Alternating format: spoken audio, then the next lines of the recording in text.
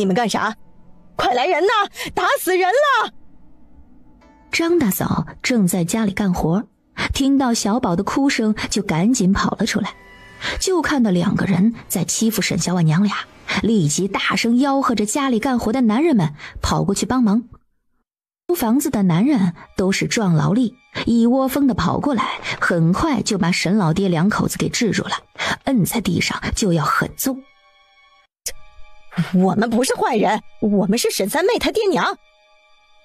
其中一个汉子很是惊讶：小婉，他们真是你爹娘？我看不是，谁亲爹亲娘拿绳子来绑儿女的？我看这说不定是外面的拐子，专门拐卖妇人小娃子去卖的。把他们抓去见官。沈婆子不停地说着：哎呦，我们真的是他爹娘，真的是他爹娘啊！不信你们问他。小婉，是不是啊？不是的话，我们就打一顿送官了。小宝大声说道：他们是坏人，欺负我娘是坏人。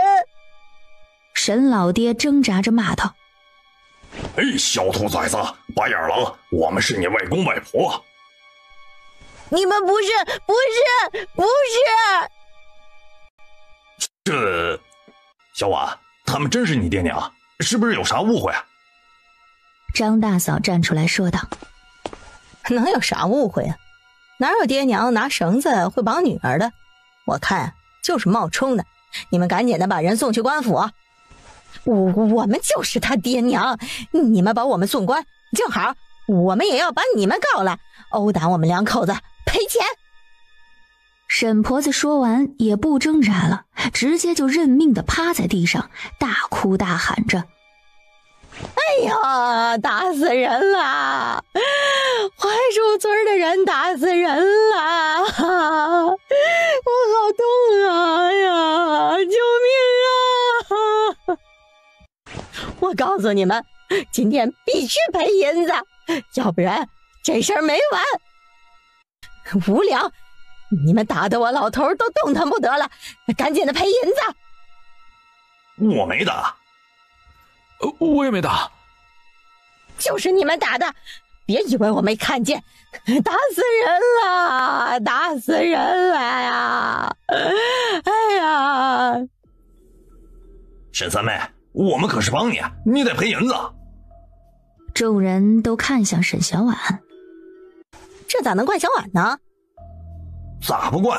我们帮他出头，是不是该他赔银子？你们！张大嫂气得直发抖。他孤儿寡母的，哪来什么银子呀？做工的人纷纷说道：他咋没有银子？香姨子的生意我们大家可都知道，至少能赚10两银子。张大嫂忙道：你们别胡说八道啊！什么香姨子，都是别人乱说的。沈婆子也不哭闹了，立即问道：什么生意？什么香姨子？其中一个男人说道：我们也不知道是什么香姨子，好像是他把香姨子卖给县城的铺子，能赚不少银子。沈婆子眼睛一下子就亮了，起身朝沈小婉走去。是不是？把银子拿出来给你弟弟娶媳妇儿。你不想嫁那几个男人就算了，你跟娘回去住家里，我们也不催你，你就在家里做香姨子，然后让你弟和弟媳妇儿拿出去卖。等你弟弟发达了，以后起大房子了，以后给你一间房子住。沈三妹啊，沈三妹，你的命怎么这么不好？怎么就摊上这样的爹娘，摊上这样的婆家？活该你被搓磨死了。张大哥张大嫂，真是对不起，给你们添麻烦了。张大嫂忙摆手：哎呀，这有啥的呀，都是邻居。他们是我爹娘，去年刚从江家赶分出来单过的时候就来过，找我要分家银子，可是我没有。我原本想着跟着自家亲爹娘回娘家去的，想着娘家怎么也要比这个漏风漏雨的破房子住着好，但是我爹娘不同意。今天他们来是想让我再嫁，说已经和一家带着4、5个娃的老男人定好亲，目的是为了拿几两下聘的银子给我那个弟弟成亲。我不愿意，他们就拿绳子来绑我。谢谢你们解救了我，让我不至于被他们绑走。沈小婉低声地呜咽着。我这辈子嫁给了江老三，这一辈子是他的人，死后也是他的鬼。我会带着小宝一辈子守着他。我不愿意再嫁人了。不嫁，没人能逼着你嫁人的。对，你可是咱们槐树村的媳妇儿，没人能逼你的。沈婆子立即不同意了。哎，凭什么呀？她是我女儿，我让她嫁人就得嫁人。她的户籍都是我们槐树村的，你这样绑走，没有婚书，也没有村长开的文书，就是拐卖。我们可以报官的，到时候把你打50大板，流放3千里。就是。那他得把香姨子生意给我，把银子给我们。我没有什么香姨子给你们。沈小婉戒备地看着在场的所有人。根本就没有什么香姨子，你们都被骗了。咋可能？村里头都这样说。对啊，就是崔婆子那天领路的时候就听到掌柜说了香姨子的事情，你还想骗大家呢？沈小婉看着这些眼红的村民，满脸的纠结为难，下意识地往屋里看去。哼，你不给，我自己进去找。不行，你不能进去。沈小婉想把他拦住，但一下子被推开了。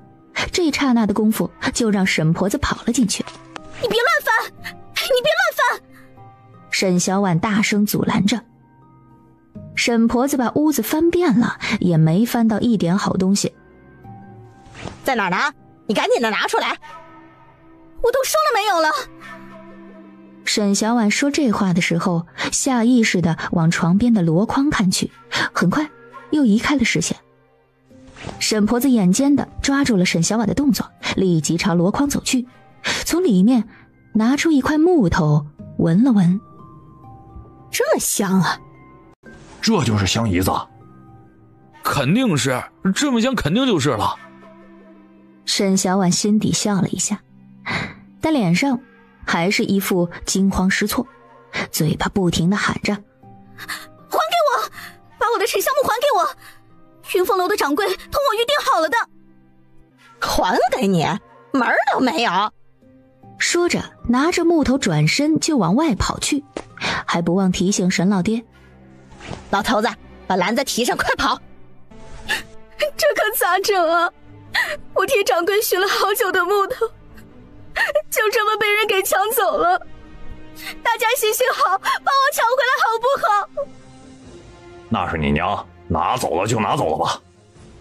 就是，你做女儿的还是要孝顺才是啊。你那木头是在后山找的？我以前上山咋没看见过？我的命怎么这么苦呀？这日子没法过了。我的木头，我的木头！坏人抢东西，坏人！张大嫂看着剩下的人，当即骂道：哎，你们咋这么狠心呢？咋这么硬心肠呢？这是要逼死人了！这下被抢走了，你们就开心了。小婉要是有个3长2短，你们都跑不了。大嫂子，这和我们又没关系，又不是我们抢走的。就是啊，我们也是来帮忙的，哪知道。就是，再说了，他不憋着藏着，能让人给抢去吗？好了，都回去干活去。小婉妹子，这是我们对不住你们。好了，你先回去。张大嫂把张大郎往外推，等人走了之后，这才小声地说道：你这不是骗他们吗？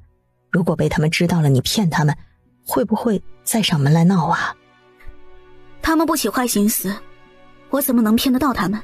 村子里的人这小半个月以来就盯着我们家，我正愁找不到法子来打消他们的念头。这么一闹，倒是帮了我大忙。这倒也是。张大嫂叹了口气：小婉呐，嫂子和你说声对不起了，我没想到他们会这样。嫂子别这样说，我还得谢谢你们过来帮忙呢。就是没帮上忙，还惹了祸呀。张大嫂尴尬地笑了一下。你那块木头是啥木头啊？还怪香的。我要是不知道，还真和他们一样以为是香姨子了。是我捡到的沉香树，有些香味儿。小婉呢，你可真聪明，一下子就想到把木头拿去顶替了。要是我呀，肯定不知道该咋办了。也是恰好有这么一块木头，那木头虽不是沉香木，却也是好的料子，可以做些小玩意儿。原本呢是想拿来做一把梳子的，只可惜被拿走了。那再去山上寻一块就是了。沈小婉没说自己那块沉香树是从云凤楼拿来的，便让人误会是随便在山上捡的吧。哎，对了，除了咱们就没人知道香姨子是啥了。张大嫂顿了一下，又道：不过你放心，我们家的人啊都不知道她的名字，只知道和皂角一样是洗澡洗衣服的。除了咱们，我估计就刘秀香知道，她娘家在县城也是卖胭脂水粉的。那她会不会往外说呀？刘秀香也在打香姨子的主意，她是个聪明的人，肯定不会往外说的。那你还是小心点儿，这可是你吃饭赚钱的本事，可不能让外人学了去。谢谢嫂子。这有啥好谢的呀？你心底有主意就成。沈小婉锁了门，带着小宝去了李村长家借了牛车，赶着牛车去了县城。刘掌柜，这麻烦事儿是你给我惹出来的，你可得帮我解决好，要不然这门生意我可没办法再做下去了。现在全村都在朝我打听呢，我真害怕他们半夜上我家偷去。小娘子，是我对不住你。刘掌柜，对不住的话就别说了，你看看现在这事儿该怎么解决吧。要不是家里养了一条狗，我还真怕半夜被人拿着菜刀割在我脖子上逼我说。沈小婉望着刘掌柜，云凤楼能做这么大的生意，肯定是有门路的人，你看你这边能不能帮忙想想法子，能否让我安静过自己的日子？刘掌柜忙道：小娘子放心，我们云凤楼在县城还算有几分薄面，替小娘子隐瞒了下来，应当无人能知道是小娘子供的货。前几日还让我把香姨子放他们铺子里去寄卖，你们也不管。刘掌柜笑了笑：小娘子，咱们是签了文书的，你是不能放到别处寄卖的。但是小娘子只要提出我们云凤楼的名号，想来那些人会顾忌着的，由我们出面，应当无人再为难小娘子你。如果不顾忌呢？这我会禀明东家。刘掌柜也很为难。小娘子，我也想尽力为小娘子解决这些麻烦，但我只是一铺之掌柜，权力并不大，有些事情还需东家做主。掌柜的也莫说了，我已经明白了。沈小婉顿了一下，继续说道：今日前来主要是为了另一件事而来，对于掌柜而言应该是小事一桩，还请掌柜看在以往合作还算愉快的份上帮个忙。刘掌柜依了下手。小娘子请说。今日有人上门找我闹事，将上次从掌柜这里拿回去的一块沉香树的废脚料给了一对姓沈的老夫妇，他们误以为是香姨子，想来这几日会拿到县城来贩卖。刘掌柜听明白了。小娘子想我怎么做？沈小婉简单的将计划说了一下。我希望给他们一个刻骨铭心的教训。小娘子放心，我会将小娘子摘出去的。那就麻烦了。沈小婉说罢，便带着吃饱喝足的小宝归家去了。学徒望着沈小婉娘俩走远的身影。掌柜的，沈娘子似乎不高兴了。哎呀，是呢，只希望这门生意莫要断了才好。2月里的槐树村，山风吹拂，依旧有些冷。沈小婉紧了紧棉衣领子，锁上门，带着小宝去了张家帮忙。张家屋子提早建好了，要请亲朋好友吃饭，所以他也早早的过去帮忙。小婉啊，我这新房子宽敞吧？等晾晒几天就搬进去住了。张大嫂看着自家新修的宽敞明亮的屋子，哎，幸好听你的劝，多建了2间。新房子住起来就是比边上漏风的房子好。那肯定是新房住起来舒服一些啦。哎，你之前不是要起房子吗？啥时候起啊？张大嫂一边洗菜一边问道。过些日子吧，现在起房子太扎眼了。那也是，而且现在大家忙着春耕，也没有闲暇时间来做工，你还不如等春耕结束之后再起呢。沈小婉嗯了一声。张大娘喊了一声：桂香啊，你看着火，我去屋后摘菜。啊，好，我看着呢。张大嫂应了一声，又转头和沈小婉说话。这2天村子里闹腾的厉害，好些人都跑后山上去找树了，全部抱着树来闻香不香。可把我给笑死了。刚吃过晌午饭，沈小婉带着小宝正准备回家去，一个原本走了的张家亲戚领着2个衙役又折了回来，指着沈小婉大声说道：就是他就是沈小婉。你就是沈三妹。沈小婉愣了一下。我叫沈小婉。衙役点了下头。哦，找的就是你，跟我们去趟衙门。还未走的李村长也上前拱手道：差爷，小老儿是槐树村的村长，敢问这是发生了什么事了？为啥要带他走啊？这中间是不是有什么误会啊？有没有误会，县老爷自会判断。沈小婉惊慌地望着衙役。敢问差大哥，到底是怎么回事？话还没说完就被衙役打断了。赶紧的，县老爷还等着问话呢，赶紧的和我们走，耽误了时辰有你好受的。那差大哥稍等一下，我把孩子安置一下。县衙高挂着清正廉明匾额的公堂上肃穆安静。大人，冤枉啊！我没有卖假货呀，真的没有，我们是冤枉的。沈婆子不停地磕头。一定是有人要陷害我的，一定是这样。给本官安静，传云峰楼掌柜。刘掌柜毕恭毕敬地进入大堂，跪拜行礼。你来说说，到底是怎么回事？启禀大人，昨日这个老妇人拿着一块带有香味的木头到云凤楼，说那是一块上等沉香木。小民并非是辨识高手，但也知沉香木乃是极为珍贵的香料，用途极广，且极其昂贵。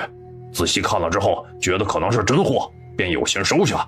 那老妇人一张嘴就要了50两，但小民又怕被骗上当，便和老妇人签了文书，若发现是假货，便赔钱不追究。老妇人也应下了。但今日我们店里请来了沉香木的行家，人家说这是假的，只是普通的沉香树，只能用来做木头梳子。我当下就去寻老妇人退钱，可他们咬定不是假货，说什么也不愿退钱。小民无奈，这才告上了公堂。沈皇室，是也不是？沈婆子目光闪烁，不说话。刘掌柜把文书递给一旁的衙役。大人，这是文书，白纸黑字，手印皆有，可为证据。哎呦，不识字，谁知道你上面写了什么呀？假一赔10，老夫人，你得赔500两。啊？什么？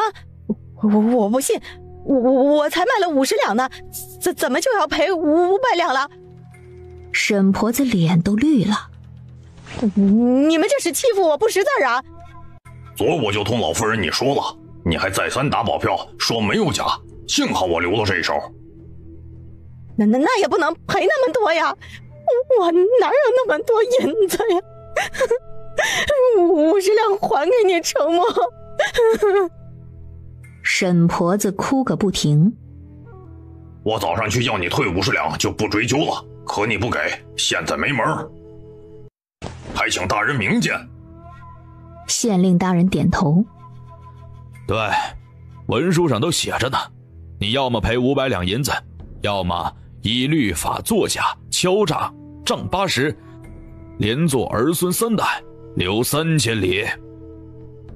大人啊，冤枉啊！我是冤枉的，这木头不是我的，是别人给我的，他让我卖的呀。是我那个不孝顺的女儿干的，真的和我们一家子没关系呀。我不知道是假的，真不知道啊。大人，你要抓要打呀，都找我女儿吧，跟我没关系呀。你女儿？沈婆子急忙点头。是我那不孝顺的3女儿的，我们和她没有任何关系。这块木头是她的，我不想要的，是她非要给我的。来人呐，把沈三妹抓起来。沈小婉就这样被衙役带到了公堂上。跪下！民妇见过大人。你可是沈小婉啊？沈小婉恭谨地回答。是。什么沈小婉？她叫沈三妹，是我肚子里爬出来的。沈婆子立即嚷了起来。安静！县令大人敲响了惊堂木。本官未让你说话，不准说话，再有下次30大板伺候着。到底叫沈三妹还是沈小婉呢？回县令大人，民妇出嫁前叫沈三妹，成亲后就改了沈小婉。沈小婉顿了顿。户籍上写的也是沈小婉。这2位老夫妇因贩卖假沉香木，被人告上县衙，但2人均只认识你提供的假沉香木，你可认罪？大人，民妇是冤枉的，民妇根本不知情。这木头就是你给我们的，说能卖不少钱呢，你们全村的人都能作证。我没说过这话。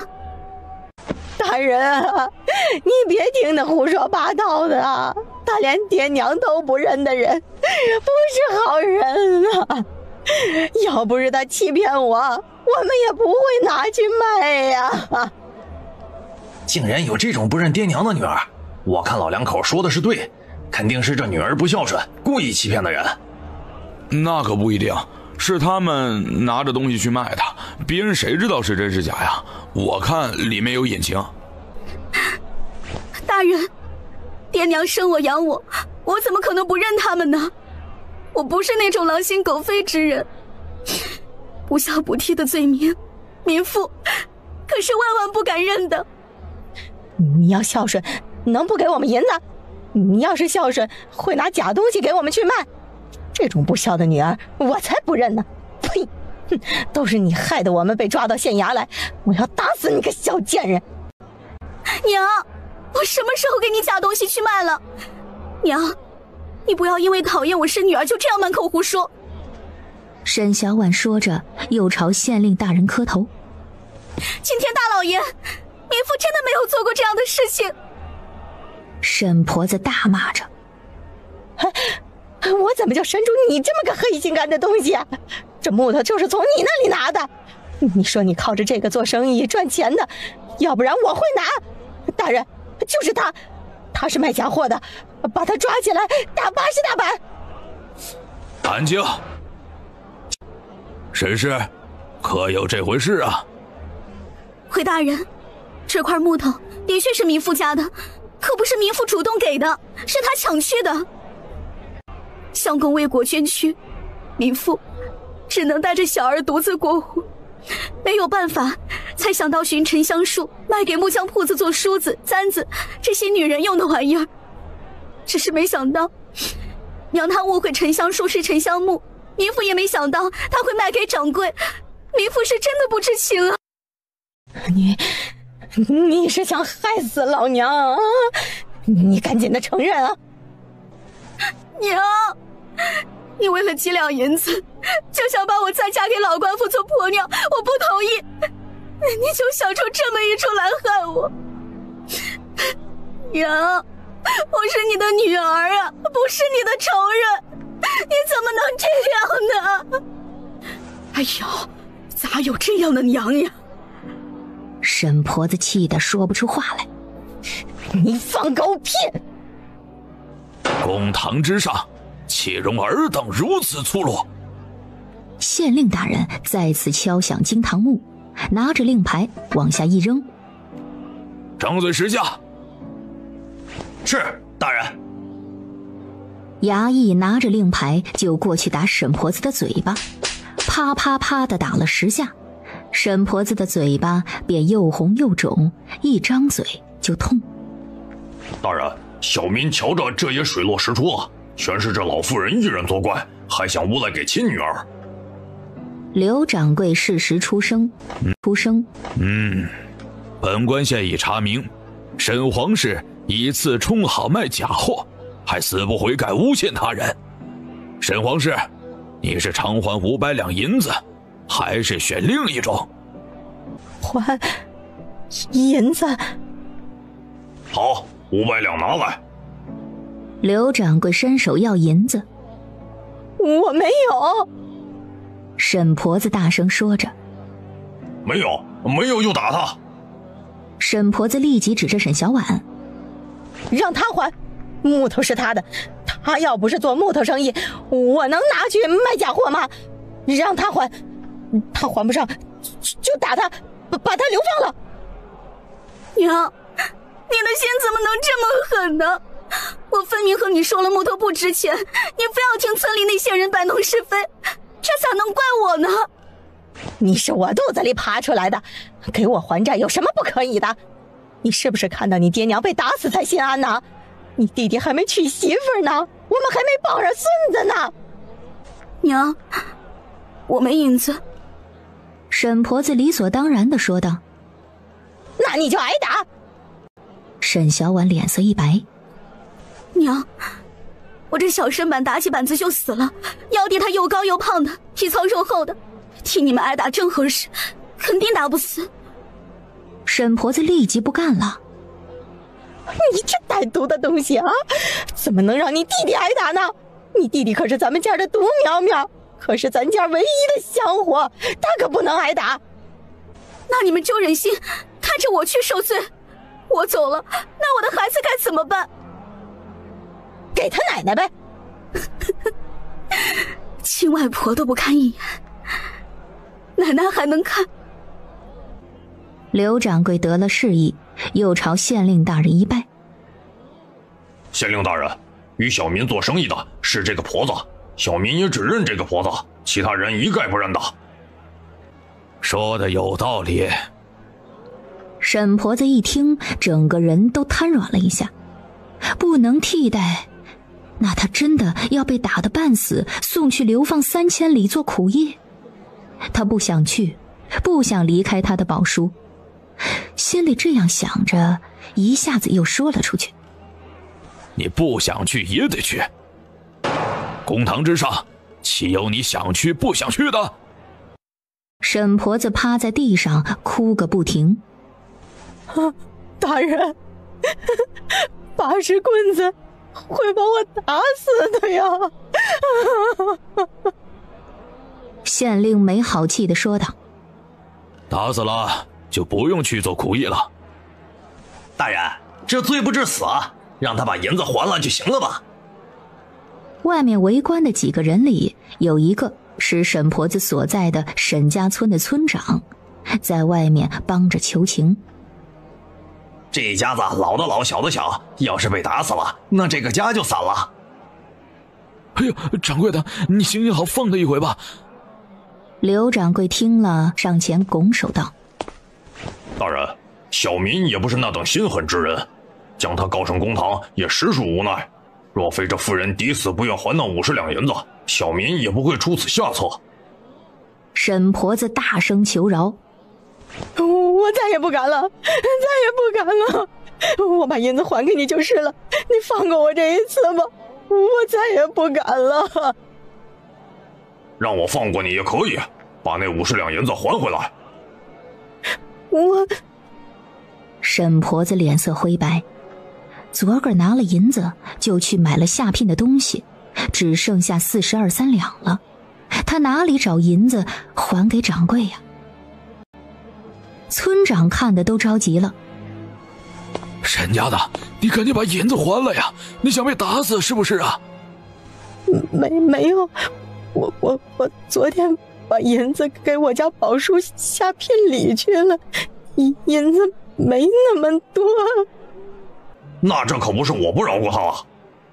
刘掌柜哼了一声：哼，大人还是照旧吧。村长啊，你借我些银子吧，我以后还给你。最后七凑八凑的拿出了48两出来，但还是差了2两。沈家村村长朝刘掌柜打商量：掌柜的，可否再通融几日，我们回去凑齐了再给您送过来。刘掌柜拿着48两银子掂了掂：不过2两银子，没有就没有了吧。多谢多谢。正当沈婆子他们还没开心多久，刘掌柜又道：2两银子就打30大板，我要让你长长记性，便宜不是那么好占的。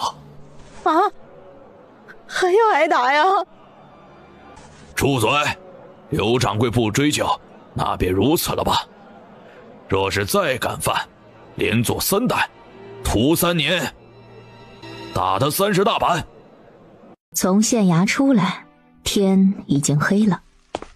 沈婆子已经被打得奄奄一息，是被沈家村的人给抬出来的。沈小婉转过身，和等在一旁的李村长说道：村长，你先去守县的酒楼等我一下，我去铺子里买些东西。李村长点头：也成，我先去装潲水，你可得赶紧的快点来啊，还得赶回村子去呢。沈小婉转身就朝刘掌柜离开的巷道追了上去，没走多远就追上了。他朝刘掌柜拱了拱手：今日多谢刘掌柜。举手之劳罢了。刘掌柜左右看了一眼，压低了声音说道：沈娘子还是心善了，只是这般简单教训一番，我担心他们还会找沈娘子你的麻烦。他们虽然待我不好，但毕竟是我的爹娘，生我养我一场。我如果那样做了，真是就是黑心肝了。沈小婉顿了顿：心下他们应该也会长记性了，不会再有其他心思了。刘掌柜点了点头：若是往后还需要帮忙，尽管和我说，我能帮会尽量帮你的。多谢掌柜的了。沈小婉望了一眼身后的巷道：不知那10两银子够不够？不够我再补一些给你。那日去云凤楼寻刘掌柜，给了10两银子的疏通银钱。够了，县令大人与东家关系不错，没有多问便同意了。刘掌柜拱了拱手：沈娘子快些回去吧。到此。沈小婉再次道了谢，转身出了巷子，跑去还开着的一间糖铺子买了1斤糖，又去买了一只烧鸡，切成了2包。买齐全之后，这才往八喜酒楼跑去。爹，发生这么大的事儿，你咋也不过来和我说一声啊？和你说有啥用啊？左右也没啥大事。沈小婉走了过去：村长，我回来了。回来了呀，那就回去吧。这天都黑了，要不我和爹你们一道回去？李守信说道：你回去干啥呀？明天还得上工呢你。大晚上的，我不放心你们回去，而且明天是赶集日，到时候搭个牛车就来了。我去和掌柜说一声。李村长喊也喊不停。这不是浪费车钱吗？沈小婉笑了笑，说道：村长，守信是担心你呢。连续几日都是艳阳日，沈小婉晾晒完了衣服，正站在屋外歇气。喏，他就是你们要找的人。崔婆子领着几人朝家里走来。你就是沈小婉？男人高高在上的审视的目光令沈小婉很不舒服，浑身戒备地问道：你们是谁？这几位是县城来的老板，特意找你谈大生意的。哎呀，小婉啊，你的命可真好，总有大老板来找你做生意，你可好好和老板谈，可别得罪了人。中年男人拱了下手。鄙人姓冯，是县城冯家的管事，久仰沈娘子的名讳，特意前来拜访。沈小婉皱了皱眉，她可不认识什么劳什子冯家。这位管事，你是不是认错人了？城中云凤楼的香姨子可是出自你的手？冯管事，云凤楼的香姨子不是我做的，我就是寻了几块沉香木料，卖给了云凤楼做妆奁，村子里的人都知道的。对对对，是木头。哎呀，我还看见他们把木头拿走呢，味道还怪香的。我劝你还是老老实实的交出来，别给我耍花招。冯管事嘴巴一张，八字胡就一抽一抽的晃动着，看起来特别喜剧反面。你要不信，去村里问问，大家都知道。对对对，咱们村都知道。你们是不是找错人了？要是找错了地方，我再带你去其他地方找找。附近村子老婆子我都熟呢。滚开，死老太婆！再在这挡着，连你一块打！哎呦，打人了！打人了！哎呀，没天理了！哎呀，快来人呐！快来人呐！再敢叫，信不信我打死你啊！你妈滚！崔婆子爬起来就跑，等跑远了才跺脚骂道：还是县城的大户呢，我看比老娘还穷，领个路连几个铜板都舍不得给，抠抠搜搜的，不要脸的东西。沈娘子也莫装了，虽然云凤楼的掌柜不说，但我们还是有法子查到香姨子就是从你这儿拿出去的。你们想要香姨子去云凤楼买便是了，我这里没有。我们要方子，不要香姨子。冯管事撩了撩袖子，叉着腰往前走了几步。赶紧的交出来！我的东西凭什么给你？我们老爷看上了你做的香姨子，要你的方子是给你脸，赶紧的交出来！沈小婉气笑了。你们老爷喜欢我叫卖，你家老爷的脸盘子可真大。大胆，敢对老爷不敬！冯管事呵斥了一声：来人啊，把他给我抓起来！别过来啊！我告诉你们，我后面可是有人的。有人？不就是个云凤楼吗？他们东家见了我家老爷，还要给几分薄面呢。冯管事冷笑几声，抬手一扬：给我动手！你们这是强盗土匪啊！你们不能这样！嘿嘿，还真让你说对了，我们就是强盗土匪。冯管事尖笑几声：给我拿下！放开我！放开我！给我搜！我这儿没有房子，没有房子！放开我！放开我！你们这群强盗，我要去官府告你们！沈小婉强迫自己冷静下来，挣扎着大喊大叫着：嘿，你去告，看县老爷会不会搭理你。冯管事得逞的奸笑，摸了摸胡子：找到了吗？跟班儿把这屋子翻了个底朝天，也没找到什么方子。没有，只有10几个铜板。冯管事一巴掌就往跟班的头上打去。没找到，要你们有什么用？给我再搜！哎，是。那是我的银子，你们搜就搜，不能拿我的银子。那是我的银子，把我的银子还给我！你们这群强盗，这群土匪！冯管事，还是没有啊？还是没有。冯管事踏步走到沈小婉的跟前，捏住她的下巴。放哪儿了？赶紧的拿出来！沈小婉吃痛的闷哼一声。没有。冯管事桀桀地笑了2声。嘿嘿，我记得你有个儿子。沈小婉脸色一下变了。你要干什么？我要干什么？你等一下就知道了。去把那小孩找来。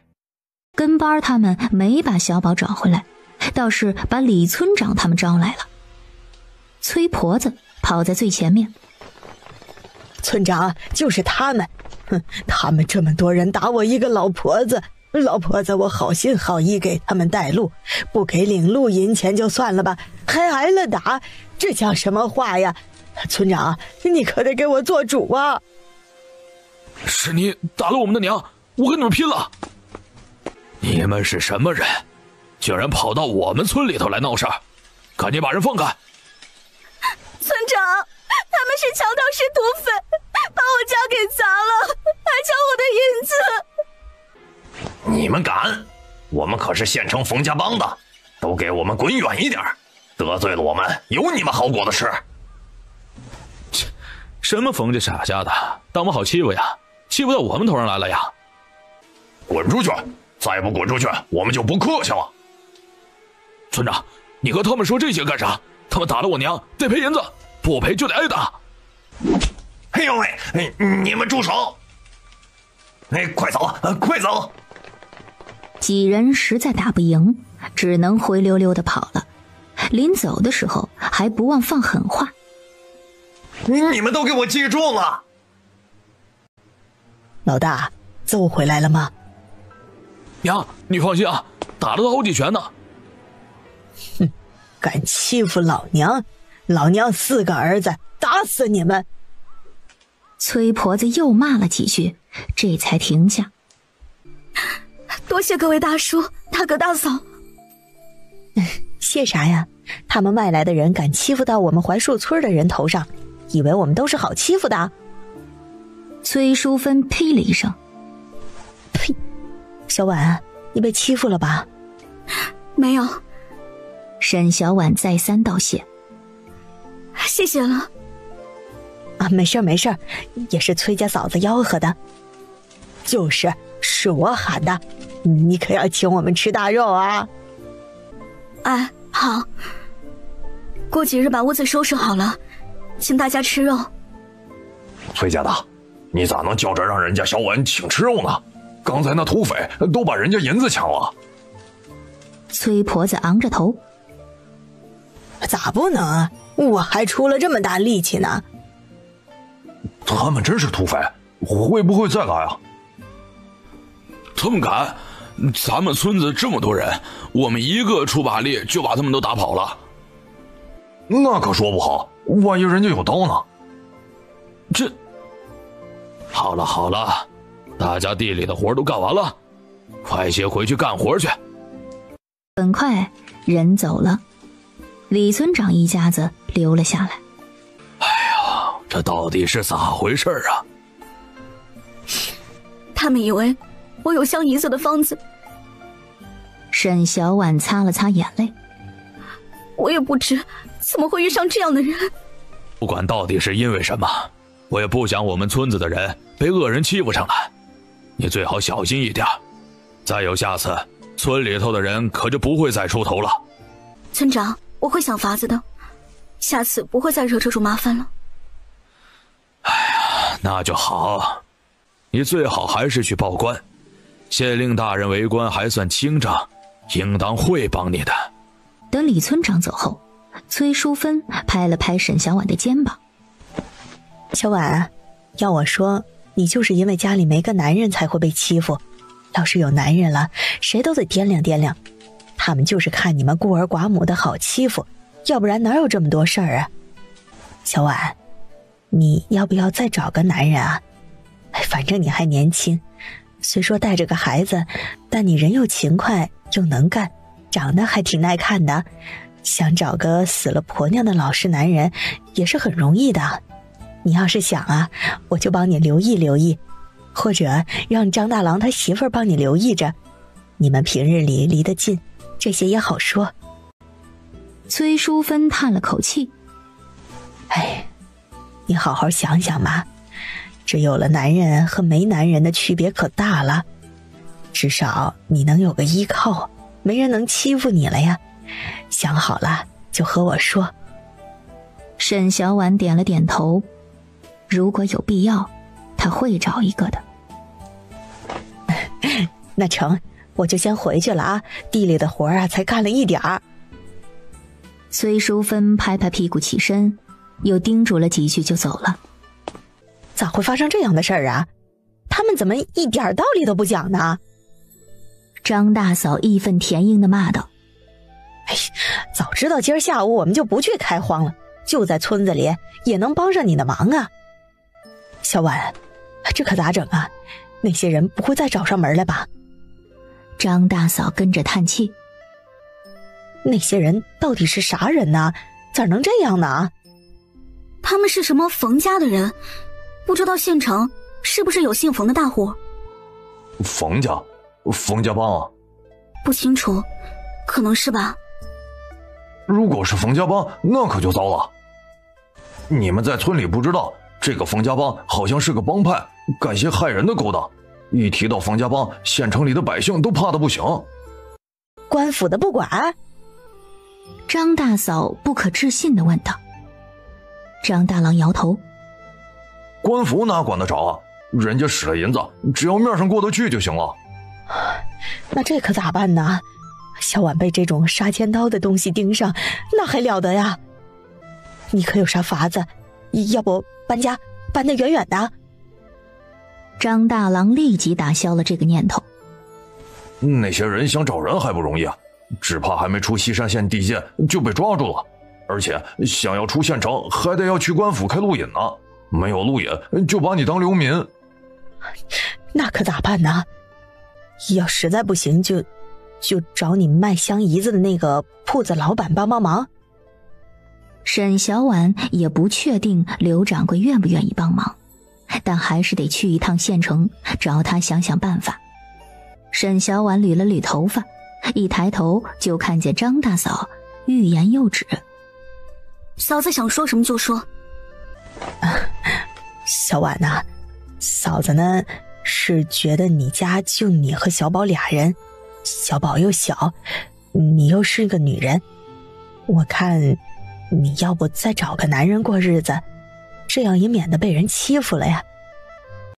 沈小婉失笑，不知道该说什么。我知道你心里还念着姜老三，可他都死了2年了，你也为他守寡了这么久，你再找一个他也不会怪你的。哎，嫂子知道你有本事养活你和小宝，可你得为你自己想想啊，你还年轻，总不能一个人过一辈子吧？而且小宝也需要一个爹，没有爹的孩子始终还是有些可怜。你若是想找一个，我就托娘家那边给你留意留意。年轻小子可能找不到，但年纪大一点的死了婆娘的男人多，你也别嫌人家年纪大，年纪大的男人会疼人。沈小婉抿了抿唇：“都有孩子吧？有孩子的男人能疼小宝？”张大嫂忙道：“哎，俗话说，有了后娘就有后爹，可小宝是你亲生的，只要你会使劲儿，后爹也能变成亲爹。”嫂子，这事儿容我考虑考虑吧。那成，你好好想想，想好了和我说。等张大嫂他们走后，小宝抱着沈小婉，语气低落地说道：“娘，我不要爹。你不是羡慕石头哥哥的爹爹背着他骑大马吗？我要自己的爹，不要别人的爹。翌日，晨光熹微时分，沈小婉就搭着顺路的牛车到了县城，直接就跑去了云凤楼的胭脂铺。刘掌柜，你可得帮我想想法子呀！那些人也太可恶了，比土匪还凶残，直接跑上面去抢我的房子，毁坏我的家。要不是村里的人阻拦，我今天都怕是见不到掌柜你了。他说要是我不把房子卖给他们，就要我好看。掌柜你说我一个乡下弱女子该怎么办呀？他们会不会杀了我呀？啊，冯家帮的人去找你们了？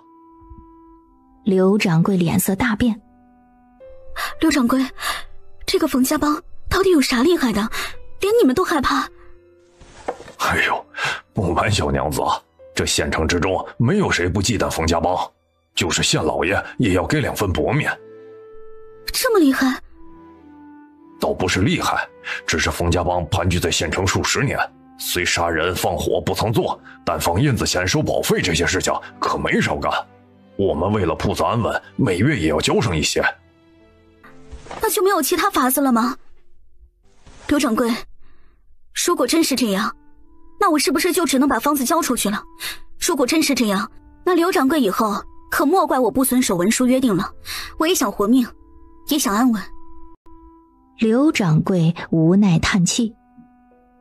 哎，小娘子的顾虑我明白，若是小娘子愿意，可把房子卖给我们。卖给你们？沈小婉双眸泛着冷光。掌柜，这是要趁火打劫？刘掌柜淡淡笑了下。小娘子既然保不住房子，不如卖我们一份，我们拿去州府乃至更远的地方卖，不和冯家帮对上。刘掌柜，你这主意打得倒是好，可惜我实在不愿。我们的合约就到此结束。不送了。刘掌柜将早前签订的文书给了沈小婉走后，便匆匆进了铺子里间，朝着一个中年男人拱手行礼。东家，这沈小娘子怕是不会再将香姨子卖给我们铺子里。不卖就不卖，我怎好为了一个乡野妇人得罪冯家帮啊？东家不在意地摆了摆手。可香姨子卖得甚好啊。这有什么呀？那香姨子左右不过是皂角制成的，我一名匠人仔细的研制，很快就能知道这里面添加了何物。等做成了，我们还愁没有香姨子卖呀？是。哎，沈娘子请等一等。云凤楼的学徒追着沈小婉走到了一条安静的巷子里。我家掌柜让我同沈娘子说，冯家帮是有一个死对头叫老虎帮，这段日子正在争地盘呢。沈娘子聪明，兴许能想到些什么有用的法子的。沈小婉不明白刘掌柜为何会特意前来和他说这话，明明刚才在铺子里还是一副不愿意相帮趁火打劫的样子。学徒小声说道：东家今日来了，我得先回去了。多谢小哥了。老虎帮也是个帮派？在大河街那边，你去那个赌坊找就知道了。沈娘子，这些可都不是啥好人，你还是小心为好啊。大河街的赌坊，沈小婉想到了杨二郎做打手的那个赌坊，当即脸色白了又白。他咋摊上这种事儿哦？和学徒告辞后，沈小婉并没有打算去大河街的赌坊，而是去了八喜酒楼找李守信。李守信从后门走了出来。三嫂，你找我咋不走酒楼大堂啊？这都快晌午了，我怕耽搁你们酒楼的生意。三嫂来找我是有啥事儿啊？要不去酒楼里坐着说话？不用了，就在这里说吧。守信，你在酒楼里做工，平日听到的消息也多，我想和你打听一点事儿。三嫂想打听什么事儿啊？我听人说，冯家帮和老虎帮在争地盘。哎呦，三嫂，你咋知道的？那是真的了。沈小婉急切地问道。是真的。三嫂啊，这些事情你可别瞎打听，要是遭人听去了可不好。那些人都不是啥好人，你可别牵扯进去了。我知道，我就是问一问，熟悉你知道的多和我详细说一说，成不？看在你三哥的份上，将这事儿和我说说。三嫂，你咋要问这些啊？你别管那么多，就和我说说就成。李守信见他不说，只好把自己知道的事情说了一遍。我也是听来吃饭的客人说的，具体是咋回事我也不清楚。三嫂，你可莫要那边去啊。我知道了。沈小婉点了点头。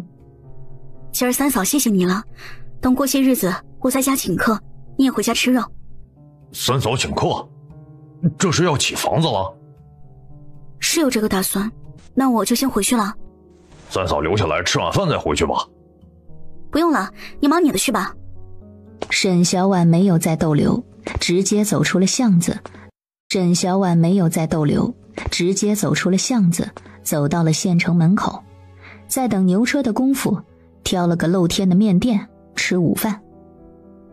他吃了几口就没啥胃口了，撑着脸想着刚才李守信说的那些话。沈小婉越想越气闷，忍不住叹气。唉，也不知道老虎帮啥时候能把这冯家帮给治住，他就不用这么愁了。叹啥气呢？你怎么在这儿？老子为啥不能在这儿？杨二郎朝着老板招了下手。给老子来一碗臊子面，再多拿双筷子。我吃饱了，不吃了。沈小婉把筷子捡起来放到桌上，又摸出5文钱出来放在桌上，起身就打算走。坐下。杨二郎拍了一下桌子，命令道。沈小婉心肝抖了抖。我坐下。杨二郎把腿搁在板凳上，咬着一根筷子，痞里痞气地问道：冯家的找你麻烦？啊？沈小婉的脸白了白，不懂他是啥意思。杨二郎又说：你要是给老子做婆娘，老子就帮你解决他们。沈小婉脸色更难看了。能换成其他的不？不成，老子就缺个暖被窝的婆娘。沈小婉哭丧着个脸。我是个寡妇。杨二郎嘿嘿一笑。嘿嘿，老子就喜欢寡妇。沈小婉心底是100个不愿意。我还有孩子。杨二郎摆摆手。你以后再给老子生一窝，老子就把他当亲儿子养。老子又不是猪，生你妹的一窝。沈小婉浑身颤抖着要拒绝。我……杨二郎似乎知道他要说什么。哎，你别着急拒绝啊，给你2日功夫好好想想。你想想冯家帮的，你再找老子。我有啥好的？你非要找我？沈小婉咬着牙，终于问了出来。杨二郎嘿嘿一笑。嘿嘿，你怕老子？但怕了还跑得动。我吓得逃跑了还有错了？我想想。杨二郎拿着筷子敲了敲桌子。老子让你想，不过时间可不等人啊！老子等你2日功夫，过了这个村可没这个店了，你可要想清楚了。阴沉沉的，下起了小雨。沈小婉淋着雨走回了家，刚一到家，张大嫂就过来了。咋没打伞呢？淋湿了容易染风寒。没事的，小宝在嫂子家。和石头玩得正起劲呢，我就没让他回来。张大嫂担忧地看着沈小婉。咋样了？管事可答应帮忙了？沈小婉摇了摇头。那家店也不敢得罪冯家帮的人。哎，那咋办呢？他们以后不想收你的香姨子了。想也没胆子收。沈小婉淡淡的说道：哎，那也只能便宜冯家帮的了。我再想想吧，总会有法子的。第二日夏晌时分，槐树村的村口来了10几个拿着木棍和刀的地痞流氓，把村口的大道给堵死了。前儿个是谁打了老子的几个兄弟？你们是谁？这里是槐树村，你们这样堵在我们村口，还有没有王法了呀？李村长带着村里的壮年们拦在槐树下。喝醉了酒跑到我们这儿来闹事儿，赶紧走，赶紧走，再不走我们就不客气了。刀疤脸呸了一声，一脚把离得近的一个老头给踹倒了。老不死的，你不客气，我们还对你不客气呢。你住手！老子告诉你们，上次打了老子兄弟的人都给老子听着，都给老子站出来，让老子一人砍一刀就算了，否则你们全村的人一个一个的都别想跑。一个老婆子沉不住气的直接指着崔婆子一家人喊道：哎呦，作孽呀！我们都是无辜的，不是我们家的人打的，是崔家的人打的，和我们没有关系呀！李村长脸一下变了，低喝道：老七家的，胡说什么呢？本来就是，我家儿子又没打人，可不能让他们伤了我儿子。就是，我们家那天啊都在地里干活呢，打人的事情和我们可没关系啊。一人做事一人当，他崔家干的，你们找崔家呀！崔婆子立马不干了：又不光是我儿子动了手，我们要团结，别人才不会欺负我们。我们这么多人还怕他们吗？村长说的对，可都没有刀啊！我们还有锄头，还有菜刀，他们敢欺负到我们村子里来，我们跟他们拼了！嘿，不自量力的东西！你们别推了，那天打老子兄弟的人可不少，反正你们一个一个的都别跑。兄弟们，给老子好好教训教训他们，别让人看扁了我们冯家帮。我们要团结，别人才不会欺负我们。我们这么多人还怕他们吗？村长说的对，可都没有刀啊！我们还有锄头，还有菜刀，他们敢欺负到我们村子里来，我们跟他们拼了！李老大吼了一声，想鼓舞士气，可惜被冯家帮的人给听见了。刀疤脸嘲笑地看着众人：嘿，不自量力的东西！你们别推了，那天打老子兄弟的人可不少，反正你们一个一个的都别跑。兄弟们，给老子好好教训教训他们，别让人看扁了我们冯家帮。哼！不关我们的事儿，那天可都是帮沈小婉，要不然谁会打人呢？就是，都怪沈小婉，和我们没有关系。你要找他，不要找我们啊！就是。李村长看着众人一致把矛头指向了不在场的沈小婉，抹了把脸：哎呀，你们咋能这样啊？咋不能这样了？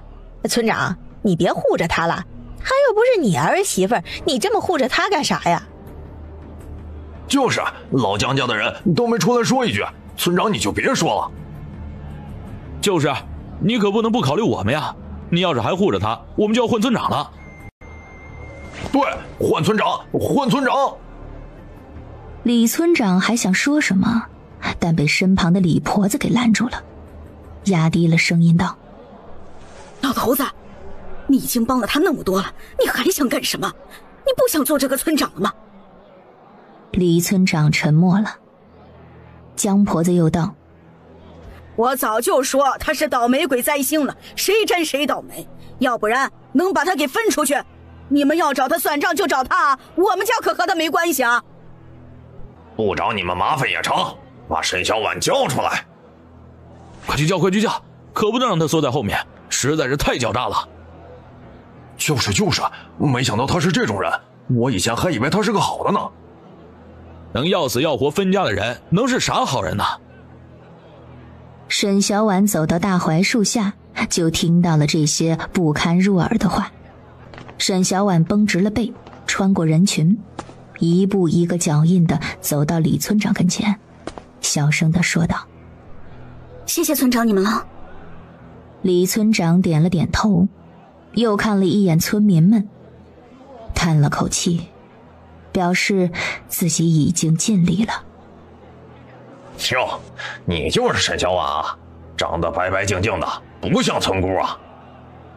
除了瘦了一点，长得还行，难怪我们老大看上你了，想把你弄回去做小妾。来人啊，带走。当小妾？哎，我就说沈三妹长得越来越骚气呢。我就说她咋来的那些银子，果然是勾引男人得来的。就是，没想到是这样的人啊。走吧，跟着我们老大吃香的喝辣的去。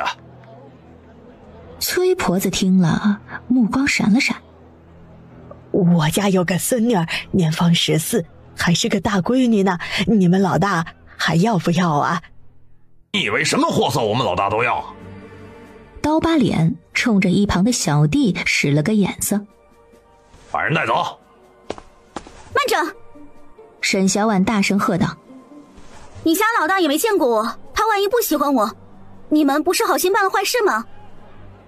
刀疤脸坏笑几下，谁说我们老大没见过你？就是看中了你这模样，才要纳你做妾的。别磨磨蹭蹭的，带走。等一下，这位大哥，我这啥都没有准备，咋就能这样跟着你去呢？你还要啥准备？我承蒙贵帮老大看得上，心底也是欢喜的。可是我好歹也是良家之女，这总不能说跟着你走就走吧，好歹邀请个媒婆来说说亲，吹吹打打热闹一番才是。你以为你是去享福，还想这么多呀？一个男人嘴快地说道。不是去享福的。沈小婉一脸的无辜。不是去享福的，那我还去做什么？刀疤脸瞪了他一眼，然后说道：是去享福的，是去享福的。你说的有道理，既然你想这样，那我就派兄弟回去禀报老大，晚些时候就派媒婆过来，你准备准备。这么着急干啥？总得挑个好日子吧。大家都说我是个倒霉星，要是不挑个好日子，我怕压不住我这一身倒霉气息。这位大哥，你要不要回去和你们老大说一说呀？刀疤脸皱眉，哪儿这么多讲究？现在就去。你们先回去请个媒婆过来，合下八字，再定个好日子。我怕时间太赶，把你们家老大给克死了。而且你们也喝得醉醺醺的，我怕你们把事办差了，惹了你们老大不高兴。你们放心，我就在村子里等着你们，等着你们来接我去吃香的喝辣的。刀疤脸越看越觉得沈小婉根本不像刘家的婆娘说的那么奸猾，压根儿不需要什么设计哄骗，只要拿点银子就哄住了，实在是太简单了。沈小婉一脸谄媚。哎，你们快回去请，我等着你们的好消息，最好选个近一点的日子，我好想快些去享福啊。以后我就是有人伺候的富家太太了，这可真是好啊。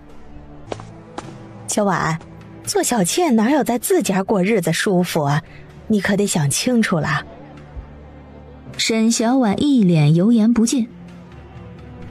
我都想好了，就等他们抬花轿来接我了呀。哎，又不是正房太太，还能坐花轿啊？咋不能啊？不是正红色的，粉色的。啊，这样啊。刀疤脸觉得这事儿似乎成了，便也没有多想，奸笑几声。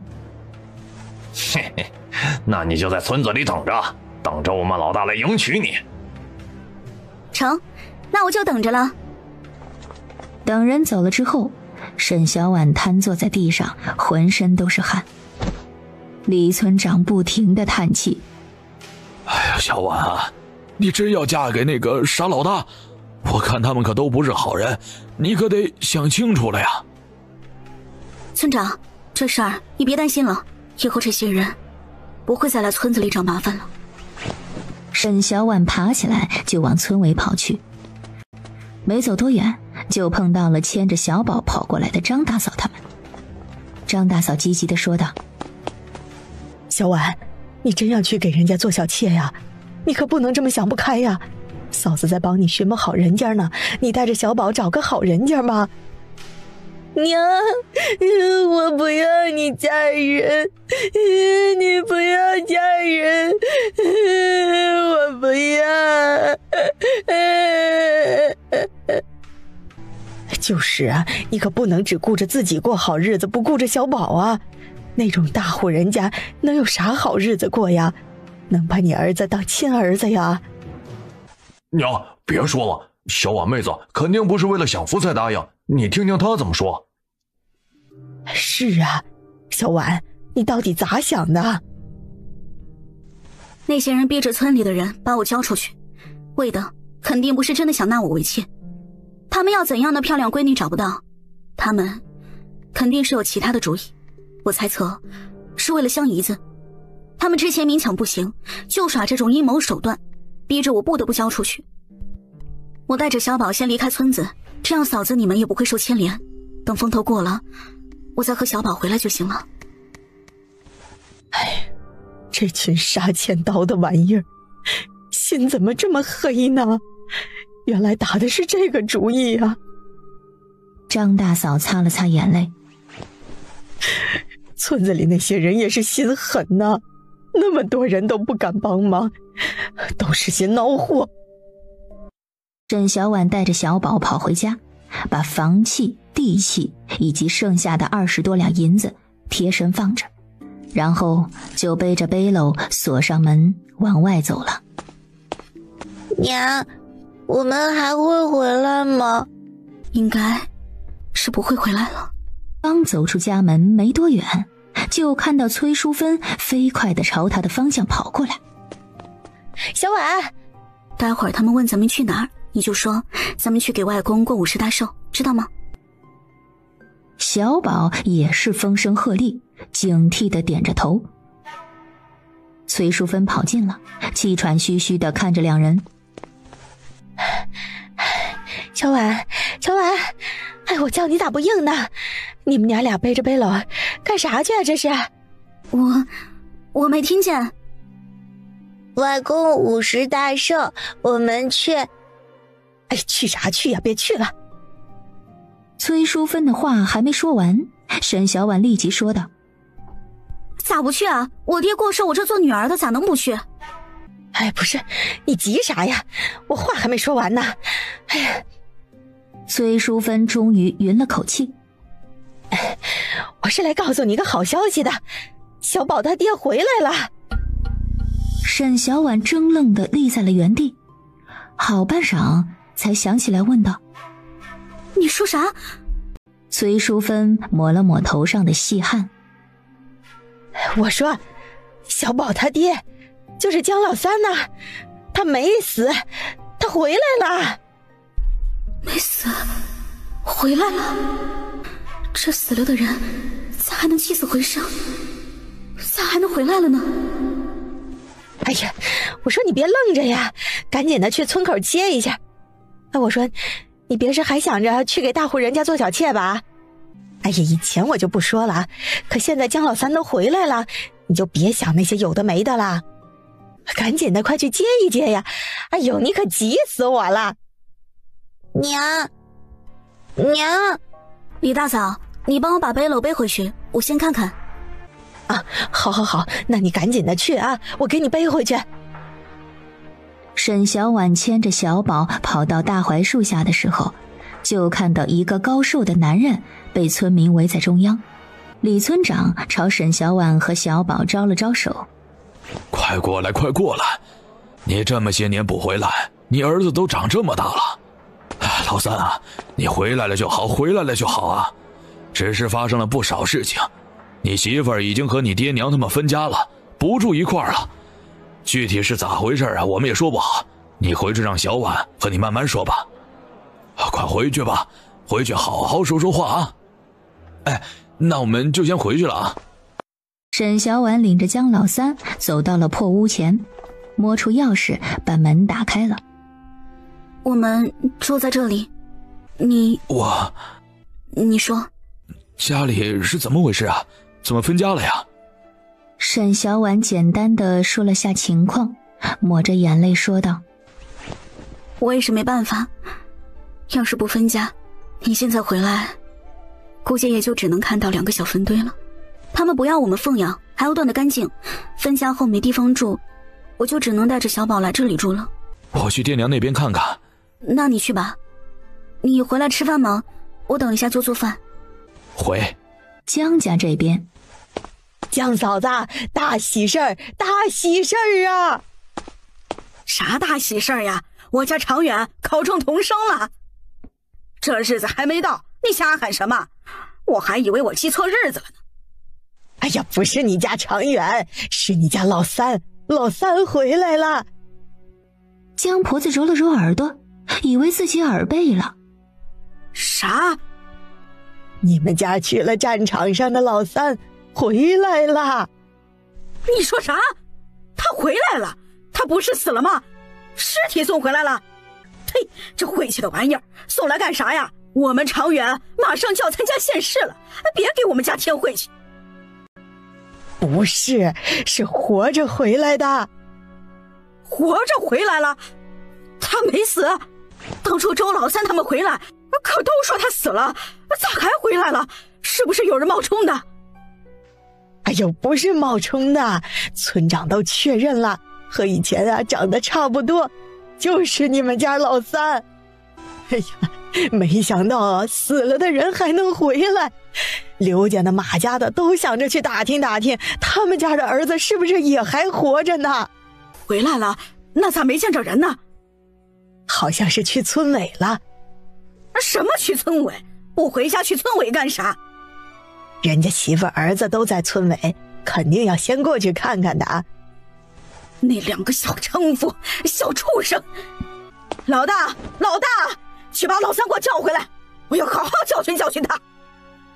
江老三走到院门口，就听到了他娘的话，犹豫了一下，还是推门走了进去，朝着院子里坐着的人喊了一声：爹娘，大哥大嫂，我回来了。哎呦，你还知道回呀？我还以为你就住在村委狐狸窝里了呢。就是，也不知道早点回来，还想让娘去请你啊。就是，不是大嫂说你啊，你也太不孝了，回来了咋不先回家呢？江老头敲了敲烟杆上的灰。老婆子，老三才刚回来，你也说了。我咋还不能说了？他是我生的，我说几句都不行啊。江婆子瞪了一眼江老三，前2年咋不回来？是不是躲懒，不想回来干活？不是的娘，是去了别的地方打仗，但周三哥他们不知道，以为我死了。料你也不敢。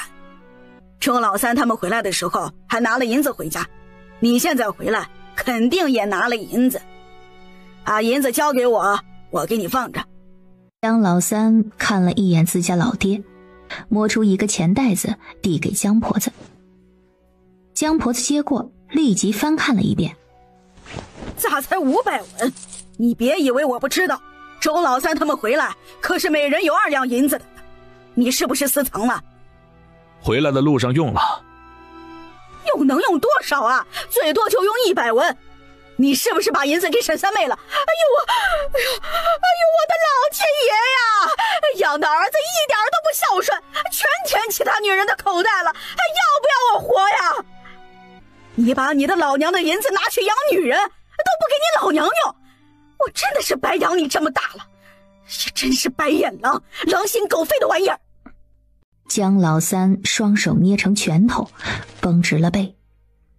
娘，她是你儿媳妇，是你的亲孙子呀。那种儿媳妇我才不要。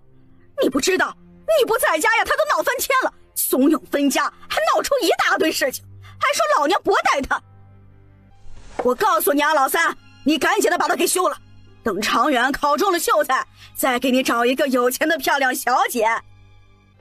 哎呀，就是啊，三弟，你是不知道三弟妹有多可恶，他名声可不好了。分家之后就赚了银子，吃大鱼大肉，村子里好些人都说他的银子来得不正当呢。哦，对了，今天啊，县城的大户找上村子里来，说要纳三弟妹为妾，三弟妹都同意了。我看啊，三弟你今天要是不回来，他肯定明天就去县城吃香的喝辣的去了。江铁柱也附和着：就是三弟，你这个婆娘可不好啊，休了她吧。就是，他名声不好，以后可是会影响咱家长远考举人的。老三，你必须休了他。江婆子想起长远媳妇儿和他说的那些话，只要冯家帮的人把沈小婉给弄过去了，他们就能得500两银子。我都怀疑那兔崽子是不是你亲生的，一晚上就怀上了。哎呦，哪有那么厉害的？我就说他们咋就专门克我呢？老三，你可必须休了他。江老头点了点头。老三，听你娘的。你今天要是不休了他，今天就不准进我们家门。你不休了他，以后咱们江家的好处可都没有你的份儿。爹娘，我不会休了他的。江老头拍着桌子：你敢？哎呦，作孽呀！我怎么生出这样的不孝儿子呀？老娘拼死拼活的在地里生出来的儿子，竟然不孝顺老娘！早知道我还不如憋死了你算了，我的命咋这么不好呀？你要是不休了他，你就别回来，以后家里的啥东西都没你的份儿。以后长远做了官，你别来求我们。小畜生来了！你还敢来我家？我打死你这个小畜生，小野种！小宝看着栓子朝他跑来，吓得扁起嘴就要哭，但他是来叫爹爹回家吃肉肉的，不能哭，不能跑，当即朝江老三跑去，躲在江老三的身后面。栓子跟了过去。小畜生，你还敢躲？打死你个兔崽子！给老娘好好的打一顿，没教养的东西！江婆子还在一旁加油助威。让开，挡着我就打死你！你不能欺负弟弟！栓子梗着脖子喊道：他不是我弟弟，他是小畜生！转头又朝江婆子告状：奶，他凶我！老三，你咋能凶你侄子呀？你给老娘滚出去！滚出去！好，那我回去了。江老三将小宝抱起，转身就往外走，不再理会院子里的哭嚷声。周翠花见人走了，心底怪高兴的。江老三不回来，就没人分他们那10亩地了。娘，三弟这么多年没回来，肯定已经记不得娘当初对他的好了。我怎么生了这样的儿子呀？哎呀，我的命呀，好苦呀！娘，我回来了。娘，他抱我回来的。真的？酉时过半，天边还剩下一抹绚丽的红色。借着点点光亮，一家子坐在屋门口吃了晚饭。你坐下，我有些事儿想和你说。江老三坐下。你说。你在村子里走了一圈，应该也知道了不少事情。分家以后，我自己想了法子赚了些银子，但被县城的地痞流氓给盯上了，想出各种法子来找我麻烦。上次是上门直接抢，这次又是当着村里的人逼迫我。我去找了合作店铺的掌柜，可他们也不敢和那一伙地痞对上，所以我又想了几个主意，但是都还没成。今日要不是你回来，我可能带着小宝就逃了。江老三转头看向墙角的背篓，下午他回来的时候，里面还放着被子等东西。我不知道你为啥现在才回来，也不想知道你以前去哪里了，现在主要的就是这个事情。你要想回江家还是怎么样都行，如果你怕被找上麻烦，也可以给我一份休书，我先出去躲一躲。沈小婉又看了一眼床上睡得很沉的小宝。你要是不喜欢小宝的话，我想把他带走。如果不行，也希望你可以让我回来看看他。我是你男人，没那么窝囊。可那些人都不是好人，连县老爷都给他们几分薄面。总有法子的。好吧，我就等你有法子。实在不行就把方子给出去，然后自己摘无换子卖一下。可是你娘不喜欢我，会不会也连累她不喜欢你啊？既然分了家，那就各过各的，只是逢年过节该给的奉养不能少。那欢迎你回家。沈小婉终于露出一个善意的笑。这词儿怪怪的，但江老三还是点了下头，然后从换下的贴身衣衫里摸出一张银票递给沈小婉。沈小婉拿着看了看，20两银票，你哪里这么多银子？这几年攒的，还有几百文给了爹娘他们。还好没全给，还知道把银子交给家里媳妇儿，还不错。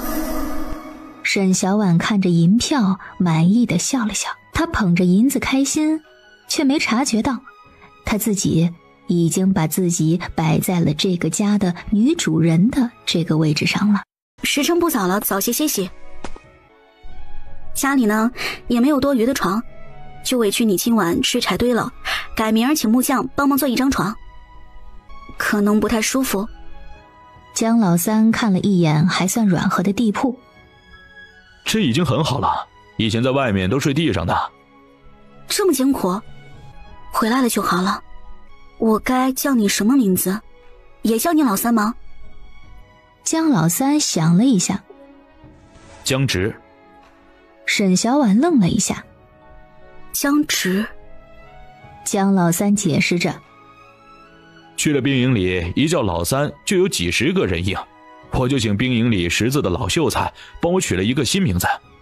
沈小婉笑了笑，我以为你会和你大哥取相似的名字呢。江老三不好意思地笑了下，本来取了的，但户籍上没改，就还是江老三了。还害羞？沈小婉勾起嘴角笑了笑，倒是个朴实的汉子。张大嫂从后山背着背篓下来，小婉，在给你家老三做衣裳啊。嫂子，你山上的活儿都干完了？嘿，还早着呢，那片荒地石头太多了，还得慢慢捡才行。你不跑啦？要是那些人再找上门来咋办呀？沈小婉想着一早就不见了的江直，他说他去找人帮忙。找人帮忙？找谁帮忙啊？你和你家老三说了？沈小婉点了点头。这么大的麻烦总得和他说一下，他要是不想惹事儿，我就带着小宝离开村子就是了。江老三不是那种人。的确不是那种人，比他想象的更有担当，人也更有意思。这事儿要是解决了，你可就苦尽甘来了。江老三呢是个好的，你们俩好好过日子。我知道的，嫂子。江婆子她要闹，你也别搭理，反正你们是分了家的，又写了文书的，他们闹也闹不出什么花样来。他们啊，就是为了银子才闹的。我听七婆家的小媳妇说了，江婆子专门跑去他们家，问他们家儿子从兵营回来给了多少银子。给了多少？一般都是2两，回来花了些路费，剩下1两多银子。才这么一点儿？那在江直有那么多银子，真是存起来的？沈小婉心底也好奇，你们家啥时候去把户籍恢复了？还不知道。江婆子气势汹汹地找上门来了，不停地想往屋子里钻。老三呢？你让老三给我出来。他不在。沈小婉将人拦在外面，他屋子里还放着不少东西，虽然不值钱，可也不想被江婆子给拿了。不在。江婆子不信，扯着脖子往屋子里望去。老三，你给我出来，听到没有？喊了半天也没人应。沈小婉撇了下嘴角，真没在。他去哪儿了？江婆子板着个脸，活像是她把人藏起来似的。你把他叫回来。沈小婉抿了抿唇，我不知道他去哪里了。你不知道他去哪儿了？你怎么会不知道他去哪里了？你都不知道他去哪里了，我为什么会知道他去哪里了？你不知道叫着他问他呀？我问他做什么？他是你男人，你不知道他去哪里了？要你这个媳妇儿有什么用？他又不是3岁小儿，他去哪里我还能拦着他？再说了，娘，你知不知道爹现在去哪儿了？你肯定也不知道他和哪个妇人说了话吧？你要不先回去，等他回来我再让他去寻你。你应该是没啥急事吧？江婆子眼睛都快喷火了，用命令的口气说：你让他回来了就去家里。江婆子来叫江直回去，也不知打了什么主意。放心吧娘，他回来了我一定和他说。你可记得和他说，别耽误了我们的大事儿。江婆子说完就火急火燎地往村子里走去。沈小婉目送着江婆子离开后摇了摇头，江老三也不知造的什么孽，摊上这种老子娘。沈小婉微微叹息，心底忍不住埋怨江直，这都出去3天了，怎么还没回来？是死是活都不知道。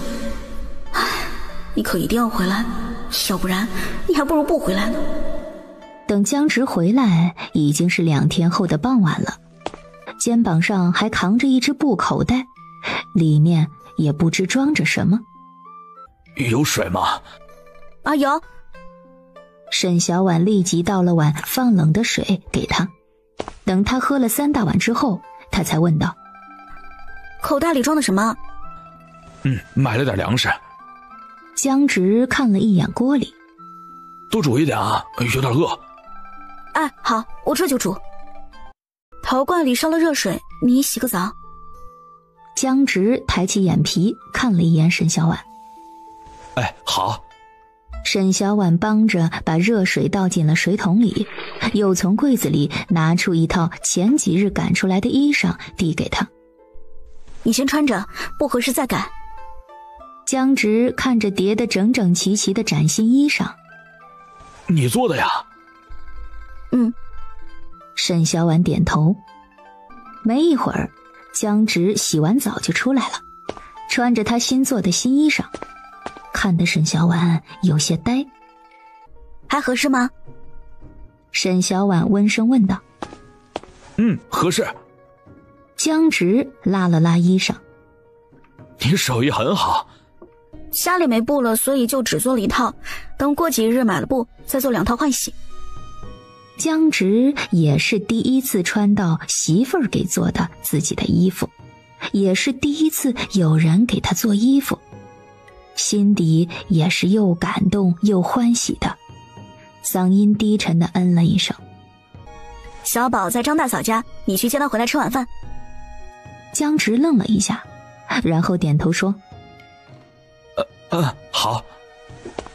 看着江直去张家的背影，沈小婉嘴角勾了勾，月上枝头照亮了小屋的木窗。江直趁着月色大步地走回家。村长叫你过去做什么？更换户籍。江直摸出新的户籍册子递给沈小婉。你收着。前几日江娘她来询过你，我问她是什么事儿，她也没说。我知道了。江直点了下头。沈小婉微微惊讶。你知道？江直嗯了一声，脸色微沉。你这几日去哪儿了？出去了一趟。沈小婉等了半晌，就等来这么一句话。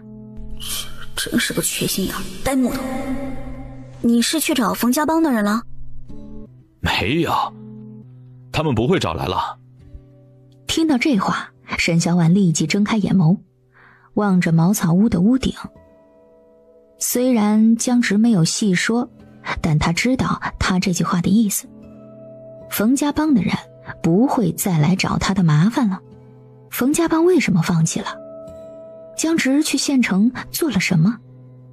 沈小婉很好奇，也想不明白。他想问一问他，可是听着剑尘的呼吸声，便罢了。翌日晨光熹微时分，江直挑完了水，拿起靠着屋墙的锄头，就要出去干活。家里没啥活，你先歇会儿吧，再有1刻钟就能吃早饭了。江直看了屋子四周一圈，只有这点菜地啊？沈小婉点了点头。本来是想买水田的，但村子里也没有田地，所以就没买。村子西边有些荒地，我待会儿去开出来。开出来？沈小婉愣了一下。种什么？种些红薯啊。沈小婉点点头。但开荒很麻烦，要不还是拿银子去买几块好地吧。留着给小宝上学堂的。小宝还小，念书还早呢。你待会儿去村长那看看，要是有合适的地，咱们就买下来。你平安回来了是大喜事儿，我想着要不要做场喜宴，请大家来热闹热闹。江直不太在意这些事儿。不用，别费钱了。沈小婉劝道。你回来是喜事儿，该热闹一下，我们就请几户比较亲近的人家，也费不了多少钱。张大嫂他们都说该热闹热闹，这样也可以把霉运冲走。随你。见他应下了，沈小婉点点头。那我待会儿去请张大爷帮忙看个日子，到时候再去县城买些要用的东西回来。好。一阵风吹过，沿河的树被吹得哗哗响。沈小婉不停地搓洗着江直的裤子，十分用力，似乎要把那裤子搓坏似的。小婉，你再搓下去就要搓坏了。七婆家的孙媳妇杨氏看见沈小婉的动作，又喊了几声：小婉，小婉。沈小婉回过神：啊，你叫我？你做什么呢？我叫你几声你都不应，你别是被河边的鬼猴子给迷住了眼睛了吧？这小河沟这么浅，哪里来什么鬼猴子？那我叫你，你咋不应声呢？我想事儿太入迷了。沈小婉低下头看着手中的裤子，边角处沾着少许的血迹，她怎么搓洗都搓不干净。想什么事儿那么入迷呀？杨氏说着又憋起了笑。莫不是想小宝他爹啦？沈小婉尴尬的一笑，转移话题道：我看村子里家家户户都忙着育苗，过不了多久要忙着割麦子，看着人家都丰收了，我家里一块地都没有，心里很慌。杨氏尴尬了，恨不得打自己嘴巴一巴掌。哪壶不开提哪壶啊，要是被借粮，这可咋办哟？干笑两声。你虽看着大家都忙着，但是去年麦子被雪压坏了不少，也不一定能收多少。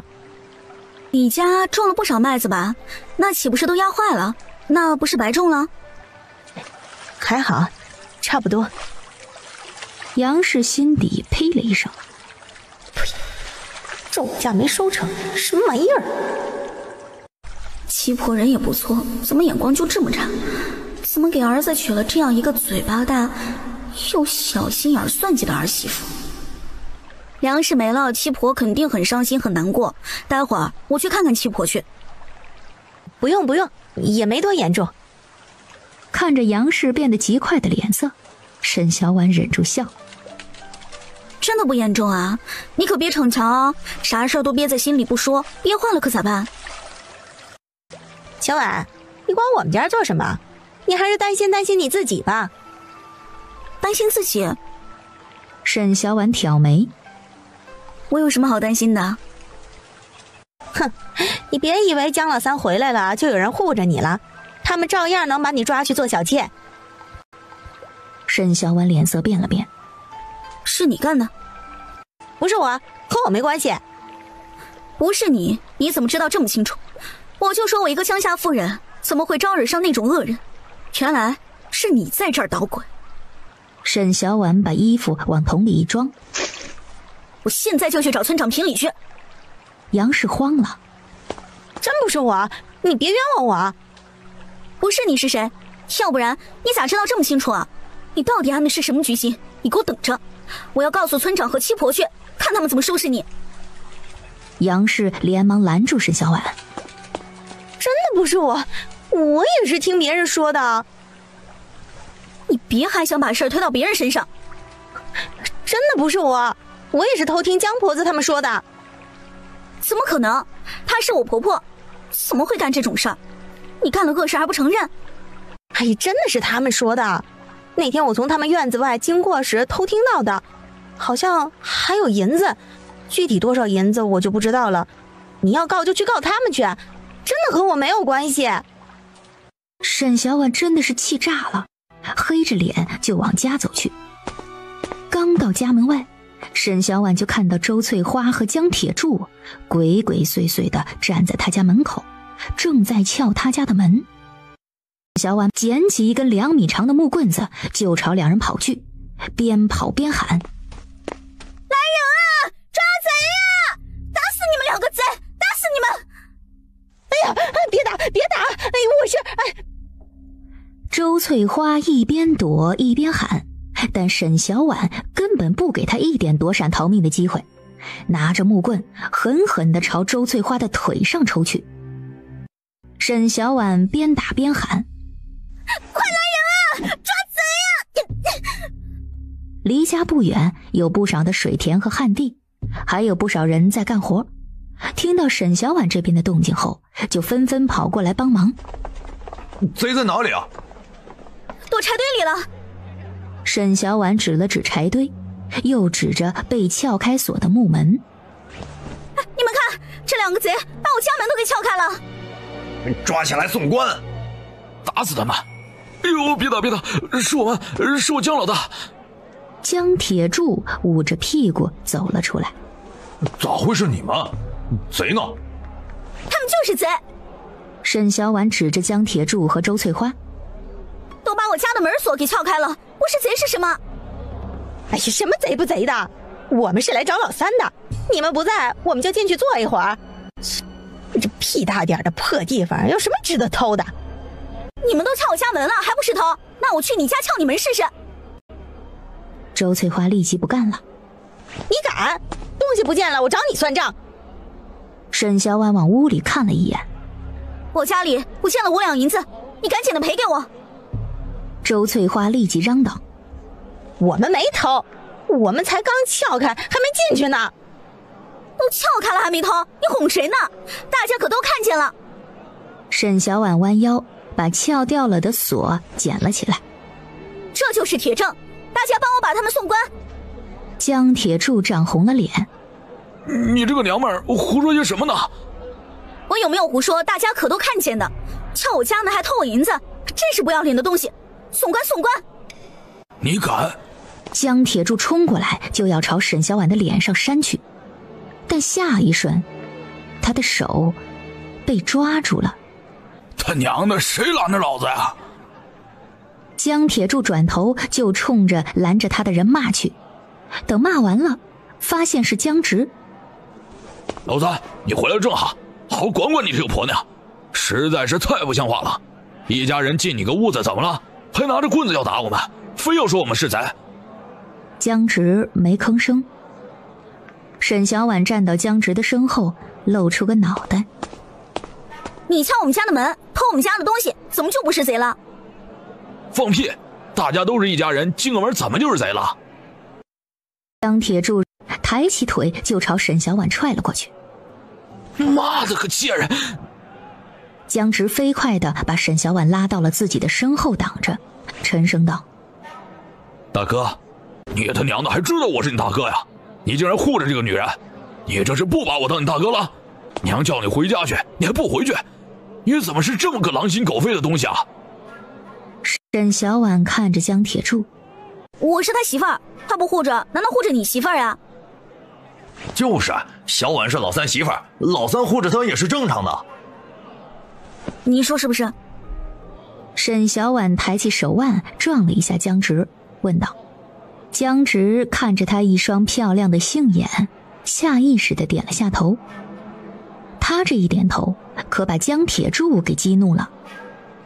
你才回来几天就被这女人给勾住了？她是什么样的人你知道吗？你为了这个女人不回去认爹娘了，爹娘养你20几年，你就是这样报答爹娘的？你还把不把我当大哥呀？老三，你可不能有了媳妇儿忘了娘，你娘生你养你不容易，娘俩哪有隔日仇？你回去和你娘认个错，回家去吧。就是，虽说分了家了，可还是一家人呐，一家人可不能说两家话。小婉，你也别太自私了，带着小宝一起认祖归宗才是对的。几位婶子大叔，现在说的是大嫂撬我家锁偷我家银子的事情。你们家的妯娌大脖子是不是每天没事就往你们房里钻啊？他们敢跟他拼了！沈小婉嘴唇一勾，笑了。那就对了呀，婶子大叔你们都不能容许，为什么要我们容许他们撬门偷东西呢？己所不欲，勿施于人的道理，我想大家都懂。你们可以不说话，但请不要自以为为我们好的，把有些事情强加到我们身上。一个男村民说道。那你也不能不孝顺公婆。我们没有不孝顺啊，虽说婆婆当初对我和相公还有小宝都不好，非打即骂的，我们心底还是对婆婆他们很尊敬的，从来不敢违反婆婆他们的意思。沈小婉看了一下外围走过来的李村长，又继续说道。当初婆婆嫌弃我寡妇身份，可小叔的仕途路，这才将我们分家赶出家门，并断绝关系的。虽然断绝了关系，可我逢年过节还是送了节礼过去的，根本没有不孝顺婆婆他们。你什么时候送了？周翠花立即跳出来戳穿他。我还没进门就被你给赶了出来了，你还说是婆婆示意的。反正他胡说八道，外人又不知道。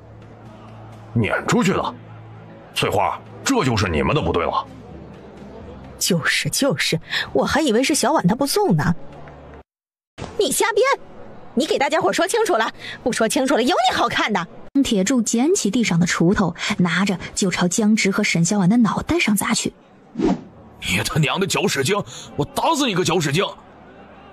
哎，住手！沈小婉看着落下来的锄头，吓得脸都白了，连忙抓着江直往后躲去。杀人了！住手！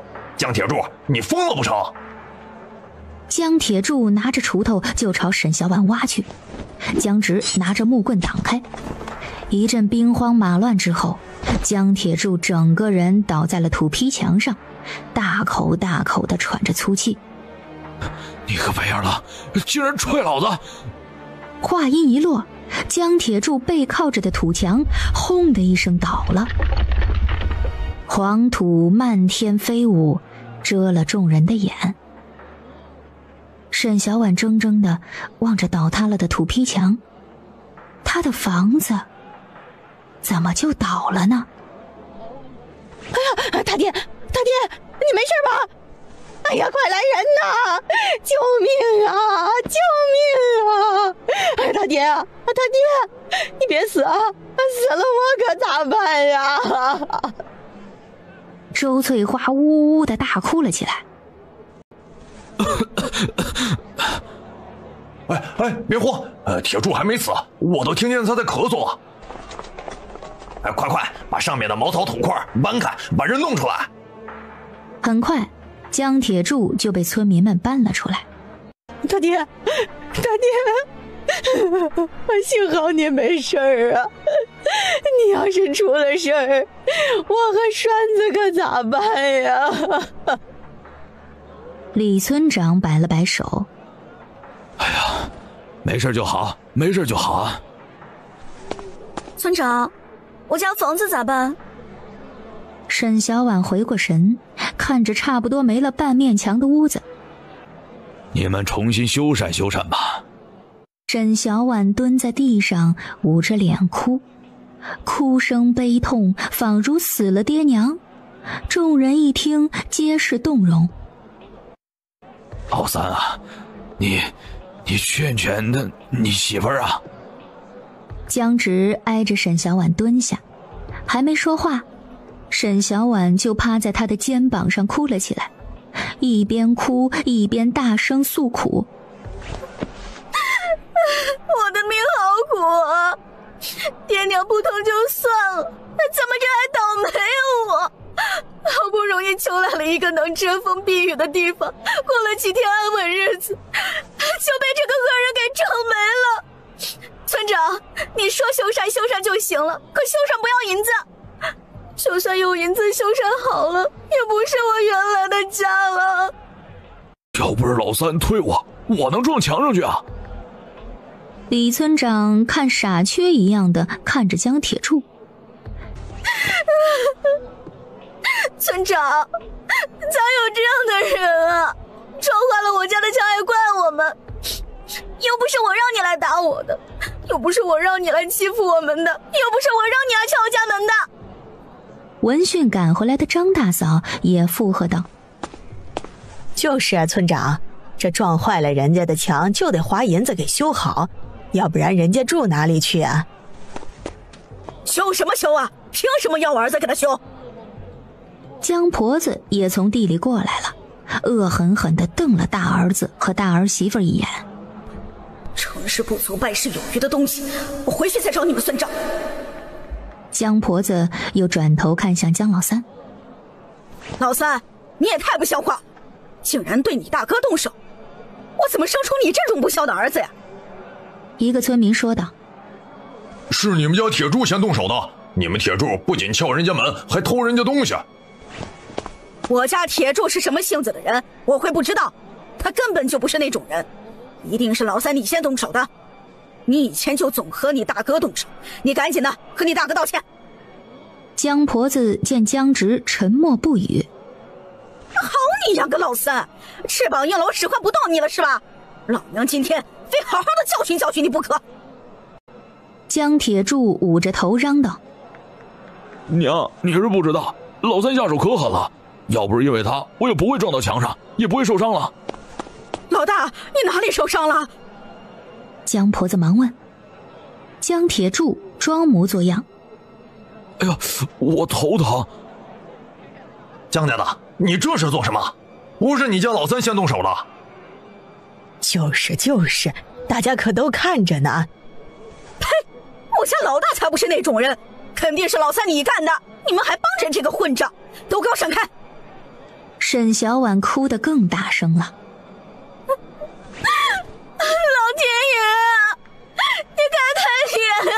我们真的是冤枉啊！张大嫂出言相帮：你们这样颠倒黑白，就不怕天道雷劈啊？张大郎家的，你在这胡说八道，我连你一块的。我呸！我又不是你家儿媳妇，你管得着吗你？幸好老娘没你这种儿媳妇，非得气死不可。哼，我还庆幸呢，谁嫁到你家倒8辈子血霉了。以后大家给女儿选婆家的时候啊，可得睁大了眼睛，别选这种表面和善、内里心肝发黑的人。你敢这样说我娘，我和你拼了！住手！都住手！李村长连说了3次住手。你们是不是还要闹？再闹就去大槐树下，我把乡亲们都叫过来，让大家来评理。李村长看了一眼还在哭的沈小婉，都别哭了，别闹了，像什么话呀？沈小婉停止哭声，假装的擦了擦眼泪。那村长，你说该咋办？我家门被撬了，房子被撞了，东西被偷了，我总不能就这样认了吧？我还没这么活呢。江直低头看了一眼自己的肩膀，衣服上半滴泪水都没有，又看了一眼正在据理力争的媳妇儿，觉得他他真有意思。江婆子呸了一声：“呸！自家人进自家人屋里，敲了个门又怎么了？这么小的事你闹什么闹啊？闹得全村人看笑话你才高兴。娘，哪有大嫂大伯敲门进弟媳的家里的？知道的是大嫂他们想偷东西，不知道的还以为他们和屋里的人有一腿呢。我可没和老三有一腿啊！”李村长脸都黑了：“你这说的什么话？不知羞耻！没一腿就是偷东西了。”沈小婉冷哼一声。江婆子沉着脸：“偷什么偷？一家人哪有偷的？再说了，你这屋子里有什么可偷的呀？大家过来串个门，有什么不可以的？趁我们一家子不在家的时候来串门？娘，你平日会不会趁着七婆一家子不在的时候过去串门？还是说只是七婆几个妇人不在，其他人在家？”这话一出，众人看向江婆子的眼神都变了变。“你胡说八道，诬陷人！村长，把他抓去官府，我要告他不孝。”“娘，你大可以去告，到时候看县老爷怎么说。当初分家分书上的话可都是你吩咐写上去的。”“什么分家书啊？我不知道。”江婆子不想认了。“娘，你不想认也没有关系，反正县老爷那处也有一份抄录的分家文书。”沈小婉冷笑了一下：“到时候你就是诬告，诬告可是要挨板子服劳役的。”“你敢！”江婆子脸都吓白了。“我怎么不敢啊？你都敢把我卖给县城的人做小妾，我怎么不敢去告你？”“你……”江婆子脸又白了一分。周围的人窃窃私语：“这是真的？”李村长看着江婆子，追问着：“这是不是真的？”“没有的事儿，我怎么可能那样做呢？”江婆子立即否认：“现在又不是灾年，我们江家还没有到卖儿卖女的那种地步。”“我可是有证人的，我让他来和你对质。”江婆子脸色立即变了变：“怎么怕了？”“我有什么好怕的呀？你不过就是想破坏我们和老三的母子情，才弄出这么一大堆事情的。哎呦，我真的是眼瞎了，怎么替老三娶了你这么一个搅屎棍回去，搅得我们江家家宅不宁，倒霉透顶。”“就是，我就遇到他就倒霉了，要不然能被倒下来的泥土砸中吗？”江铁柱站起来帮腔：“老三，你别一直不吭声啊，躲在女人后面算怎么一回事啊？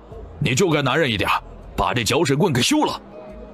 只要你把它休了，我们就原谅你了，你就可以回家了。要不然你这一辈子都别想进我们江家的大门。”张大嫂实在是听不下去了：“咋有你这样当大脖子的？宁拆10座庙，不毁一桩婚。你们可倒好，一直怂恿兄弟休妻，你怎么不把你那倒霉媳妇儿给休了？”周翠花不满地回道：“哎呀，凭什么休我呀？我给江家生了一个女儿一个儿子呢。”“哼，说的像小婉没给老三生儿子似的，要不多亏小婉生的这儿子，否则……”张大嫂想说江家3房绝户的话，可江直都回来了，再说这话就不吉利了。“老三都回来了，再娶个媳妇儿，生几个儿子就是了。”江婆子抓住这一点，开始和江直打感情牌。“老三啊，这些年委屈你了，当初想着给你传宗接代，就替你娶了这么个搅屎棍回家。现在娘啊，替你做主把他休了，再给你娶一个县城里的漂亮姑娘，笑得比花还好看，比村子里的姑娘漂亮100倍。老三，你说。”沈小婉也朝江直看去，她也想听听他怎么说。江直面无表情地说道：“娘，我已成亲，不会再娶旁人了。”“你……”江婆子没想到一棍子打不出一个屁来的老实儿子竟然反抗他了，立即嚷嚷了出来，恨不得全村人都听见。“哎呦，我的老天爷呀！我怎么生出这样的儿子？真是白眼了！为了个女人，就真是不孝！一定是你这个女人把老三给迷住了，早知道就把你给……把我给怎么了？沈小婉挑眉问道。江婆子伸出手指，冲着江直指指点点。我真是白养你了，你自己好好想清楚。你要是跟着这个女人过，以后别想再回我们江家，以后承认郑家的家业可都没你的份儿。就是啊，老三，常远马上就要考秀才做大官了，你以后可别后悔了。就是啊，你可得想清楚啊。村民们也劝道。江直双手握紧了。虽然分了家，但爹娘你们永远是我爹娘，我依旧会孝顺奉养你们的。分家了还想占我们的便宜，想得美呀你！分家了谁还和你一家子？我呸！喂不熟的白眼狼！江婆子说完，转身就要走。等一下，这敲了我家的门和窗花的墙，你们还没有给我一个交代呢。村长，当时的情况你可看见了，你可得替我们做主。哎呀，你想我怎么做主啊？沈小婉缓缓道来。村长，我们和江家虽然断绝了关系了，但我也不是那种咄咄逼人的人，也不会把他们真的当贼送官。但这毁坏了东西，可就必须赔银子了。江婆子破口大骂：凭什么赔你银子呀？上银子享风的是吧？一家子敲个门还要赔？沈小婉冷笑：我们还是一家人吗？你刚才可不是这样说的。又模仿着江婆子的语气：分家了谁还和你一家子？我呸！喂不熟的白眼狼！我就是随口说说，说出去的话泼出去的水，哪还能收回去的呢？沈小婉顿了顿：难道分家书上写的不作数了？小婉说的没错，你们的分家书上都写着断绝关系，已经不是一家人了。江婆子撒着泼：我说是一家就是一家。李村长气得脸色极为难看：你还讲不讲理啊？我告诉你，李村长，你敢帮着他叫我们赔银子，我上你们老李家门口吊死去，死了也在你们老李家晃悠，让你们一辈子不得安宁。你！李村长气得脸发青：泼妇，你再这样，以后我再也不会管你们老江家的事儿。哼，我还不稀罕你管呢。好啊！李村长气得直哆嗦，甩袖走人。没走几步，就遇上了刚赶过来的江老头。他不停地和李村长说着好话：哎呦，村长啊，你别跟他一个婆娘一般见识。哼，我不会和他一般见识，我还不想被气死呢。李村长甩袖走人。你个死婆娘，瞎说什么呢你？爹，你不能怪娘啊，都怪老三和他媳妇儿，要不是他们……闻言，江老头转头恶狠狠地瞪着沈小婉和江直两人。江大爷，事儿到底是咋样的，大家可都清楚，你可别听江老大胡说八道。我还有一句话，说了你可能不高兴，但我还是得说，做人可不能那么偏心，以后会遭报应的。你！江老头被吓了脸，连带着把张大嫂也给恨上了。走，回去。江老头将人喊上就走了，没有赔钱，也没给沈小婉一个交代。沈小婉抄着手望向远方的青山，想要对付江婆子这样的人，除了以恶制恶的法子以外，其他的法子根本没用。热闹看完了，村民们也都散去了。张大嫂走过来，拍了拍沈小婉的肩膀：小婉啊，你也别气，和那种人气不值得。没气。沈小婉捋了下头发：嫂子，今天多谢你替我们说话。张大嫂笑了一下：嘿，谢啥呀，我这是在报仇呢。前些天江婆子可没少说大烟她奶，我得找回来呀。你这打算咋办呢？先理一理，到时候再看。沈小婉转身看着塌了半边墙的屋子，隐约能看到江直在里间走动的身影，应该是在收拾东西。那行，你有啥需要的就和我说啊。张大嫂是从地里赶回来的，就匆匆走了。沈小婉走到门口，望着江直的背影发怔。你不会怪我吧？你要是怪我也别说出来，都被欺负到这份上了，还不允许我闹一闹？我不想那么窝囊。你要是想恭恭敬敬的去道谢，去沾你那小弟的光，我也不拦着你，反正我是不会去的。你要是去，咱们就和离了，我带着小宝搬去远远的地方住，也不去你们家攀关系。哎呀，我没怪你，也没想休着你。你真不怪我？江直点头。他自小就不被爹娘喜欢，但他们毕竟生养了的。下次你不要和他们顶嘴，他们毕竟是我爹娘啊。沈小婉脸色沉了沉。那也不能站在那儿挨打挨骂，他们骂得多难听啊！不听绕开走。沈小婉扑哧一声笑了出来。这人说老实吧，他还滑得很。那他们在上门闹怎么办？江直摇头。不会的，长远要考同生秀才，他们不会再来闹的。这屋子怕是不能住了，我想重新起个房子，最好修个围墙，别什么人想进来就进来。好，银子够吗？应该够了。重新起房子是不是得和村长说一说？行，那我同村长说说吧。最好把地基划大一点，要修围墙就多围一些，做个大院子。我搭个棚子，晚间才有歇息的地方啊。堆茶的地方将就一下就成。沈小婉看了一眼天色，时辰已晚。你先去村长家买地基，再挑个日子动土。我去问问。江直往外走了2步。那工匠呢？请多少啊？线下农忙，村里人怕是忙不过来。我们买砖瓦的时候问问有没有工匠。我把银子给你。沈小婉多给了2-3两。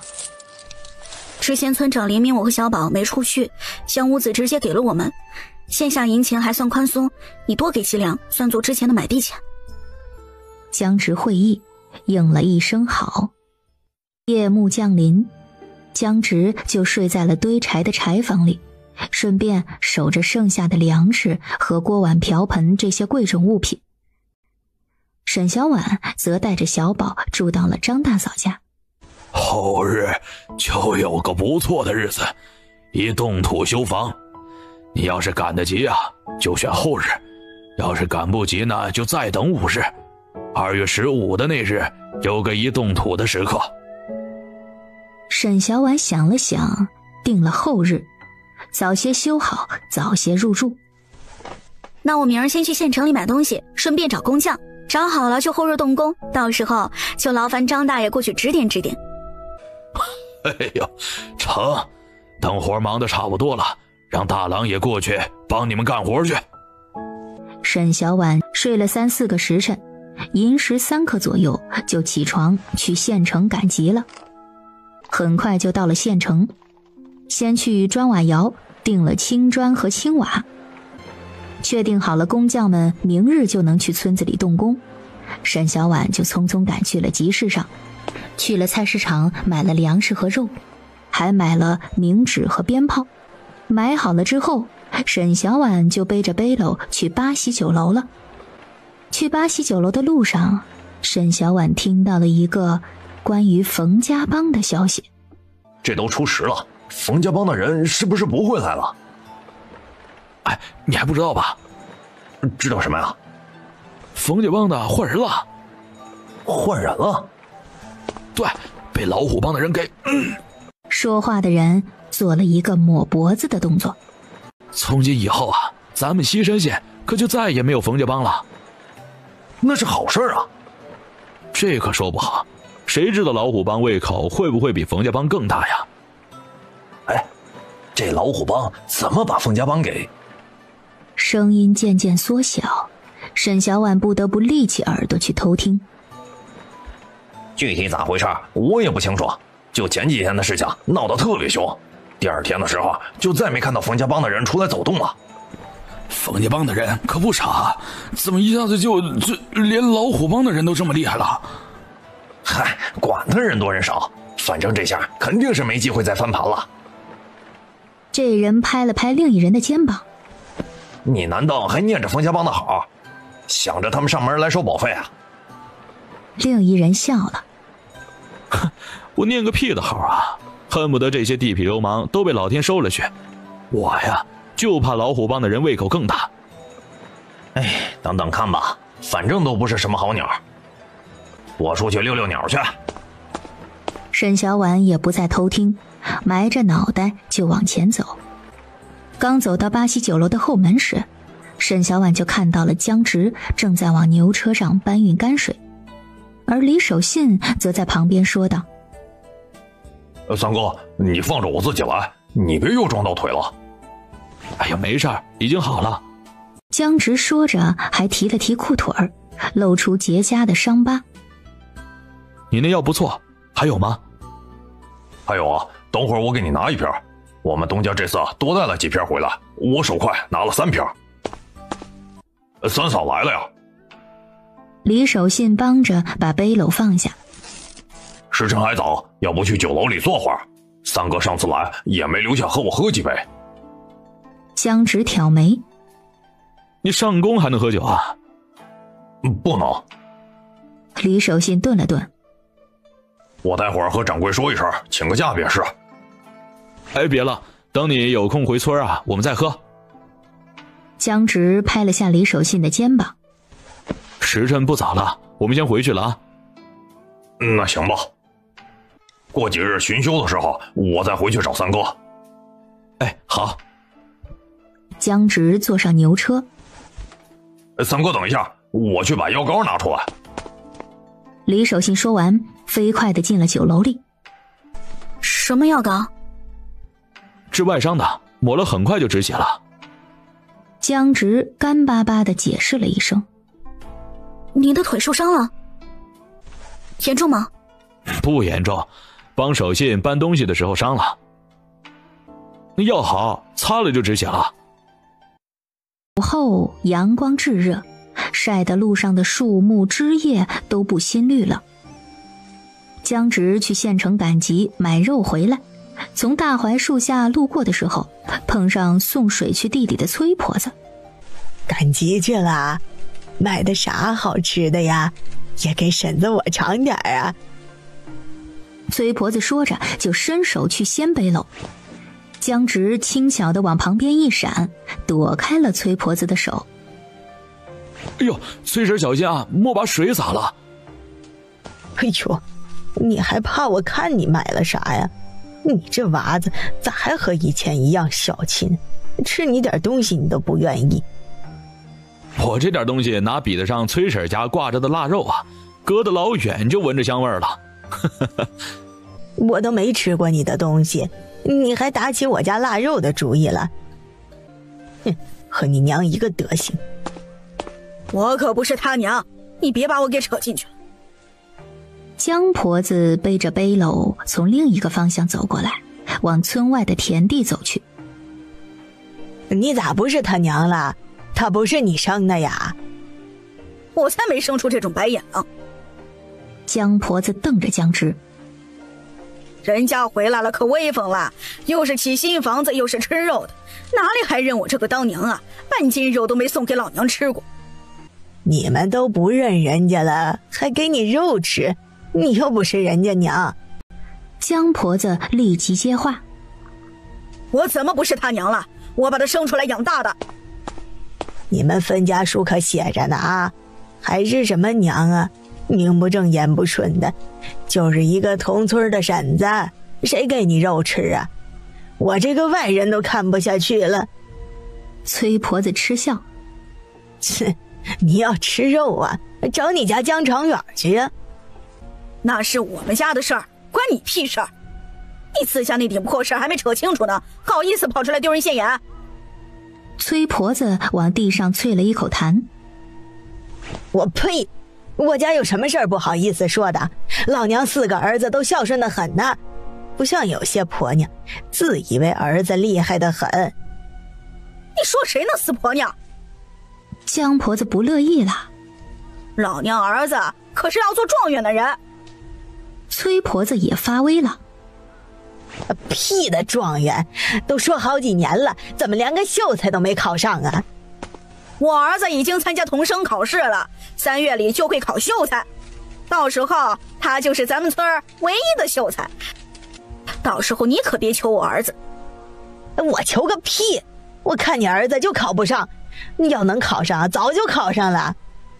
你敢说我儿子考不上，老娘和你拼了！娘，莫闹了。被拉开的江婆子反手就给了江直一巴掌。那都是你这个倒霉的玩意儿，气死老娘了！老娘怎么生出你这么没用的东西？那都不是好东西。老娘看你生来就是克我们江家的，早知道还不如把你给捏死，倒霉的玩意儿！你还敢躲开？老娘打死个不孝的东西！江家的，你又在干什么呀？还不快住手！住得不远的李村长一家子听到动静跑了过来，将江婆子给拉开了。全村就你这个妇人不讲理！什么叫我不讲理？村长，你红口白牙上下一碰就又想冤枉我，等我儿子考上秀才，你……江婆子话还没说完，就被江老头给拦下。哎，老婆子，你给我住嘴！哎，真是丢脸！我丢啥脸了我？你不嫌丢脸，我嫌。跟我回去。江老头动手去抓江婆子的手。走。老头子，你别拉我，我还没说完呢。给我闭嘴！你再敢在外瞎胡说，信不信我休了你？我给你生了几个儿子，你敢休我？你这个没良心的东西！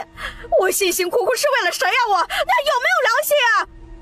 江老头被气狠了，抬起手就要打人。江婆子吓得往后躲开。你还想打我？你打！我可是给你生了长远的。江老头什么话也没说，转身就朝家走去。江婆子见江老头走了，跺了跺脚，小跑着跟了上去。老头子，你别走呀！你等等我呀！等人走后，李村长看向江直。哎呀，你这娘啊！回去吧。村口的闹剧传到沈小婉耳朵里的时候，她正在准备晚饭。你不知道，你家老三回来没和你说呀？沈小婉轻轻摇头。这江婆子就像个疯子似的，刚安静几天又闹起来了，总说江长远怎么好，可这都几年了，连个童生都没考上，花那么多银子供着读书，我看啊，估计全都得打了水漂了。念书1年至少得3、4两银子吧？我听说县城里啊，1年束修得3两银子呢，那可是不少银子啦。要我说呀，有那银子还不如多买几块地，多吃几回肉呢。江家哪来那么多银子，能供江长远读4、5年的书啊？家里还时不时的吃一回肉。3月初1，房子建成了，寻个适宜搬家入宅的好日子入住。在搬家之前呢，沈小婉还得提前买一些新家的用具回来。沈小婉数了数自己的银子，还剩下不到5两，办一场宴席应该够了吧？够吗？江直看着沈小婉数银子时紧皱着眉头。我可以去山里打猎的。哎，够了。不过你要是能打猎回来加菜也行。沈小婉担忧地望着江直。你还是别去了，乔哥，我听山里砍柴的人说，他们在林子里听到老虎的声音，不知道会不会下山来。江直眼底闪过光。你担心我吗？你是小宝的爹，你不能出事。江直有点失望，但还是点了下头。我会小心的。那你就在后山转悠转悠就够了。我们家的那片林子里有不少野兔和山鸡，只不过躲得有些深。你要是能抓几只回来也好，到时候也能做上一个菜。你把小黑带上，他挺机灵的，能帮上你的忙。江直点点头。好了，你别担心了。我什么时候担心你了？沈小婉脸红得发烫。翌日，沈小婉一早就搭村长家的牛车去县城里。沈小婉下了牛车就跑去菜市场了，买了半扇猪肉和10几副猪下水。等买完了之后，已经是4时末了。沈小婉担心李老大他们等急了，便匆匆跑去了八喜酒楼。一抬眼就看到了坐在大堂里的杨二郎。哟，小婉妹子，进来了又往哪儿走？来这儿喝酒，老子请客。沈小婉想假装自己没听见，闷着头就往前走。哎，站住！我们二哥叫你过来，你还敢走？就是，敢不给我们二哥面子的人还没生出来呢。沈小婉被杨二郎的几个狗腿子给拦住了，他欲哭无泪地转过身，朝掌柜的投去求助的眼神。杨老大，这位妇人是老小家中的亲戚，乡下妇人，不懂规矩，还请几位小哥见谅啊！还请杨老大高抬贵手，放他一马吧。呵，答应老子的事情考虑的咋样了？二哥，你让他做什么？二哥，他答应你什么了呀？沈小婉脸色一白。掌柜疑惑地看向沈小婉。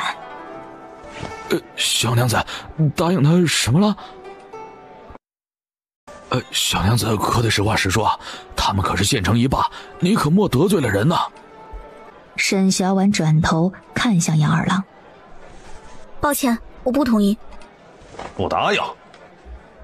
杨二郎的脸色难看极了。怎么就不答应了？二哥，他不同意，咱们压着他同意。哼。小娘子，你要不先同意了，以免惹怒了他们。掌柜劝道。这位大哥，生意讲究个你情我愿，可不是强买强卖，而且我丈夫也不会同意的。杨二郎憋着火。你丈夫不是死了吗？上个月我丈夫回来了，知道我做的生意，表示很支持。以后我和我丈夫会一起做这门生意的，以后到了县城还请大哥你们照应着。掌柜也附和着。小娘子说的在理，咱们在西山县做生意啊，可都得仰仗着杨大哥罩着呢。杨二郎拿着酒碗喝了一口。不愿意就不愿意呗，老子又不会强逼着你。多谢了。沈小婉从外面绕去了酒楼的后面，等了盏茶功夫，李守信带着李老大2口子回来了。三嫂久等了。也是刚到，明儿我们请客，守信你要是有空就来吃酒。三哥的好日子我一定回去。行，那我们明天等你回来。天色渐晚，红霞绚烂，小黑的叫唤声在后山上响起，洪亮又高亢，尤为兴奋。小黑回来了，娘，小黑回来了，是老三回来啦。张大嫂切菜的动作停了下来。哎，这都去1天了，终于回来了啊！沈小婉刚走到竹林里，远远的就看到了江直满身是血的往他这个方向走来。怎么这么多血？你伤哪儿了？同时朝跟来的小宝吩咐着：快回去叫婶子请大夫。不用，不是我的血。江直侧身指了指身后草席子上的野猪。是他的。沈小婉这才注意到，他还拉着一个草席子，绑着一只100多斤的大野猪，脖子上还插着一根小孩拳头粗的木棍，上面沾满了血，看起来极为吓人。小宝跑上前问道：爹，这是什么呀？是野猪，回去把它收拾出来吧。回到家，沈小婉就赶紧烧水供他们处理野猪。几个在村委干活的村民趁空跑过来看热闹了。哎呦，这野猪可真大！姜老三，你可真有本事！运气好，正好碰到它钻进石缝里了。姜老三呐，这只野猪这么大，你卖不卖呀？这猪肉是打算明日用来宴客的。姜直转头看向沈小婉，问他。旁边的妇人拉了那人一下，小声嘀咕着：“我说李家的，你傻不傻？明儿他们家要请客，你还买什么猪肉？”哎呦，我咋把这茬给忘了？妇人咧嘴笑了下：“这肉好，就希望他们做的时候啊，别把油熬干了。”就是，看着就想吃。嫂子，咱们村有多少人啊？沈小婉小声问正在清洗猪下水的张大嫂：“有300人不？”张大嫂算了下，差了点，不过加上不上桌的小孩，得有320来人。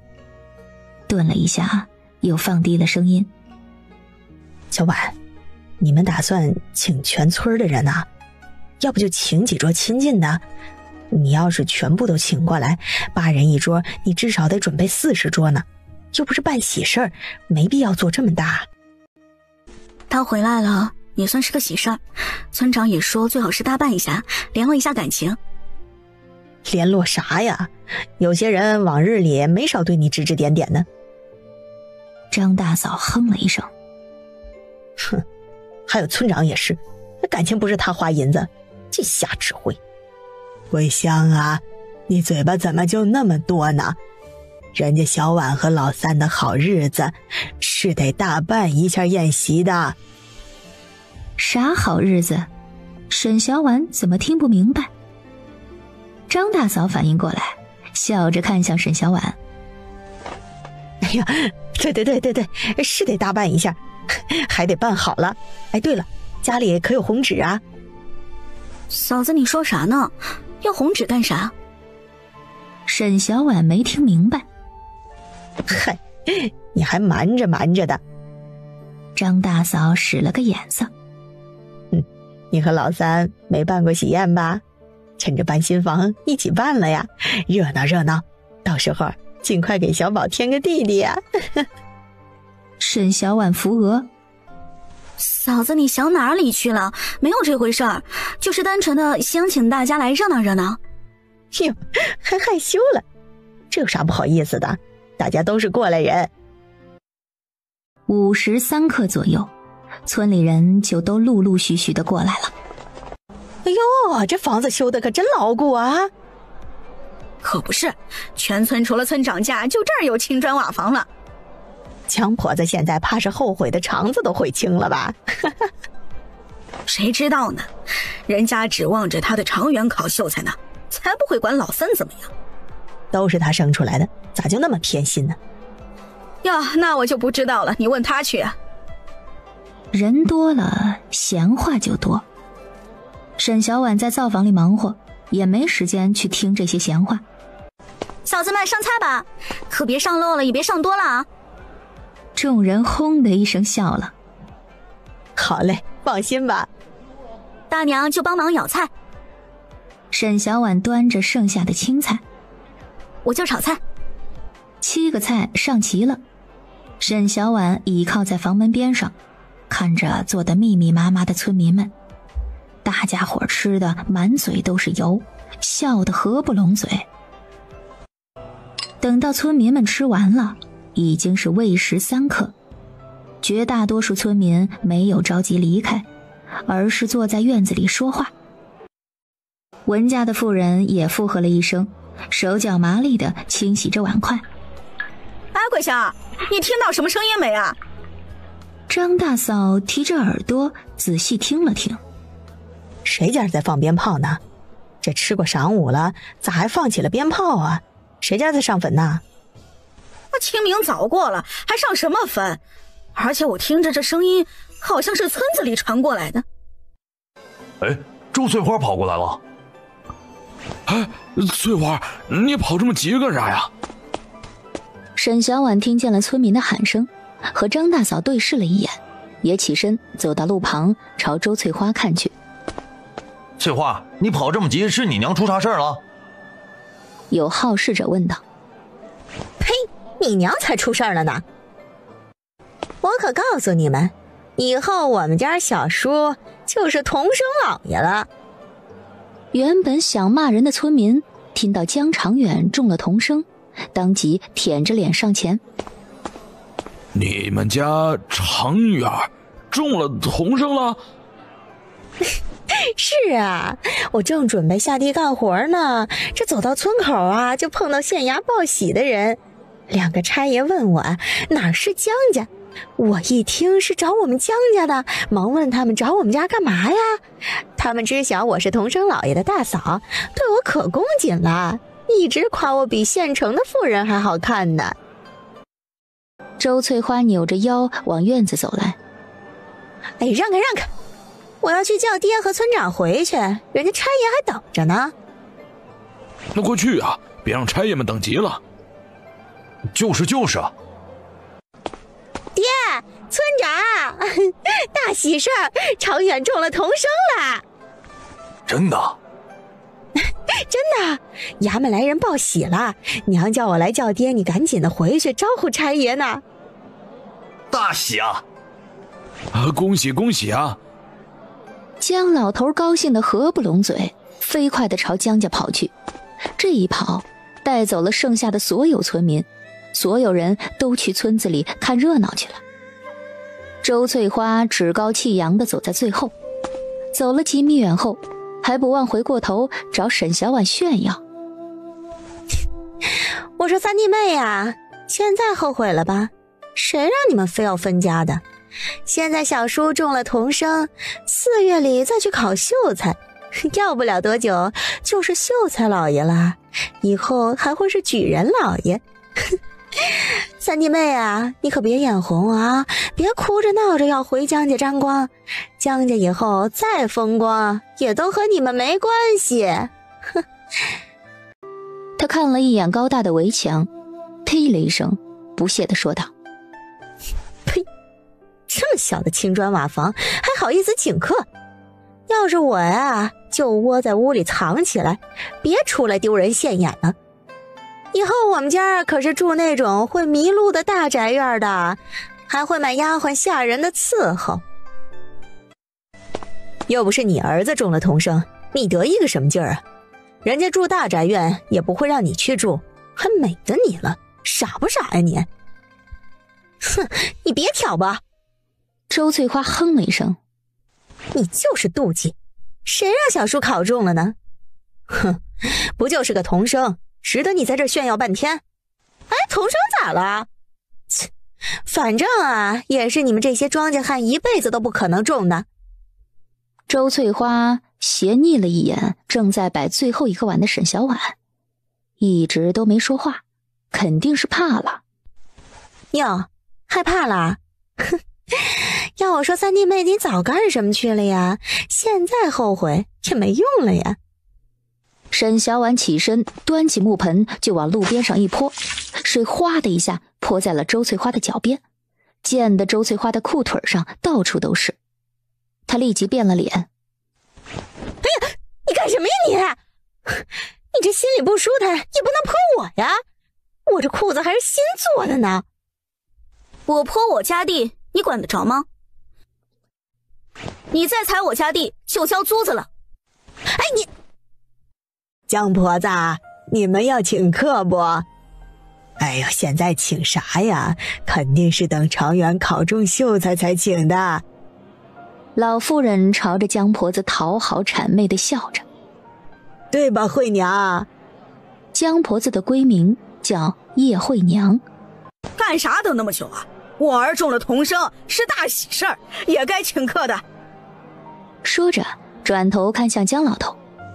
老头子，你说是不？江老头一直是个好场面的人，点了点头。这是大喜事儿，该热闹热闹。那啥时候啊？江老头说：得看个好日子，等定下来了再通知大伙儿。行。临近天黑，江家院子里的人才逐渐散去了。被吹捧得通体舒畅的江婆子翘着腿坐在竹椅上。老头子呀，咱们常远就是厉害，为咱们争了光。你看看那些人，连猪婆子都来和我说好话了，他以前呀可从来没有这样和我说过话。江老头的嘴巴也一直没有合拢过。江铁柱坐在一旁的板凳上。娘，咱们啥时候办宴席啊？初8。初5去县城买肉，你顺便去梨山村找你二妹，让她初8回来吃宴席。娘，要割多少肉啊？至少得2两银子买肉吧。村子里的人都来，还有一些亲戚，怎么也得40-50桌啊。2两银子？哼，你当银子是大风刮来的？买个400-500文的肉就够了，什么亲戚来40-50桌呀？江婆子不满地哼了一声。不熟的就不要喊了，咱们村里太穷的也别喊，老三的畜生也别叫了。娘，这说出去怕是会惹人不高兴的，而且肉也太少了。那我有啥办法？家里又没银子。要不找弟妹娘家要一点，他们铺子的生意可好了。那初5我和你们一道去。周翠花眼底闪过不满，你去了，我还怎么私藏？吃过早饭，沈小婉收拾了锅碗之后，就准备洗昨天换下来的衣裳。江直走过来问道：借的碗都送回去了？昨儿张大哥帮忙送回去的。对了，你昨儿下场睡着了，村里头发生了一件事儿。江直问：什么事儿啊？沈小婉一脸同情地看着他。说。好吧，是你让我说的。沈小婉抿了下嘴唇。就是你四弟考上童生了，你娘他们要宴客，还要替全村人避税，但是就是不请我们，也不会帮我们。还有更难听的话，他就不说了。江直听后没什么表情，但双目却暗了暗，可见他心底还是有些不舒服的。没事儿，你还有我们呢，中午给你做炖大肉吃了就好了。江直侧目看了一眼放在自己肩上的柔软的小手，伸手握住拿了下来。你是不是把我当小宝一样哄的呀？沈小婉立马挣脱，收回手，不自在地解释道：没有啊。江直嗯了一声。那就好啊，我不是小宝，是你男人。什么男人？他可不承认。沈小婉刚想反驳，江直已经扛着锄头出门干活了，越想越气不过，但也只能不满地哼一声，然后背着背篓出门往小河边上走去。3月初8这日，江家请客。娘，我们今天过年吗？小宝望着桌上这么多菜，忍不住咽了咽口水。不是。沈小婉看向坐在八仙桌上手的江直。今天娘生辰，多做几个菜来庆祝一下。小宝立即开口：我知道，生辰的时候要吃煮鸡蛋。一直埋头吃饭的江直抬眼看了一眼沈小婉。我怎么不知今日是你的生辰啊？沈小婉的生辰是在7月，小宝和江直的生辰分别是在8月和9月。见被拆穿了，沈小婉尴尬地笑了笑。那你多吃一点，别闷着不说话。我没事。多吃点，这些天天气渐热，剩下的肉再不吃就变味了。我想着全部炸成酥肉，应该能吃得久一些。家中可还有银子？还有几百文。沈小婉咀嚼的动作慢了下来。你要用吗？我待会给你拿。不用。江直望着外间的明媚的天。一旁的碎石地也清理的差不多了，趁着等雨的空暇，我想去山里走一圈，抓些猎物去县城里卖，也能换些银钱。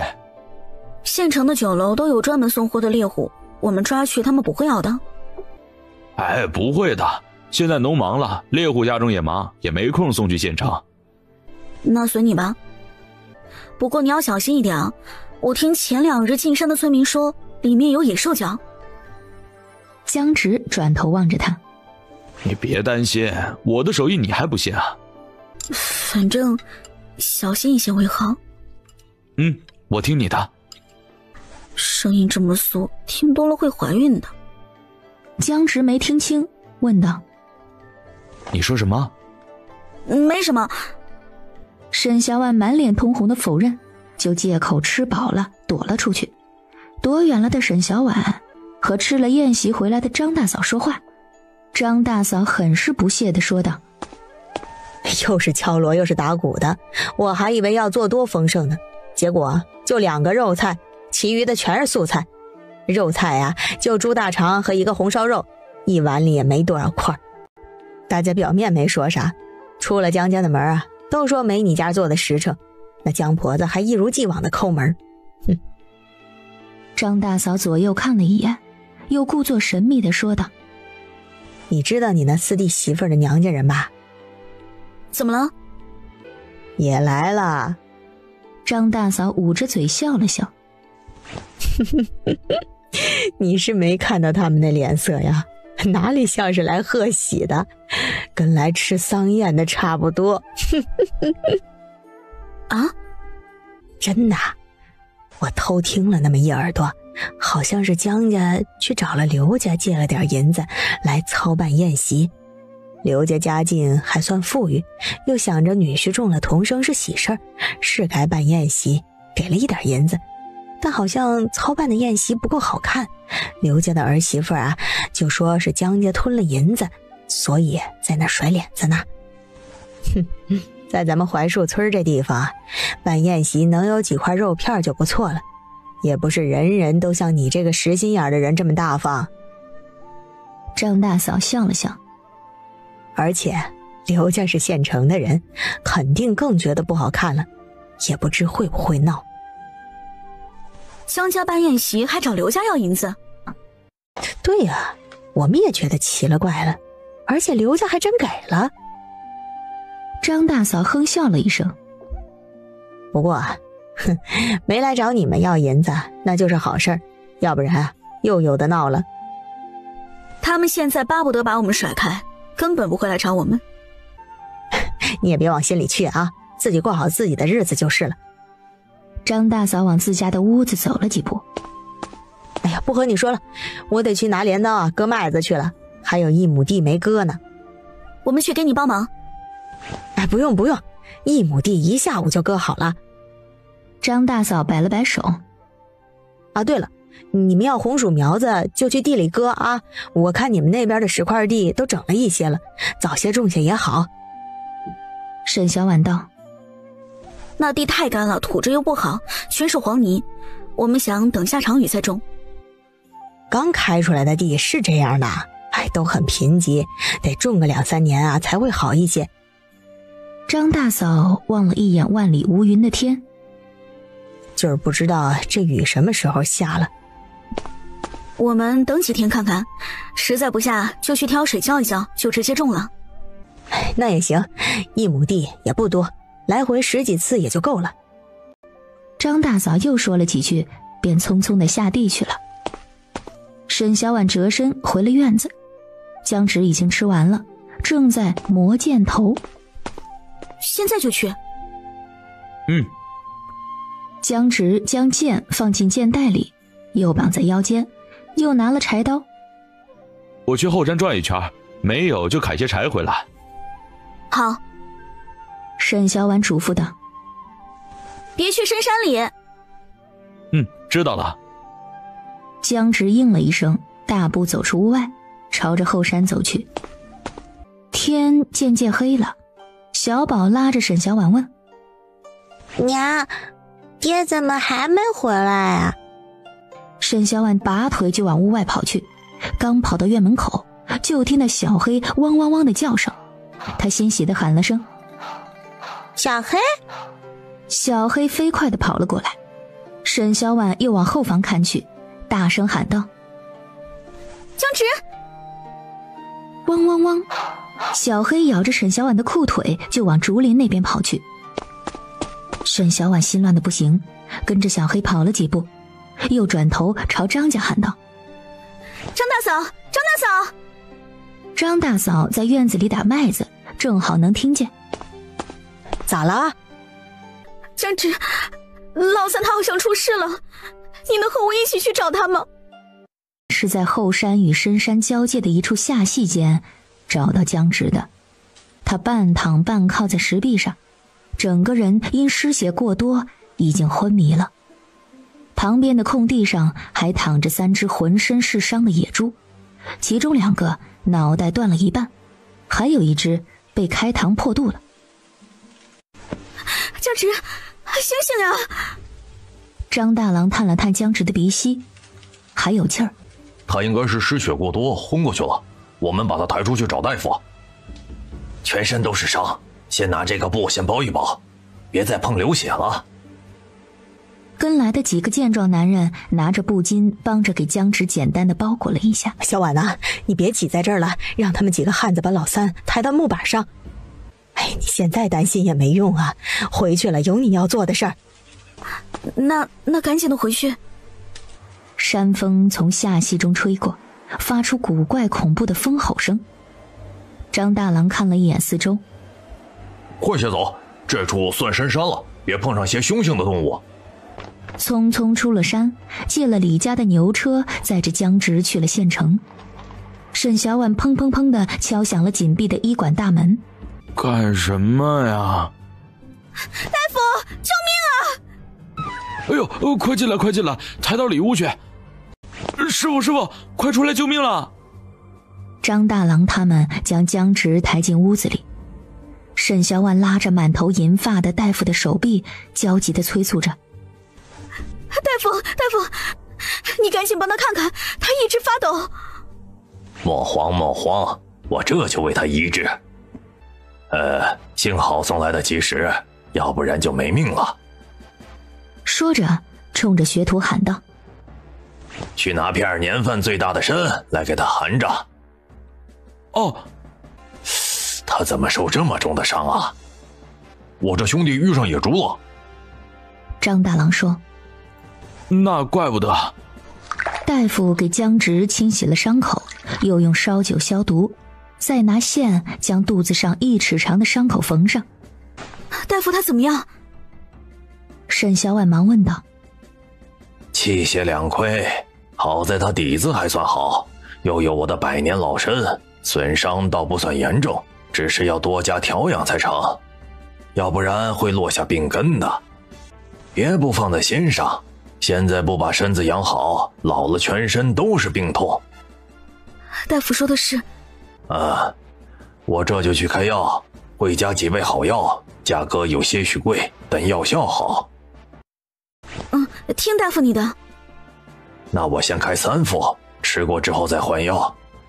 大夫起身往外间的药柜走去，写了方子，又交给学徒抓药，然后同沈小婉说道：“20两银子。”沈小婉摸了摸钱袋，钱袋里只有几百文银子。大夫，我没带够银子，等天亮了回去拿给你了，成不？大夫你放心，我绝对不会赖账的。我和我相公住在槐树村，我要是跑了，你就去那处寻我们。求求你了，大夫！求求你了，大夫！抓药的学徒停下了动作，看向了师傅，等着他的意思。大夫沉吟片刻，朝学徒摆了摆手：“快去熬药，再耽搁人就没命了。”哦。学徒心底不满地嘟囔着，师傅总是心软，难怪赚不到银子。谢谢大夫，谢谢大夫。去守着，半夜可能会烧起来，到时候记得叫我。好的，大夫。小婉，银子可够，出村时你嫂子给了我一点，你拿去先用着。张大郎递了小1两银子给沈小婉，但他没要。张大哥，我还有银子，不用你们给。张大哥，时辰很晚了，我这里有铜板，你拿去和杨大哥先找个地方住下，我在这儿守着。你们别推迟，今天也忙了一整天，你们先去寻个地方歇下，等明儿他醒来了，还得再回家去呢。不用特意找地方，我们随意找个角落就能对付一晚上。村长家的手下不是在县城做工吗？要不我们去那儿凑个一晚上？而且村长家的牛还得找个地方喂点草啊。那就去找手信。这么晚了，过去会不会打扰到他？我们去看看，不行就回来，在医馆外面窝一晚上。张大郎叮嘱了几句，然后就和杨大哥走了。大夫，他烧起来了，现在可该怎么办？哎呀，别急，你赶紧去打些冷水来。沈小婉忙跑去打了冷水，进屋的时候就看到大夫往江直的嘴里喂药。水来了，来给他擦一擦身上，去热。大夫把位置让出来。你一直盯着他，半个时辰之后，若是还未退烧，再来叫我。哎，好。这是伤口感染了吧？应该不是伤口感染，可能是无菌性炎症。和他预想的一样，1个时辰之后，烧渐渐退了，江直紧皱的眉心也渐渐平了。见他人还没醒，沈小婉又往医馆外走去。你媳妇待你可真好，守了你一整夜。江直往四周望了望，学徒立马又说道：他刚出门去了，才出去不到盏茶的功夫，估摸是去吃早饭去了。药已经好了，你先喝药啊。沈小婉进屋的时候，江直端着汤药一饮而尽。醒了。江直望着进来的妻子，眼底多了一抹柔和。你回来了呀？饿了吧？我端了点稀粥回来。你受了伤，我就没叫老板给你添酸菜，你先将就着吃，等回去了，我再给你做些不会导致伤口化脓的菜，小心烫。那这有馒头。两人没有再多说话，安静地吃完了早饭。沈小婉又端了水给江直洗脸。你觉得怎么样？伤口疼。你忍一忍，过几日就不疼了。听着妻子哄儿子似的口气，江直眉心抽了一下。医馆的人说你守了我一整夜啊。沈小婉抿了下嘴巴，不想承认。我睡了一会儿。江直笑了下。谢谢媳妇儿。谁是你媳妇儿啊？怎么不是啊？张大郎他们大步走了进来。哎，老三，你醒了？沈小婉低着头飞快地走了出去。你们先聊，我过去还碗筷。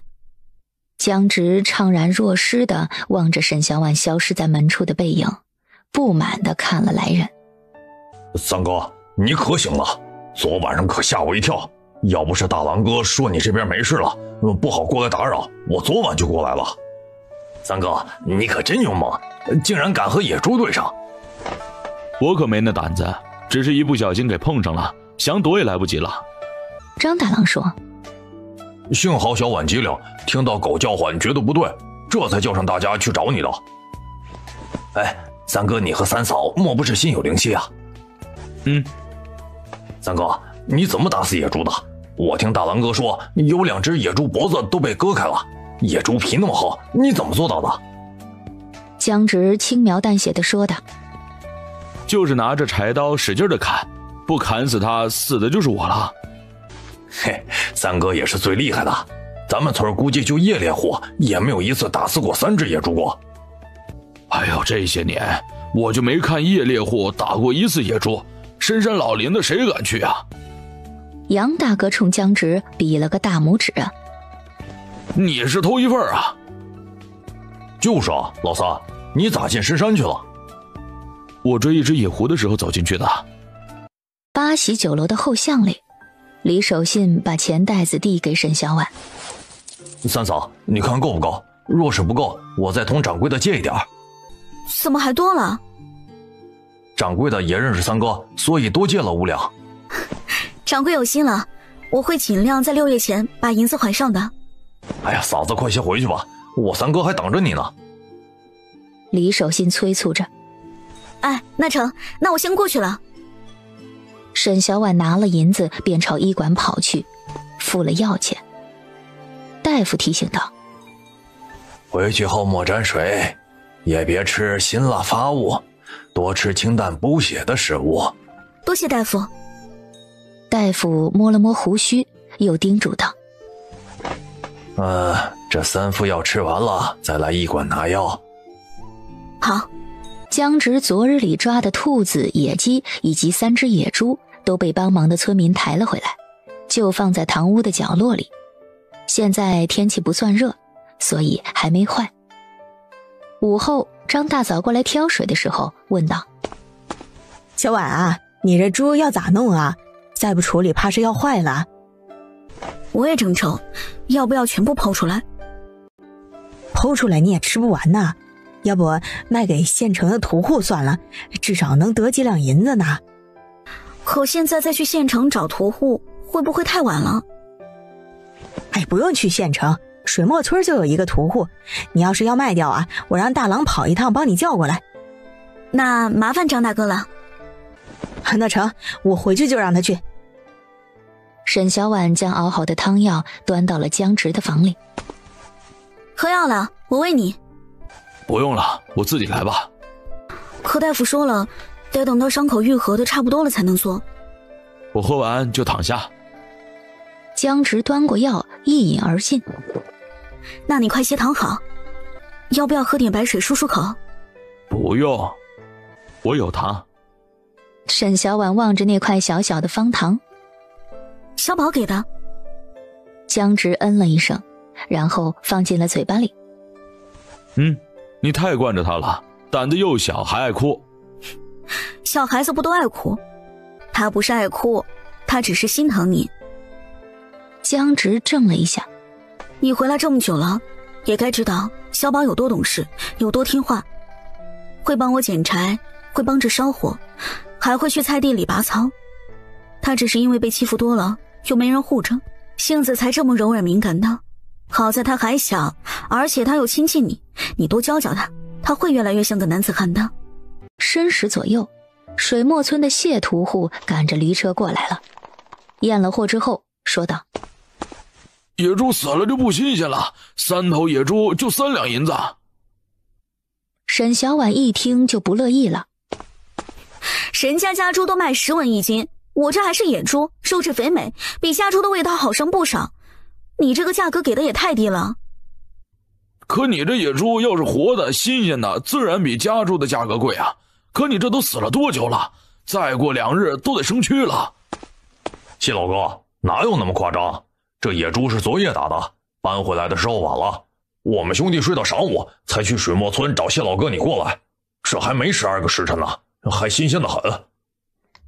张大郎拍了拍谢屠户的肩膀。你看看这价格能不能再添添？再添我就得亏本了。沈小婉撇了撇嘴。这样行不行？就按家猪的价格给，我把这10几只兔子和山鸡一并给你。小婉，你这也太亏了。如果这个价格你还不愿意的话，那就算了。说着转身朝张大郎说道：张大哥，你也会杀猪，要不帮我把这猪都收拾出来？张大郎点头，就要去拿工具。我同意了，就按10文的价格吧。沈小婉喝了一声，指着被开膛破肚了的野猪说道：你要也行，但得帮我们把这头猪收拾出来。啥？你这头不卖啊？我又没说要全卖掉。沈小婉嘴角勾了勾。谢屠户，你要吗？要的话，我让张大哥他们帮着你称一称。张大嫂也附和着。就是啊，你要是不要，我们可全自己收拾了啊。可这样我会亏本的，这价格这……我听说县城里野味的价格比普通猪肉贵1半，你确定你不要？你这又拿回去就能赚不少，但好歹也给我们一条活路，是不是？行，称重吧。2只加起来413斤。沈小婉大气地说道。少你3斤算整数，410斤，4两100文。等谢屠户走后，沈小婉朝张大郎和杨大哥几人鞠了个躬。昨晚上谢谢几位大哥了，现下江直还在养伤，我暂时就不请大家吃饭了。张大哥、张大嫂，谢谢你们了，这块肉你们拿回去吃。张大嫂掂了掂猪肉，足有10几斤。哎呀，这么多，你快留着自己吃吧。这么多肉咋吃得完？嫂子，你们拿回去，别和我们客气。沈小婉又拿了几块猪肉递给在场的其他人。昨夜真的谢谢杨大哥你们了，等他好了再请你们喝酒。转眼到了3月底，江直的伤已经全好了，身体原本的亏损也因为沈小婉一直不停地给他补而好了许多。老三最近长胖了，小宝也是，还长高了些。小宝是长了一点。沈小婉搬了张板凳给张大嫂坐。嫂子，你们家的稻苗都插好了？昨晚上插好的，要不然今天哪有功夫过来坐一坐呀？张大嫂手里吃着去年留下的南瓜籽儿，还分了几颗给沈小婉。我专门把这南瓜籽炒了的，味道香。沈小婉尝了一颗，是挺香的。今年种了不少南瓜，又能存下不少南瓜籽儿。我种了些葵花籽儿，等成熟了，嫂子拿些过去炒着吃。我看着长得挺好的。还行吧，但是最近有些缺水，隔2天又端点洗脚水去淋一淋。就是。哎呀，这老天也不知道啥时候才下雨，再这样下去，咱们田里的水都要干了。好在是种下来，要不然可不知道该咋办了。沈小婉倒是没啥担忧的，家里打的水井很深，里面的水还很足。张大嫂叹了口气，现下我倒是不担心，就是怕一直不下雨，到时候地里没水，欠收不说，连我们自个儿吃水用水都是问题。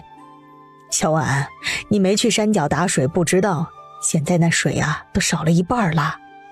这么严重？是啊，前几个月一日挑了几桶水之后啊，第2天水位又回升满了，可是现在啊，能回升1半就不错了。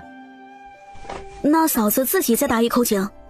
打水要费不少银子，而且大丫他爹今天又去县城做工去了，怎么也得等他回来了再做决定啊。那张大哥什么时候回来啊？怎么也得4月下旬了吧。那太晚了，到时候再打也来不及了。嫂子，还是趁着现在还不是很热的时候，趁早打一口井，多存些井水，以防万一。沈小婉劝道。反正以后家里是要用水的，自己打一口也方便，不用天天去山脚挑水。张大嫂有些心动。可得花不少银子呢，叶家打一口井啊就花了6两银子。自己挖井就不用花银子了，我们家就是自己挖的。沈小婉将放在柜子夹缝里的小木盒拿了出来，除开地契房契以外，只有5两银子了，还欠了25两银子的外债，真是够缺钱的，还是要想想其他法子赚点银子才是。他以前的专业就是服装设计。说干就干，沈小婉找了几张质量较差的黄纸出来，画起了设计图。你这画的什么呀？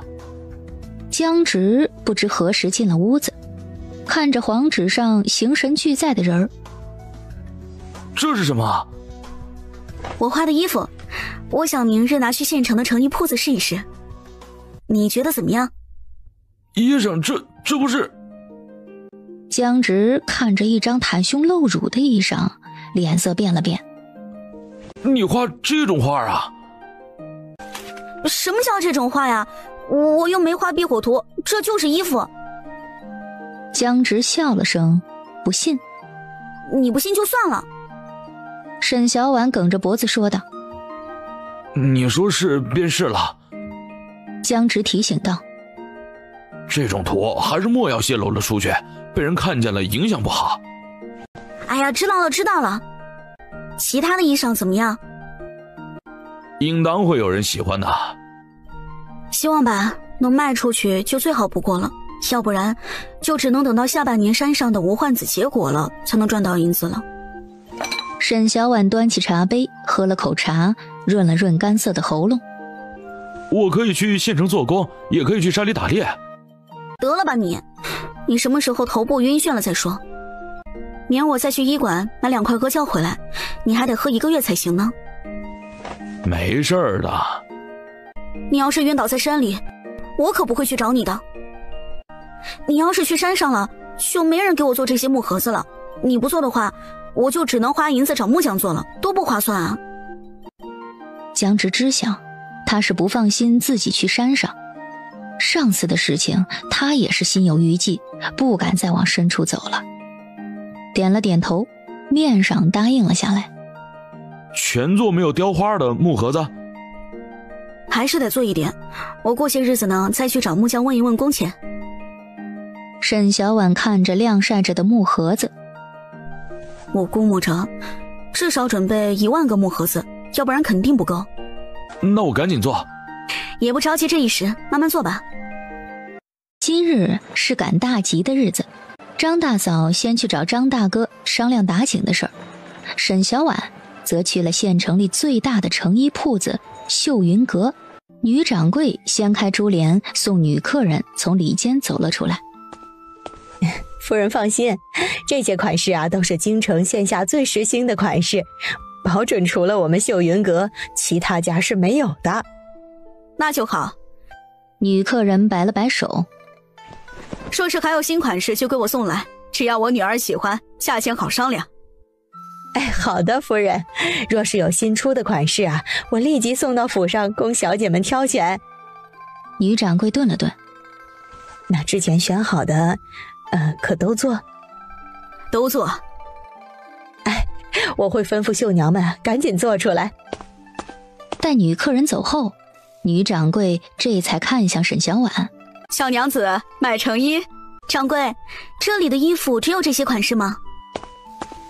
这些啊都比较普通的，我们有自己的图册，都是京城最流行的款式。小娘子若是想做衣服，可以随我进里间去挑选款式。我不是来做衣服的，我这里呢有些服饰款式，掌柜的有没有兴趣看一看？我们店里有专门的师傅做这些。那真是可惜了，那打扰了。说着就要离开。哎，请等一下。女掌柜已经看到了图纸上的衣裙，裙摆繁复，极为富贵。我能看一看吗？这……沈小婉一脸为难。若是被掌柜看了，我还想卖给其他家。我买了。女掌柜当机立断地说道。我先看看图，咱们价钱好商量。掌柜你看看吧。女掌柜飞快地看着图纸。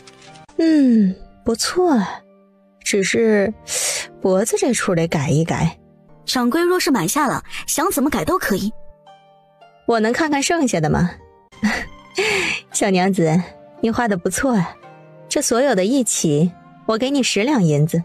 掌柜的莫要开玩笑，可否说个诚心价？这件在西山县已经是高价了。掌柜既然不诚心，那咱们这生意还是算了为好。哎，小娘子莫急啊，我们可以再谈嘛。我也不要高价，10两一张的图纸，一共17张，就是170两，一次性买断。沈小婉顿了顿。至于掌柜你们做多少套，卖给谁，我都不会管的。女掌柜有些为难，这些图样的确值得10两银子。小娘子的图我很是喜欢，只是这价格实在是过高了。若是1、2两一张，我咬牙也是收下了。掌柜的，你们这里的一件衣裳便是好几两银子，更不要说掌柜你们可以拿去府城贩卖了。像我画出的这种新颖款式，说是拿到京城等地，肯定也是备受追捧的。一张图纸只是10两，还不抵一套成衣的价格。掌柜的，我说的可是？小娘子的图样我收下了。掌柜果然慧眼如炬。小娘子在这里稍等片刻，我去后堂取银子。小娘子啊。女掌柜匆匆拿着一叠宣纸和笔墨出来了。小娘子的图纸我们东家看了，很是满意。多谢你们东家赏识了。女掌柜拿着一张开胸衫说道：我们东家线下有一笔生意，需要这种图纸上的衣裳，小娘子可有这类的图纸啊？若是有，我们东家便都买下，价格嘛好商量。沈小婉一脸不可置信地看着女掌柜，这种袒胸的衣服拿来做什么？你们东家是男是女？女掌柜一脸尴尬。小娘子若是有图，只管画给我便是了，越奢越好，越好。沈小婉见女掌柜不愿多说，尴尬地笑笑，提笔就开始画图，很快就画出了几套风格各异却都是露酥胸的裙装。掌柜，你看看这么多可够了？应当是够了。女掌柜将晾干了笔墨的图纸收好，又往后堂送去了。不一会儿，她就捧着个小木盒出来。一共300两，多出的几十两是东家给小娘子的谢礼，250两银票，50两银子，小娘子数一数。小娘子若是还有图纸，也可以送到我们秀云阁来。好的。出了秀云阁，沈小婉先去八喜酒楼把银子还了，然后就去寻了张大嫂买了些东西，便归家去了。沈小婉将南瓜尖儿整整齐齐地放到菜篮子里，足足满满一篮子，十分嫩绿，一下子也吃不完，便分了一半给张大嫂。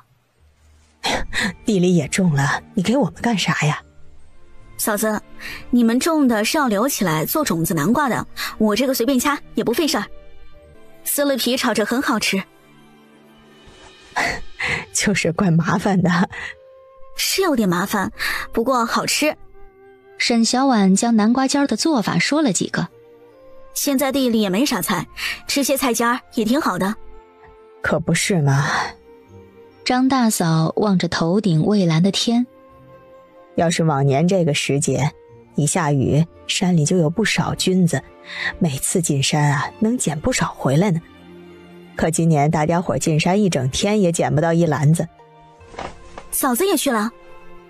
沈小婉这些天看到不少人进山去。张大嫂说道：大丫前儿和村里的女人们去了一次，往深处走了好远都没捡到多少，还听到了野兽的叫声，哎呦，吓得我都不敢让他再去了。沈小婉讶异：野兽？不知道是不是，反正是深山里传来的。哎，你说这是不是天旱了？深山里的野兽也没东西吃了，要出来吃人啦。嫂子，这还没到最旱的时候，兴许过些日子就好了。哎，希望吧。咱们这靠山都缺水了，也不知外间的地咋样了。沈小婉提着菜篮子匆匆跑回家，拿了一张50两的银票出来。我听张大嫂这么说了之后，心里就慌得不行。我觉得我们还是多买些粮食存在家里为好。如果真的一直不下雨，就算地里没收成，我们也不用愁。村里的老人们也没说呀。不管说没说，我认为我们还是要多买一些粮食回来放着。我们家里本来就是靠买粮过日子的，多买一些少买一些都一样，而且多买一些说不定还能便宜一点。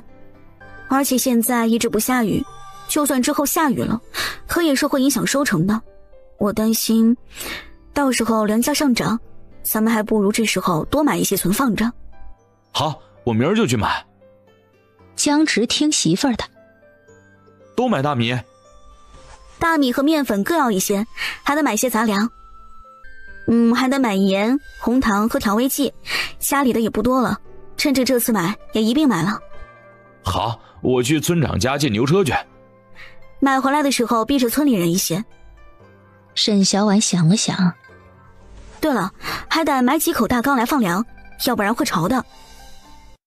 沈小婉买粮的事情做得很隐秘，没有任何人知道。现下所有人的注意力都放在江家，因为江长远从府城回来了。长远这一路回来辛苦了吧？长远啊，府城那边可比我们西山县大吧？长远啊，你整个人看起来都不一样了。刘三娘奉承着江长远，挑着好听的话说着。哪里不一样了呀？江长远抬了抬眼皮，有些兴致。刘三娘捂嘴一笑。我又不识字儿，也说不出来，反正就是不一样了。像城里的有钱人家的读书人。长远，我听你娘说你去府城考秀才去了，已经考完了，可中了。对呀，哎呀，报喜的人啥时候来呀？是挑选个好日子来报喜啊？哪有那么快呀？这才刚考完，若是中了来报喜，怎么也得4月下旬了。三婶说的对，刘三娘，你着什么急啊？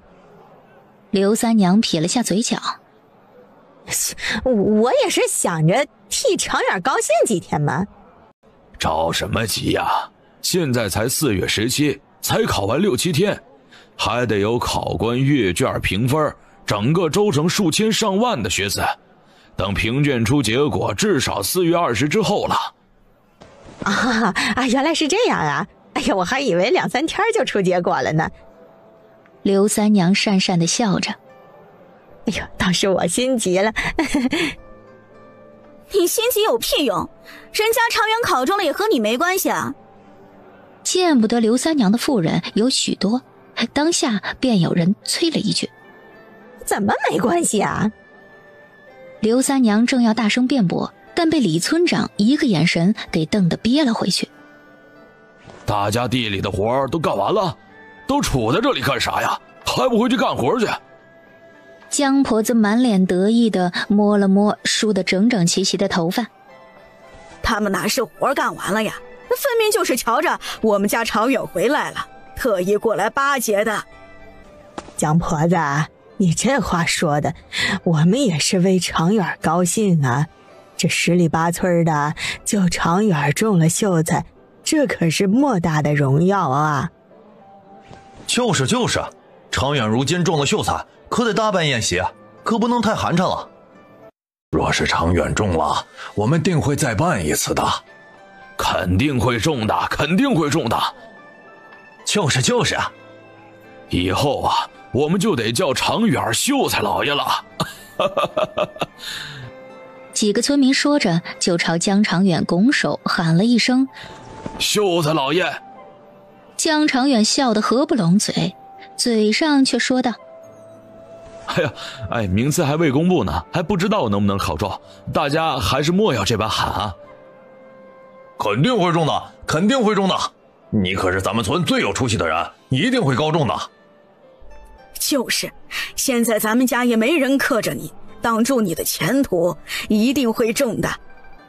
到时候啊，让那些养不熟的白眼狼好好看一看，没有他们挡着，咱家长远越来越有出息了。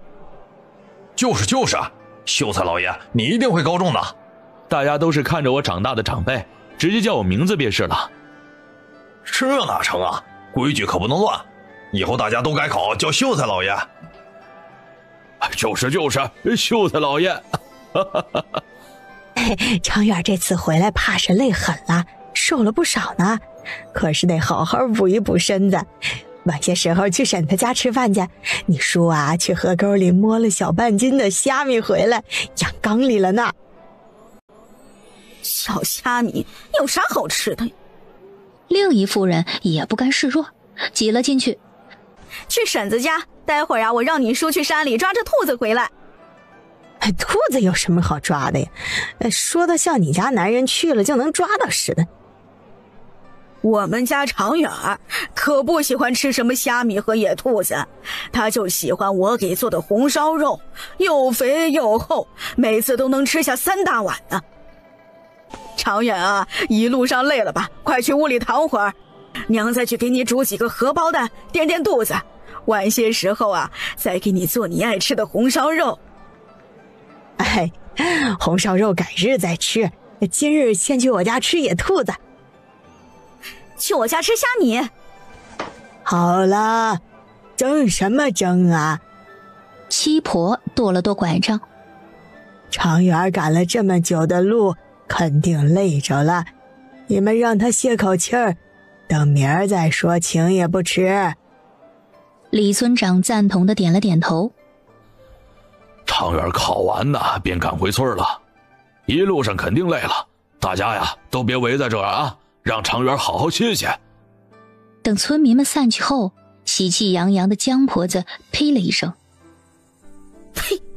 咱们常远可是中了秀才的人，能睡李家那把长大的破房子，吃点破鱼虾，真把自己当盘菜了。”就是，以后常远大鱼大肉还能少吃啊，稀罕他那么点玩意儿。哼！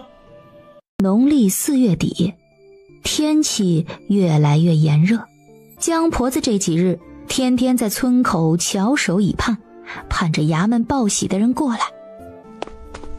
这些人竟敢说常远落榜了，没考中，我看他们才考不中呢，都是妒忌我家常远，全都是黑心肝。谁说的？江老头问。还有谁呀？村里头那些长舌妇呗，前些天还秀才娘长秀才娘短的喊，这2天见一直没信儿，就变成江婆子了。我呸！等过几天有消息了，我非得好好教训教训他们不可。别是衙门的人把住址弄混了。哎呀，怎么这都快5月了，还未前人来报喜？要不要去衙门问一问啊？明儿30正好赶大集，我们去衙门问一问。也好，早些问清楚也好。江婆子骂了一圈，嗓子早就干得冒烟了。从茶壶里倒了1碗水喝掉之后，还想倒第2碗，结果没倒出来，转头就朝江铁柱的房间骂道：“怎么娶了你这么个懒婆娘？没开水了也不知道烧一壶。小月，赶紧的烧水，和你娘一样懒。”翠花带着栓子他们回亲家家去了。江婆子这才想起来，前几日被他撵走了。江铁柱从屋里出来：“娘，有吃的没啊？我还没吃早饭呢。”“吃，就知道吃，没人煮。”“娘，你非要把翠花撵回娘家，现在好了吧？连个做饭的人都没有了。”“那种婆娘留来干啥呀？你怎么这么蠢呀？我怎么生出你这种儿子？你媳妇儿拿捏住，连娘都不认了。这种媳妇儿拿来做什么？休了她，以后让常远给你寻个孝顺听话的。”江婆子说道。“听娘的，这种搅屎官不能要。以后常远发达了，给你寻个赚钱的营生，做个富老爷，你想娶多少就娶多少。”“娘，翠花是栓子的娘。”江婆子一脸的不在意。“那又怎样？翠花就是个破烂户家的闺女，哪里配得上咱们家人？以后常远发达了，替你娶个10个8个城里的小姐，到时候啊，你还愁没儿子？”在屋子里给孩子做小衣的刘秀香听得不高兴了，转头和江常远念叨：“相公，咱们还没过上好日子呢，娘怎么就净往外许诺好处了？”“娘，老大要娶谁娶谁去，关我什么事儿啊？我又不是他爹，凭啥帮他娶媳妇儿啊？”“老四，我们供你读书，你就是这样报答我们的？这娘给的银子又不是你给的，你一天到晚就只知道偷懒，能赚几个钱啊？老四，你他妈说这话有没有良心啊？”江铁柱气得头上都冒火了，气冲冲的就要冲到江常远的厢房去，但被江婆子给拦住了。“哎，老大，老四可是你弟弟，是秀才老爷，以后你可得仰仗着他。江长远从屋里走出来，大哥，听娘的！哼！江铁柱推开江婆子就朝外走了。江婆子追问：你怎么和你娘顶嘴啊？哎，你去哪儿啊？我看我儿子去。江婆子拉着江老头：老头子，老大爷是个没良心的，我这可都是为了他好呀。他竟然为了个媳妇儿和老娘闹脾气，真是没天理了。江老头厌烦地拨开江婆子的手：你别闹得太难看。我闹什么了呀？我要不是我听到那些话，还不知道他在背后那么骂我呢。我自认做婆婆算是好的了，从来不随便打骂人。整个槐树村哪家的老婆子有我这么好说话的？要不是他跟杨氏闹得太难看，我能撵他走？江婆子呸了一声，脸大的说道：咱们家是什么人家，也算是书香门第，哎，对，书香门第之家了。他这般不孝，还和其他人厮打成一团，虽说是为了咱们家老大，可也太难看了。那别闹得太过了，过2日就接回来，总住在亲家家里像什么样子啊？他多大的脸呀，还要人去接回来，他爱住多久住多久。江老头看了一眼小儿子紧闭的房门，嘴巴张了张，但最后还是没吭声。院子里暂时安静了。清早的西山县很热闹，从书铺出来，沈小婉牵着蹦蹦跳跳的小宝去巴西酒楼。走到一半的时候，小宝拉着他的袖子：娘，你看。什么？沈小婉看着他：怎么了？小宝指着街对面的2个人：是坏人。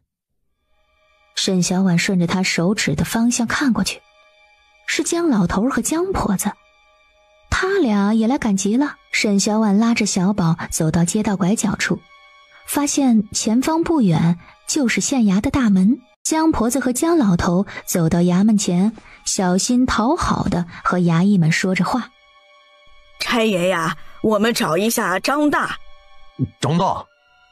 衙役看了这2个乡下人一眼：你是我们张大哥的什么人？啊，我们是他妹婿的爹娘，找他有点事儿，麻烦差爷帮我们叫一声。衙役点了点头。哦，等一下。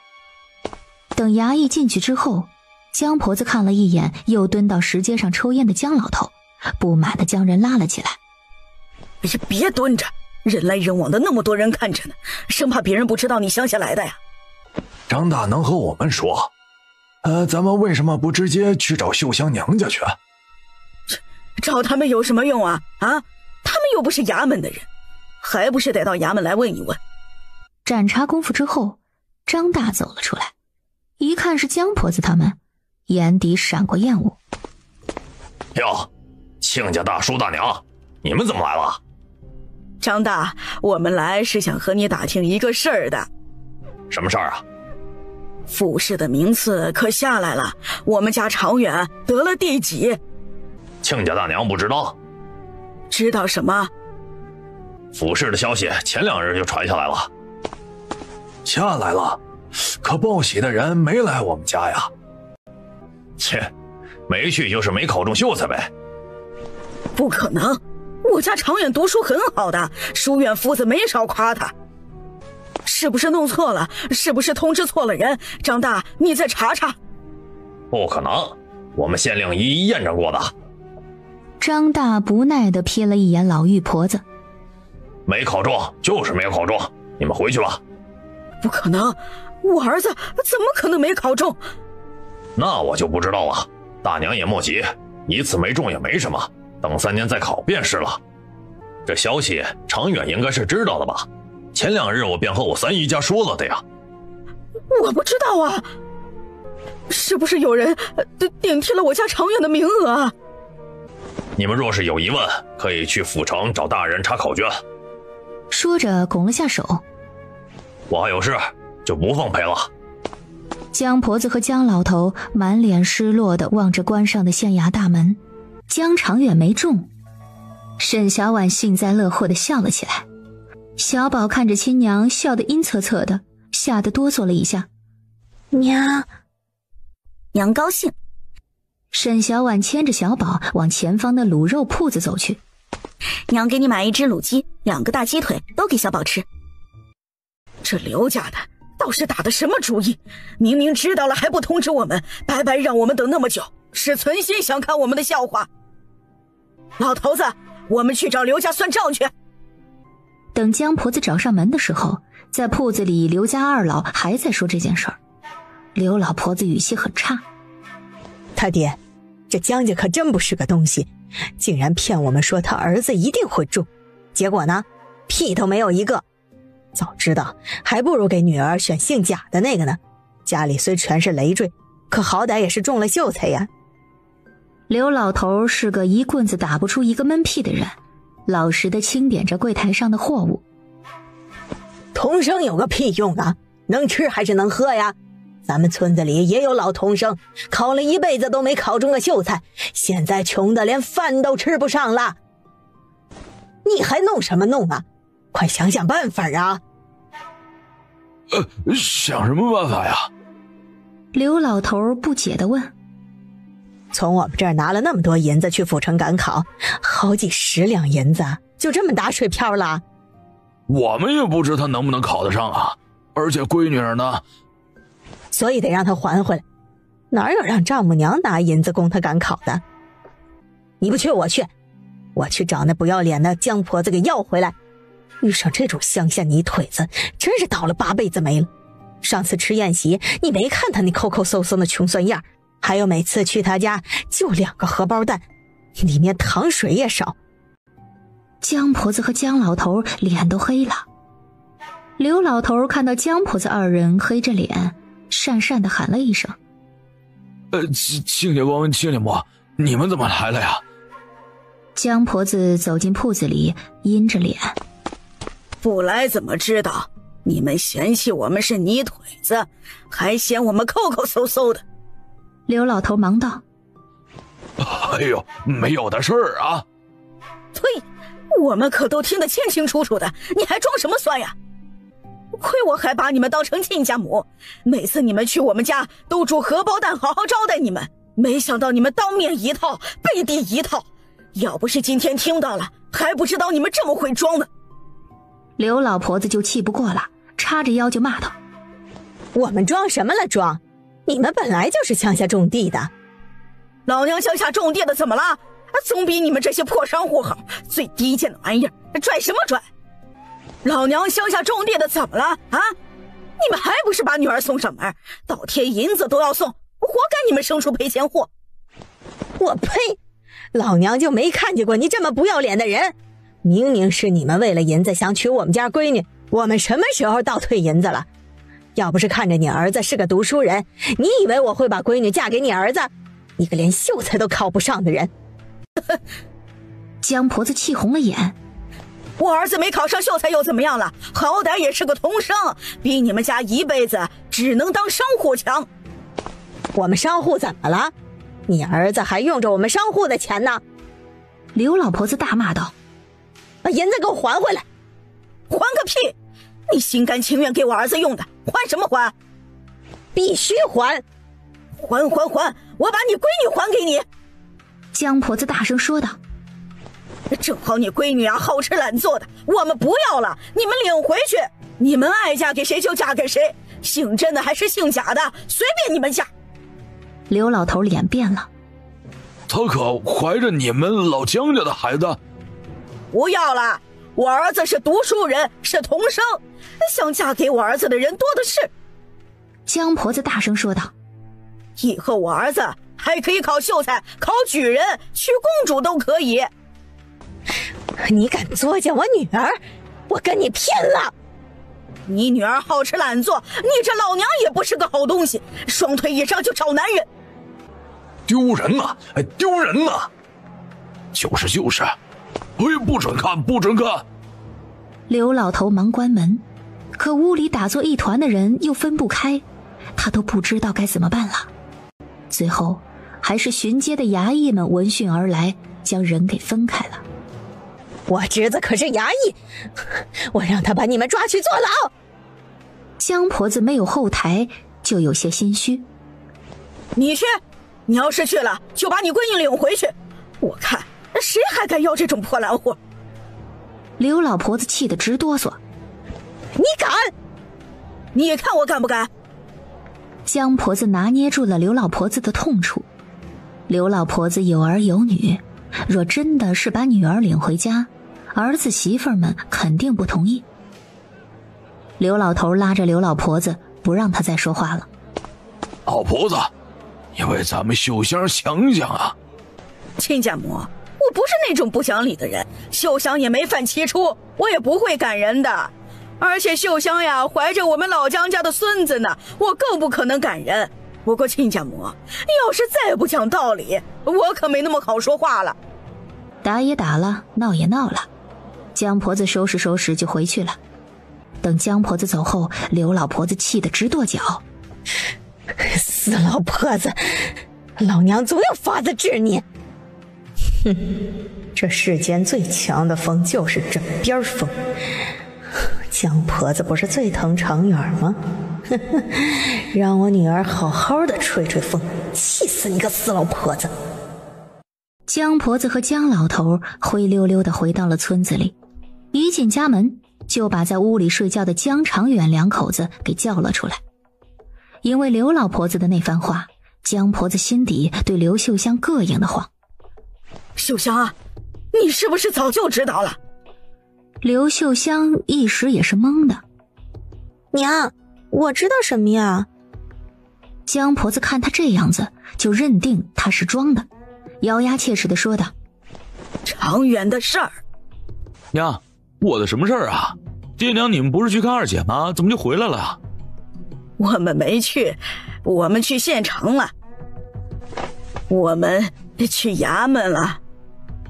江长远愣了愣。啊？去县衙做什么？问一问你的事儿。我中了没啊？江长远忙问。娘，你快说呀，我中了没啊？秀香，你都知道了，怎么不和我们大家说呢？啊，还让我们白跑一趟，你存的是什么心思？怎么回事？刘秀香摇头。我不知道。你不知道？你娘他们都知道，你会不知道？你们是不是想看我们江家丢脸呀？江婆子全推给了刘家。长远，他们刘家心思可歹毒了，知道你没中，却不和我们说。若不是今天我们去了，还不知道他们竟然打了这种心思呢。他们看你没中啊，就想把银子给要回去，我可没同意。那谁中了？咱们西山县都谁中了？我不记得，好像有个什么姓贾什么的。怎么会这样？他怎么会中了呢？他怎么可能中呢？相公，没事的，这次没中，下次再考就是了。刘秀香上前劝道，但刚靠近就被江长远给推开了，恼羞成怒地质问道：你都知道了，你知道怎么不说呢？亏我还在家等着，你们刘家是不是就想看我的笑话啊？刘秀香被推得退了好几步，才勉强站稳，一脸不可置信地看着这个男人。你推我？我肚子里可还怀着你儿子呢！你没中就没中了，冲我发什么脾气啊？我又不知道你们中没中，难道是我让你不中的呀？你怎么不知道啊？前几日你还回了娘家。江婆子认定了刘秀香知道这事儿。我回去拿料子给孩子做衣服，根本就不知道这事儿。谁知道你说的是真的假的？你和你娘一样，都不是个好的，嫌弃我们是乡下泥腿子，看不起，你就回你娘家去呀！我们家容不下你这尊大佛。你是不是也是这么想的？江长远脑子里根本不清明。你们刘家就是等着看我的笑话，我考不中你们就这么高兴吗？就因为我们是乡下泥腿子。江长远，你还是不是个男人？我们刘家什么时候看你笑话了？你自己没考中，怪我们刘家什么事儿？我们难道还会盼着你考不中啊？你们刘家，你别忘了你是谁，你是江刘氏，是我媳妇儿。刘秀香气得直哭。你还凶我？你以前可不是这样的。哭着哭着就捂着肚子。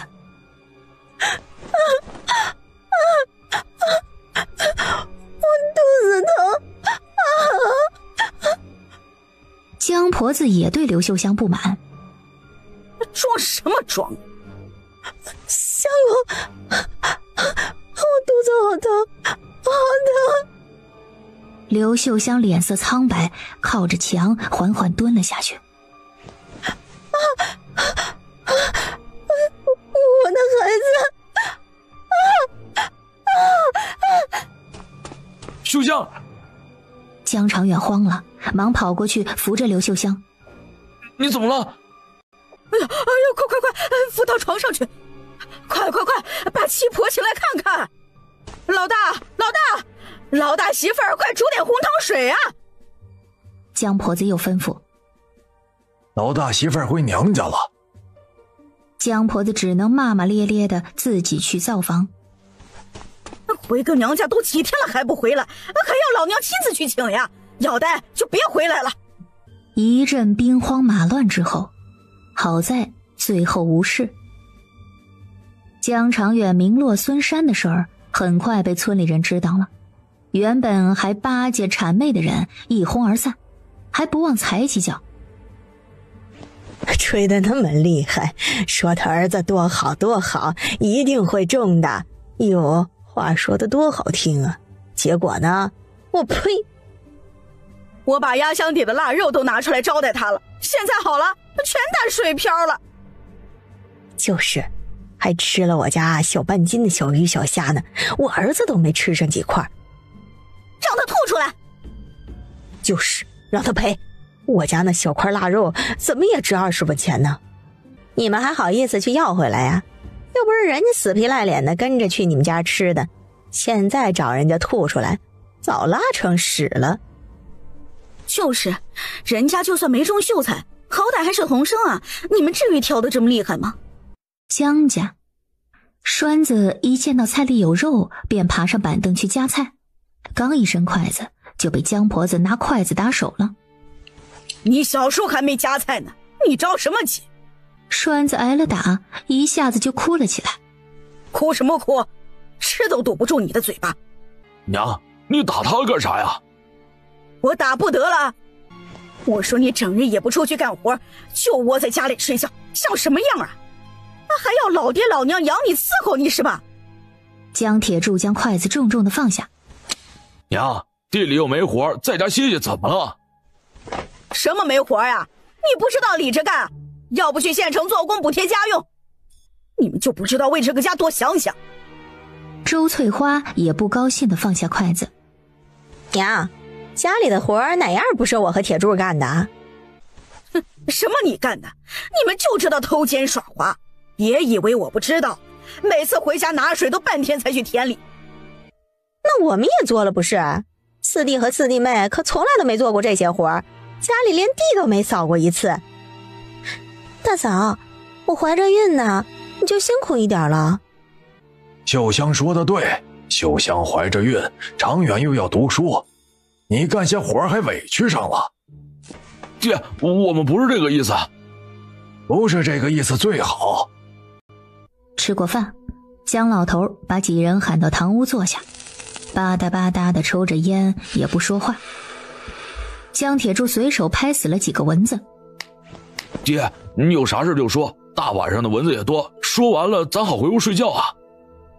江老头重重地吸了一口烟，半晌才说道：这几日我和你们娘想过了，也和长远商量过了，让长远再去书院念几年，再考一回。长远能考中童生，说明功底肯定不错，这次没中也是时运不好，下次一定会中的。那若是没中呢？不可能，我一定会中的。你会不会说话呀？不会说话就闭嘴。江铁柱拉了拉媳妇儿，不让他开口。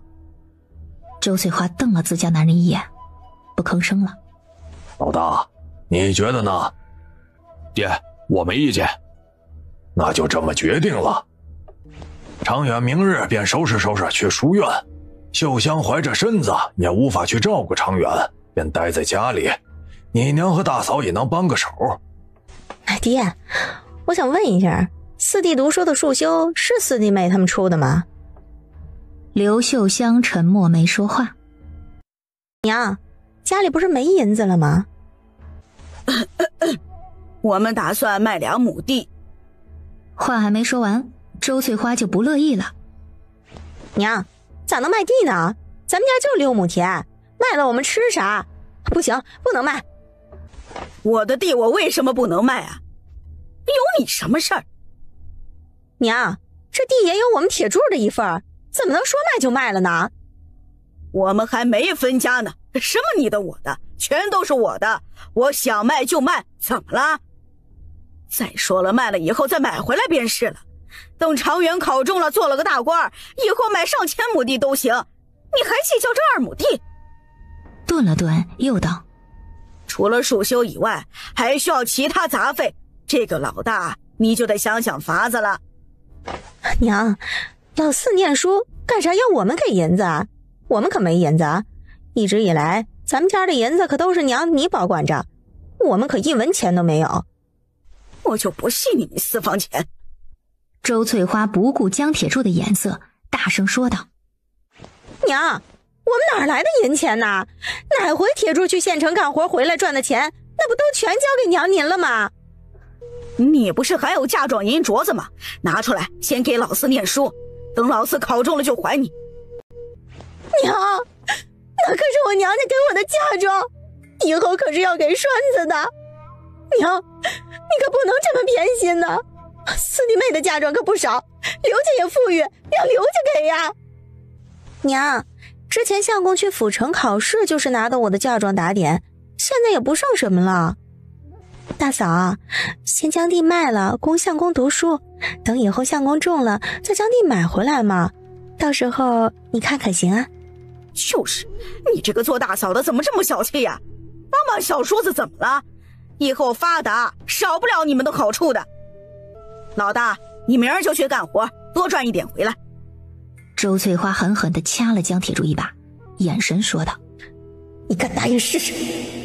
转头又和江婆子说道：娘，要我说老四读了这么些年书了，该学的也都学了，这次考不中便算了，就在村里开个学堂补贴家用就好了。大哥大嫂供你读了那么多年的书了，实在是供不起了呀。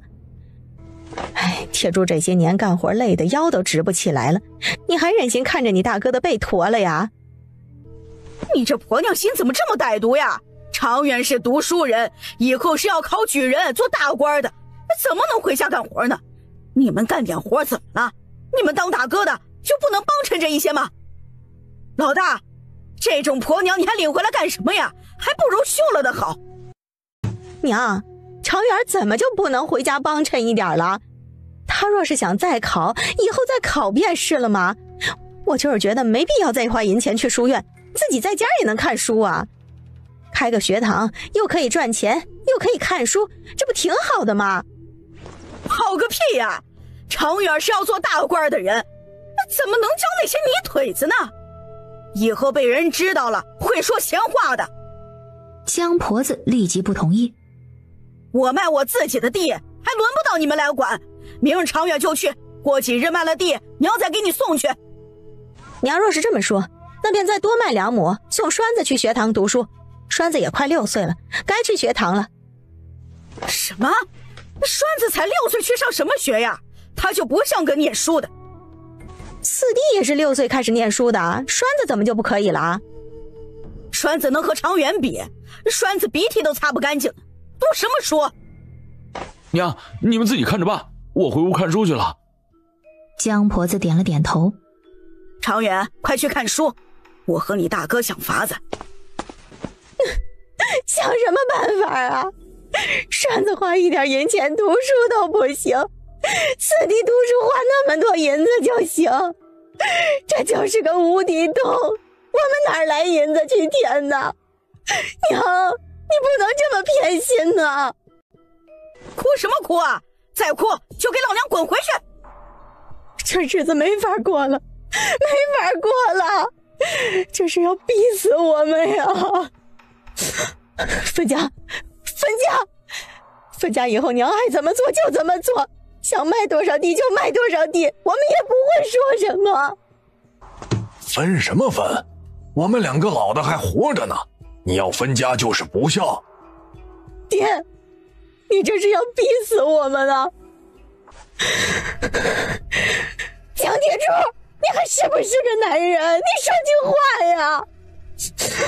你要是不分，那我就带着儿子闺女回娘家，你一个人跟他们卖命去吧，让他们吸你的血。江铁柱蹲在地上，抬手敲了敲脑袋。爹，我们供不起了。你也是这么想的？江婆子跑过去，对着江铁柱拳打脚踢的。你这个没良心的东西，被女儿怂恿几句就要分家，老四可是你弟弟，他以后有出息了不会忘记你的呀。他连你女儿都要卖，怎么可能还会记得你？呸！他一直锁在屋里不出来，就等着你放血割肉养他呢。你要是真同意了，我们就和离。你这个贱人，都是你这个贱人！老娘好好的儿子被你给带坏了。江婆子又和周翠花厮打成一团。住手！住手！不嫌丢人！爹，你这是要逼死我们呀！江老头看着哭声一片的院子，吸了一口旱烟。怎么会这样了呢？江家最后有没有分成家，外人并不清楚。说到这事儿的时候，张大嫂意有所指地说道：江家家底儿还挺丰厚。沈小婉明白是什么意思，笑笑没说话。线下，沈小婉最重要的事儿就是管理山里的那片无患子林。时间过得很快，转眼便到了6月，天气也越来越炎热。午后的槐树村都被酷热笼罩着，像进入了一个大蒸锅似的，走2步就会汗流浃背。江直提着一尾鱼从外面走了进来。我从水潭里抓回来的，大伙儿都抓了鱼，几乎去了的每户人家都拿到了1条。睡醒了？太热了，睡不着。怎么线下就回来了？小河沟通水了吗？差不多弄好了，水已经接到小河沟里了。沈小婉点了下头。那就好，村民们就不用担心地里没水了。水潭里的水也坚持不了多久。江直顿了顿。村长还想找其他的水源。山里还有吗？没有那么大的水潭了。江直顿了一下。深山里可能有。就算有，也解不了村里的问题。沈小婉说道。江直揉了揉眉心。我看好些稻子都黄了。不是硕果累累的黄了，而是还未长成，叶子就先黄了。如果继续缺水，那今年肯定会颗粒无收的。槐树村都这样了，那外面的村子岂不是？莫担心，就算旱了，朝廷也会赈灾，不会不管的。真的？外间是个什么事的？边界不太安稳，其他的都还好。那鱼放久了怕是会臭，我先收拾出来吧。山上的树已经结果子了，但结的不多，也不知道是不是因为干旱不下雨的原因。那我挑些水去山上浇一遍。太麻烦了，就这般吧。再过些日子，山上的无患子就能摘了，趁着天气炎热，正好晾晒，好存放起来。江直自然是应的。做好了卖给谁家呀？还不知道。沈小婉抿了下唇。云凤楼的掌柜寻了我说了香姨子的生意，倒是给了个好价，可我这心底有些不舒坦。实在不行，便还是和云凤楼做生意，只不过这合作的方式得变一变。不急，我可以去荆州寻些门路。去府城寻门路，你在府城认识人吗？不认识，不过去寻一寻也可以啊。去府城能行吗？在西山县，咱们好歹熟悉一点。香姨子好，府城喜欢的人很多，应该很好卖的。那等做出来了再说也不迟，线下还早呢。好。江直也知线下说这些还为时尚早。你想去吗？沈小婉偏过头望着他。去哪儿？去府城。沈小婉想了想，等天冷的时候就去，线下这么热，我还是待在家里为好。第一声鸡鸣响起的时候，东方渐亮。村子中央的水井处，江婆子看着水花往外溅，心里可心疼了。哎，莫洒了，莫洒了！哎呦，放心吧，婶儿，我力气大着呢，不会洒的。李老大将水倒进大娘的水桶里，装了个半满，便让下一位过来。江婆子没有挪开。手艺呀，你给我多打一点。李老大还没说话，排在后边的村民们便不同意了。江婆子，井里没啥水了，你还想多打一点？打完了我们还有水吃啊。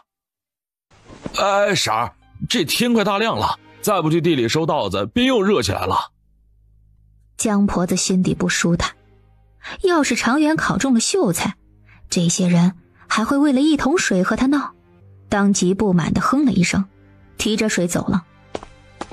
剩下的人没搭理他，都望着井水里的水，担心打不上来水了。哎呦，可千万别没水啊，没水吃得渴死啊。就指望着水上肚子呢。不知谁又说了一声，声音轻柔，很快散开了。是呀，水快没了，粮也快没了，都没了就得死了，命没了就什么都没了，谁还管你是什么身份？沈小婉提着一罐子温水进山去摘无患子了，现下已经摘了近5亩了，果子全部捡回家，存放在后院的仓房里了。不用去山上干活了，家里也没多少活。沈小婉没事就坐在仓房门口剥无患子的壳子，等剥出一大盆之后，再慢慢的捣碎做肥皂。江直回到家的时候已经是傍晚时分。你再不回来，我都得找人去找你了。江直解释道。哎呦，在县城里遇上些事儿耽搁了，这才回来晚了。出了什么事儿？走路回来的？沈小婉翻了翻背篓，发现里面不只有肉，还有几十斤粮食。家里有不少粮，怎么又买了？怎么买粮了？你之前不是不让我买吗？江直声音微沉，凝重地说道。县城的粮价涨了。涨了？沈小婉愣了一下。又涨了？前2月粮价就涨了2-3文，现下又涨，能涨多少呢？米价涨到了25文一斤，粗粮也涨到了10几文一斤呢。什么？沈小婉睁大了双眼，惊诧不已。怎么涨这么多？是因为今年年景太差，收成不好？可地里的活还没干完就涨价了，这也太快了吧！而且价格翻了近1倍呢。的确是太快了。江直面色凝重地说道。今日我去酒楼送猎物的时候，听用饭的客人说，县下其他州府旱灾严重，有些地方甚至遇上了蝗灾呢。都是这样，还是只是几处州府？这便不知了。那位客人是从隔壁的青州过来的，也知晓附近几个州府的情况。百姓们受了灾，没什么收成，朝廷应当是会管的吧？江直摇头。哎呀，怕是有心无力。沈小婉不解地望着他。你也知道，前几年边关战乱，南州费了不少力才将戎族给打退了，县下怕是没有多余的银钱物力来管百姓，就算有，也肯定是先去受灾最严重的贺州的。那咱们还要不要再买些粮食回来？江直摇头。有几间粮铺都关门了，我去的这一家粮铺说不准明日也关门不卖了。他们想哄抬价格，可今日已经涨了呀。沈小婉不解，这边不知道了，兴许是卖光了呗。官府的人也不管，价格涨得这般快不说，竟然还不卖了。沈小婉将晾晒了一整夜的肥皂从模具里取了出来，装进了制好的木盒子里。好累啊。歇会儿，剩下的我来做。那么多无患子，得做多久呀？我们要不要找人帮忙做？江直回头看着他，你想找张大嫂他们帮忙啊？昨儿就想和你说这事儿了。你看我一天也能剥这么一盆壳子，这么多的无患子，我们何时才能做得完？而且张大嫂他们还是比较靠谱的，不会出去乱说的。你觉得怎么样？好。江直想了想，又道：那趁着最近天气好，多做一些。我想尽早拿去府城卖掉一些，若是晚了，我怕不好卖掉了。那我这就去和张大嫂他们说，让他们来帮忙。说着便快步出了仓房，去了张大嫂家，说明了来意。小婉，你真让我们去帮你做香姨子？你不怕我们？嫂子，你们我还是放心的。嫂子也别推迟了，我和江直2个人是真的忙不过来，左右邀请人，还不如请嫂子你们帮忙。张大郎摸了摸脑袋，可我都打算去县城干活了。成，我们都去给你帮忙。张大哥放心，我不会亏待你们的。我们先按照张大哥每日在县城做工的工钱给嫂子你们算，待卖出去之后，我再给你们发奖金。按做工的工钱？是的。只要工钱便够了，其他什么奖金都不要了。那嫂子什么时候过来？我把衣服晾了就过去啊。张大嫂顿了顿，又道：小婉，你放心，我们肯定不会说出去的，要是说出去就天打五雷轰。嫂子，你可莫这般，你们是怎么样的人我还不知道，我既然能请你们去帮忙，自然是相信你们的。那嫂子，你们收拾收拾就过来。好。沈小婉先回去收拾了下屋子，片刻后，张家2老和张大嫂2口子就都过来了。嫂子，你们帮我去壳就成了。这壳去了不要？只要壳子不要里面的，里面的果子就扔背篓里，晚些时候让江直背去山里扔了。哎呀，扔了岂不可惜了？不能拿来烧啊？应该可以拿来烧，不过应该不是很好烧。沈小婉顿了一下，倒是可以用来串成一串，做成手串之类的，像庙里的大师拿着的那种佛串。应该不是，我看庙里大师拿着的特别圆，不像这个纹路这么多，摸着还有点硌手。江直到家的时候，沈小婉正在叠衣服，忙放下了手中的活，问他：怎么样，打听清楚了吗？江直拿着茶壶倒了水，喝了几杯。哎呀，打听了几家车马行，都说近日外间不太安稳，没人愿意在这个节骨眼上出货。我们如果想要去府城，就得自己单独雇车马，但价钱就比较贵。顿了顿之后又道：县城里也没什么人，许多铺子都关了。这么清朗？沈小婉没料到县城竟然也这样了。那咱们再等等，等过些日子街上热闹了一些再去也不迟。左右家里的银子也还够，除去交税以外，估摸着还能用小半年。车马行的人给我留了信儿了，若是有车队去府城便通知我，到时候搭个车也花不了几个银子。咱们家要缴多少啊？我算了算，加上山林和人丁等杂税，咱们差不多要交28斗大米。交银的话得按现在的市价来算，再加上火耗，至少得8两银子。江直点头，也是赞同直接用银子来交税了。还有几日，到时候再说吧。又过了几日，仓房里的无患子壳全部都剥完了，也碾碎了，调配好了，装进模具里，等着被晾晒干了。沈小婉揉了揉腰，唤住就要走的张大嫂。嫂子先等一下。张大嫂留了下来。咋了？这不是香姨子已经做完了吗？我这就给你们结算工钱。嫂子，这是给你们的工钱。张大嫂接过钱袋看了看，很快便发现银子多了至少1两。小婉啊，你是不是算错了？1两多便够了呀，怎么还多出1两了呢？没有，嫂子，你们每日天不亮就过来帮忙了，晚间又很晚才离开，每日干的活可不止1天的量，要不然这么多的果子怎么才不到半个月的时间就剥干净了？沈小婉不想亏欠了张大嫂他们。你们每日起早贪黑的，手指这里的肉都破了，我可不是那种黑心的老板，所以呢，便将工钱提了提。张大嫂将银子拿出来退还给沈小婉。哎呀，这哪成啊，还是按原来的算，这硬生生的多出1半，我拿回去也得挨骂呀。可嫂子，你们将1个月的活不到半个月就做完了呀，就是给你们算50文1天，也还是我赚了。沈小婉将银子塞到张大嫂的手里。嫂子，你就拿着吧，别再推迟了，这是你们应该得的，再有几天就交税了，嫂子拿去交税。晌午的时候，有人给江直送了口信过来。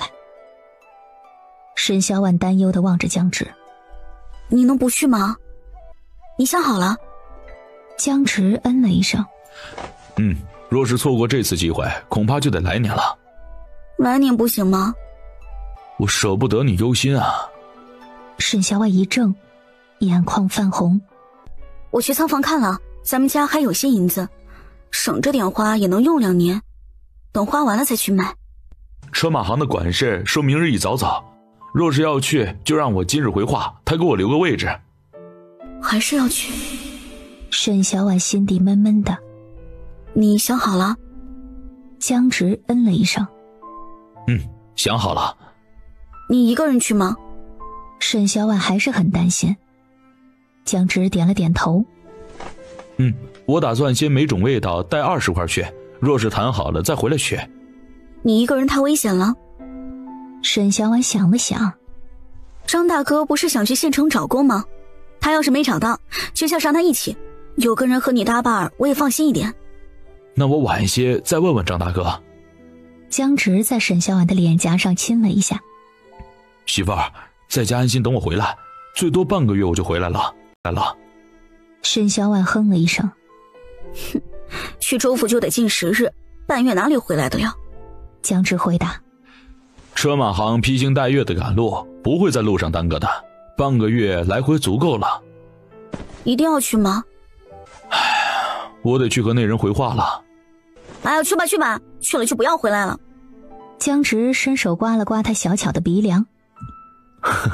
媳妇儿在家等我，我一会儿就回来了。沈小婉抬手拍开江直的手。我又不是小宝，别这样哄我。没哄，我和车马行的人说完就回来。媳妇儿，我要吃肉，你煮着等我回来啊。不煮不煮。沈小婉嘴里骂着，但心里在想要做什么菜，还要准备些菜装在罐子里，让他带在路上吃。夕阳西下，日暮四合，哒哒的马蹄声在村尾响了起来。小宝望着爹牵着的马车，兴奋的啊啊啊的直叫唤，跑到屋里拉着沈小婉的手，兴奋地说着：娘，爹牵着1匹大马回来啦！哪儿来的马呀？买的。江直拍了拍马背。去县城的时候恰好看见有人想卖掉它，便买了下来。以后咱们出门便不用去搭牛车了呀，马车能快上不少呢。晌午时分，家里的院门被敲响了。沈小婉打开门一看，发现是村里爱占便宜的刘三娘，满脸的疏离戒备。有事儿？刘三娘舔着脸笑了起来。小婉啊，你去山里摘野菜不？我知道一处有野菜，还没被人摘过呢，我带你去吧。我已经摘了回来了。那你这速度还挺快的啊。刘三娘趁着说话的空隙就要往院子里钻。你干什么呢？被拦住了，刘三娘很不高兴。我就看看里面有什么见不得人的呀。没什么见不得人的。沈小婉将院门合上，彻底隔绝了刘三娘的视线，不让她看到院子里晒着的南瓜和干菜。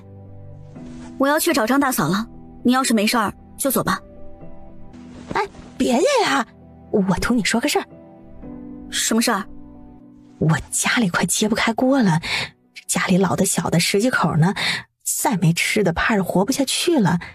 我想同你借几十斤的粗粮，等9月地里的红薯长成了，我再还你几十斤。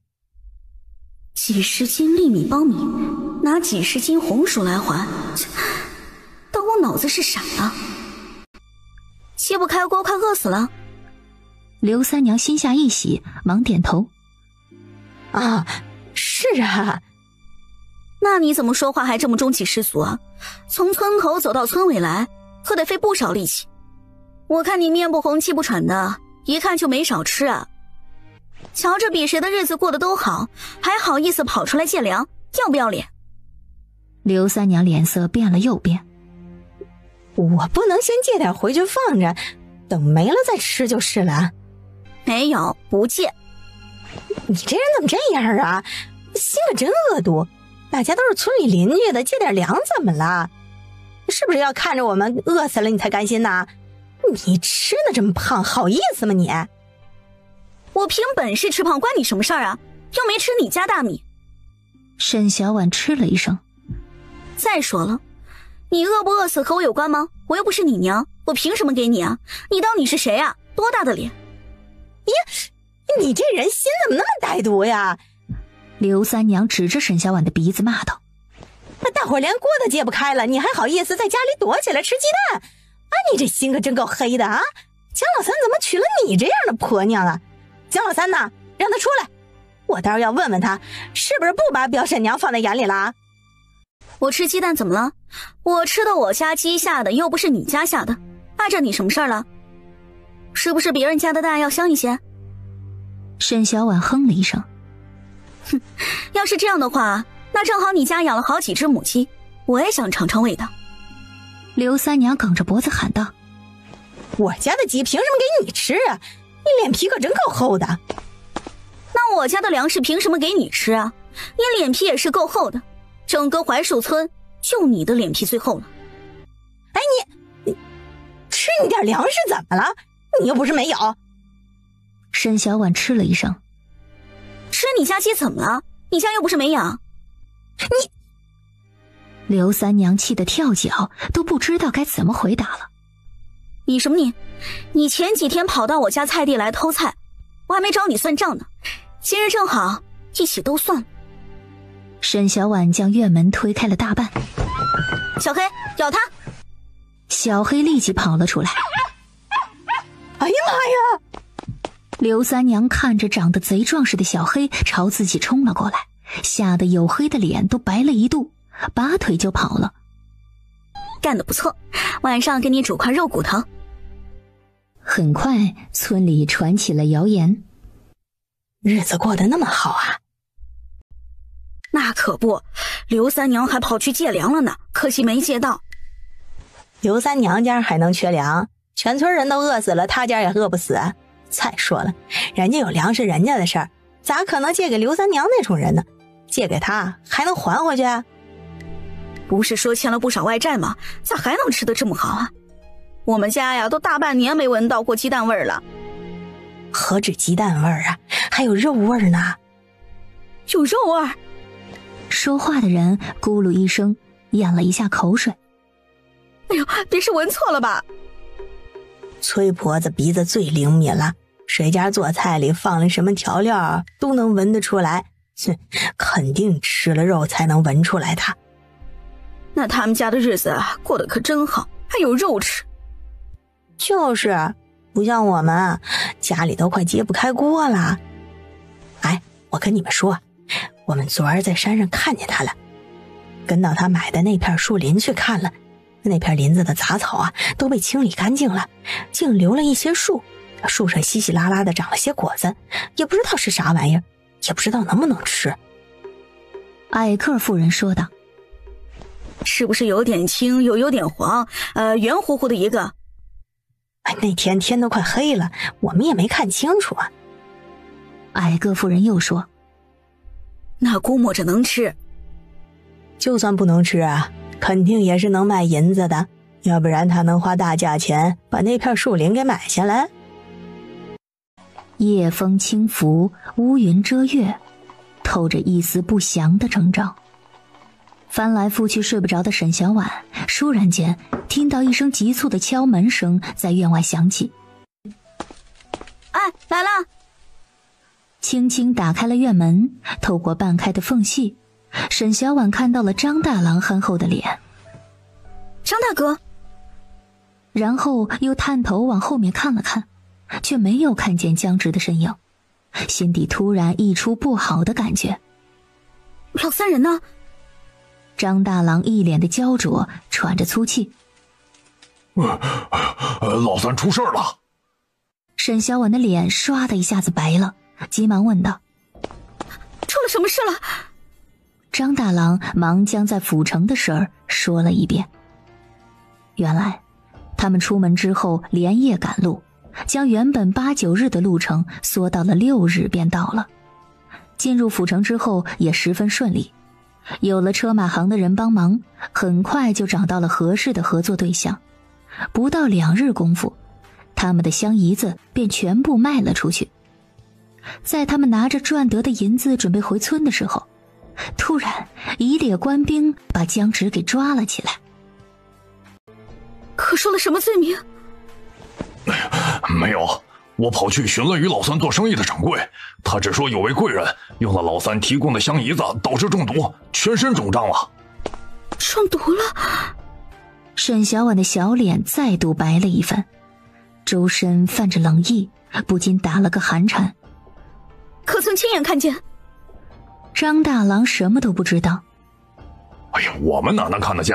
老三一出事了，我就赶着回来报信了，就守信还在客栈里守着打听消息。怎么会这样？怎么会这样呢？该不会又是被人算计了？我就说不让他去府城贩卖了，如果不去就不会出事了。现在可该怎么办呀？现在首要的是将老三救出来。与你们做生意的掌柜没被抓？掌柜为何会被抓？沈小婉觉得那铺子怕是有些问题。香姨子是从他们铺子里卖出去的，官府首先应该捉拿的是铺子的人，然后再寻你们才是。可他们径直来寻了你们，这中间怕是有玄机。是他们害了老三。张大郎气愤地往桌子上一捶，震得桌上的茶碗都跳了跳。亏我们还那么信任他们，他们竟然害我们。张大哥，我们现在去府城。你要去府城？他在府城里还等着我去救他呢，我必须得去。可你一个女人家去能做啥？首先让我去寻他巴西酒楼的东家，请东家帮忙找找州府的关系，看能不能帮上忙。我是他的妻子，我总不能干坐在家里等着。张大哥，还是去寻巴西酒楼的东家，我们再一起去府城。你出了门，小宝怎么办呀？刚赶过来的张大嫂忙问道。就拜托嫂子你们照顾他一些时日了。张大哥，稍等我一下，我去收拾收拾。现在就去啊？哎呀，赶夜路怕是不安全，不如明早再走吧。小婉啊，你还得收拾收拾东西，总不能空手而去吧？还得同村长要了担保信函，去县衙拿通行文书，这大半夜的上哪儿去拿呀？哎，我知道你着急，但也不能急于这一时啊。是我思虑不周了。张大哥连夜赶路回来，怕是没休息过。你先去歇息，等明儿一早再说。你先回去啊，歇几个时辰，明日还得赶路呢。老三会没事的啊。好好的，怎么会这样？人还没救出来，你别先垮了呀。张大嫂说道。你白日里还劝我扛住呢，怎能换你这儿就变了？赶紧的收拾收拾东西，明儿一早赶路。要不是嫂子在这儿，我都不知该乱成什么样。你呀就是关心则乱，那你先收拾着，我回去看看啊。翌日某时，天色微亮，坐了一夜没睡的沈小婉拿着收拾好的包袱就准备出门。大概是心灵感应，她一出房门，小宝就醒了，追着她问道：娘，你去哪儿？娘去县城，你回屋再睡会儿，待会儿张婶子来给你穿衣做饭。不，我要和娘一起去。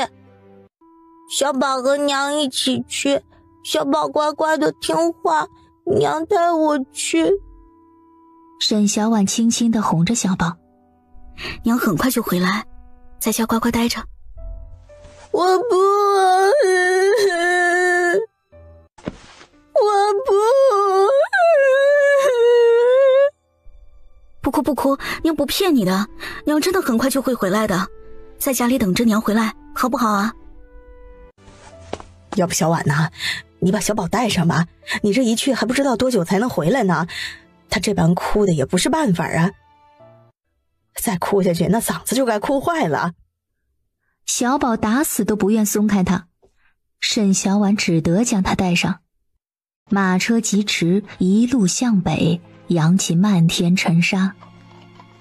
下午赶路的时候，几人遇到了赶路这几天以来第一批行人。李老大跳下马车：哎，这位大哥，你们这是去哪儿啊？回乡。乡下都没水没粮了，回乡也不好过。李老大说道：我们那处的人都往南边走了。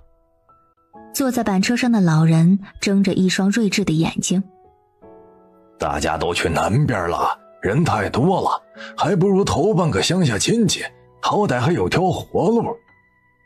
沈小婉也看出来了，这户人应当不是外地逃难而来的百姓，因为他们的脸上只有赶路的疲惫，并没有经历过绝望之后的麻木与狼狈。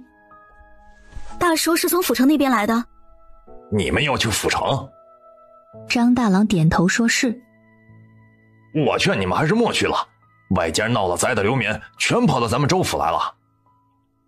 张大郎错愕地瞪大了眼：我在府城的时候还没有啊，不说都去京城和南边了吗？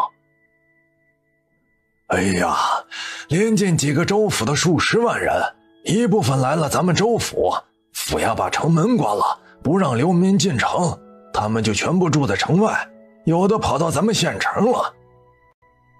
老头继续说道：我们是在离府城几十里的县城的人，那些流民一来就到处抢粮，我们不得已才收拾了行囊去宁水县投奔亲戚。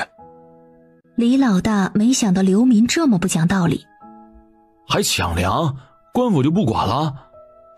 哎，管什么管哦，县城大门都被流民撞开了，拦都拦不住，那些人饿都要饿死了，什么也不怕，为了抢粮差点把人给打死了。我劝你们还是莫去了，像你们这样的肯定被抢。天色已晚，众人也不愿耽搁，继续前行。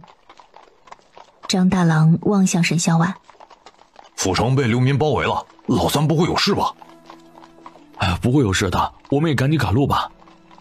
李老大坐上车，催促着张大郎赶紧出发。日夜兼程的赶路，终于在第5日的夜半时分赶到了府城。因为夜里也进不了府城，沈小婉便提议先寻处稳妥的地方落脚，等到天明之后再做打算。弟妹说的对，咱们贸然的过去，遇上了守在城外的流民可就不好了。咱们选个背风安全的地方歇一夜吧。银夜，张大郎被李老大推醒了，不满地张嘴就要问他干什么，但是还没开口就被李老大捂住了嘴，压低了声音：嘘，你看有人。李老大也低了声音，指着树林外面行走的人：很多流民。张大郎小声问道。李老大摇头：不知道啊。几人不敢做出大动静，等长长的一队人走过之后，才重重地呼出了一口气。都是流民吗？流民咋半夜赶路呀？大概是想着夜里凉快一点吧。张大郎被吓得出了一身的汗，也不知从哪儿来的，怎么走的这条道？幸好咱们没遇上。他们应当不是流民。不是流民，那是什么？怎么半夜赶路啊？沈小婉摇了摇头，心底隐隐有所猜测。我也说不好，明日咱们先莫要着急进城，先看看再说。顿了顿，又看着李老大和张大郎。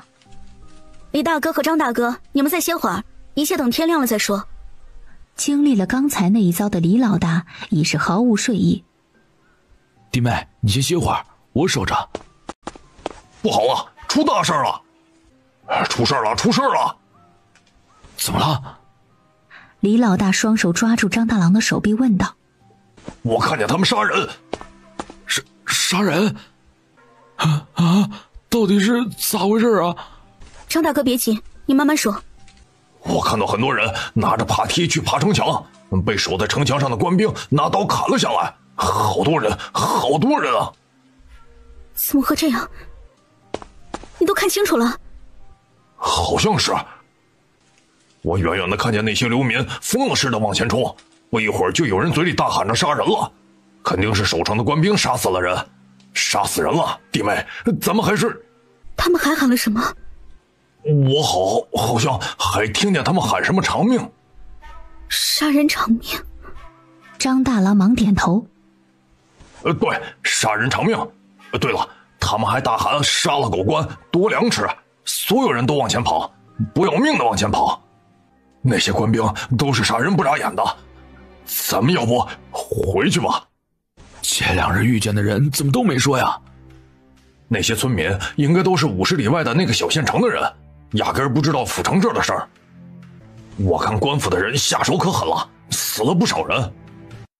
那些人肯定就是那些县民说的聚集在州府外5里山林里的流民，他们好像把周围的几个村子的粮抢了，抵不了饿，就去抢城里的了。李老大刚才也在周围转了一圈。我远远看着一个村子里都关门闭户的，没有人在外面。那现在该咋办？难民把州城给围住了，咱们也进不去啊。咱们先回村子等他们散去了。沈小婉摇了摇头，深吸了一口气。我想再等等，想个法子进城。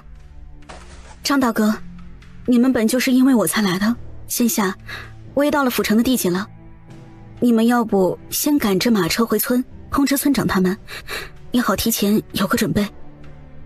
李老大和张大郎都沉默了。张大哥，你们别犹豫了，先回去报个信儿。沈小婉望了望看似安静的树林，等这边安稳了，我们再回去。我就这样回去了，你嫂子非得打死我不可。咱们一起回，至于老三他们，他们大男人还能有啥事儿啊？就是啊，这这么危险，弟妹你留在这儿干啥呀？而且你也不知道咋进城，外面那么多流民，这要是出事了咋办呀？李老大也不赞同。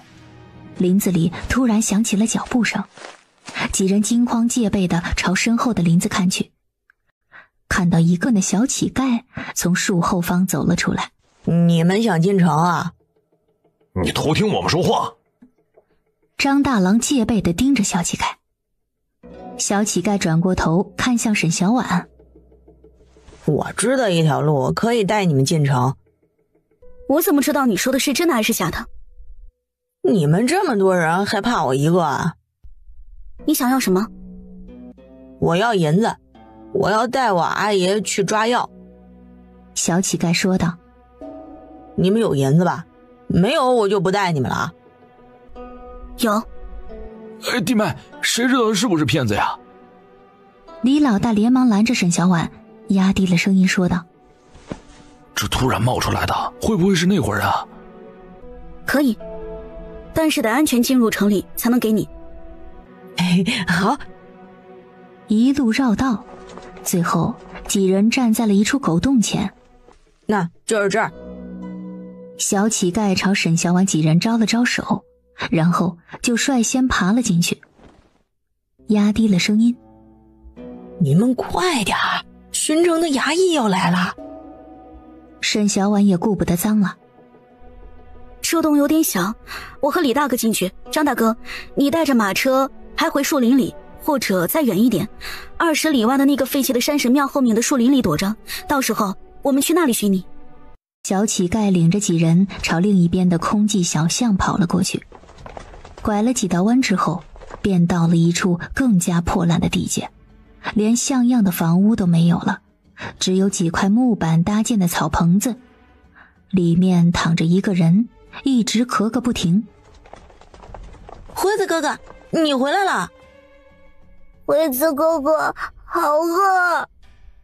辉子哥哥，你找到给阿爷治病的药了吗？沈小婉的银子所剩不多，只剩下不到6两了。他摸了5两银子给小乞丐。我只有这么多银子了。小乞丐看了看银子，他问过大夫了，阿爷的病至少要20两银子才能治好。不够是吗？沈小婉拉了拉小宝的手。我要去寻我的丈夫，等我寻到了他，我可以再多给你一些。小乞丐望着他。你丈夫在哪里啊？李老大忙道。他们之前是住在一个叫同福客栈的地方，你带我们过去找找，找到了就再给你银子。那现在走吧。小乞丐点头，领着几人又朝城里走去。到了。小乞丐指着紧闭门扉的客栈。这是后门。李老大上前叩门，等了好一会儿，才有一个伙计打扮的人来开门了，露出了一个脑袋，戒备地问道：你们干啥？小哥，你们这里可有一个叫李守信的住客，我是他哥，我来找他了。等一下。伙计啪的一下关上了门。李老大摸了摸差点被夹到的鼻子，这么凶啊！小乞丐嫌弃地哼了一声：乡巴佬。李老大尴尬地笑笑，不等他说话，紧闭的后门又打开了，李守信从里面冒出了一个脑袋，惊喜地喊道：大哥，三嫂，你们来了。很快几人坐在了李守信居住的客房里。我们东家可有法子？你们东家早几日便来了府城，和张大郎早就错过了，我们这就紧跟着赶来了。现在老三怎么样了呀？最开始几日我去府衙了，虽一直没有见到三哥，但也托付府衙帮忙照看一二了。但后来城外出了事儿，城内戒严，府衙也紧闭，我想进去也进不去了。那位贵人呢？中了毒可有事？沈小婉又问道。我去医馆和一个小学徒打听了一番，贵人请了大夫，喝了药，1日后便好了。沈小婉问：可知道具体症状？李守信道：医馆的小学徒说是全身发痒起疙瘩，越抓越痒，最后全身都肿胀了。沈小婉皱起了眉，怎么越听越像是过敏？既然贵人没事了，那老三也该放出来了吧？李老大想当然地说：大哥，如果真能这样就好了。李守信垂头丧气：贵人不高兴，我们这种小老百姓哪有说话的余地啊？是不是只要贵人开口就可以了？沈小婉问道。客栈的掌柜也是这样说的，可我们连贵人的门都进不去，怎么和贵人说上话？沈小婉拧着眉：容我先想想。守信，你这里可有银子？银子？李守信连忙点头，从床脚下拿出了一个包袱。三哥同人做生意赚来的都放在这里了，我拿了20两去疏通关系，其余便没动过了。三嫂，你数一数。沈小婉从里面摸出一包碎银子。我去给小乞丐。小乞丐还等在门口的。沈小婉开门的时候，小乞丐已经等得不耐烦了，见他出来便道：我还以为你跑了呢。沈小婉数了20两给小乞丐。你阿姨治病是要20两。小乞丐点头。你给过我5两了，我只要15两就够了。说着就要数出5两还给他。你拿着吧，剩下的你们去寻处地方安生过日子吧。小乞丐还是不要。我带路只要你20两。那我请你帮我打听个事儿，这个呢就算做你的酬劳了。什么事儿啊？城南有个姓裴的大户，你能不能帮我打听到他们家的事儿，还有他们家大夫人喜欢什么？沈小婉打算投其所好，贵人高兴了就松口把他男人给放了。小乞丐点头。我去打听打听，但是不一定能打听得到啊。没关系，你尽力就好。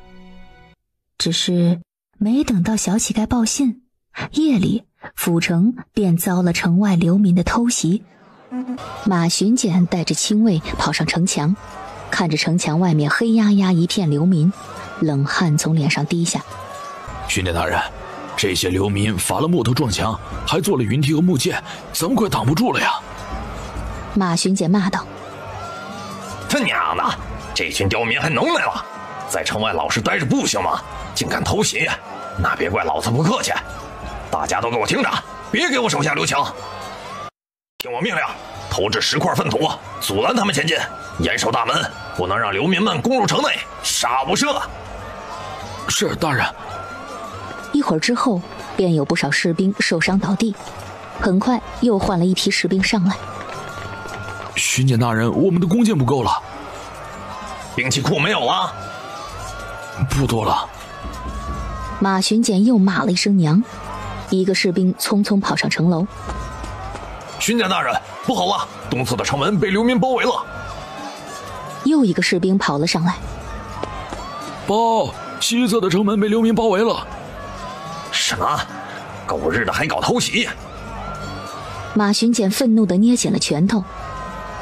传令下去，给老子死死地守住，务必要等到徐将军派兵增援。是，大人。马巡检望着城墙下黑压压的人头，眉心突突地跳个不停。送信的可回来？未曾回来。亲卫道：属下再派2名士兵前去卫营。再派，知府那个贪生怕死的龟儿子，别让老子逮到他！都给老子守住了！大人，东门那边快顶不住了。一个士兵跑了上来。这群狗娘养的，几百个的往上爬，咱们兄弟就几10个，抵挡不住了。挡不住也得挡，要不然城里的百姓就完了。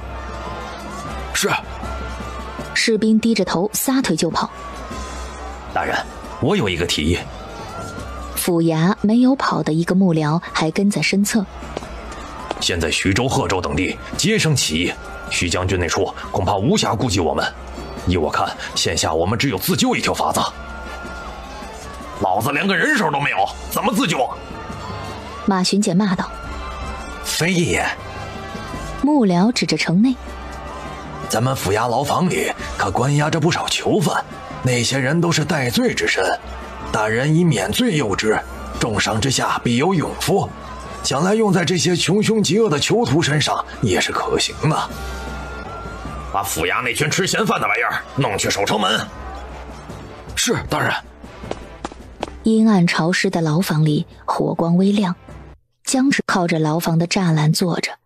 也不知婉婉现在知道我被抓的消息了没？别看平日里他什么都不怕的样子，但心里胆小着呢。也不是会不会害怕呀？这时，已经连续2日都没有打开过的铁门被打开了，几个带刀的衙役走了进来，将众人带了出去。一个囚犯问道：带我们去哪儿？给你们戴罪立功的机会，还不感谢大人仁慈？江直等人被带到了离府衙较近的东城门。他很快就知道前因后果了。你们都不是穷凶极恶的杀人大罪，只要助我们将流民逼退，待事毕之后，便让知府大人赦你们无罪。你们说话算不算话？巡检大人应承了的，自然是算的。又问：那打死人不算我们犯罪吧？不算。又有囚犯说道：我们都饿了2年了，总不能让我们饿着肚子干嘛？我们可是饿得一点力气都没有了。他娘的，你别给老子得寸进尺啊！一个衙役火了，抬手就朝囚犯的脸上打去。另外2个衙役连忙将他拉住：别坏了巡检大人的事儿。送干粮的过来了，你们一人拿一个。衙役抬着1筐馒头和1桶汤过来了。赶紧吃，吃了上城楼去替换。江直拿了馒头就着汤吃了起来，吃饱了也没有逗留，直接跑上了城楼上，俯瞰着不停攀爬云梯又被上面护卫打下去的流民们，双眼微微的敛了敛。杀红了眼的护卫又踹下去了一个。好好的待在城外不好吗？非他娘的要攻城，他娘的，老子砍死你们这些龟儿子！出门在外，对一切都很陌生，再加上外间动荡不安的局势，敏感的小宝时时刻刻的就待在沈小婉的身侧，靠着她，黏着她。那等一下你要去找你爹，不能带你去，你就和李大叔待一会儿，好不好？约莫晌午我便回来了。小宝摇头，抱着沈小婉的手不放开。这时客栈的伙计领着一个人从后门的方向走了进来。李子哥，你的消息没假。李子嘿了一声：我还能骗你不成？伙计脸色发白。那下一次会不会把我们这些普通老百姓拉去抵挡？还在大堂的客商问道：伙计，发生什么事了呀？伙计把李子刚才说的话说了一遍。昨晚大牢里的犯人全被拉去城墙上了，真是造孽啊！沈小婉连忙追问李子：没定罪的也要去吗？李子摇头：这我就不知道了，只是早上去府衙后门运泔水的时候听人说的，应该是全部都带去了吧。小哥可知道是被送去了哪处城门？哦，东城门。沈小婉连忙道了声谢，将小宝交给了李老大他们，便匆匆跑了出去。沈小婉跑进棚子里找人：别在这里碍手碍脚，让开！沈小婉往四处看了看，并没有找到江直的身影，转身就朝木栅栏那边走去。刚走了几步，就听到有人喊他的名字。沈小婉猛地回头，一眼就看到了挤过人堆朝他走过来的江直。沈小婉一直提着的心突然就放下了，眼睛里水花微闪，顺着脸颊滴落。莫哭，我没事的。没事就好。江直张了张嘴，最后只是嗯了一声。有2个身穿盔甲的士兵朝江直走过来。士兵走近后看了一眼沈小婉：什么人？赶紧离开！江直将沈小婉护在身后：她是我媳妇儿，很快就离开的。此处城门重地，不可久留。士兵又看向江直：你跟我们走。你们要带去哪儿？巡检大人要见他。江直拍了拍沈小婉的肩膀：你先回去吧。沈小婉也知此时不是说话的时候，点了点头，小声地说道：我们还住在通富客栈里。好。江直应了一声，就被士兵们带走了。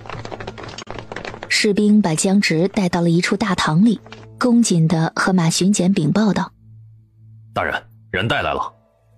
江直恭谨行礼：见过大人。马巡检坐在上首，俯瞰了江直一眼：我听下面的人汇报了，你英勇无惧，东城门能挡住流民进攻，你起了大作用。多谢大人夸奖，我只是尽我所能保护城中百姓安宁而已。志向不错。马巡检顿了顿，又道：身手也不错。草民曾在军营待过2年，会些训教功夫。难怪下面的人说瞧着你的手法眼熟。马巡检点了点头：你也算立了大功，可有想要的奖赏？江直躬身道：大人，草民被人冤枉关入大牢，还请大人能还草民一个公道。因何而被抓进大牢？只是一场误会。既然是一场误会，那便如此罢了。说罢摆了摆手，示意他可以走了。多谢大人。江直出了衙门，便匆匆地往同福客栈走去。如今的府城已不是安乐舒适之地，早些护着妻儿回村为好。只是事与愿违，待到夜里营业时刻，号角声再次响了起来，将睡梦中的沈小婉和江直给惊醒了。城内巡逻的人沿街敲门，拉出了不少壮年去城门处抵挡。江直也被拉了出去。将军他们再不增援，今日这城怕是守不住了。士兵说：巡检大人，我们放了求救烟火。这里隔着徐州、贺州那么远，放焰火有个屁用？马巡检破口大骂：将军他们到底有没有收到咱们的报信啊？大人，咱们派了3次，会不会是没有送达呀？江直拿着刀，奋力地和翻越城墙进来偷袭的人拼杀在了一起，直到精疲力竭了，才将偷袭的人给打倒了，匆匆地赶去了城门那边。到的时候，正巧听到了马巡检他们的对话。启禀大人，草民也发现了一个问题。说。草民在阻拦偷袭之人的时候，发现对方身手不错，并不像普通的老百姓。可有看错？江直摇头。他们应该是会功夫的。他娘的，果真混入了心怀不轨之人！老子就说那群刁民怎么有胆子攻城啊！马巡检骂道：这群刁民！大人，不好了，城门快堵不住了！马巡检等人匆匆跑到城门的后方，看着快被撞开的缝隙，急得骂娘：都给老子守住了，一定要坚持等到将军的增援！江直看着摇摇欲坠的城门，神色凝重地看了看四周。大人，这般下去可不是办法，必须把城门守住，要不然后果不可设想。马巡检道：老子难道不知道？可咱们的人不多，根本堵不住。必须再多搬一些重物抵挡在门后才行。大人，你让人再去搬些粮袋来将城墙堵住，堆得越高越好。来人啊，去搬！是。通知其余2处城门也照做。是。马巡检看着被堵起的城门，哈哈大笑了起来，连说了3声好。还是你有办法，不愧是上过战场的人。兄弟们，和我上城墙！江直看了一眼城墙下密密麻麻的尸体，与昨夜相比，今夜才是真正的战场。他冷着眼：大人，若将为首之人杀死，他们便是一盘散沙，无需忌惮。你有胆子就去，但是我不会给你人马。是。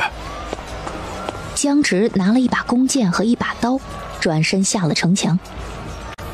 等江直走后，一旁的士兵骂道：大人好心放他一马，他竟然如此不识好歹，真把自己当英雄了，还敢跑出去刺杀，怎么死的都不知道。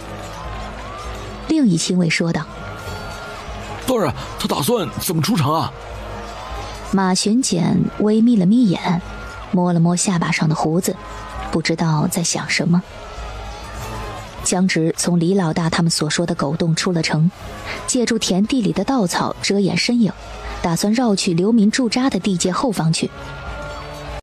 经过一处山头时，突然从官道上出现了不少士兵，纷纷拿着枪指着他：什么人？拿下！我是附近的村民，赶夜路回家的。大半夜带着刀赶什么夜路？当老子眼瞎？一个士兵冲着身边的帮手道：快去告知将军，我们抓住了一个奸细。江直被扭送到了将军面前，跪下。借着月光，将军仔细地瞅了瞅江直的脸，震惊而欣喜地喊了一声：江三。江直愣了一下，认出了眼前这个留着大胡子的身穿盔甲的人。李将军。哈哈哈，你怎么在这里啊？前些日子进城做小买卖，结果被困在城内，一直没能离开，这便出来寻出路了。哈哈，好小子，果真有本事！来得正巧，我们也正在想法制住这些流民。你可知现下是什么情形？江直望着李都尉。哎呦，那可真是太好了！马巡检现在在城内拼死抵抗，就等着将军你们前来增援了。我们在徐州、贺州被起义军拖住了，直到白日才收到马巡检求救信息，这便立即赶过来了。江直点了点头，将自己知道的消息说了一遍。务必将领头闹事之人抓获，尽量减少难民伤亡。是。李都尉拍了拍江直的肩膀。你也一道去。一旁的将士不同意。将军，他并非是咱们营中之人，若是被知晓了，恐怕……哎呀，有什么事我担着。江三的本事我是知道的。说着，又转头和亲卫道：“分他兵器。”是。多谢将军。直到第二日的破晓时分，江直才回到客栈里，一躺下便睡着了，呼噜声震天。门外传来叩门声，沈小婉拉开门，李守信兄弟两个站在门外。城外流民退去了，城内的商户开门通市了，客栈里的住客们也都去城里走动了。弟妹，你可要同我们一道出去？沈小婉摇头。李大哥，你们去吧。李守信点头。那三嫂可有需要买的？暂时不用，线下危机解除了，咱们也不急于一时，等他醒了我们再去看看。沈小婉道。哦对了，既然流民退去了，那可能自由出入城门了，如果可以，还是把张大哥叫进城里歇息，在山里住着始终不是事儿。李老大点头。那我们出去打听打听，到时候再去山里找找他吧。江直睡到下晌才醒来。既然已经能随意出入城门了，那咱们收拾收拾，明日赶早离开吧。守信也离家1月有余了，早些回家，以免家中让人惦记。客栈中的商客也说明日离开，他们打算跟在护送流民回原籍的军队后方，以免被山贼盯上。江直点了点头。李大哥若想替村里买些粮食回去，那便再多买些，正好有马车可以运货。那我再找伙计帮忙多买点粗粮。李守信转头看向张大郎。张大哥，你买不买？张大郎倒是想买，可是口袋里没银子呀。江直和沈小婉对视一眼，沈小婉去里间拿出了之前贩卖香姨子赚来的银子，拿了1500余两。沈小婉按照他们之前说好的，分给了张大郎和李守信各1成。这么多啊！别，我们什么也没做，值不得这么多银子。张大郎也被吓住了，连忙摆手说不要。张大哥，你们收下吧，这是你们应得的。这次来府城前后你们可帮了不少忙，原本我就同小婉商量了，这次赚的银钱分你们1成的，你们快些收下吧。李守信说。可是咱们也没做什么，最后同人谈生意也是你去的。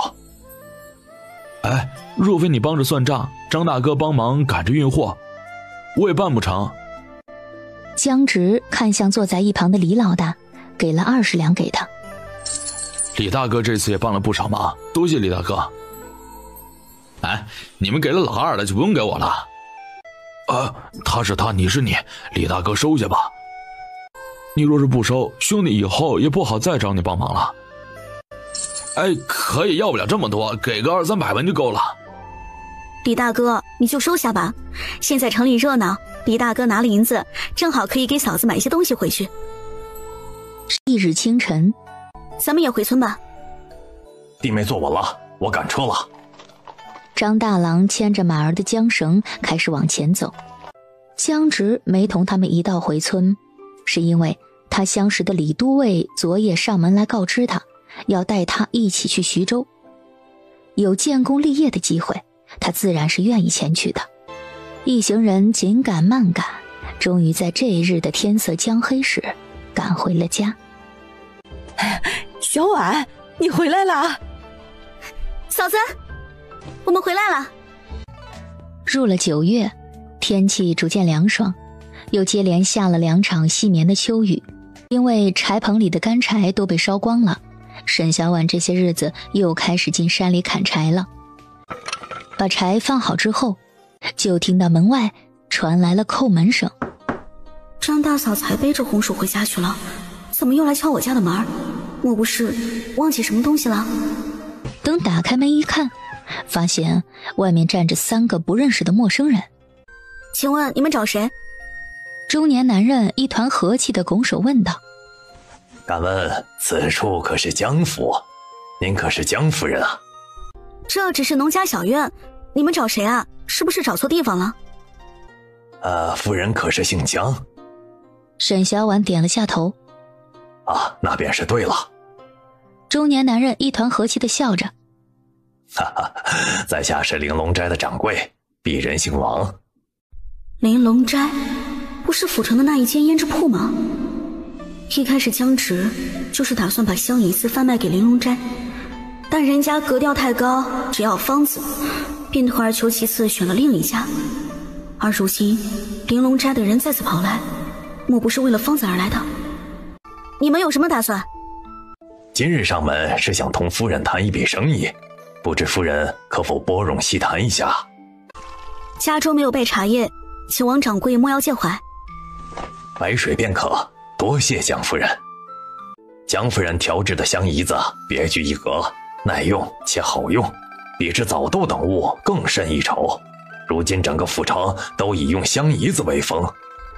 夸完了便是正题了。果然，下一瞬王掌柜便道起了自己的来意。我们想同江夫人谈一笔生意，保证夫人不会吃亏。我一介农妇，并不懂做什么生意的事情，掌柜不如等我家相公归家后再来细谈。哎呀，夫人不如先听听我们的诚意。王掌柜正了正身子说道：夫人调制出香姨子也是想售卖出去，在下说的可对？顿了顿又道：我们玲珑斋愿意同夫人合作，我们不要夫人的方子，只要夫人将全部香姨子只供给我们玲珑斋售卖便可。夫人您看可行？王掌柜说这些，我一个妇道人家也不懂，也不知这价格几许。王掌柜了然地笑了笑：夫人调制的香姨子甚好，我们愿以1两银子1块的价格购入。王掌柜，我虽不懂生意上的事情，但我也听相公提了几句。他说能以分成合作售卖的话便好了，也不知王掌柜可有这种合作打算？王掌柜精明的双眼微微敛了一下。夫人的意思是想拿分成？我这也是听了几句，并不懂这些事，也不知分个7成还是8成合适。我也着实不懂，不如掌柜等我家相公归家了再来详谈。如此我便回去同东家请示一番，等江老爷回来之后再来详谈。只是还请夫人莫将香姨子给了旁人，等我们与江老爷谈过之后再做打算，可行？沈小婉点了点头。这是自然，我虽是大字不识的农妇，却也知信义之重。王掌柜放心便是，你们若是不同意呢，我们再和别的老板谈。告辞。慢走，送了。沈小婉看着几人的背影，收起笑意，脸色微沉。说真想谈，就拿出一点诚意来，空手上门是个什么意思？不懂礼数。9月下旬，江直扛着包袱回村。爹，你可回来了。你娘呢？娘在背茶。小宝指着柴棚的方向。我跑回来喝水，爹回来了。回来了。江直嗯了一声，眉眼温柔。回来了。回来了就好。受伤了？就是在救人的时候擦伤了，伤口不深，已经好的差不多了。战场上刀剑无眼，受伤在所难免嘛。而且只是简单的剑伤，并不严重的，你莫要太担心了。用过饭，一家3口便躺在一张床上午睡。沈小婉醒来，看着空荡荡的屋子，往外喊了一声江直和小宝，可等了半晌也没有回应。人跑哪儿去了？待他把饭做好的时候，江直带着小宝回来了。去哪儿了？沈小婉靠着门问道。去挖水塘去了。小宝立即大声道。石头哥哥说以后水塘挖好了，我们就可以去划船了。我长这么大还没有坐过船呢。娘，船是什么样的？坐船是不是和坐马车一样啊？玲珑斋的王掌柜再次上门了。江老爷、江夫人安好。王掌柜，请用茶。沈小婉上了一壶热茶之后，便出了堂屋，进了房里继续做衣服。有什么他不能听的？江直还让他出来。江直便拿了一份文书走了过来。媳妇儿，你看看，这样可行？6成，这是真的？江直点头。你若是觉得可行，那我们便应下。沈小婉倒是有几分疑惑。他们怎么能同意啊？江直说道。他们当然能同意了，他们只是将香姨子摆在铺子中卖出，便可白得4成利润。若是我也会同意的。听你这么说也是，那6成是不是有点少啊？媳妇若是觉得可行，那我们便和他们定下了。江直问道。先让他付定金，要不然跑了我们找谁要去？我们只供货给他们玲珑斋，但他们也只能要我们一家供货。若是发现他从别处拿货，便赔偿于我们。好。江直点头应下，去和王掌柜说了此事。啊，这是自然。王掌柜摸出一叠银票。我们东家特意命在下准备了2万两定金，等我们将香姨子运去商铺卖出之后，再将剩下的盈利分给江老爷和夫人。东家是爽快人。江直将文书按了手印，而后将定金收下。在下将文书带回去，一份交给东家，一份交给衙门。江直点头。可。王掌柜微圆的脸颊上也露出笑意。王掌柜何时派人来运香姨子呀？啊，现在就可。媳妇儿，银子。江直将银票塞给沈小婉。沈小婉看着厚厚一叠盖着银号印章的银票，而后偏过头看向江直。你什么时候和玲珑斋的人认识的？不等江直开口，沈小婉又道。别和我说你不认识。瞧着那王掌柜的态度可不像，上次来时虽有礼，却有些傲慢，但这次却说得上是恭敬了。果然什么都瞒不了媳妇儿。江直低声说道。大概是因着在将军面前露了脸，玲珑斋的东家有心想结交吧。这样，那玲珑斋的东家为何没有出面？是不想表现得过于露骨？可能是。江直活动了一下手腕。哎，媳妇儿，我去村口干活去了啊。这日，江直和李老大一起去池塘边清理沟渠了。张大嫂提着一个小篮子上门来。小婉啊，我在家做了一点黄粑，给你尝尝。黄粑？看着像粽子。也不是粽子，是黄粑。这怎么做的呀？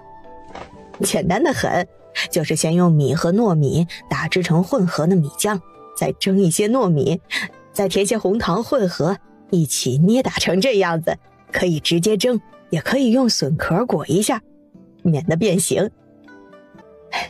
幸好今年有小婉你帮衬着，才能在年关当头做一次黄粑。过年都做黄粑？对呀，年底了，能有些存粮，做一份黄粑，过年才有味儿啊。村里一年到头能吃上黄粑的人家少着呢。那谢谢嫂子了。哎呀，谢啥呀？嫂子还没谢你呢。张大嫂说着便要归家去了。嫂子不再坐一会儿？沈小婉问道。不了，木头啊，估计着快醒了，找不到我又得哭。张大嫂说着就要往院子外走，沈小婉跟着送她出去。两人走到院门口时，突然听到一连串的拍门声响起来。沈小婉皱着眉看着门外站着的一群村民。哎呀，你们这是干啥呢？把人家门给拍坏了，你们赔呀？张大嫂没好气地说道。崔婆子双手矫揉做作地擦了擦院门。呀，没敲坏，没敲坏，好着呢。沈小婉皱了皱眉，冷淡地问道：你们有事吗？老三可真厉害啊，咱们村啊就你们一家最有出息，是咱们村的头一份。我就说吧，老三是有出息的，根本不是江婆子说的那种倒霉克亲的灾星。就是小婉，你们以后可莫忘了咱们村子呀。小婉啊，你真是越来越漂亮了，果然是要做官太太的人了，就是和我们这些泥腿子不一样。小婉，你家院子积了好些雪，我给你打扫干净，免得你走路滑倒了。柱子家，你怎么说话的？这不是咒小婉吗？七婆家的孙媳妇杨氏连连批了几声，舔着个脸上去抢扫帚。我来扫，这扫干净了，看着心里也舒坦。你们到底来干什么？杨氏快言快语地说道。小婉，你还不知道吧？你家男人当官了，好多的官兵来村口找你家男人了，可威风了。小婉，这可是大好事啊。张大嫂扶着发愣的沈小婉。真是老天保佑，你们这一支是旺起来了。就是，小婉，你以后可莫忘了咱们村里的人啊。小婉啊，你们要办宴席，热闹一下才是啊。这么大的喜事儿，必须热闹一下。小婉，你说个话，我们现在就帮你做饭。嫂子，你们先回去，等他回来了再说。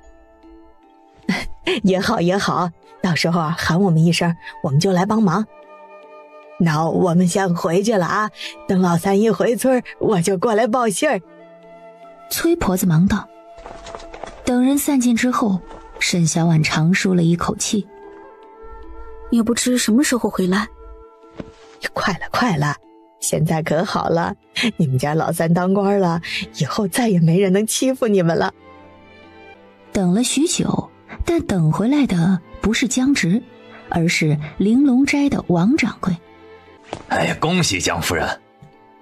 沈小婉愣了一下，旋即笑道：掌柜消息很灵通。掌柜今日前来，所谓何事？他去了现场，不知什么时候才回来，还请掌柜堂屋里坐一会儿。说与夫人听也是一样的。如今已近年关，东家特命在下，将近2月的利钱和账本送来，请夫人查看。生意不错。王掌柜笑道：哈哈，夫人制作的香姨子品种类型多样，很受贵人夫人们喜爱，生意自然是不错的。顿了顿，又补充道：若非东家让各处店铺紧着卖，想必香姨子早已卖完了。我不太懂做生意，还是得靠掌柜你们才行。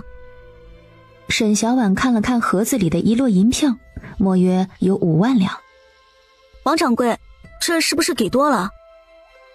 王掌柜只将实际卖的银钱算给我便是了。夫人只管收着便是，待年后将剩余的卖掉之后，我们再同夫人清算便可。哎，不可，这委实太多了。我是自己的银钱放在家中，我心底慌得厉害，生怕遭了贼惦记，还劳烦掌柜将实际卖得的银钱结算给我便是。劳烦掌柜。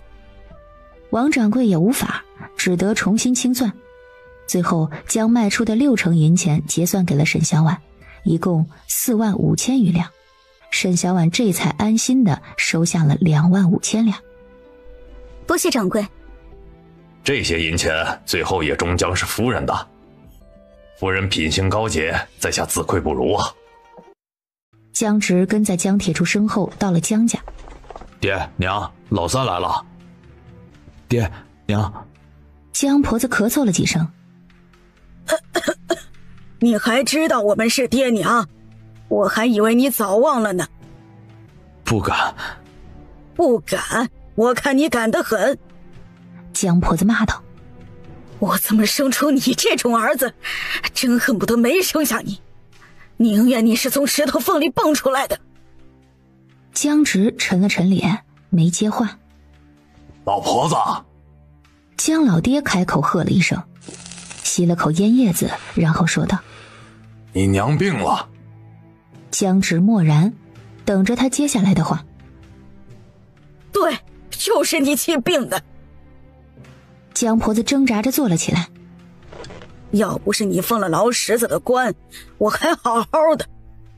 江直抬眼看了一眼中气十足的江婆子。娘，我封官了，你应该高兴才是啊。我高兴个屁呀！你封官关我屁事。江婆子指着江直骂道：我就知道你生来是克我的，算命先生说的对，就是因为你煞气太重，我才病的，咱们家才会事事不顺。江直转头看向默不吭声的江老爹。爹也这般认为。你娘算过，你的命格不好，做武官煞气太重了，对你对我们都不好，你还是莫去做那劳什子的武官，这般你娘也能尽快好起来。朝廷任命，我若不去会被砍头的。你不去可以让你大哥去啊。大哥想去。江铁柱没吭声，但眼中的一闪而过的光亮泄露了他的心思。你大哥不去，就让常远去，正好他认字儿，去了还可以做个将军。你听你娘的！江直冷漠地笑了一下。让老四去战场打仗，爹娘不怕他被杀死了吗？江婆子一听就怕了。你别骗我啊，是去做官又不是当兵打仗。一个低阶武官，说白了还不是要去打仗，而且还是在前锋营里的兵，冲在最前面的。江直顿了顿。爹娘若是想要就拿去，正好我也想待在村里好好过日子呢。那可不行，常远要读书考状元的，怎么能去当兵打仗呢？他大哥去。江直转头看向江铁柱。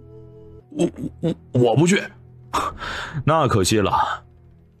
娘的病似乎好了，那我就先回去了。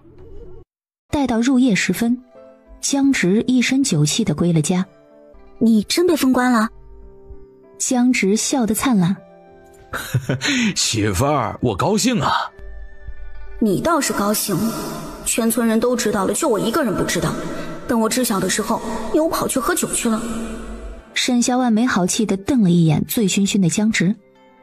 什么官啊？江直回答：去李将军手下的前锋营。怎么这么突然？之前都没听你说起过。我也是今日才知晓的。之前不知道。江直摇头。大概是李将军同我救过那位大人提过，这才被调入了营里呢。身份很高贵。沈小婉眼眸眨了眨。会不会有危险啊？江直愣了一下，半晌后说道：我只是个小兵小卒。那你何时去？我替你收拾行囊。年后随返乡的几个官兵一道去了。江直握紧媳妇儿的手。只是委屈你和小宝了，要随我奔波了。沈小婉愣了愣，抬眼望着他。我和小宝也一道去。江直错愕。啊，你不愿同我一道去啊？不是。沈小婉摇头，急切地问道：我们可以一道去吗？江直笑着点头。自然是可以的呀，我同他们打听过了，卫所许多有家室的人都在外城租赁了屋子住呢，方便的很。媳妇儿，同我一道去吧。那家里的东西得规制一番才是。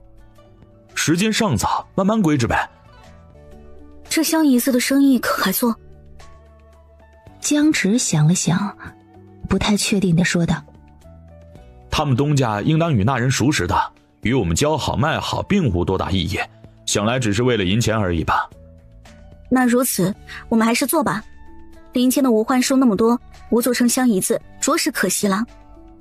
但我们走后，香姨子的生意就只能请张大嫂他们帮忙盯着了。可以。江直顿了顿，望向沈小婉：让守信做账吧。这般也好，两家一起也能轻松一点。江直嗯了一声。自江直被封官的消息传出去之后，家里的院门便被踏破了，连几个走路不便的老人也拄着拐杖上门送礼了。刚才守信和你说什么了？村里说想给我办个宴席庆祝一下。村里办？沈小婉皱了皱眉。你同意了？没，但我应下办宴席的事儿了，日子还未定呢。咱们自己办，再过2天就过年了，咱们年后再办吧，当做进行宴，办了之后就启程。小婉呢？都收拾好了吗？张大嫂从外面走了进来。需不需要帮忙啊？都收拾好了。嫂子，我家屋前屋后的菜地你可以种上，不用缴税的，你拿来种些红薯麦子什么都行。张大嫂本来也想多种几亩地的，便应了下来。好。嫂子，以后家里就劳烦你看着了。沈小婉顿了顿。家里也没个啥东西，只是需要看看屋瓦漏没漏雨潮没潮就行了。张大嫂点头。放心吧，保管你以后回来收拾收拾就能直接入住。嫂子以后做香银子的时候，还是堆后方仓房里，木盒的花纹图案也都给嫂子你们了，到时候呢按着图样做便是了。沈小婉想了想，又道：到时候说是银子不够，便写信来同我说，到时我请玲珑阁的掌柜送一些过来。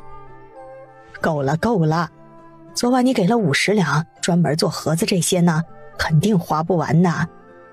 你们呐，别再往外拿银子了，你们出门在外的不比在家里头，需要花银子的地方多了去了。沈小婉抬手捋了捋耳畔的头发，转头想和张大嫂说一说关于水塘里养鱼的事儿。眼睛扫过院门口的时候，忽然发现外面有人走了过来。啊，有人来了。沈小婉起身去开门，待看到外间站着的人时，立即戒备了起来。你们来做什么？我儿子家我怎么不能来啊？江婆子直接推门走了进来。他不在，你们晚些再过来吧。外人都能进来，我还不能进来了？张大嫂和沈小婉对了一个眼神。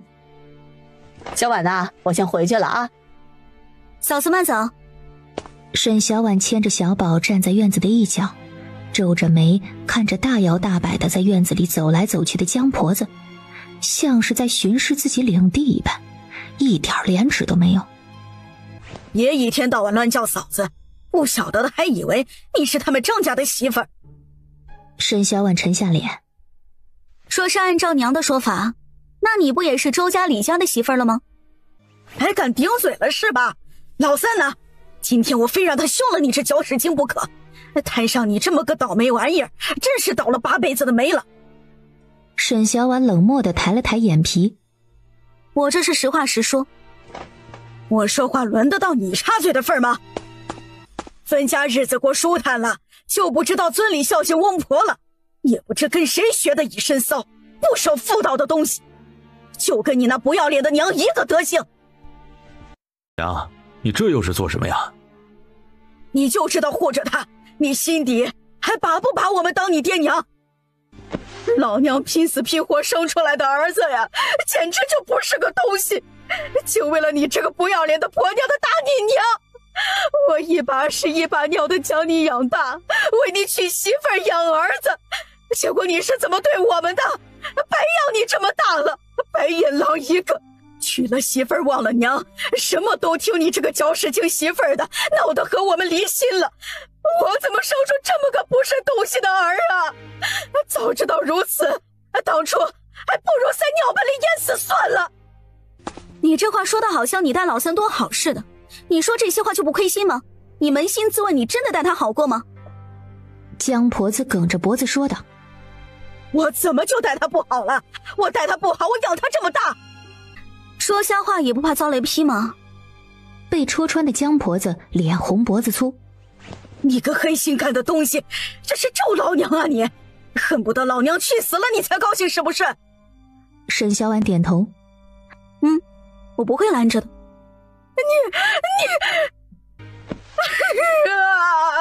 乡亲们都来看看呀，我怎么摊上这样的儿媳妇儿啊，倒了8辈子血霉了。假哭的声音聒噪难听。江直皱了皱眉，娘，这是村委，没人过来。老三，咱们江家说话还没有女人说话的份儿。没女人说话的份儿？那刚才江婆子闹半天，你可没吭声。沈小婉看了一眼沉着脸的江老头，你老也不是个好的，等自己婆娘闹完了，瞧着闹不出结果，这才自己上。哼，装的自己是个多公正的家主似的，虚伪。爹今日过来是有什么事吗？你明日就走了？江直合手称是。你走了，这房子便空置了。江老头顿了顿，空置着实在可惜，我和娘商量过了，到时候我们和常远一家子就搬过来住，不能让屋子里的人气散了去。家中院子已托付给张大哥一家帮忙看守了。江直的话还没说完，江婆子立即不乐意了。别人帮你看房子能尽心，自家人替你看着，又不收你银钱，你还不乐意？你媳妇儿啊，都能将家里的菜地给张家种，你就不能把房子给我们住？江婆子翻了翻眼皮，又道：不行，菜地也不能给张家种，小3亩的地可不能便宜那些不要脸的娼妇了。我们自己种2亩红薯芋头也是好的。你娘说的对，地不能给外人种了去，你去和张家的说声，我们种。江老头看了看院子，满意的点了点头。老婆子，去看看咱们住哪个屋子好啊？我瞧着哪个都好，这间大，还有梳妆台，到时候呀给常远他们住，咱们住靠近灶房的这间，以免半夜有人去灶房偷肉吃。我们可是分了家的，你们确定要住到我们家里来？分了家怎么了呀？分了家，老三就不是从我肚子里爬出去的了。江婆子一脸得意地说道：就算分了家，我也是他老娘，这房子我想住就住。娘住这儿就是要跟着我们过日子了。那爹娘，你们先回家把家分了，到时候搬过来吧。爹娘跟着我们过，那我们得多分几亩地才行。老房子就给大哥和常远他们住了，我们也不去争不去抢。爹娘呢，就把私房银子和家里的牲畜带过来就成。分什么分？我不分，谁要和你们过？一群扫把星，和你们过，我怕被气死，被克死。江婆子呸了一声：你们就想着占老娘的便宜，你想得美你！我可告诉你啊，门儿都没有。不分家，那怎么住到我们这儿来呢？娘，你们会被抽脊梁骨的。以后常远考科举的时候，一定会被审核的官员筛下来的。当然了，说是常远不考了，就在村里做个泥腿子的话，这话就当我没说。虽说我们分了家，断了关系，但爹娘好歹生了老三一回，仗着这个血亲的名头来住，我们也不会说什么的。你，江老头又指向江直：这就是你娶的媳妇儿，休了她，休了她！老头子！江婆子扶着气得发颤的江老头：老头子，你没事吧？你就任由你媳妇儿骂你爹娘，你的心思怎么这么歹毒啊？怎么这么没良心？辛辛苦苦将你养大，结果你就是这样报答我们的。早知道还不如掐死算了，我的命啊，怎么这么苦呀？怎么摊上这么不是东西的儿啊？江婆子想到常远给自己出的主意，嚷道：养了你半辈子，连房子都不给我们住，你的良心被狗吃了吗你？我不管，反正今日这房子必须给我，要不然我就去县衙告你们不孝不悌，让官老爷来看看你这个当官的还不孝顺。我管不了你们，官府还管不了吗？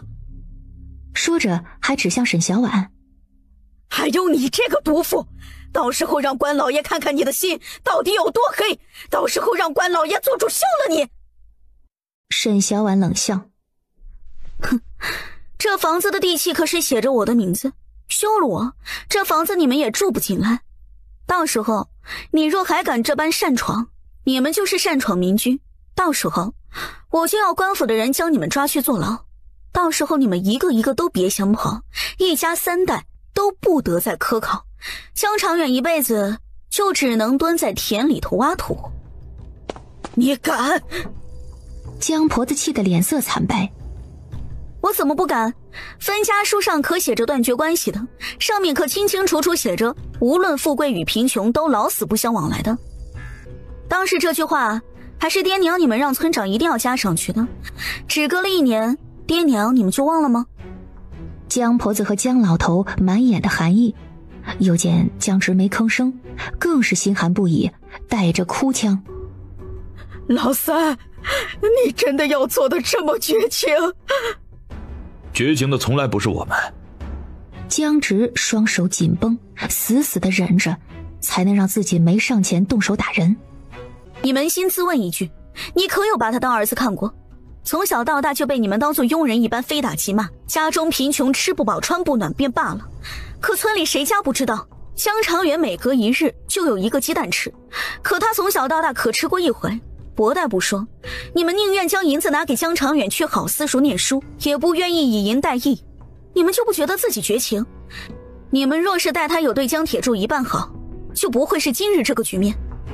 江婆子眼神躲闪，嘀咕了一句：那能一样吗？沈小婉发觉他的躲闪，追问了一句：不一样，他难道不是你亲生的？怎么不是？不是亲生的我早掐死了。你们说这么多，不就是不愿意供养我们？那谁让他八字太硬克我们？江直眸光暗了暗，嗤了一声：哼，我八字的确很硬，能从死人堆里爬回来，能不硬吗？江婆子突然觉得背后一阵凉。沈小婉悠悠说道：这房子的朝向也是合着我们的八字而建的，别克到你了才好。哎呀，我怎么觉得冷飕飕的？要不我们别要了？不能要房子就多要一点银子，长远读书还得要不少银子呢。江婆子小声说道。江老头点点头：虽说我们分了家，闹了些别扭，但一家人哪有隔夜仇？你们总不至于一直与爹娘置气。我们没想占你们房子，就只想着替你们看住房子。既然三妹不愿意我们住便算了，我们还是回去住咱们的破房子就是了。以退为进，想打感情牌，哼，迟了。这房子我们就不住了，可你们每年该给的奉养还是该给。我们含辛茹苦的把老三养大，还给你娶媳妇儿安家，你别揪着那点小事不放，像其他一家人家还不给娶媳妇儿呢。哼，说的好像打小赡养过江直一般，说的好像要打死江直的不是他们一样。现在不怕客死的威力，跑来说客套话，想重归于好，真以为不要脸就天下无敌了？我又不是你爹妈，凭什么给你脸？再说了，破镜难圆，就算补好了也是一块疤。你如今好歹也是个官绅了，总不能被人知晓了与爹娘家人不睦吧？这说出去了，你还能当官不？长远是聪明的，你们是知道的。咱们村这么多年就出了他一个童生，再过几年肯定会考中状元的。只是这读书费钱，老三你帮扶着一些，以后等长远考了举人，到时候做了大官，定会帮你们的。一家子就得互相扶持着，要不然你以为一个人去做劳什子小兵就能当将军？等长远当了大官，就帮你向上面的人说说话，给你弄个将军做做。自小你和长远关系就最好了，他以后定会帮你的。到时候你别小心眼的说长远压你一头，他的心呀最好了啊。沈小婉默然地说道：娘说的是，兄弟之间就该互帮互助才是正理。如今我们要去京城，怕是需要不少银钱打点，我们手中的银子恐怕还租不下一处小院。娘，你们可否能借我们一些，待老三领了俸禄宽裕了再还给你们？没银子。四弟妹娘家可是开铺子的，借个300-400两应该够吧？借给你，你还得起吗？不是还有爹娘你们在吗？我凭什么给你们还呀？你们以为你是谁呀？想我给你借钱，你不如去死算了。其实不用爹娘帮忙借钱的，我们已经借好了。借了？借多少？余100两给长远念书用。行。沈小婉爽快的点头。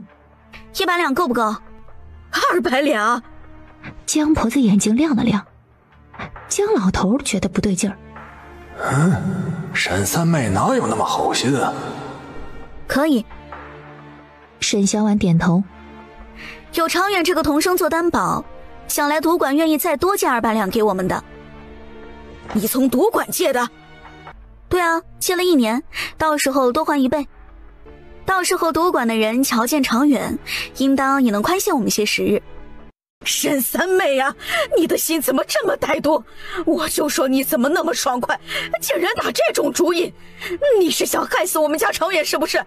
幸亏早早的断了关系，要不然你非害死我们一家子不可。我就说你们克我们，哎呀，果然如此。江婆子扶着江老头往外走。老头子，咱们走，别被这2个不要脸的赖上了。等江婆子和江老头骂骂咧咧的走远之后，沈小婉嗤笑了一声，抬手拍了拍江直紧绷的手臂。再给你一次选择的机会，可要我这个心思歹毒不敬父母的女人跟你一起去京城？自然是选你了。你就不怕我歹毒到夜里拿刀捅你一刀？江直笑了一下。你会吗？这可说不准，你可别得罪了我。沈小婉捏了捏双手。我可是杀过鸡宰过鱼的人。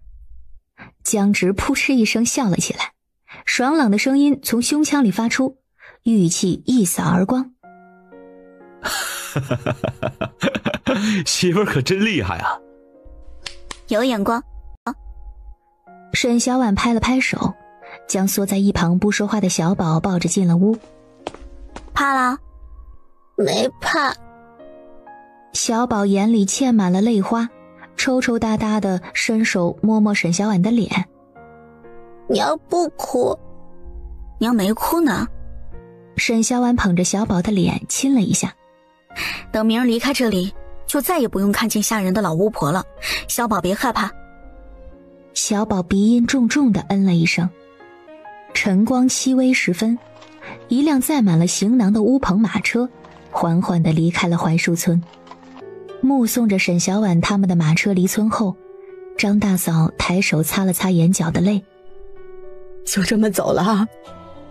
崔淑芬抬手撞了一下张大嫂的手臂。嫂子和小婉的感情真好，瞧得我都羡慕了。张大嫂点头，像自家妹子似的。崔淑芬笑了一下。难怪你平日啊最和小婉合得来。张大嫂嗯了一声。你也知道村委就咱们2户人家，而且小婉人也好，自然是走得近了。这下村委又只剩你们一家子了，要不搬到村子中央来，咱们没事也好串个门啊。嘿，村子中央也没地基，我搬哪儿去啊？燕京，南州的都城。正月29这日，一行人急行赶到了燕京城，新家位于城南平安巷的巷尾。可还喜欢？江直问道。喜欢。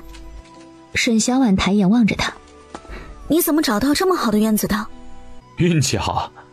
江直没有细说。进来看看，可要添置些什么呢？桌椅家具都有，瞧着还挺新的。只需要再买几套茶具和几个花瓶摆在这儿，瞧着怪精致的。好，那规制好我就去买。江直瞧着媳妇儿喜欢，心底也很开心，想着待过2日得亲自向李将军道谢。若非李将军帮忙，他也寻不到这般合心意的屋子。那我们一道去，顺便在外间转悠转悠，熟悉一下地形。待用过了饭，天色已经彻底暗了下来。沿街的酒楼商铺都挂满了红色的灯笼。媳妇儿，以后没有我陪着你，可莫要到主街这边来了啊。嗯。沈小婉点了点头。在几条主街上走动的达官贵人很多，稍不注意得罪了贵人，便会没命的。平日就去家附近的菜市场，远的地方不去。你要想去，等我休沐之日陪你去吧。好，明日几时去营里？卯时3刻便得操练了。骑马去？那我早些起来给你做饭。不用了，你多睡一会儿吧。江直顿了一下，我去城门口花几个铜板买几个馒头吃就成了。林大哥说每日城门口都有卖包子馒头的小贩呢。明日要请林大哥他们过来用饭吗？今日搬家也没来得及宴请他们。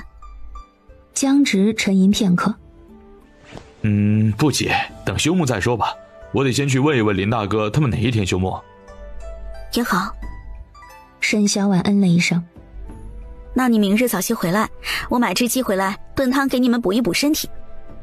若是无事就早些回来。翌日，待沈小婉醒来，已近辰时3刻。娘要出门去买菜，小宝和娘一起去，好不好？好。沈小婉一家子也就这般安安静静地住了下来。江直归家的时候已近戌时，小宝已经熟睡了。沈小婉将还煨在炉子上的老鸭汤端上桌，又添了饭。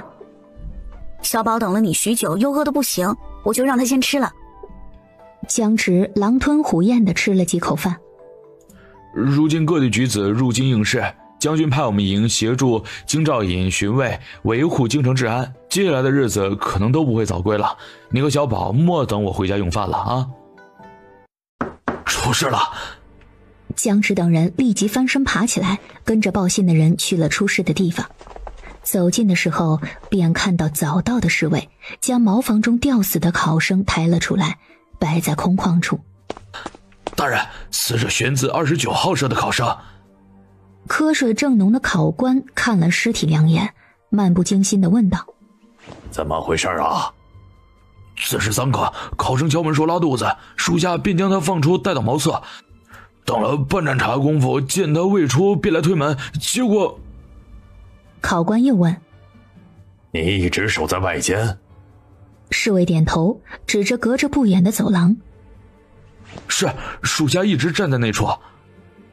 为何不守在这处啊？这实在是有些臭啊。大人，属下已查验，乃是用腰带上吊而亡，无他杀痕迹。一个侍卫首领禀报道：应当是下午答题时毁了卷子，而心中郁结，所以自杀了。考官点了下头：啊，抬出去，莫要惊扰其他考生。是。江直皱了皱眉，推门走进茅厕，瞅了瞅悬挂在横梁上的裤腰带。裤腰带绑结的位置离他的头顶足有半尺距离。又看了看茅房里并无板凳或者其他蹬腿的工具，心下疑惑，转身出了茅房，朝正负着手离去的考官道：大人，以属下之见，此事并非这般简单。考官脚步一顿，不耐地看了一眼江直：无外人谋害之嫌，确认是自杀无疑。此考生身高不过6尺，而上吊的腰带绑在9尺之上的位置。敢问大人，考生是如何绑结上吊的呢？江直拱了拱手：还请大人明察。你又非仵作，休要胡说。若是扰乱了宫院，唯你是问。请大人明察。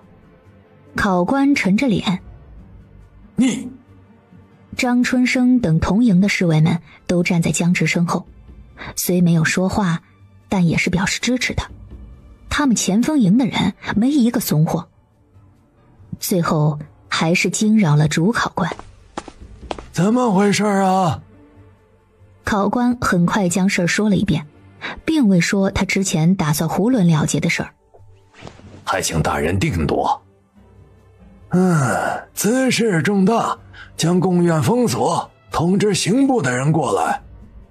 主考官顿了顿：莫要泄露了消息，惊扰了其余考生。是。今日江直休沐，要宴请交好的同僚过来吃酒。江直宴请的同僚共有10余人，都是在营中教好的小将。江三，你娘子的手艺真不错。李将军吃着摆放在中央的辣子鸡，赞不绝口。还是第一次见着菜里全是辣子的，虽然辣却是味儿。林山道：以往在边城，夜里最盼着便是嘴巴里能嚼几个辣子了。另一人道：有一碗辣汤就不错了，没有辣子。李将军饮了一口酒，没说话。江直瞅着李将军的样子，定是想到了当初在边城的那些兄弟们，便上前倒了些酒水，转移了话题。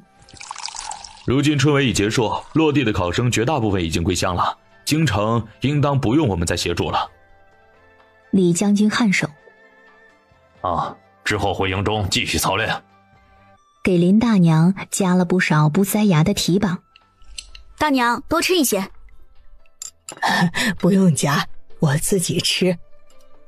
林大娘看向一旁认真吃饭的小宝：小宝去书院的事儿定下了？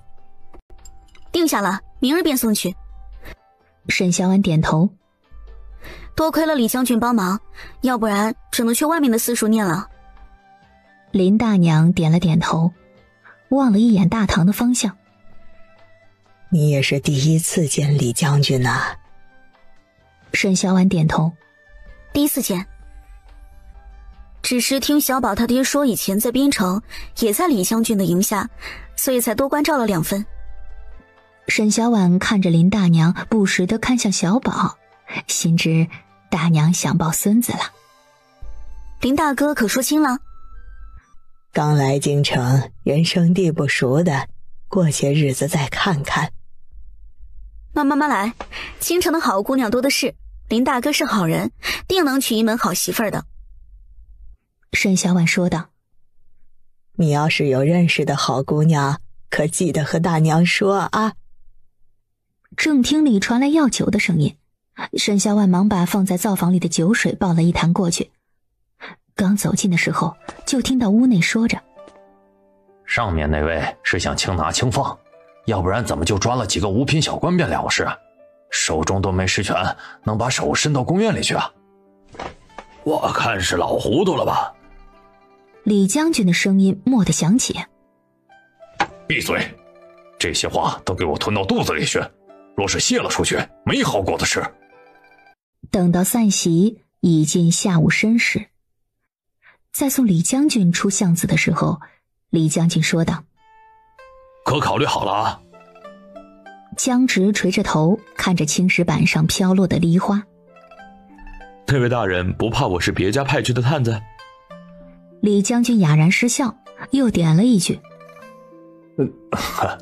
周将军乃是那位大人的外祖父，当初你的军功远远可升你做都尉，如今却委屈你做了个8品小校。江直摇头：若非将军，我还在村中种地呢。江三，你的本事我很清楚，不该像个农夫在田地里耗费一辈子。李将军拍了拍江直的肩膀：那位大人也如此认为，只要你立一次功，大人会想办法尽量将你提上去，当然前提是你考虑清楚了。将军容我再想一想吧。好。李将军看了一眼空寂的平安巷，点了点头：不必再送。等江直回来，便躺在床上闭目养神。沈小婉给他端了醒酒的汤水。可是头疼。江直睁开眼，一道浅青色的倩影映入眼帘。有一点。那再喝一碗醒酒汤再睡。沈小婉将醒酒汤递到他的面前：要不然明日醒来头昏昏沉沉的，怎么去营里？江直接过醒酒汤，一饮而尽。我去送酒的时候听到你们说话了，宫院里出了事儿。江直怔了一下，回想着喝酒的时候并未提到贡院2字啊。沈小婉知道自家男人在想什么。我猜到的。媳妇儿果然聪明。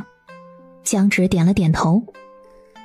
上面下令遮掩了，你莫往外说了出去。我又不是大嘴巴的人，不会往外说的。昨儿个我去买菜的时候，看到官兵将几户人家带走了，有人说是去碎设计起义的王爷的同谋。我这才知道，原来去年起义的事情原来另有隐情。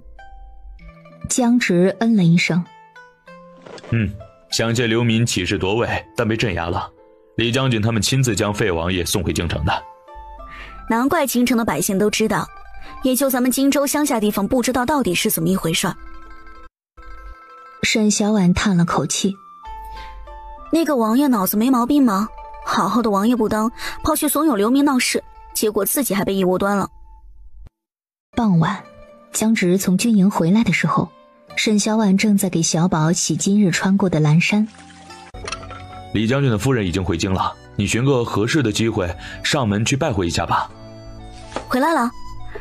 沈小婉顿了一下，你可知李夫人喜欢什么？江直不知，这可不好办了。沈小婉抿了抿唇，那我上门应当送些什么礼？去城中买些糕点。江直想了想，李夫人吃了上次我送去李将军府上的土仪，称很合口味，家里还有吗？沈小婉点头，还有一些，但只送这些会不会太过单薄了？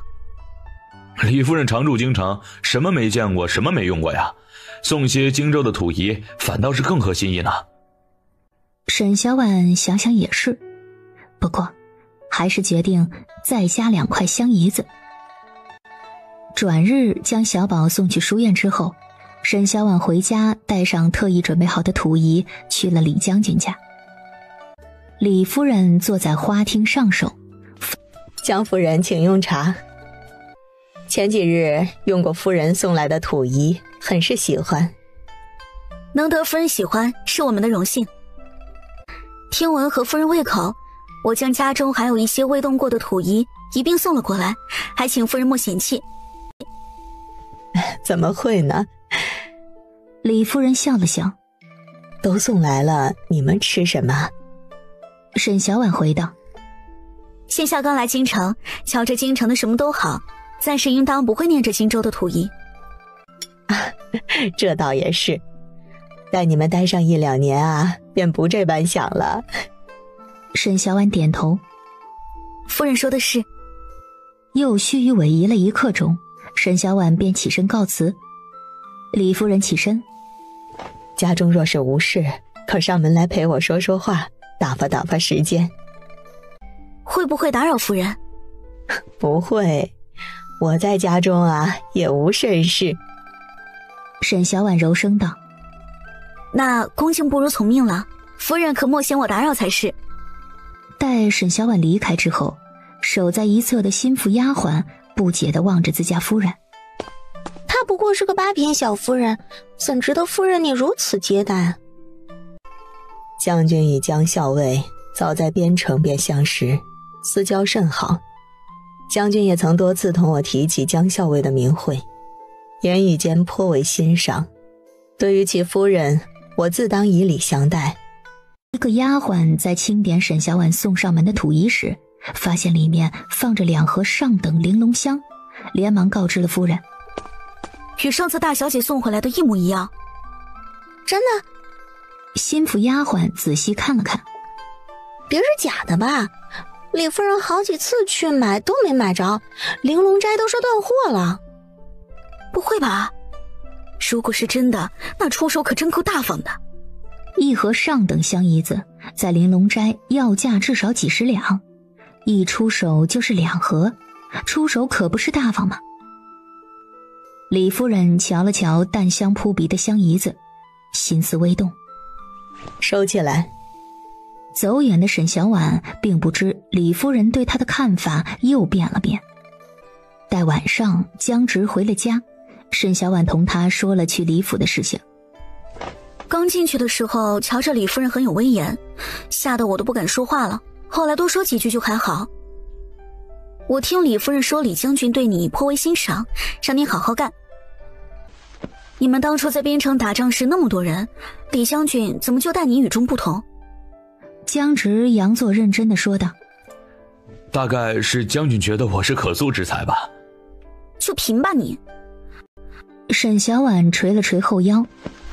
李夫人一直绷着背坐着，也不知累不累。李夫人瞧着年纪也不算大，打扮得怪老气的。李将军都当外祖父了，不算年轻了。30多岁就当外祖父了？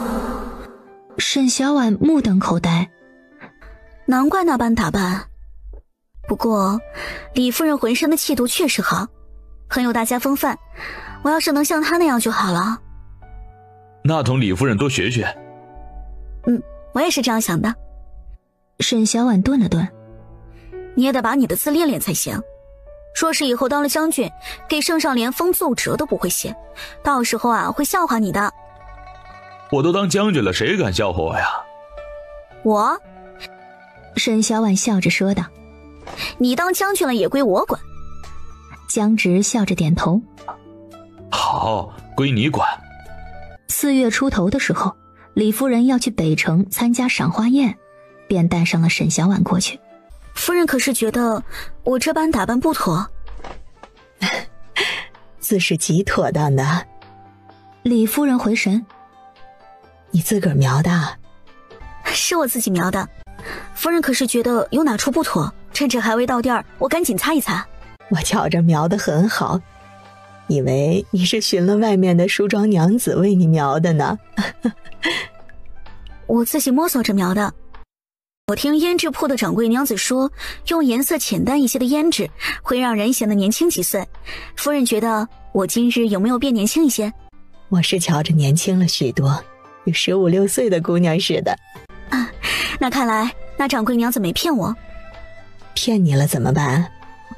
我就找她去。沈小婉瞧着李夫人心情不错，便玩笑似的又往上攀了一分。夫人到时候可得替我撑腰啊。都没骗你，怎么撑腰啊？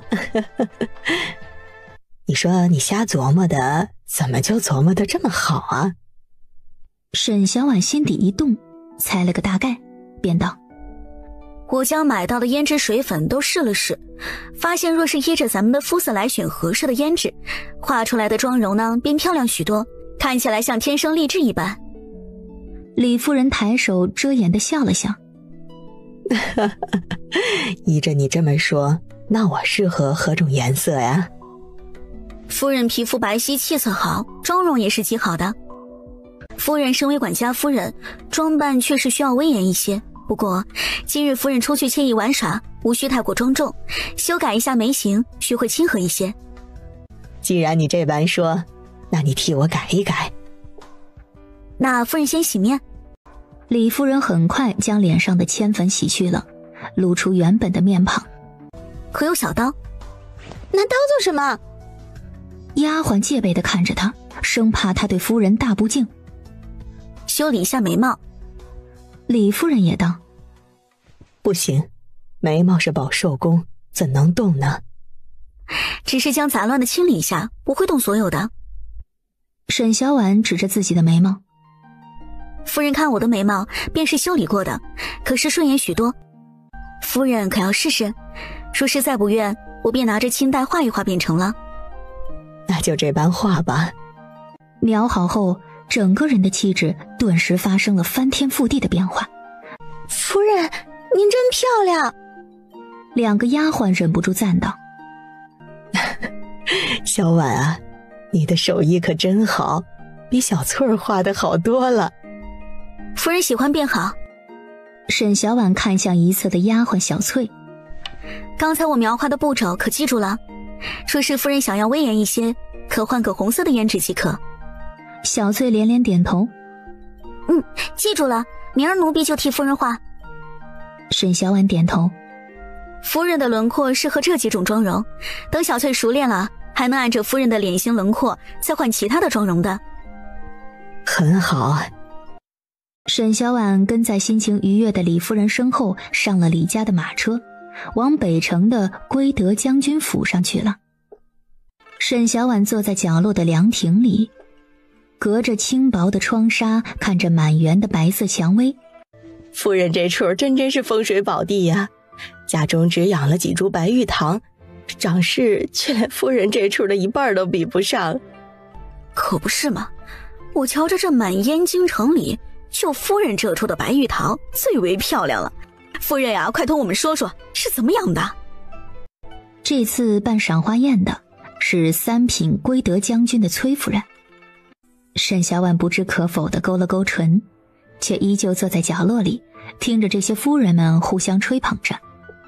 以前未曾见过您，是随哪位夫人来的？同李夫人一道来的。我家相公是禁军小旗。我是第一次来赏花宴，不知该怎么自处。年轻夫人小声道：多看少说话，咱们坐在一旁吃吃喝喝便成了。一个丫鬟匆匆跑进来禀报：夫人，大小姐回来了。便看着两个身穿华服之人走了进来。沈小婉小声问道：他们是谁？年轻夫人小声道：崔夫人的嫡长女嫁入了靖北侯府的嫡二子，另一个走在最前面的则是侯府的霓裳郡主。可是看花看呆了，快些过来见过郡主。沈小婉深吸了一口气，在身侧几人艳羡的目光中走到了中间的凉亭里，微微屈膝行了礼。见过郡主。这就是李夫人娘家人。回郡主话，小婉的相公是妾身夫君营下的校尉。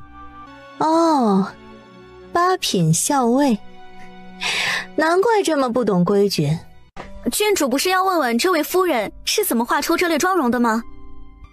说着又转头看向沈小婉。我们瞧着李夫人今日妆容甚好，她说是你替她画的。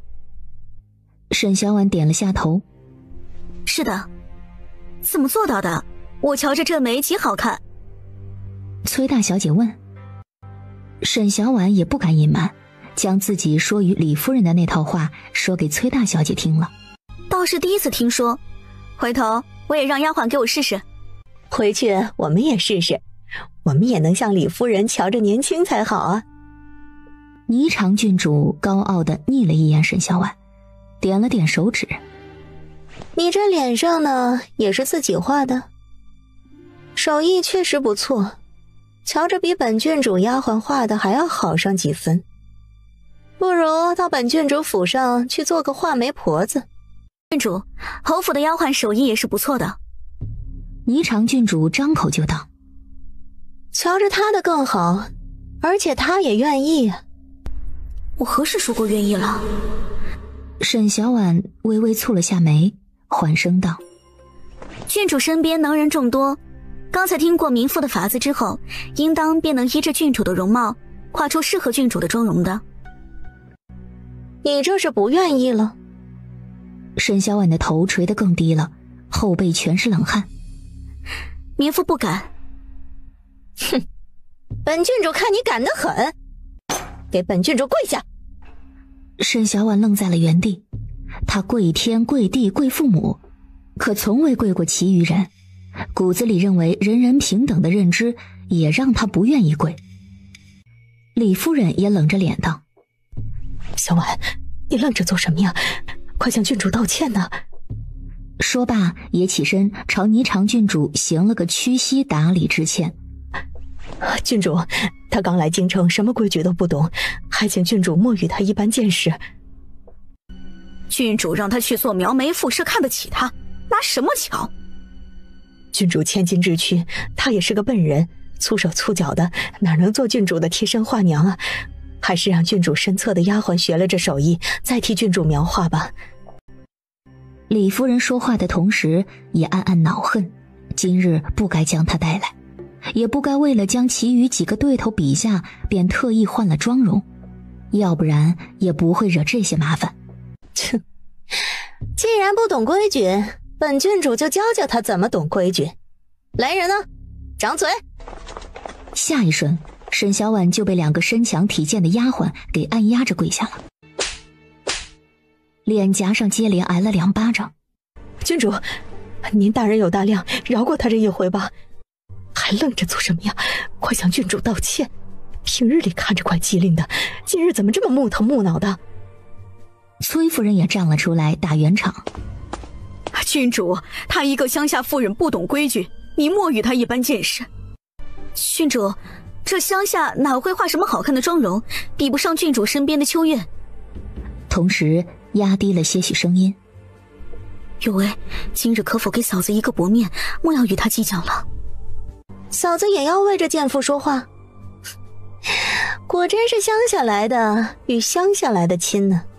郡主，崔大小姐忙喝了一声，打断了她的话，生怕她再说出去惹了全部武官夫人的不快，压低了声音说道：郡主，他们都是东王殿下约拉拢的将军。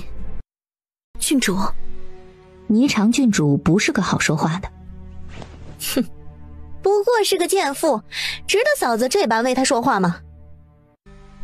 郡主，东王殿下。霓裳郡主瞪了一眼自个儿的二嫂，冷哼了一声，终究是顾忌着表哥的大业，便敛了敛语气。他可不知道自己错了。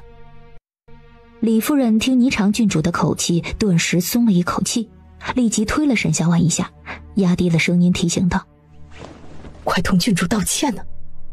沈小婉咬了咬牙，身子微微前倾：是妾身不知规矩，冒犯了郡主，请郡主大人不计小人过，原谅妾身这一回吧。崔夫人也在旁帮腔：是啊，郡主，就原谅她这回吧。她一个乡下来的妇人，怎值得郡主如此在意？切莫因着她而闹得心情不愉了。霓裳郡主哼了一声：既然夫人如此说了，那便起来吧，莫要碍了本郡主的眼。妾身谢过郡主。夜色漆黑，雨一直下着。江直端着一碗颜色漆黑的药，穿过廊道走进厢房里，扶着小婉坐了起来。来，该喝药了。我不喝也能好的。白日从归德将军府上回来之后，便发起了高烧，也不知是被吓的，还是淋了雨的缘故。不行。江直回家时，看见媳妇儿烧得满脸潮红，吓得不行，急急请了大夫开了药，生怕他身子出了差错。喝了药病好得快。江直浑身阴郁，双手握成拳头，捏得紧紧的。他恨自己没用。我没事儿，你别胡来。江直握住沈小婉微烫的手指。那也不任由你被欺负了去啊。是我不懂规矩，碍了贵人的眼，怪不得别人。沈小婉心底也是恼恨霓裳郡主仗势欺人，可又有什么办法？委屈你了，都怪我。和你有什么关系？沈小婉抬了下眼皮，嘴角扯出一抹淡笑。我的礼仪姿态确实不好，畏畏缩缩的，不得贵人喜欢也是正常的。我以后多学学就好了。不必学了，以后莫去那些老屎子眼。以后我小心些便是了。江直也很固执。你是什么性子我还不知道吗？做什么都小心谨慎，不会冒冒失失的。只是这种事儿不是小心避让着就能躲过的，以后莫要再去了。李夫人那处我去说吧。你也说了，小心避让没用，那我躲在家里说不定也会祸从天降。我不想什么都由着你担着，我也想帮你。沈小婉顿了顿。而且也和李夫人没关系，李夫人看得起我，才带我一道去赏花宴，别的6品7品的夫人都没机会去呢，咱们不能牵连了李夫人，而且李夫人也为我求情了。其实那院里的白玉堂很漂亮，以后等你升官了，咱们能住大园子了，咱们呢也能种一园子的花花草草，没事的时候就坐在亭子里喝喝茶晒晒太阳，你说好不好？江直沉默了片刻。好。沈小婉也盼着等着，到了那个时候，她就不用被逼着低三下四的跪拜行礼了。我等着。窗外风雨依旧在，寒意浸满燕京城。雨一直下个不停，桌上摆着几盒芙蓉坊的点心，是归德将军府上送过来的赔礼。想的是才送赔礼上门的婆子，说是赔礼，但神态举止极为轻视，并警告他莫要出去闲话。下午，沈小婉带着小宝去了李夫人的府上做客。小宝乖巧地向李夫人行礼：“怀瑾见过夫人。”真是乖巧，像年画中的福娃一般好看。李夫人将早就准备好的一块质地上乘的白玉佩给了小宝。这孩子啊，我很是喜欢，不值几个钱，拿着玩去。谢谢夫人。怀瑾真是乖巧，比起我那2个混世魔王啊，真是好多了。2位公子不在家？他们都是坐不住的，一早起来就跑出去了。出去了正好，免得在家里闹腾的不行。还是怀瑾乖巧，小小年纪便坐得住。李夫人瞧了一眼安静坐着的小宝，真是懂事儿。他也坐不了多久，要不了1刻钟也得往外跑。那倒是，不如让丫鬟带着怀瑾去外间院子逛一逛。我家二小子在园子里做了不少玩意儿，怀瑾啊，应当会喜欢的。同这位丫鬟姐姐出去玩一会儿。等小宝走出花厅，李夫人便道：“小婉，我也不同你虚说什么，今日请你上门，是想向你打听个事儿。”夫人，你说。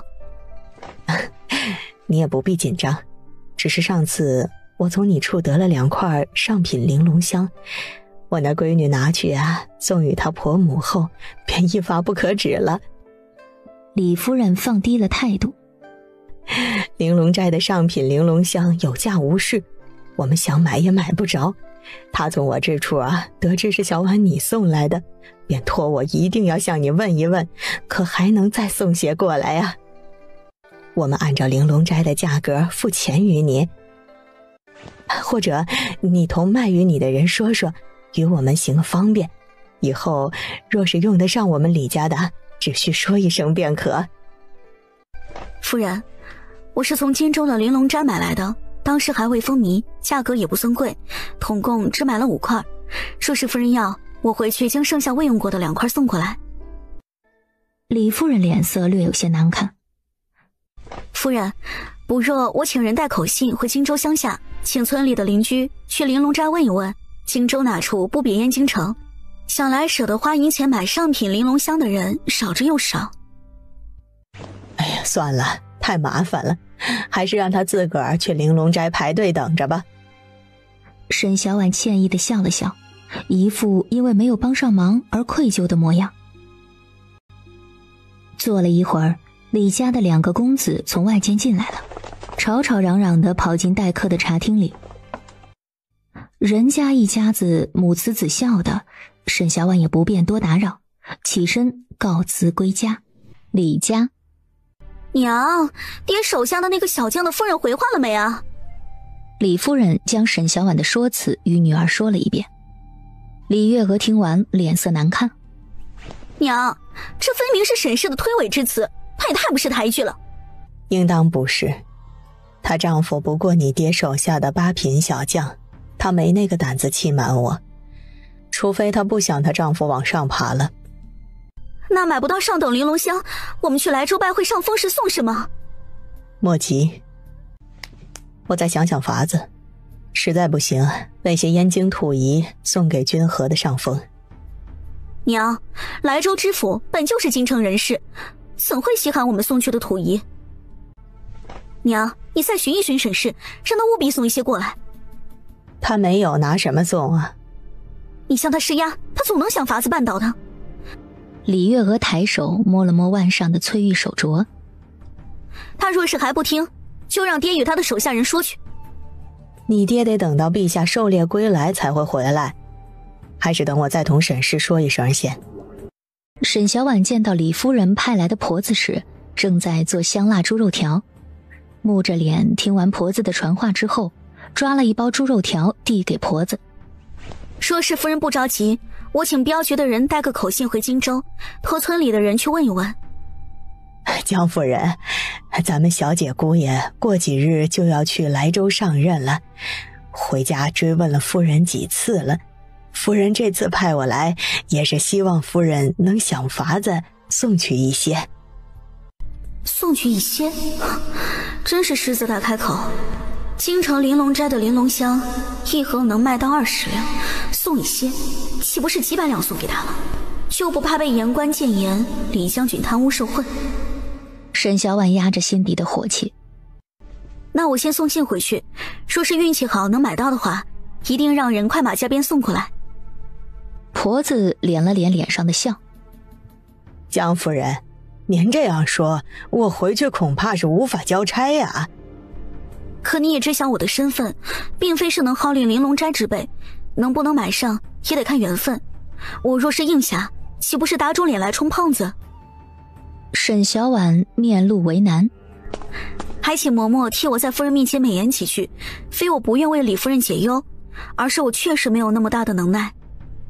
顿了顿，不过夫人可以放心，我这现在就去信回乡，托乡亲去城中帮忙购买，若是买到了，定会以最快的速度送往京城。婆子见沈小婉也确实无能为力，只得悻悻离去。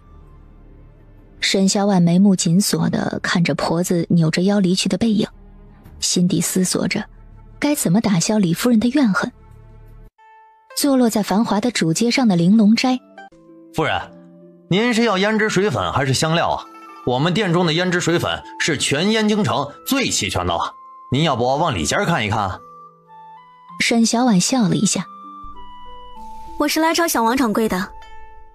小王掌柜是荆州玲珑斋王掌柜的儿子，昨日刚到燕京城。小王掌柜已经等在后方，夫人请随小的走这边。夫人请用茶。这时得了训的小王掌柜拿着算盘和账本匆匆赶了进来，朝他拱手行了一礼。江夫人。小王掌柜。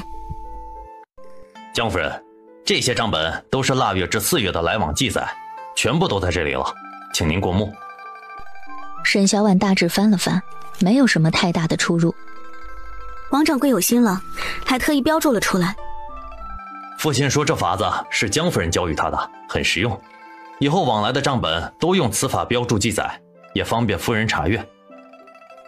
小王掌柜又将这几个月的盈利拿了出来，莫约2万两。3月之后，香姨子的存货基本上已清空，这是所有的利钱，夫人数一数。沈小婉将银票收好。你们办事我是放心的。小王掌柜道。现下全南州已处于断货中，只等着8月夫人再给我们供货了。可差着将近5个月，你们的顾客可有的等了。你们东家可会说？东家说任由他们等着。小王掌柜顿了顿。对了，江夫人，东家说既然夫人以后常驻京城，以后便由京城的陈掌柜与您结算，您看有没有问题？沈小婉点了点头。没关系的，倒是麻烦小王掌柜你们跑一趟了。不麻烦的，我去请陈掌柜过来与夫人见一面，以后夫人有什么事都可以找陈掌柜。那多谢了。陈掌柜与王掌柜年岁差不多，但面相更显得精明许多。一进门便同沈小婉拱手作揖。江夫人。沈小婉笑笑。以后就麻烦陈掌柜了。陈掌柜道。更何况夫人所提供的香姨子很好，乃是一绝啊。小王掌柜何时回荆州？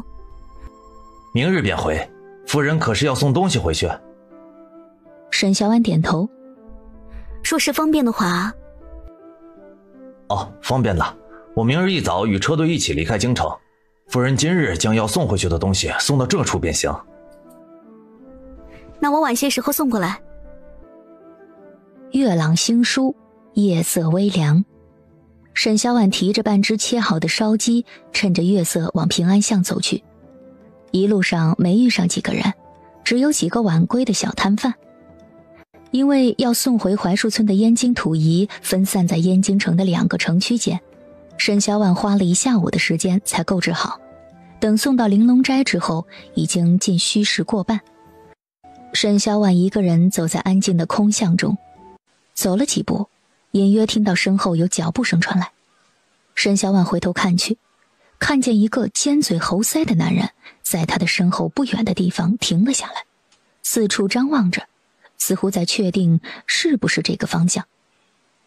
沈小婉警惕性地看了他一眼，然后转身加快了脚步往平安巷的方向走去。沈小婉警惕性地看了他一眼，然后转身加快了脚步往平安巷的方向走去。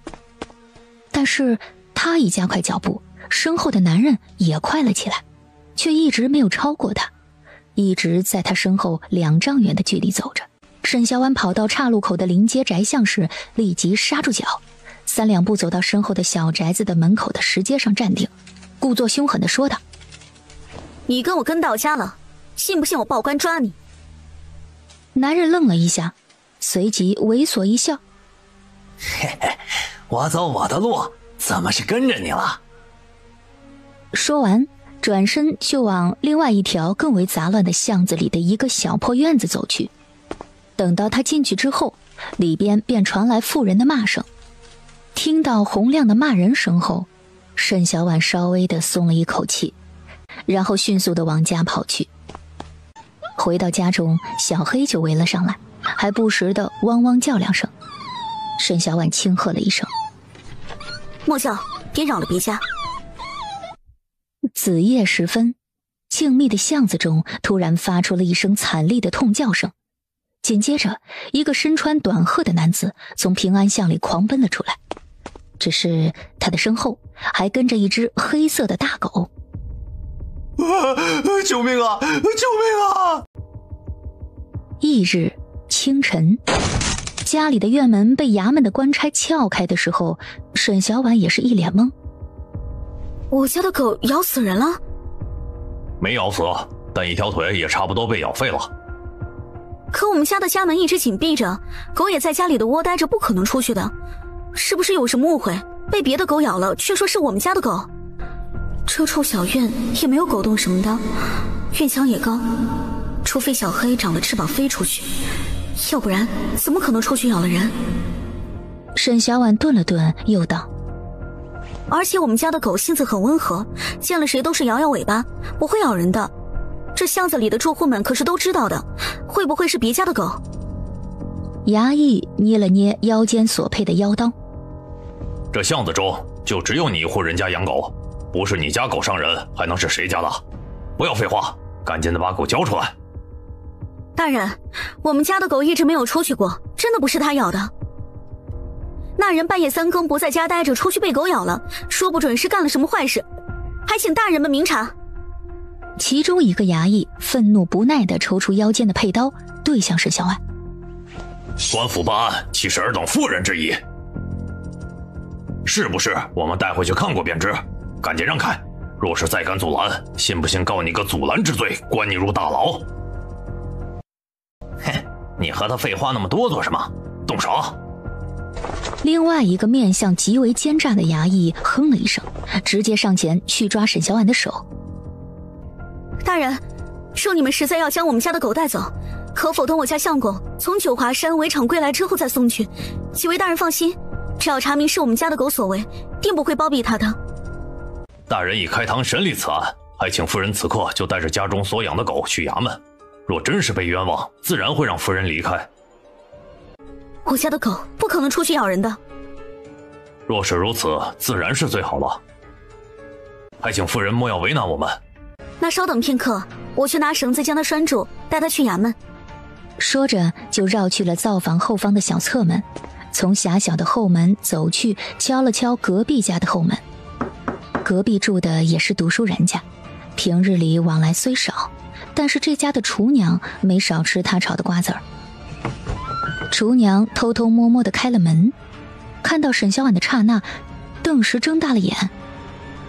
江夫人，衙役不是上门找你吗？你怎么在这儿啊？沈小婉也不废话，摸出一串子铜钱塞到厨娘的手中。请你去城东的东榆林巷的李将军家报个信儿，请李家夫人帮忙。厨娘还没反应过来，沈小婉就往回跑了。看着重新合上的后门，又看着手中的百十文钱，左右看了一眼之后，厨娘关上门，也偷偷出了门。进入了庄严肃穆的大堂后，沈小婉向坐在大堂上方的燕京衙门的京兆尹马大人跪拜行礼。见过大人。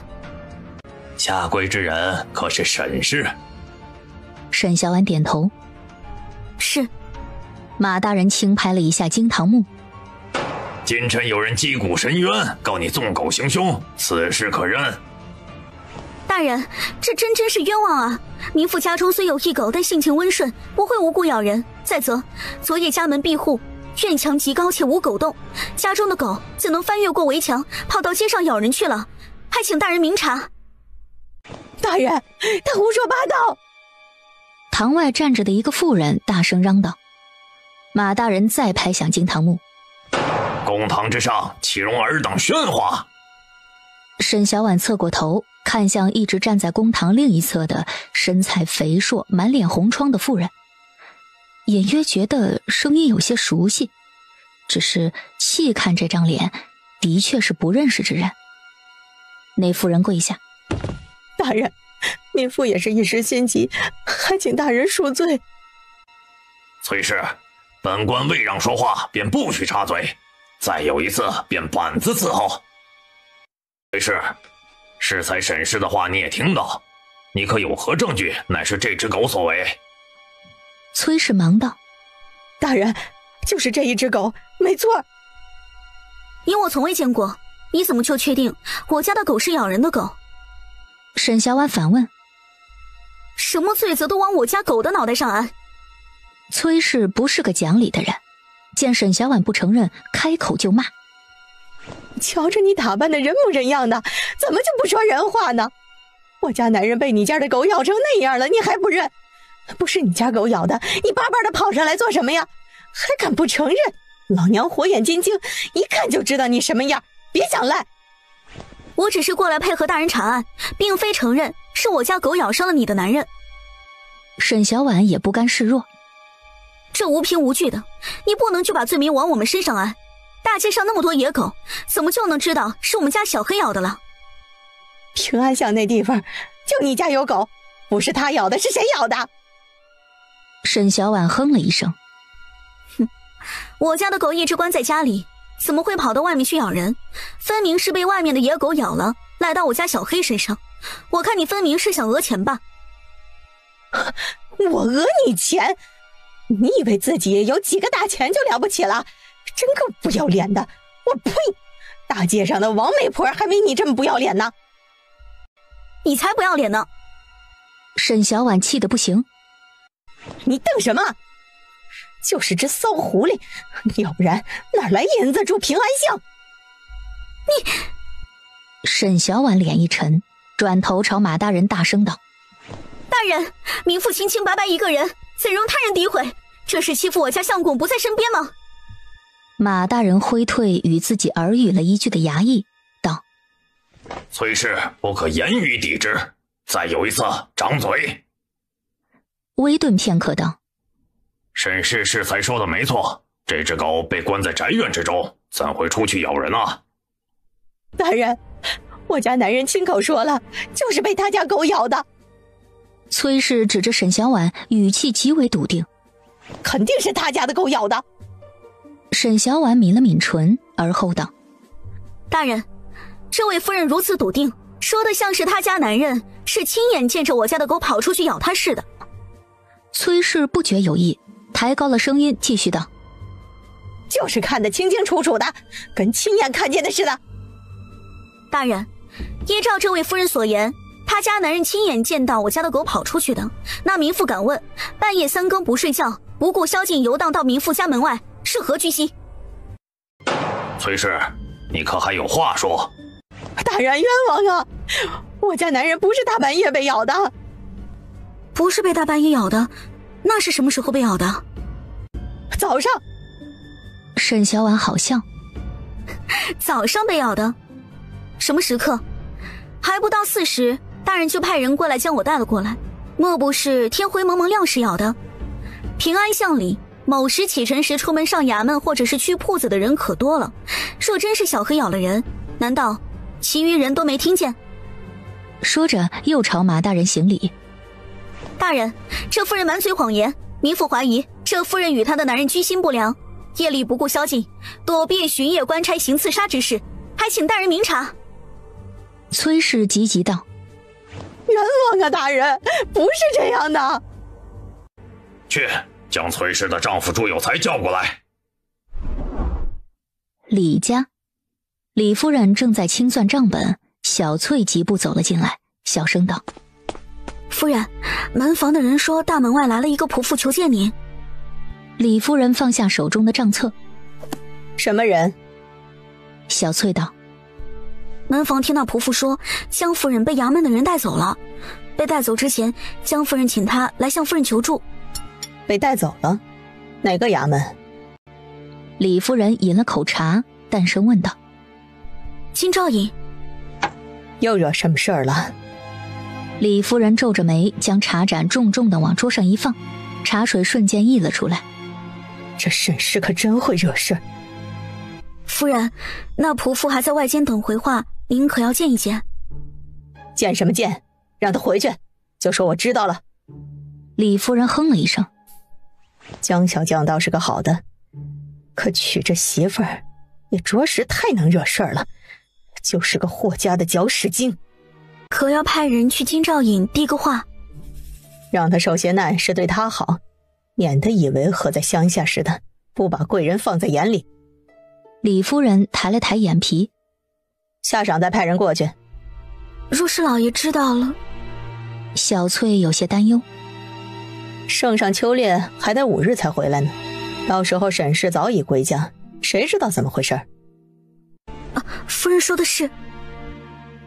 衙门，朱有才是被躺着抬进来的。好痛，好痛啊！当家的，你怎么了？哪里痛啊？哎呦，你按到我的腿了！你个臭婆娘，想压死我！大人喝道：安静，安静！沈小婉这时看清朱有才的脸了，尖嘴猴腮的模样，分明就是内夜里一直跟在他身后的猥琐男人。难怪听着女人的声音有些耳熟，原来是昨日刚听过的。朱有才，本官问你，昨夜你为何会出现在平安巷？朱有才一路被抬过来，并未有人和他说衙门的事儿，所以他还以为是媳妇儿状告的法子奏效了，也没有看到崔氏朝自己使的眼色。大人，草民的腿就是被这只狗咬的，一定要将这只狗打死，以免再祸害其他人啊！还要赔偿草民药费。大夫说小民这腿可能保不住了，他还得负担草民后半辈子的生活银钱。别说了。崔氏眼睛都眨抽筋了，这榆木脑袋还没有看到，气得他想一巴掌拍死他。住嘴！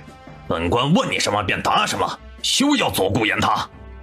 本官再问你，你需老实回答，否则板子伺候。大人您问。昨夜你为何会出现在平安巷啊？草民。朱有才想到自己见不得人的目的，犹豫着该怎么同大人说。竟敢欺瞒本官！来人啊，给本官打！朱有才脸一白，大呼冤枉。大人，草民冤枉啊！草民夜里睡不着，便想出去走走，刚走出不到10丈，便想到时辰尚早，宵禁还未结束，立即往回走。哪知往回走的时候，就听到有狗叫声，回头一看，就发现一只黑狗从黑暗中走了出来，追着我就跑。大人，草民具体属实，请大人明察。大人，可适才这位夫人明明说是他家男人亲眼看见我家小黑爬出墙去追着他咬的，若是这般，便同他说的有些不符了。朱有才脸色愈发难看。我什么时候亲眼看见了？我没有。你这婆娘怎么胡说八道呢？崔氏转头瞪向自家男人。不是你给老娘说的吗？怎么又不承认了？朱有才偷偷瞄了一眼马大人，瞧见大人面色不善，立即冲着崔氏使眼色。可崔氏一直没搭理，不停地骂着：好你个朱有才，你竟敢骗老娘！你给老娘说清楚，是不是盯上骚狐狸了？你个泼妇，胡说八道什么？马大人拿起惊堂木猛地拍响，公堂之上，岂容你们泼妇般喧吵！来人，给本官掌嘴！大人，这两人供词自相矛盾，民妇怀疑他们是想讹民妇家的银钱，才故意闹出这么一番，还请大人明察。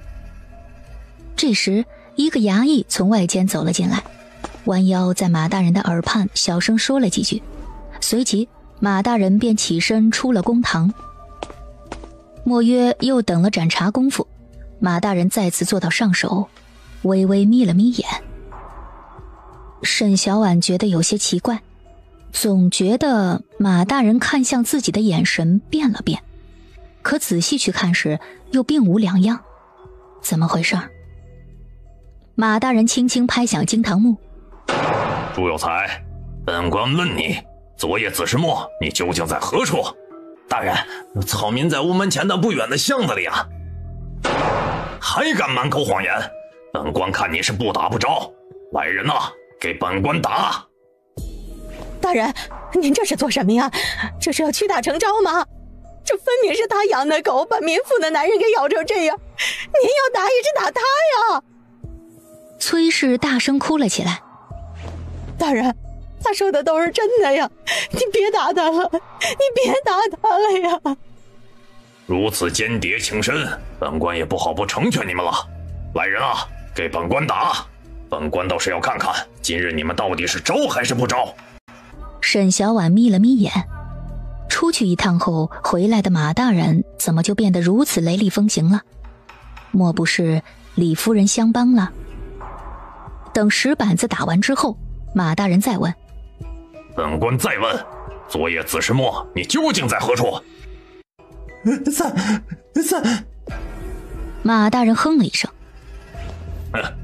本官来替你答。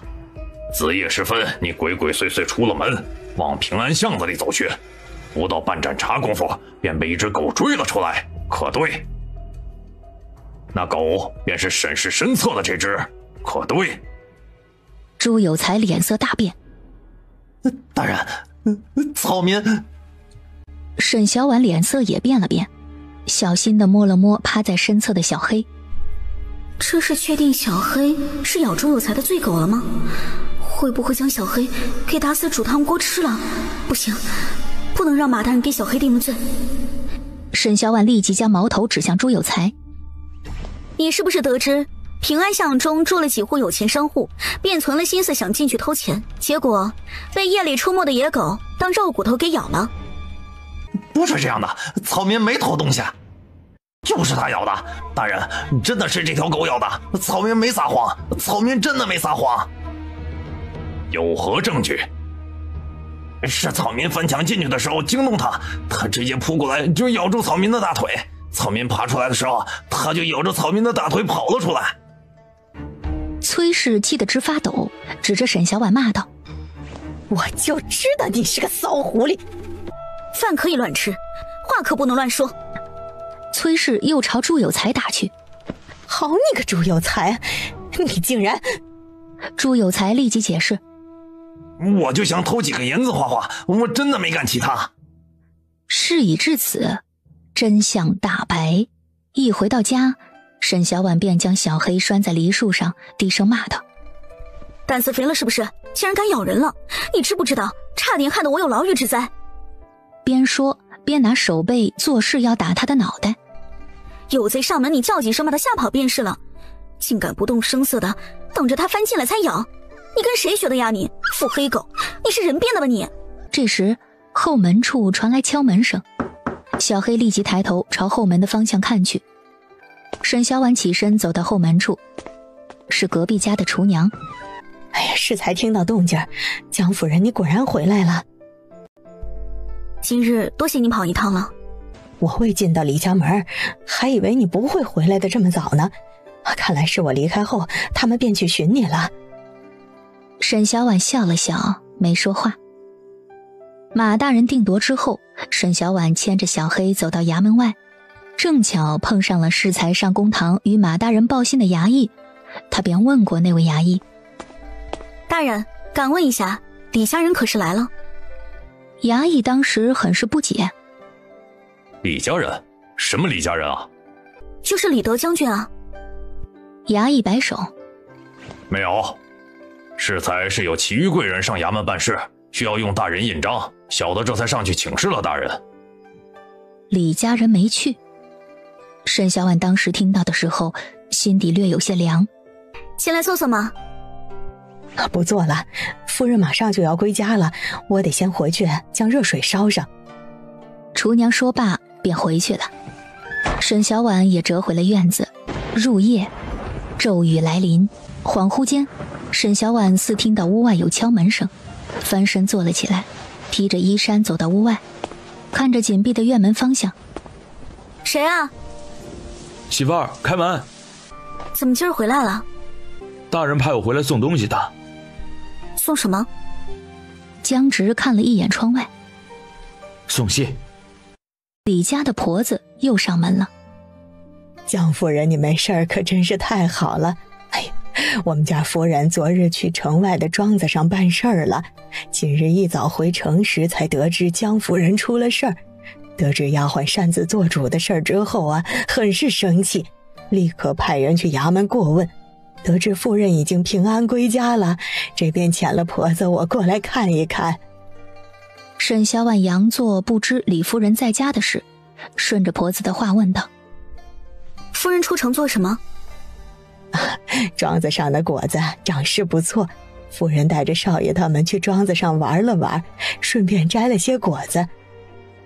婆子顺手将一小篮子新鲜的李子放在梨树下的石桌上。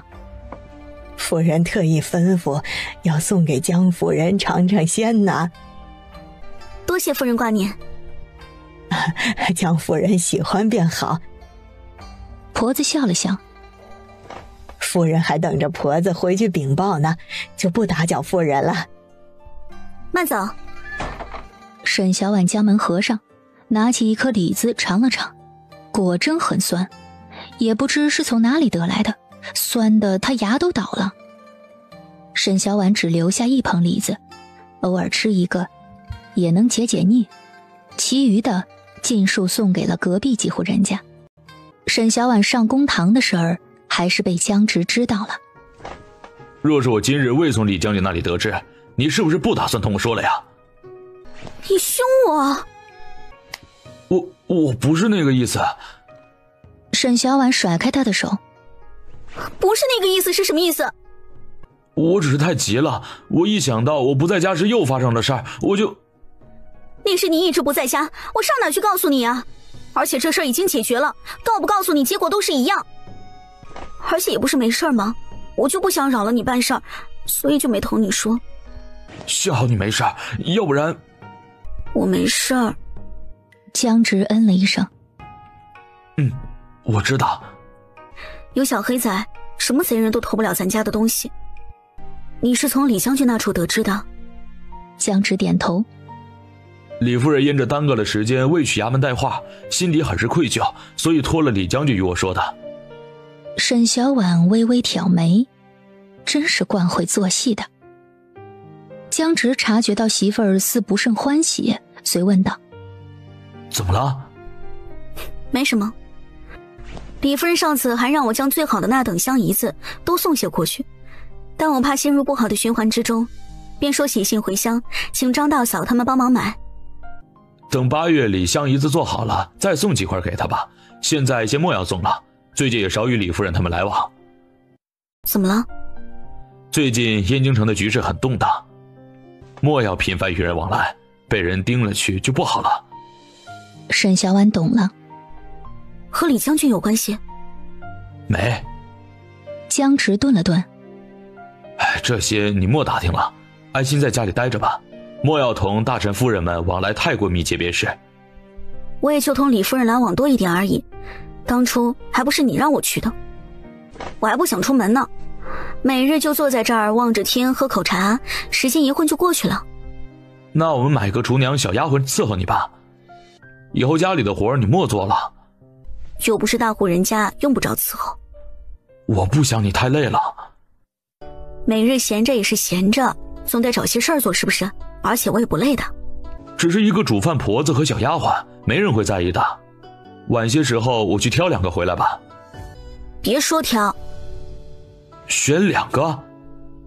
选个干净利索一点的，别太好看了。肯定没媳妇儿好看呀。江直俯身亲了下媳妇儿的脸颊。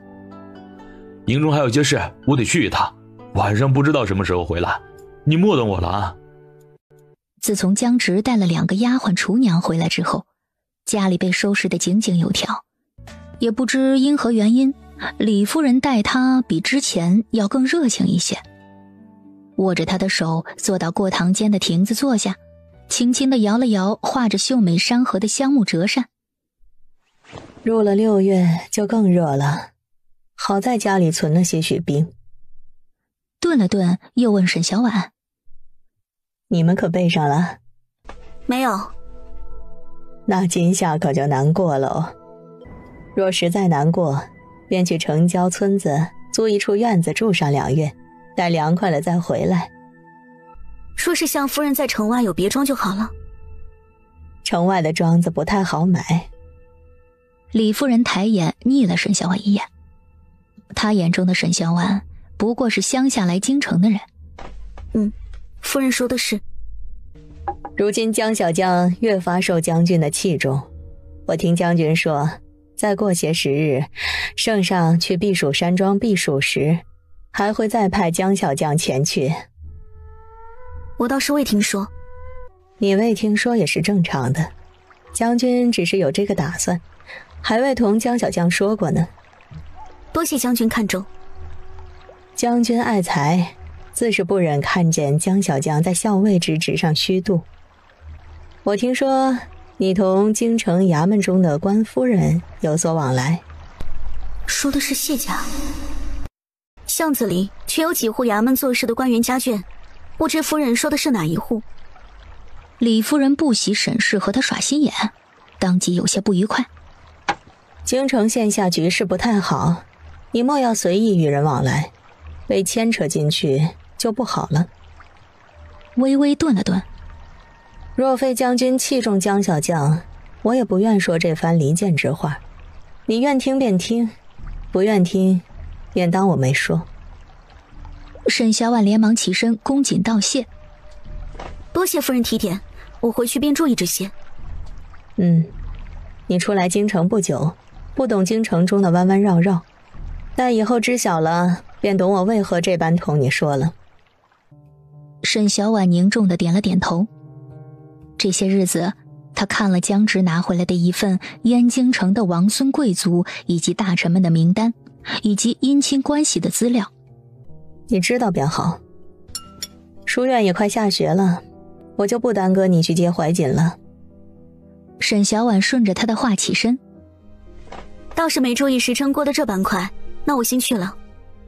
待沈小婉离开之后，身侧的心腹乃嬷嬷张氏道：夫人，这江夫人的仪态瞧着比上旬好了许多，倒是越来越像个大家闺秀出身了，不再像之前那般像小户人家出来的一股子小家子气。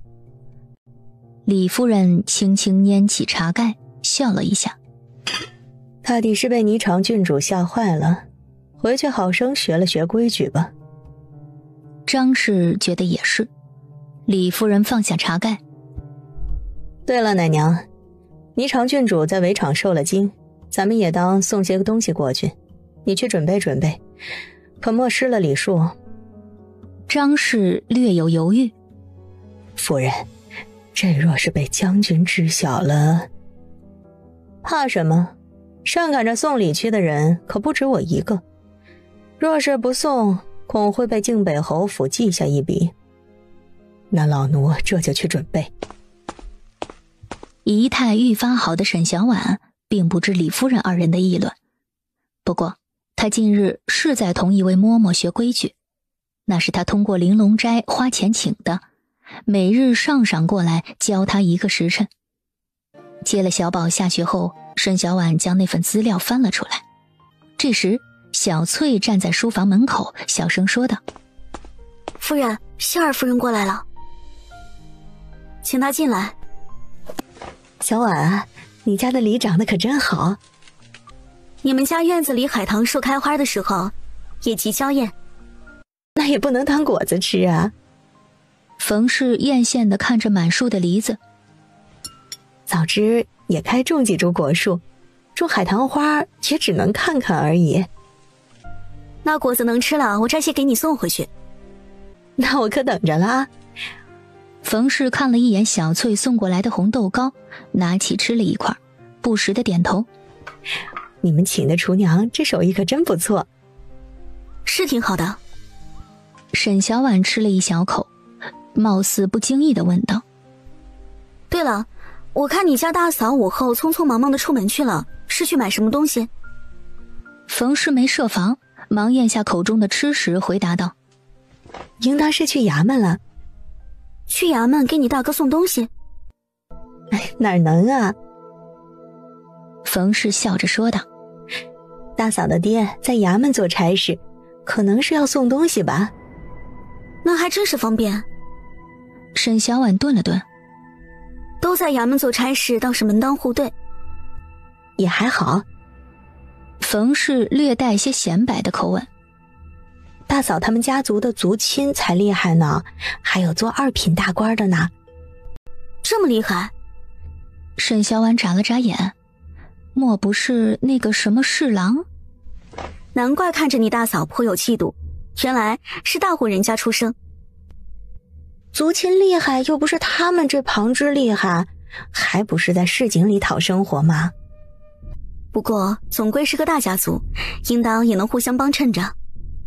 要真能帮衬着，公爹也不会在这个年纪还在典部这个职位上。不过这种话冯氏不敢说，只是敛了敛笑，点了点头。待到夜半3更时，江直入屋，看到坐在床上等着自己的妻子，心底一紧。怎么还未睡啊？等你啊。沈小婉伸出手指勾了勾。不是同你说不用等我了吗？想等你还不成吗？你最近在忙什么？不是同你说了不能说吗？你不说我也猜到了。沈小婉趴在江直耳畔，小声说了一个名字。可是江直眸光微闪，早知不向殿下讨要那份名单给媳妇儿了。待到6月中旬，一个骇人听闻的消息如惊雷一般砸在了燕京城内，令人唏嘘不已。户部右侍郎曹德志等人串通江南等丰裕之地的官吏，巧立名目，征收多种水缴钱、口实钱等的赋税，中饱私囊，并瞒报赋税，倒卖官粮。刑部侍郎奉德志帝之命审查此案，抄家查证，不过半月便彻查清楚，证据确凿。德志帝下令将主谋人员斩首示众，其余人流放千里之外。整个燕京城都在谈论这个事情，沈小婉更是唏嘘。幸好圣上仁慈，没有株连9族。非谋逆大罪，圣上有所考究的。他一个户部侍郎就敢做这么大的事儿？曹德志是德治10年的进士，为官之地便在江南，那处盘根错节，想来早有牵涉其中了。莫非是替罪羔羊？见江直端起茶杯饮茶，沈小婉微微眯了一下眼，他就知道又猜对了。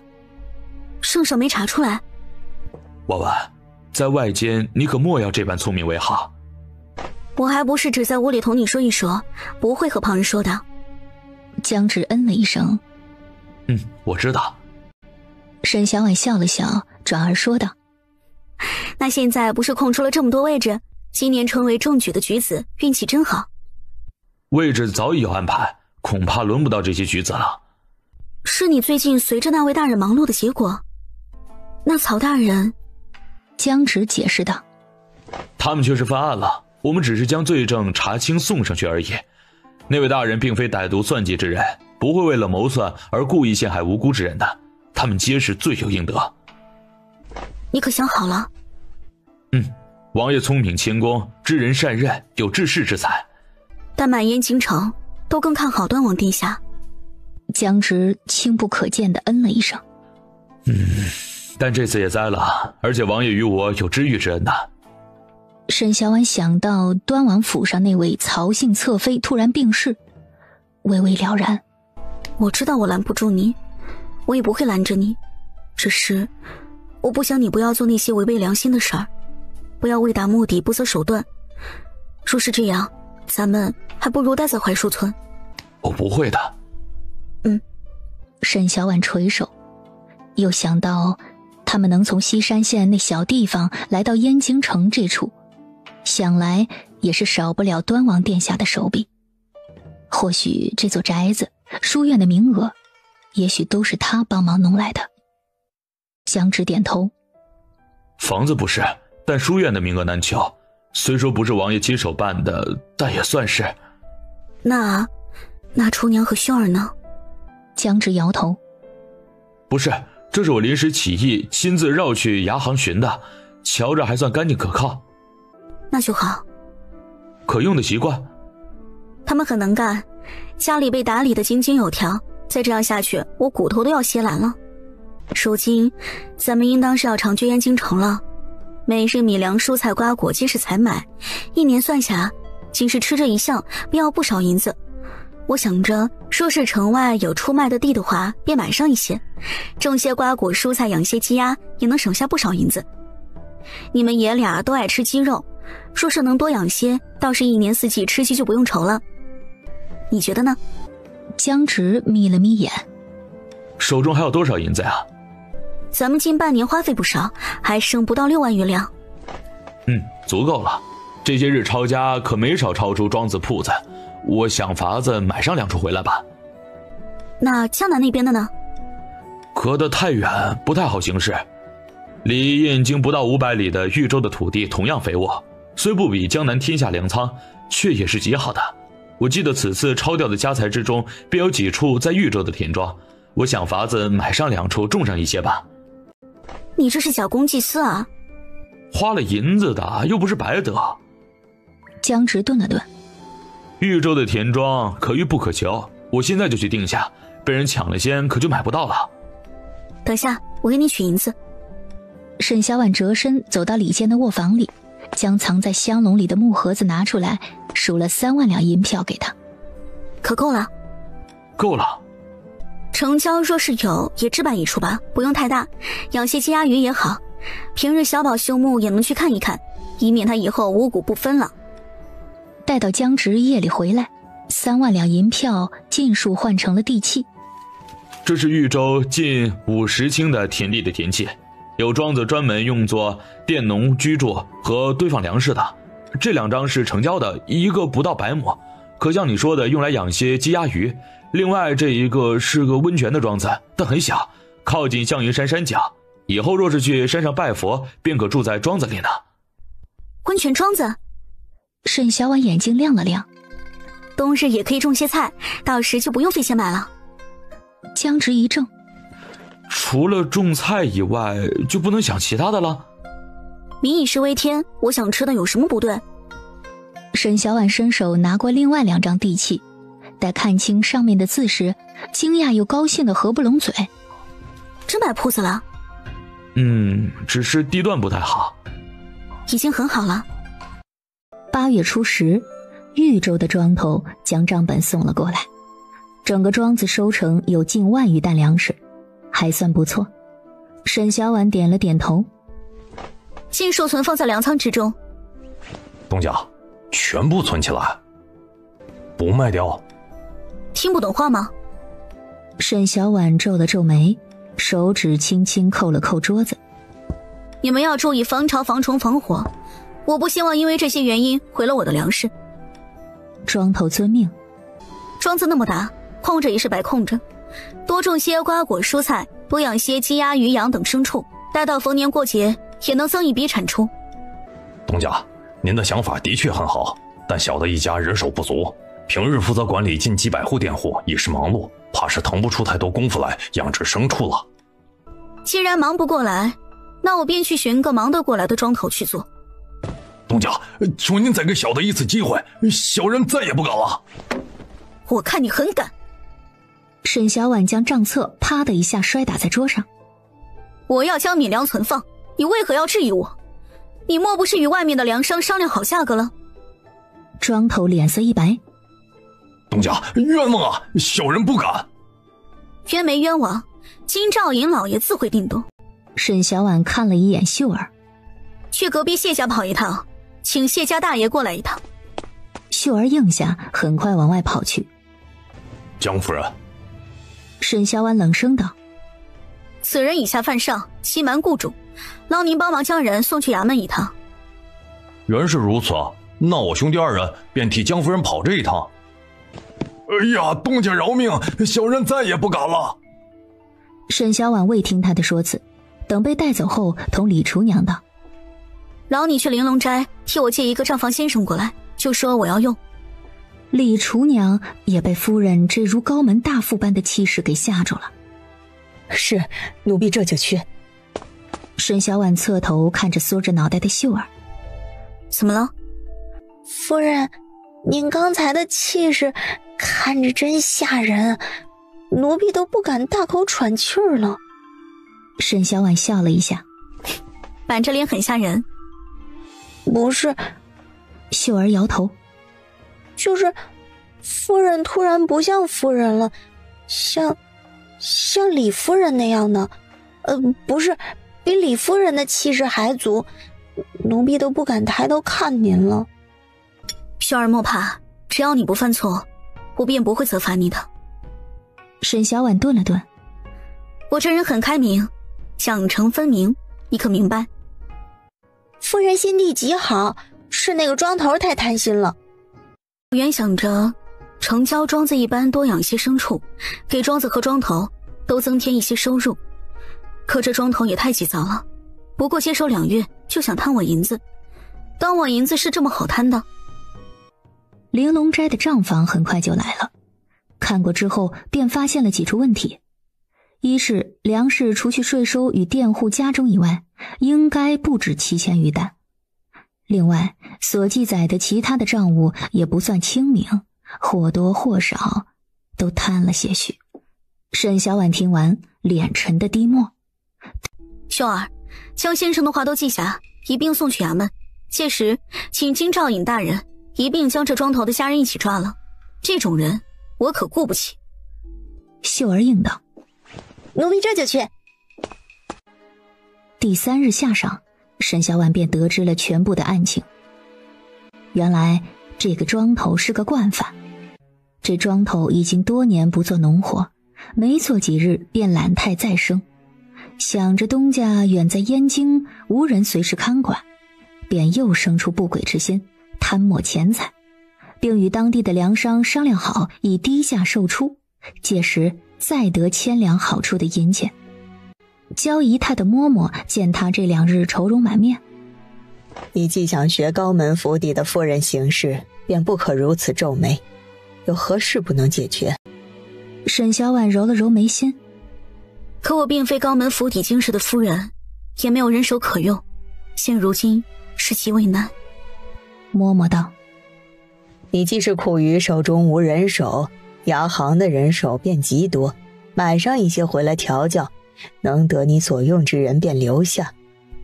衙行的人可有卖庄头的？县城的也不是没有。嬷嬷顿了顿。你名下可不止一处庄子。沈小婉会意。嬷嬷说的是。下晌，沈小婉便见了城郊庄子的庄头和他的大儿子。我预备派你大儿子去豫州做庄头，你们可愿意一家分离？说是不愿，我再派其他人去。愿意的，多谢东家提拔。沈小婉颔首，对其大儿子道：豫州庄子比现在这个大上许多，我需要你上心一些。你们去了之后，便将账务重新盘查一遍，盘查清楚后，将账册送到我这处。另外，与佃户好生相处，莫要欺压于人。沈小婉顿了顿。庄子的内务与畜生养殖与你爹管的庄子一致，届时我也会按文书分你一层。只要你们好好干，无需像之前那个庄头贪墨，也能在2年内过上有丫鬟伺候的好日子。东家放心，小人定会好好干，不会犯不该犯的错的。如此最好。沈小婉还是不忘敲打一番。我这人办事讲规矩，你们也是知道的。只要你们好好干，我不会亏待你们。若是被我发现起了不该有的心思，我不会手下留情的。届时无论是谁犯了错，接连坐。庄头是知道原来的那个庄头被打得起不来床，还要被发配回原籍，以后一辈子都离不开乡下地方了。打了个寒战后趴下道：东家许出的条件已是优厚，小人不是恩将仇报之人，东家明鉴。我知道，你们先回去吧，等明日过了中秋团圆节，便尽快赶去豫州。多谢东家。等庄头大儿子去了豫州后不到5日的时间，便将新的账册送了过来。沈小婉看过了新的账册之后，心底很是满意，按规矩奖赏了一番，才将人送走。中秋佳夜，玉华行宫，江直打起精神，继续戒备着四周，万不可出现任何失误。须臾后，里间的丝竹乐声停止了，圣上接连拍着手掌，说着好。近前来，让朕看一看。身穿轻纱的妖娆女子婀娜多姿地走向喜笑颜开的圣上，很快便贴入圣上怀中。江直微微敛眼，暗想这内务府果真深谙圣上喜好，遴选的节目如此合圣上心意，想来花费了不少功夫。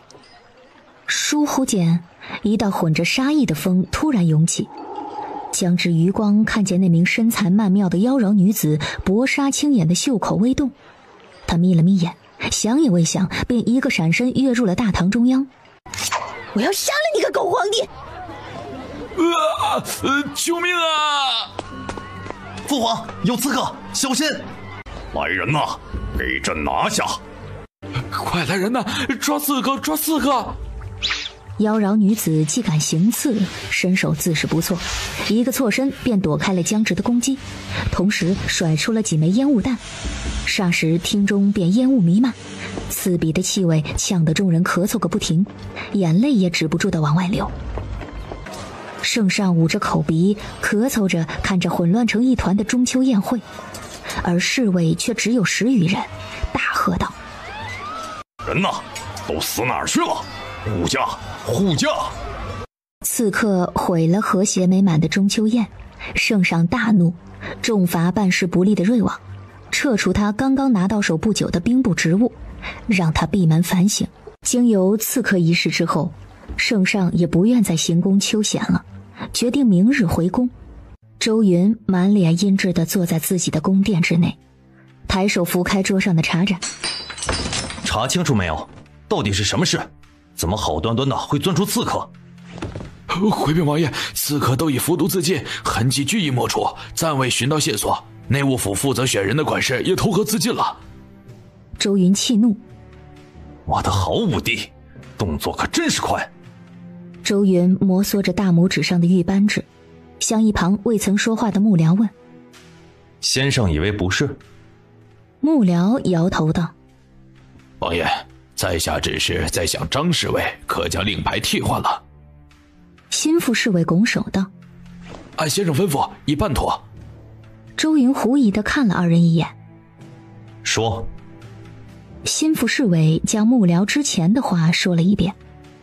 周云双手一合，拍手道：先生果然神机妙算。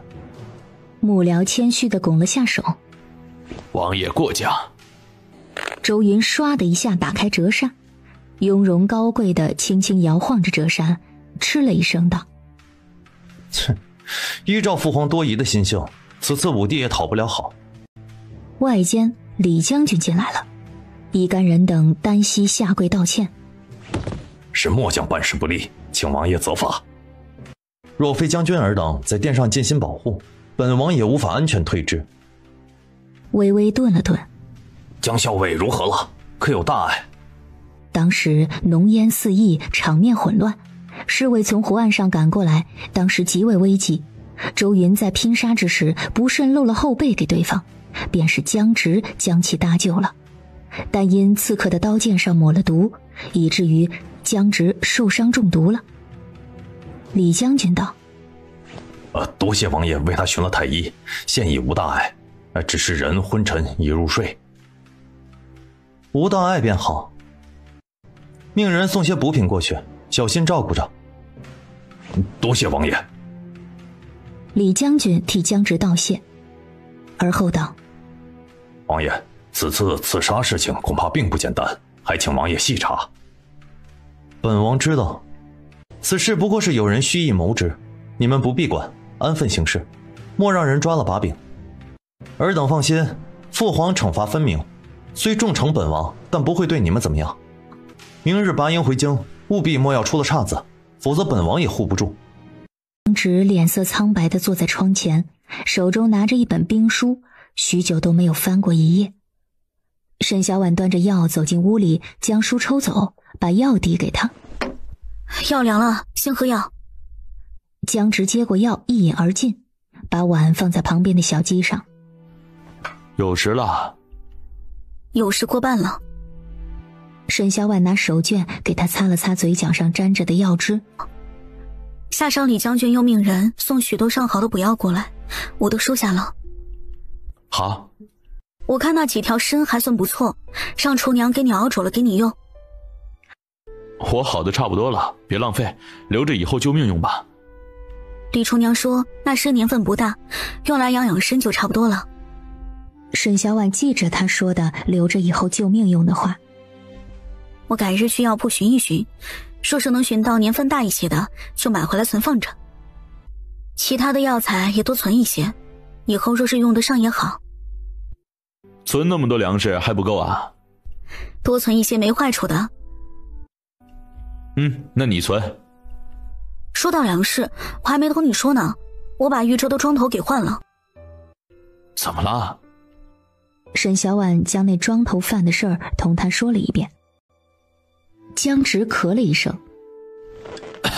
是我眼瘸了。当时你没有在豫州多待，也没调查他，谁知道他会是那样的人？沈小婉顿了顿。你看，你选的秀儿和其余2个庄头，一家子人都很好，你的眼光很好。江直笑了笑。我的眼光的确很好啊。娶了婉婉你啊？你又掉油壶里去了，整日油嘴滑舌的。江直抿了下唇。没，只是晌午时吃了糖，现在还甜着呢。我去看看厨娘的晚膳做好了没。江直嗯了一声，大爷似的往椅子上一靠，随手拿起桌上的兵书重新翻看了起来。15那日他救驾有功，圣上犒赏，升他为6品校尉。虽同样都称作校尉，但6品统领校尉与8品前锋小将，这相差可不是一般的大。转眼便至9月，已入了秋。李夫人喜菊，不知从何处得来了几盆珍贵的菊花，是以特地下帖子请了交好亲近的人过去赏菊。小婉啊，怎的来得这般晚啊？正在同其余夫人们说话的李夫人看着他，笑问道。沈小婉上前：因这怀瑾的事耽搁了。你当才买2个小厮来做这些事儿，你如今好歹也是6品夫人了，总是抛头露面的不妥。沈小婉笑了笑：我只是担心他们不尽心。卖身契捏在手中，若是敢不尽心，大方卖了便是嘛。说是有合适的，便寻一个。不说这些了，你快些进来，看看我这几盆菊花怎么样？夫人，我不太懂菊花，不过依着我这个外行人的感觉，夫人这2盆花定是极为珍贵难寻的。这叫帅旗，这一盆叫做绿牡丹。原来这就是绿牡丹。我听人说绿牡丹数量稀少，极为难养，没想到李夫人竟能寻到1盆。另一位夫人诧异地看着桌上的绿牡丹与帅旗。夫人怎的寻到的？李夫人心底舒坦，便也没遮掩。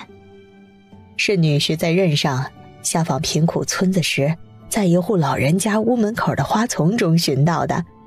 若非老人家急于用钱给家中孙子治病，也不会将这2株卖出。卢大人真是孝顺。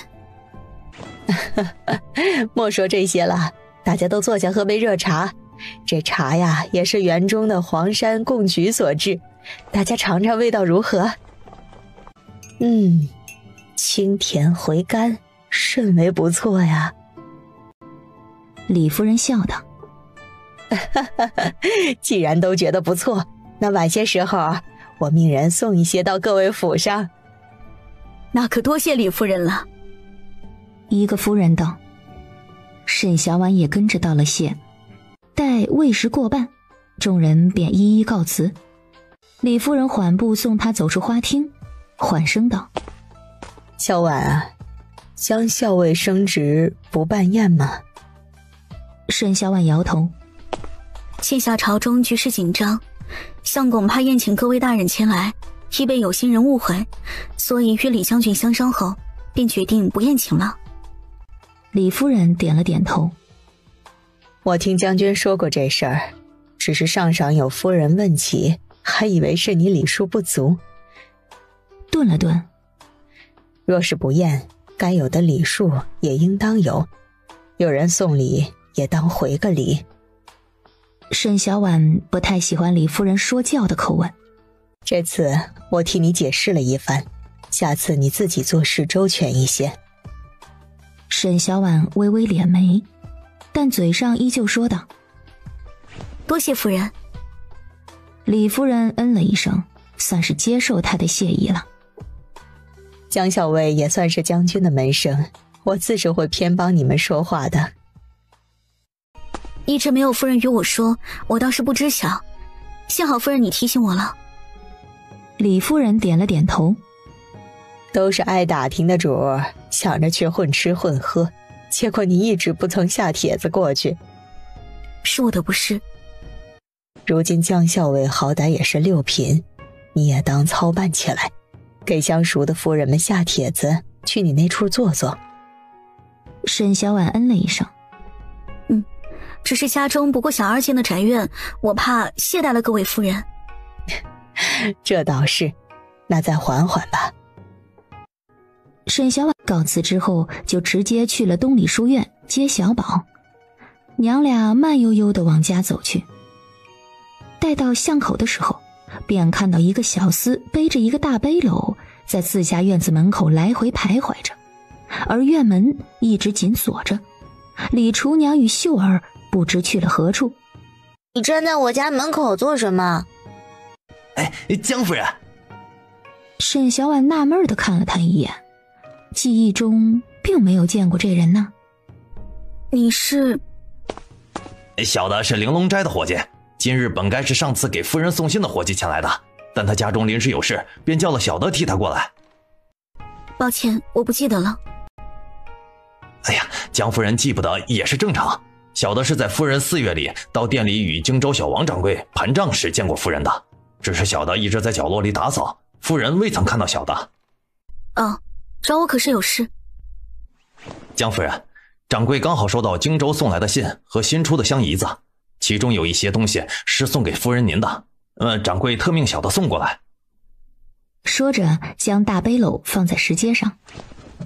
这些都是夫人家中亲友托荆州掌柜送来的，今年新出的香姨子已尽数送过来，掌柜想与夫人约定一个时间过来结算部分利钱。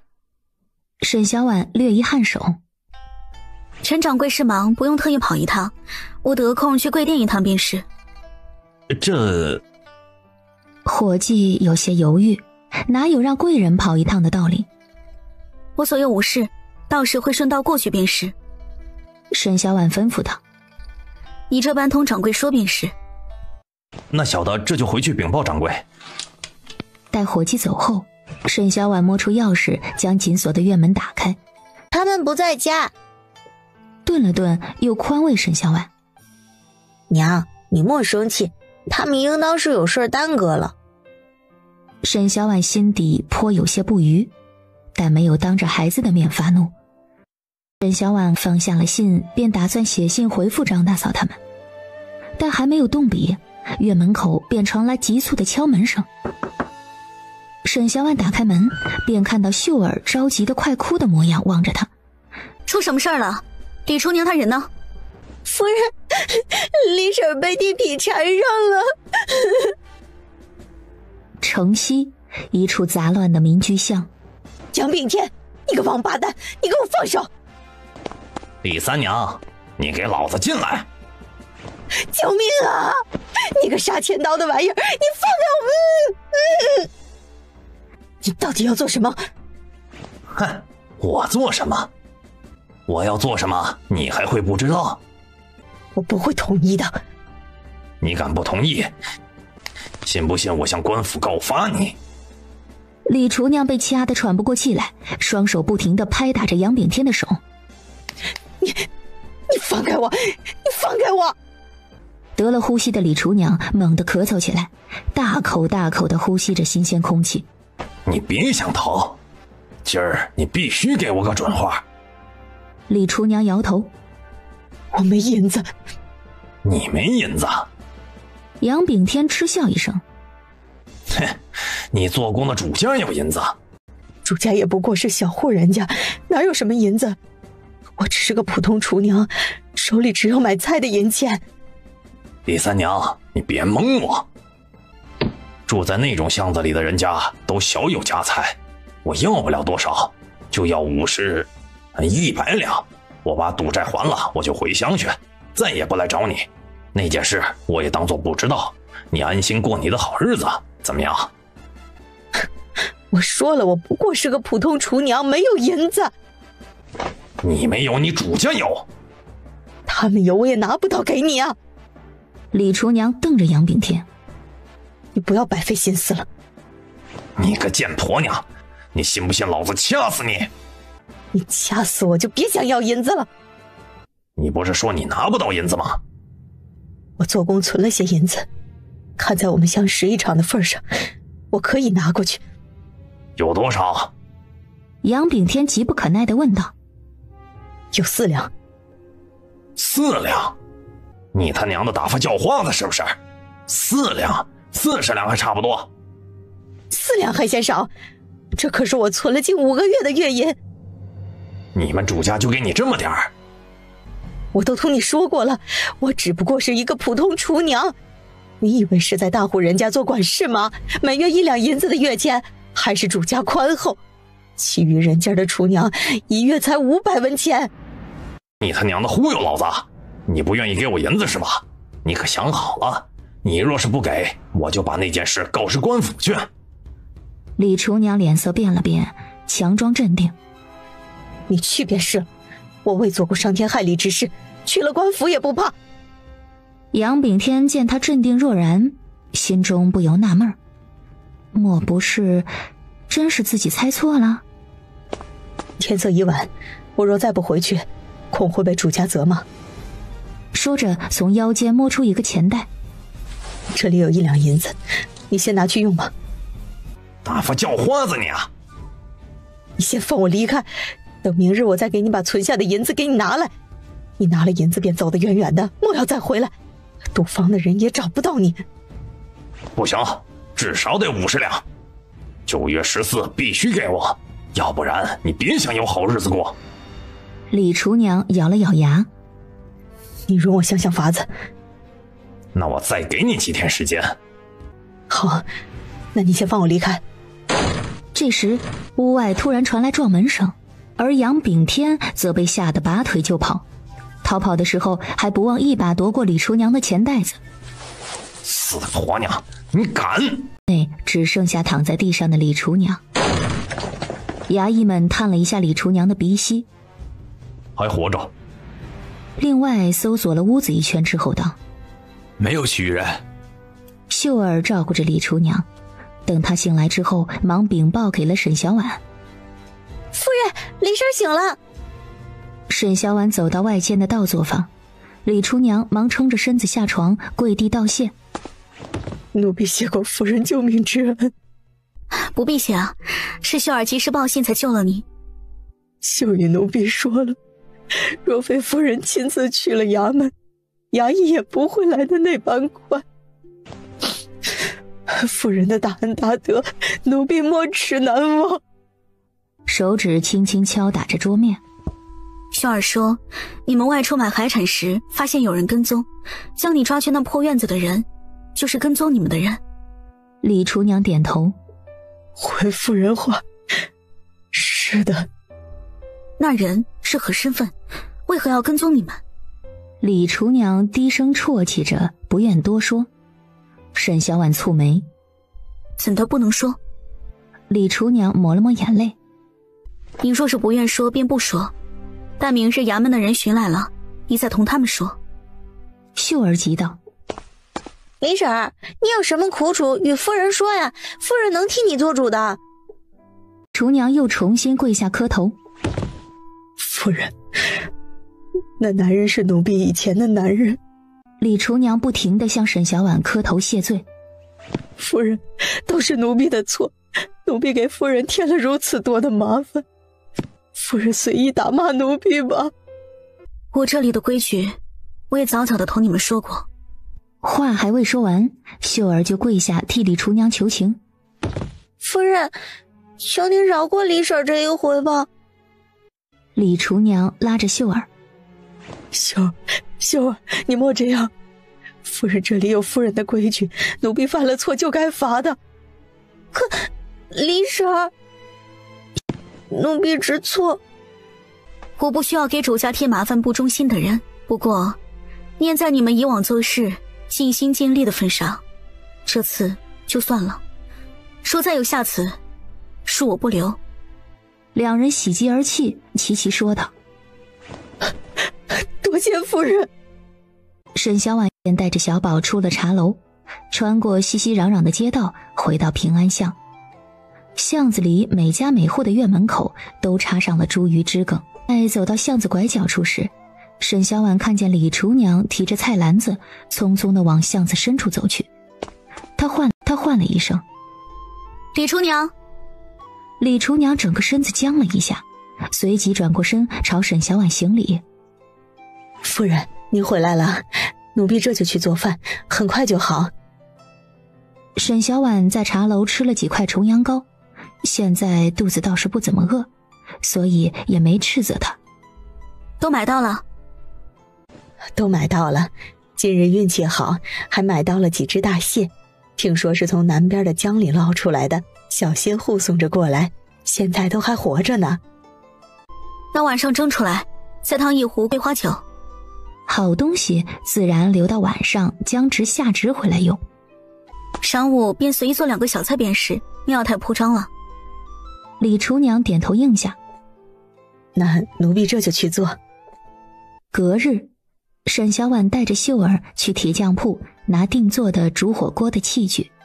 夫人，煮锅子好吃吗？就是将菜与肉放到锅里一起煮着吃，冬日里吃着很暖和。很想吃，那晚上咱们就煮锅子吃。晚上就吃？秀儿眼睛亮了亮。煮一煮，试试这个锅会不会漏水。我们去菜市买些菜，晚上就吃。沈小婉叫上秀儿一起往车马行走去。穿过一段较为偏僻的巷道时，看到几个衙役站在一处较为破旧的院子门口。咋回事？衙役咋都来了？死人了！里面死人了！胖婶家死人了？不是胖婶家。一个人道：是租了胖婶院子的一个租客。胖婶什么时候把院子租给别人了？租出去他住哪儿？你话都没听我说完，插什么嘴啊？胖婶前些天不是修整了屋子吗？把后门这块给隔开了，将这2间屋子和这个后门小院搭一块给租出去了。死的人好像就是前些天才租房子的人。好端端的咋死了？哎呦，不知道啊，好像是一个人住在里面。要不是今儿胖婶从这边背柴回来，顺手敲门，还不知道那人死了呢。沈小婉看了眼隐约看见人影的院子，不愿再多待，带着秀儿迅速地离开了这条僻静的巷子。沈小婉没走多久，衙役卸了门板抬尸体，往脸上搭了一件破旧的衣服就抬了出来。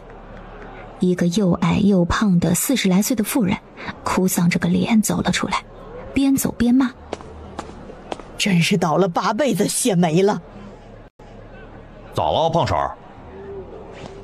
还能咋的了？摊成一个倒霉的灾星！早知道老娘就不租给这倒霉玩意儿了，要死不知道去外面死啊！死在老娘新修整过的屋子里，可真会找地方啊！嘿呦，可真够倒霉的。就是啊，好好的屋子死了人，以后租也不好租了。有一人忍不住问道：“胖婶儿，那人到底是怎么死的？”谁知道他怎么死的？日子过得太好了，老天惩罚罚死他的。众人闻言皆好奇：“怎么个好法？”喝老鳖汤，日子可不是过得好吗？胖婶哼了一声：“都散了散了，都挤老娘这做什么呀？要租房子啊？1个月500文，谁要租？”众人一哄而散。刚死了人谁租啊？死了人还租那么贵，谁租谁傻子呀！胖婶盯着众人的背影啐了一声：“你们哪家住的地方没死过人呢？见是穷鬼，还他娘怕死人呢！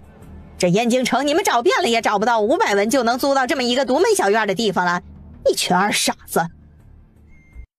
”5时3刻，江直赶在天黑前归家了。做什么这么香啊？我在巷口都闻到香味了。做的火锅，等下尝尝味道怎么样？冬日吃这个很舒服，很暖和。冬日吃火锅最舒服了。沈小婉将剩下的这些菜都倒了进去，趁着木炭还红着一起煮了。过些日子天冷了，我买些羊肉一起煮着吃，冬日吃羊肉好，吃了身子暖和就不怕冷了。到时候呢，就不用这么辣的锅底了，做些清淡的，到时候也好喝汤。什么时候买？到时候多买一些。你拿来做什么？我给周树他们送下去。要不你请他们过来，我们到时候再煮火锅吃。请他们上门会不自在的。那我过些日买1头，到时候你送一送，剩下的可以喊上你营里的同僚和周大哥几个人过来喝酒。好。江直点头。沈小婉看一眼进来收拾碗筷的秀儿和李厨娘。我今日买菜从柳树巷经过的时候，看见有衙役在那处，里面好像死了人。碗筷碰撞子母锅的声音清脆地响起。沈小婉回头转头看向手忙脚乱的李厨娘。怎么回事？李厨娘连连点头。有些滑，奴婢没抓稳，惊扰了夫人。小心着点。沈小婉收回视线，继续和江直说道：“听说是个外来租户，好端端的就死了，真是可惜。”走远的二人并未注意到李厨娘脸上闪过的惊慌。秀儿见状说道：“婶子莫担心，夫人不会责骂咱们的。”秀说的是，咱们快些将碗收了，洗干净，待会儿回屋啊，婶子教你绣花。秀儿笑着嗯了一声，她好喜欢婶儿，就像她的娘一样。翌日，天色阴沉，沈小婉将看了一半的书合上，塞入书架上。夫人，您不看了？下雨了。夫人，李婶买菜还未回来，奴婢去给她送伞。沈小婉微微皱眉：“快回来了，不必跑这一趟。”可这雨似乎越下越大了。那么多人淋得雨，他就淋不得。奴婢知错。屋后还晒着菜干，去收起来。秀儿等了半晌，只等到夫人这般一句话，心中有些怨恨，但还是咬了咬唇，应下了。奴婢这就去。秀儿待李厨娘如亲母一般，反倒是将她这个当家夫人摆在了其次的位置，这令沈小婉心底有些许不快。看来是该再挑几个规矩一点的丫鬟了。下午的时候，院门被敲响了。沈小婉看着隔壁谢尔夫人冯氏过来串门：“快生了吧？”“快了，10月应当就生了。”哎呀，终于快生了，整日挺着个大肚子，去哪儿都不方便，也就只能来你这处串串门了。这些天下雨，你出门小心着一些。我都看着呢。左柳树巷那边死了个人，听说是中毒死的。沈小婉嗯了一声，这他倒是不清楚。京兆尹马大人真是厉害，只看了一眼便推测出那人是被害死的。依照这个速度，应该很快就能查到凶手了吧？沈小婉微讶，怎么推测出的？那人死之前正吃着大鳖汤和一盘青菜，吃着吃着就呕吐中毒死了。仵作说，大鳖汤与那种青菜一起吃会导致中毒，若是身体虚弱的，便会肚子绞痛而死。而且衙役们查看了那处地方，门都是从里面关着的，没有外人进入的痕迹，原本就是要定案的。但是马大人查看了死的那人的身份信息之后，便觉得不对了，这才推算出是有人想害死他。怎么不对？好像是个赌鬼，整日好吃懒做的，还欠了一屁股的银子，哪里还有银子买大鳖吃啊？那抓到凶手了吗？还没呢，还在查。冯氏说道。那人也不知得罪了什么人，竟然被害死了。那种赌鬼得罪的人肯定很多，就算赌坊的人不找他，他家里人也容不了他。唉，这种人一死，他的家人也算是解脱了。冯氏说道。听我公爹说，那人是个光棍儿，爹娘死得早，后来就跟着人瞎混，到现在都没娶上媳妇儿呢。虽说是个混账人，他好歹也是一条人命啊，你说谁那么心狠下杀手啊？这我就不知道了。沈小婉看了一眼正在添热水的李厨娘。死的人是哪里人？冯氏仔细想了想，好像是水月县的人，叫什么杨炳天。怎么回事？粗手粗脚的。奴婢知错，奴婢知错。沈小婉皱起了眉，心中满是揣测。因着心底多了几丝怀疑，沈小婉并没有多留冯氏。等他人一走，便去了倒座房里寻李厨娘，但屋里只有秀儿一个人。李厨娘呢？林婶说做菜的辣椒没了，她去菜市场买去了。沈小婉沉声道。去叫人寻回来，立刻。秀儿还未离开，院子的门再次被敲响了。沈小婉看着门外站着的几个衙役，心中了然。夫人，你家中可是有一名姓李的厨娘？沈小婉点头。夫人可否寻她出来，我们想单独问她一句。你们来晚了一步。沈小婉淡声说道。他跑了。约莫一审查功夫前借口买辣椒走的，你们快些去寻吧，莫要让他出了城。几个衙役愣住了，好在为首的衙役机灵，很快反应过来，道了谢便往外跑去了。直到天黑时分，江直从衙门带回了消息。是真的？沈小婉没有太过惊讶。他招了？江直嗯了一声。我去牢房里见了他，没有挨打受刑，不是屈打成招，被抓住的时候就直接招了。杨炳天不是她的丈夫，那他为什么要杀杨炳天？他同你说的遭遇大部分都是真的，只是杨炳天不是她的丈夫，而是她丈夫的狐朋狗友。李三娘的丈夫名叫周明义，是个读书人，表面看着是个谦谦君子，但因屡考不中，便跟着杨炳天等人喝酒赌钱。喝醉后的周明义对他拳打脚踢，发泄怒火，赌输得干干净净后，便伸手向他要银子，并将爹留给他的遗物卖得干干净净。李三娘实在忍受不住之后，便用药理相克的法子毒死了周明义一家人，然后装作伤心欲绝离开了水月县。江直顿了顿，但他暗地里做的事儿被杨炳天发现了，并去药铺求证了，随即猜测周明义等人的死并非是巧合，所以才会在欠了债走投无路之际寻到李三娘找他要银子的。李三娘不愿养大杨炳天的胃口，便动了手了。我没想到他会犯过事，我若是调查过他的身份就好了。哎，都是我的疏忽。这和你有什么关系？要怪也是怪牙行的人未查清身份，才导致这种事情发生。沈小婉顿了顿。不过话说回来，李三娘虽说害了人，但也是有前因。除此之外，她这人挺好的，她不是个坏人，只是运气不好，遇上了不对的人。沈小婉叹了口气。那最后会怎么判？证据确凿，应当会判斩立决的。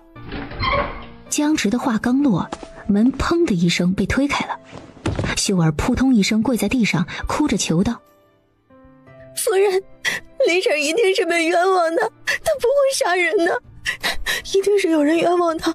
老爷夫人，你们一定要救救李婶，不能让她死了，求求你们了，奴婢以后一定当牛做马报答你们，求求你们了。沈小婉皱着眉看着直接闯进来的秀儿，在听到他接下来的话之后，满面寒霜。江直亦是如此。交给我。沈小婉应了一声好。江直很快将人带走了。沈小婉端坐在窗前泡茶，动作行云流水，很快便茶香四溢了。执着一杯澄明清亮的茶递给嬷嬷，另一杯给了自己，浅浅地呷了一口茶，而后轻轻放下，不再动弹。嬷嬷也觉得我太过有些优柔寡断了。嬷嬷动作优雅地抿了一口茶，而后点了点头。夫人能干脆利索地将人送走，哪里优柔寡断了？沈小婉抿笑着。这算是夸奖吗？你并不优柔寡断，只是心眼太实在，以为对谁都好，别人就能对你报以真心。在燕京城生活了近1年，还没看透吗？想到秀儿，沈小婉又忍不住叹了口气。叹什么气呀？像什么话？你再露出如此粗鄙不堪的举止，便不要再请老身过来了。嬷嬷，我下次不敢了。嬷嬷板着脸。你要学权贵夫人的做派，便将这些随意的小妇之态都彻彻底底的丢掉。你若对自己都不够狠，还怎么帮你丈夫？老身以为夫人是聪明的。嬷嬷顿了顿。尊卑有别，一个低阶下人，不值得夫人为此叹息。嬷嬷说的是我想岔了。夫人心善是好事，但尊卑有别，夫人若无威严，如何服众？该说的都与夫人说过了，夫人莫要再犯。夫人如何做，完全取决于夫人。老身只是您花钱请来教您规矩的嬷嬷，待该教的都教完了，老身便功成身退。沈小婉忙道：嬷嬷待小婉用心，小婉铭记在心。子夜时分，小黑突然从靠着火盆的温暖狗窝里爬了起来，冲着熟睡的沈小婉二人歇斯底里地吼叫着，一声声凄厉哀鸣。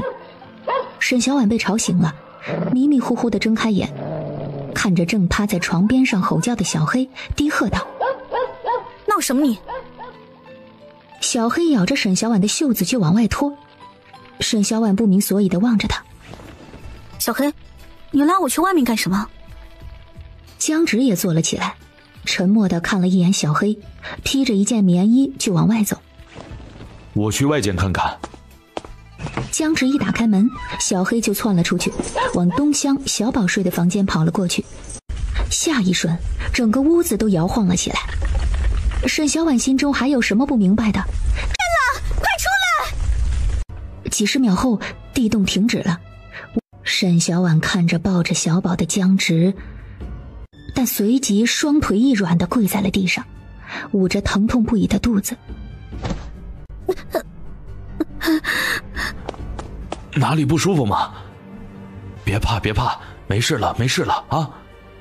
别哭，哪里不舒服吗？你和我说。我肚子疼。我这就去带你去看大夫。沈小婉靠着江直的胸膛。小宝。江直将衣服鞋子给小宝迅速穿上，丢下一句跟上后，便抱着沈小婉往平安巷外面的药铺跑去。药铺同样兵荒马乱。大夫，你快看看我媳妇儿。大夫把过脉，动了胎气，喝药静养。怀孕了。江直呆滞地看着媳妇儿。得有1个半月了，先喝药看能不能保住。多谢大夫。去哪里安置？我们也去吗？等天亮，有负责灾情的大人出面了，咱们就知道了。应当是去城外荒地。去荒地？那还不如去庄子里，好歹不愁吃。沈小婉道。也好，等你身子舒坦一点，我就送你们娘俩去庄子里。你不去？应该是去不了了。直到天亮，江直出去了一趟，没多久就回来了。可知道是哪处遭了大灾？应当是北边，具体是哪里还不知道，得等到地方官员送信过来才知道呢。花仙怎样了？还好，都只是房子屋顶塌了，其余没大事的。衙门已经派人清理城内垮塌的屋瓦救人了。现在整个燕京城都很乱，待会儿我就送你和小宝去庄子上，那边有人照顾你，我也放心一些。沈小婉摸了摸肚子。好。庄子这边不算燕京等地，光是通州便死了10几万人了。沈小婉偷听到江直与林珊在外间的谈话，两人察觉到他走近，便止住了话。江直与林珊点了下头。你先去和大娘道别吧。等林珊走后，江直不敢看望着自己的妻子，回来又要离开，他对不住他，但他又必须得去。婉婉，你都听到了？沈小婉嗯了一声。什么时候去？等下将冬衣棉被等物准备妥当，我便押送过去。江直双手抓住沈小婉的肩膀。你安心住在这里，好生护着咱们的孩子，等我回来啊。我还以为你忘记我怀着你孩子了呢。江直道。媳妇儿，我很快就回来的。沈小婉瞪了他一眼。你走吧，快走快走，看着你都讨厌。那我走了。看着他的背影，沈小婉又舍不得地唤住了他，叮嘱着他。路上小心些。我知道。江直点头。哦，对了。沈小婉细细地将防止瘟疫的一些法子与江直说了一番。说是可以，还是用石灰消毒，并让大夫多配一些防治疫病的药给百姓喝，以防万一。你也尽量用白巾浸了药水遮面，摸了脏东西一定要用香姨子洗手。好。江直听得仔细。江直带着斗笠，披着风衣离开了。腊月中旬，历经1个月的躲灾生活终于过去了。沈小婉回了平安巷，巷子已经恢复了原样。江直回家了。幸好媳妇儿你早早同我说了，我早早与王爷禀报了，要不然恐怕会有更多人染上疫病呢。没事就好，幸好有小黑，要不然咱们……江直打断他的话。咱们也会没事的。没事的。沈小婉点了点头。江直将家里看了一圈。家里都缺啥呀？我去买回来吧。哦，对了，豫州那边的庄子说地洞那边影响不大，虾鱼的产出很好。这快年底了，我将庄子的账核对了一下，给庄头们分了利钱，就年底这2、3个月赚的就能顶他们往年1年所赚的了。江直点头。得空了再算也不迟啊，别累着了。没事儿，我也是闲得无聊才算的。还有一个天大的好消息，咱们云山那处温泉小庄子地洞之后又多了2个泉眼，温泉水喷得可好了，现在若是转卖出去，足足多赚2倍的银子。不卖，咱们修整修整自己用。过了正月15，新年就彻底的过去了。江直也回到京郊大营做事儿去了。小宝白日去了学堂，沈小婉就闲了下来。杜鹃和杜月是一对双胞胎姐妹，做事麻利也很忠心。另外还有一个不到10岁的小子，取名叫江海，人很机灵。听江直说，是他在通州遇到的一个与老乞丐们争夺时的小乞丐，就顺手给了2个馒头。之后这小子便跟着他了。另外还雇了一个周厨娘。听闻云山寺后方的山谷间海棠花悉数绽放，任小婉便带着有几日踏春假的小宝一行人前去了。主家第一次来别庄，马管事的媳妇儿卯足了劲儿做了数10个拿手菜。明日莫要做太多了，可是不符夫人胃口。不是。沈小婉看了杜鹃一眼，你待会儿与她说说我的规矩。是。杜鹃应下。待夫人和公子用完了饭，几人将就着吃剩菜的时候，这才说道：夫人节俭，不喜过于铺张浪费。夫人与公子的胃口都不大，每日3菜1汤即可，2荤1素。汤的话可以熬些滋补的鸡汤，下晌可以做些点心，其余的只要夫人未吩咐，便不可多做，以免夫人不喜。多谢娟姑娘提点。也是我们忘记同婶子说了，好在夫人人善，不会随意责罚我们。杜鹃已经有大丫鬟的气势了。夫人与公子明早要上云山寺，到时多准备点点心。娟姑娘放心，我们明早一起来就做。云山寺离着庄子不远，马车沿着绿荫蔽日的山道行盏茶功夫，便绕至了云山寺的山脚去。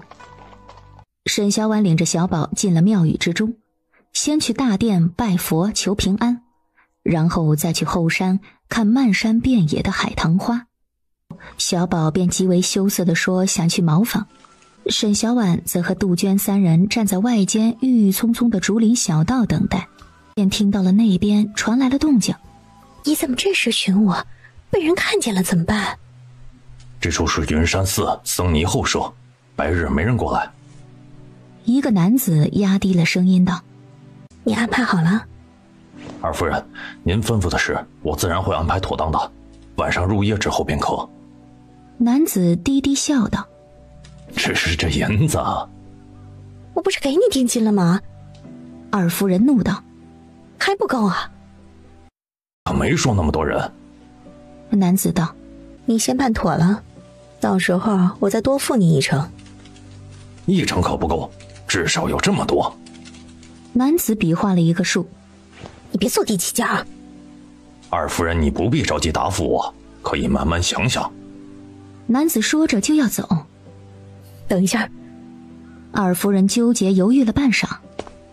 成，但你必须得办漂亮了。嘿嘿，夫人放心，保证办得漂漂亮亮的。男子嘿嘿笑道：我的个神，他莫不是听到了一个阴谋计划？沈小婉害怕这2人发现他，朝杜鹃与杜月2人比了一个嘘的动作，示意2人慢慢往里间退去。脚下还没有来得及动，小宝和江海便从里间的茅房跑了出来。娘，我已经好了。定是在山上吹了风，这才肚子不舒服的。哎呀，咱们赶紧去请个大夫给瞧瞧。小宝愣了愣，他肚子不疼呀。几人很快走到假山处，看着一个身穿灰色僧衣的僧人拿着一把扫帚站在小道边上扫地。沈小婉佯作吓了一跳，似乎没料到有人在这边。哼，这处怎么还有和尚？别是想偷巧吧？杜鹃也瞪了和尚一眼，然后飞快地跟了上去。几人匆匆地离了云山寺，坐上回程的马车时，沈小婉才惊觉后背一身汗。夫人，那和尚该不会……杜月也听到了那2人说的话，满脸惊恐。杜鹃瞪了妹妹一眼：夫人，这事儿要不要告诉老爷啊？沈小婉心底觉得很不安。思忖片刻之后问江海：你去打听打听，这几日到云山寺的贵客都有哪些？江海做乞丐的时候没少干过这种事儿，派他去最合适了。别泄露了身份。沈小婉又叮嘱道：是。等江海折回去之后，杜鹃小声道：夫人，这事儿不向老爷禀报吗？先不必了，先回去。夫人，小的都打听清楚了，这几日因着后山海棠花开，去上香的贵客极多，其中从燕京来的又住在寺内的人有6户人家。魏国公老夫人因信佛，每年寒食节前后便会携家中女眷住在云山寺抄书念经，直到上巳节之后才会下山回家。另外还有武安侯、叶侍郎、张家、刘家等。另外云山附近的各处庄子上还住着不少贵人呢，听那些小厮说，许多贵人都会小镇的傩舞祭祀。小的听人说，云山因云山寺香火灵验而得名，而云山寺之所以建在云山，是因着山脚的云山小镇。传闻是因一位得道高僧游历至小镇，见识到小镇上的傩舞祭祀后，在一株菩提树下参悟成仙。之后高僧的弟子便在云山寺建庙，后因佛祖保佑，香火灵验，是以才出了名。沈小婉不解：为何建了傩舞祭祀便参悟成仙了？小的也不清楚，许是傩舞祭祀时仙人下凡点化了高僧。沈小婉摸了摸下巴，莫不是和今晚的傩舞祭祀有关？江海又道：小的还听说瑞王妃今日也到了云山小镇的别庄呢，许是也会去看看今夜的傩舞祭祀。去打听仔细了，王妃若是去，在哪个位置？江海眨了眨眼，应声退下。沈小婉抿了抿唇，思忖片刻后对杜鹃吩咐道：既然知晓瑞王妃来了云山小镇，咱们作为下属官眷，自当应该是前去拜访的。你去备上一些参针等物，明日便去拜访。不懂的就问马管事，莫要背驳了失了礼数。是。杜鹃应下离去。入夜，待江海寻到了瑞王妃的位置后，便过去了。茶楼被2个侍卫拦了起来。茶楼已经被我们夫人包了，请你立即离开。杜鹃扶着沈小婉，杜月则上前讨好。这位大哥，我们夫人怀着身孕，适才又被人挤到了，需要一个地方稍坐片刻，请您允许我们家夫人在大堂里坐盏茶功夫便好，我们不会到处乱走的。我们寻了许久，只寻到这一处茶楼，我们就坐片刻，等小厮将马车找来，我们就走。杜月又道：大哥放心，我们不是坏人，我们家老爷也是穿大哥你这样盔甲的人。几名侍卫对视一眼。片刻后，一名丫鬟下楼将沈小婉请上了楼。瑞王妃身穿缕金挑线纱裙，端坐在上首的太师椅上。妾身见过王妃。免礼。上茶。丫鬟很快送上了热茶。夫人请用茶。妾身不知是王妃在此，扰了王妃清静，还请恕罪。出门在外也无需多礼。瑞王妃端着茶盏浅酌一口。江夫人怀着身孕，怎的还来看傩舞祭祀啊？沈小婉小心应道：妾身听人说，云山小镇寒食节后的傩舞祭祀与云山寺的香火一样灵验，所以这身孕还是小心为妙。王妃说的是。沈小婉面露尴尬，也故意袒露出自己心底的小想法。夫君时常不能归家，妾身心底期盼他能平平安安的，所以不止云山寺求了平安符，还想着也祭祀求一求。你们夫妻2人感情真好。我听王爷说，地动后提醒他注意疫病的便是你提的。沈小婉颔首。因当时夫君听我说了一嘴后上了心，再禀报王爷的。你为何会想到这一点？王妃可还记得前年徐州等地灾荒之事？前年徐州、贺州几地灾难之后，死了不少人。当时天气炎热，很容易发了疫病。当时幸好有经验的老大夫向知府禀报，提早做了准备，所以疫情并不严重，很快便得到了控制。所以妾身担心地动后也会发生同样的事情，所以才提醒了夫君。沈小婉顿了顿，妾身也没想到随口提的几句话能帮到王爷。原是这样啊。不过幸好你提醒，要不然通州恐怕会因此死更多人，也算是功德一件了。不敢当，妾身只是随口提一句，真正为百姓做事的是王爷。快结束了。瑞王妃点头，朝身侧的丫鬟点了点头。回吧。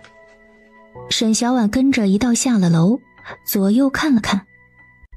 月儿，去看看咱们家的马车怎么还没过来，肯定跑去闲逛了。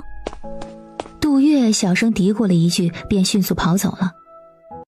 你同我一道走，我送你。沈小婉见周围许多人，便改了改口。不用了，夫人，暂好劳烦你。无妨，谁让我们这么投缘，一道走还能说些话。沈小婉没有犹豫太久，便也跟着上了瑞王妃的马车。倏地，马车停了，外间传来动静，沈小婉脸色一变。怎么回事？王妃，没事了。瑞王妃脸色阴沉。问出来了。侍卫道：两人并非是死士，一动刑便什么都着了，称是看见江夫人上了马车，想要将她掳走，才拦截了王府的马车。为何掳她？二人称江夫人今日在云山寺碰见了武安侯府二夫人的阴司，是以下了杀心。侍卫顿了一下，属下已前去查明，江夫人今日的确去过云山寺，但有未听到武安侯府二夫人的阴司，便不可得知。王妃，这位江夫人今夜此举，莫不是故意为之？瑞王妃凤目一缩，朱唇轻启。一个六品小妇，嬷嬷不要太看得起她。王妃，你也太过人善了，这等人最会钻营了。瑞王妃抿了抿唇，再看看。不过这倒是给我送了个好筹码。瑞王妃勾了勾唇，吩咐道：派人去给武安侯夫人报个信儿。嬷嬷眼睛一亮，是。沈小婉这一处，杜月领着江海进来。江海道：夫人，别庄里都是侍卫，小的不敢靠近，不过小的瞧着别庄有人匆匆的往云山寺去了，也不知道是去做什么。沈小婉抿了抿唇，去提醒住在山上的人也好，只要没有无辜之人受伤便是。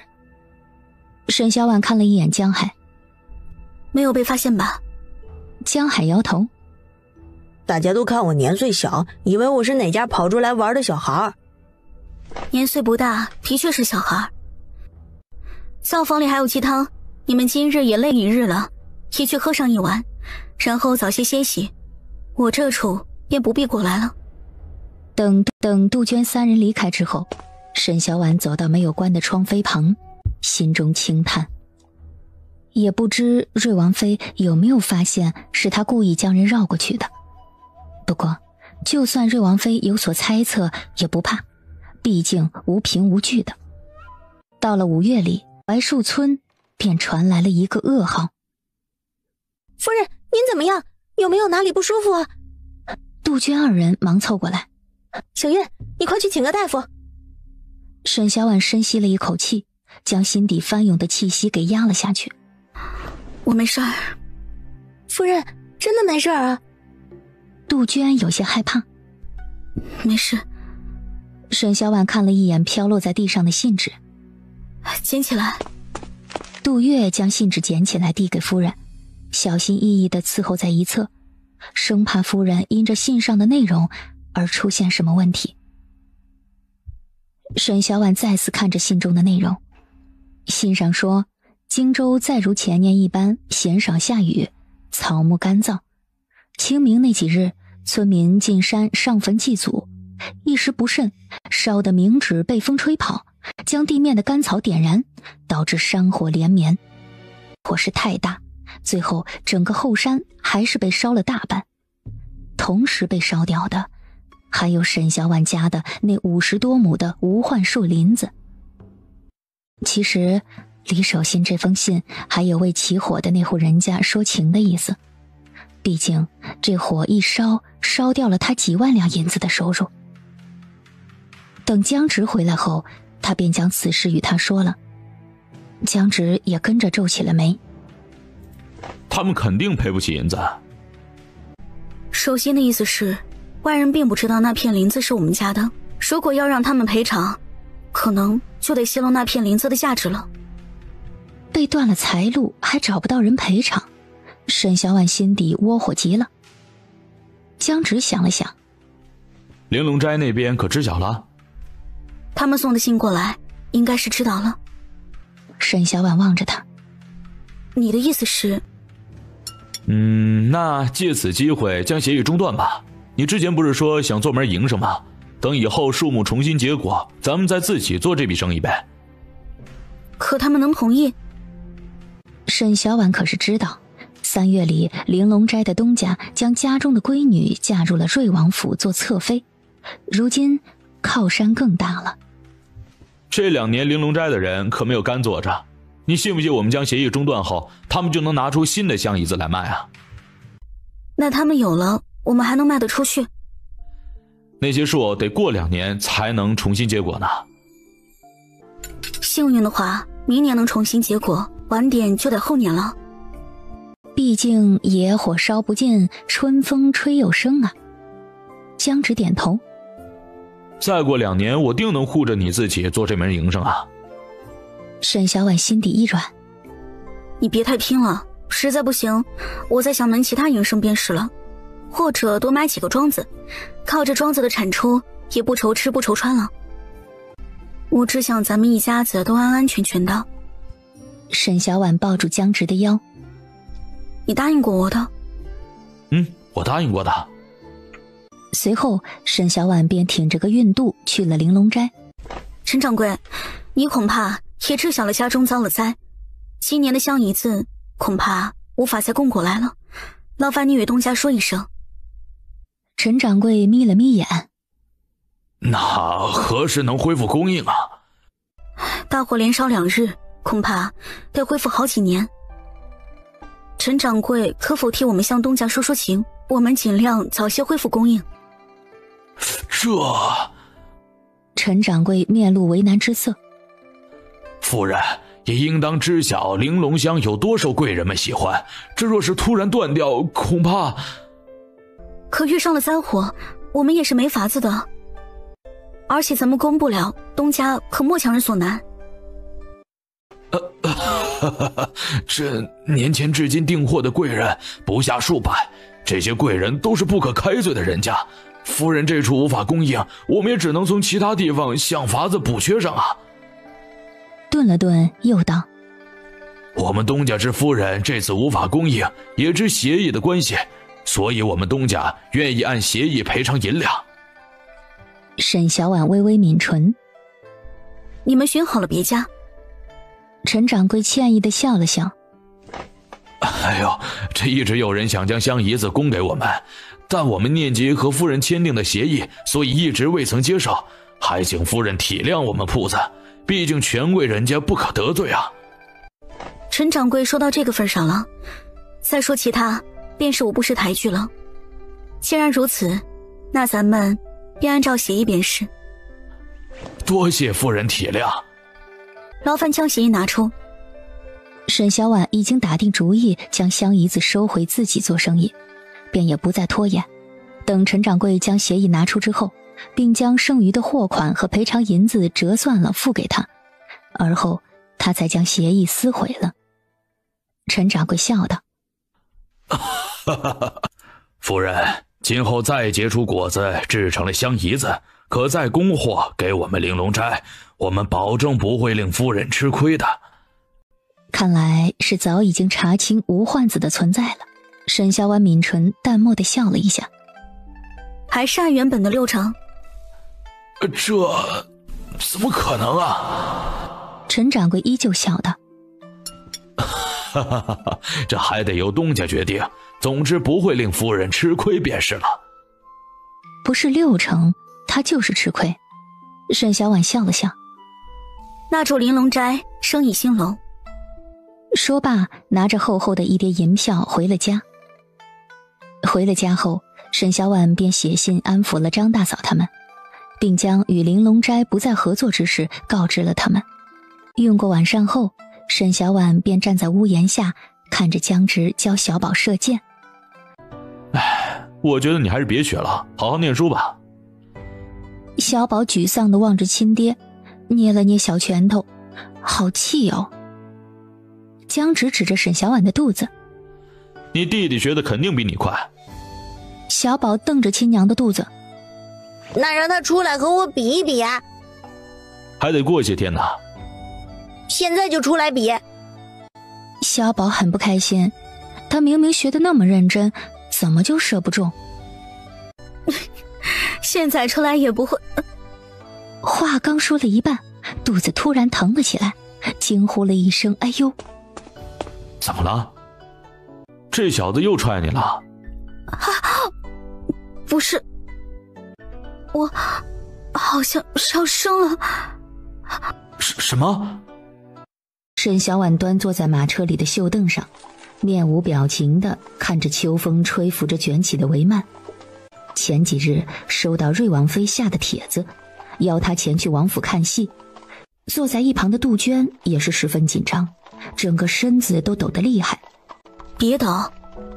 沈小婉看着一脸紧张的杜鹃，咱们是去王府，又不是去断头台，别怕。深呼吸一口气，再慢慢吐出，来回几次便好了。马车停到王府的侧门，下了马车，跟着领路的婢女进入王府之中。婢女领着沈小婉进了花厅，里面已经坐着几位夫人了，只是她都不认识，唯一认识的便是坐在后方的李夫人了。小婉啊，来这里坐。这些都是文官夫人，你不曾见过也是正常。待会儿还有许多夫人要来，你少说多听。沈小婉点头应着。看什么呢？李夫人看她一直往窗外看去。沈小婉指了指外间一片的花。看外间的花。这花香闻着还挺醒神的。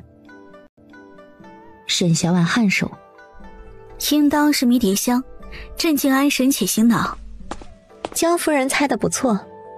瑞王妃的声音从身后传来，沈小婉立即回头，与众人一道起身向瑞王妃请安。免礼，都坐吧。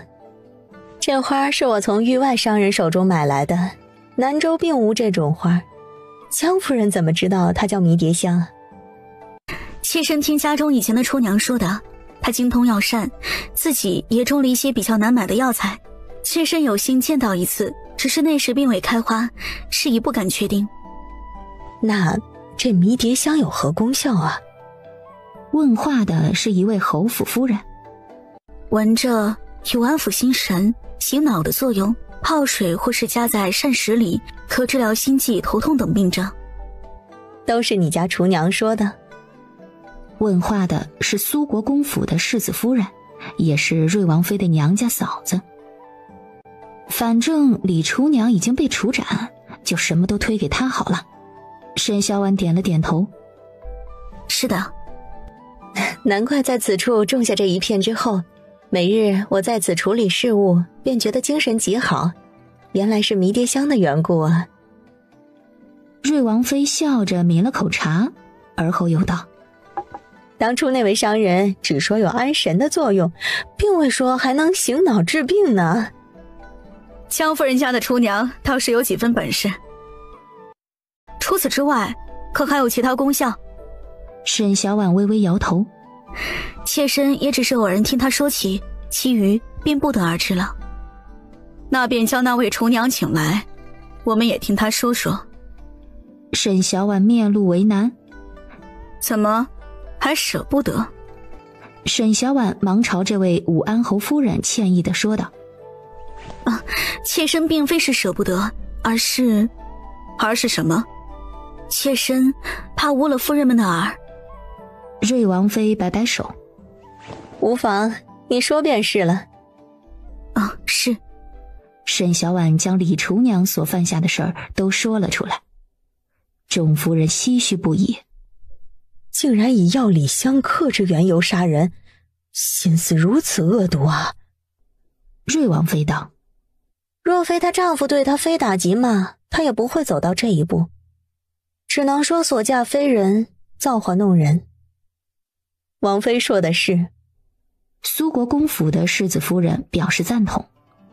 这知人知面不知心，人心易变，所以这嫁人呢，还是应当好好挑挑，得仔细地观察过品性才行，可不能只看重样貌。世子夫人说的是。几声附和之后，瑞王妃瞧着差不多时辰了，便请众人前往戏园听戏。待几出新戏唱完之后，瑞王妃便叫婢女捧着戏曲的名字，请众位夫人挑戏。趁着这个功夫，沈小婉没有听戏的爱好，所以借着去茅厕的借口从戏园退了出来。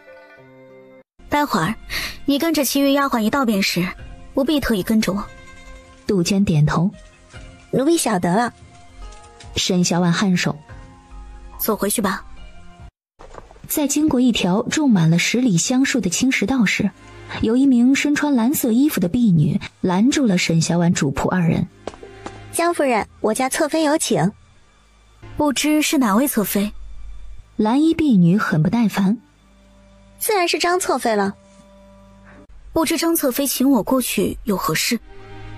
你别磨磨蹭蹭的，你过去了便知道了。可我与侧妃并不认识，侧妃为何请我过去啊？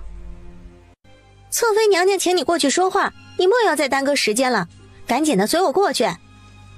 沈小婉看了四周无一人踪影，只是躲不掉了，与杜鹃使了个眼神，然后便道：劳烦前方领路。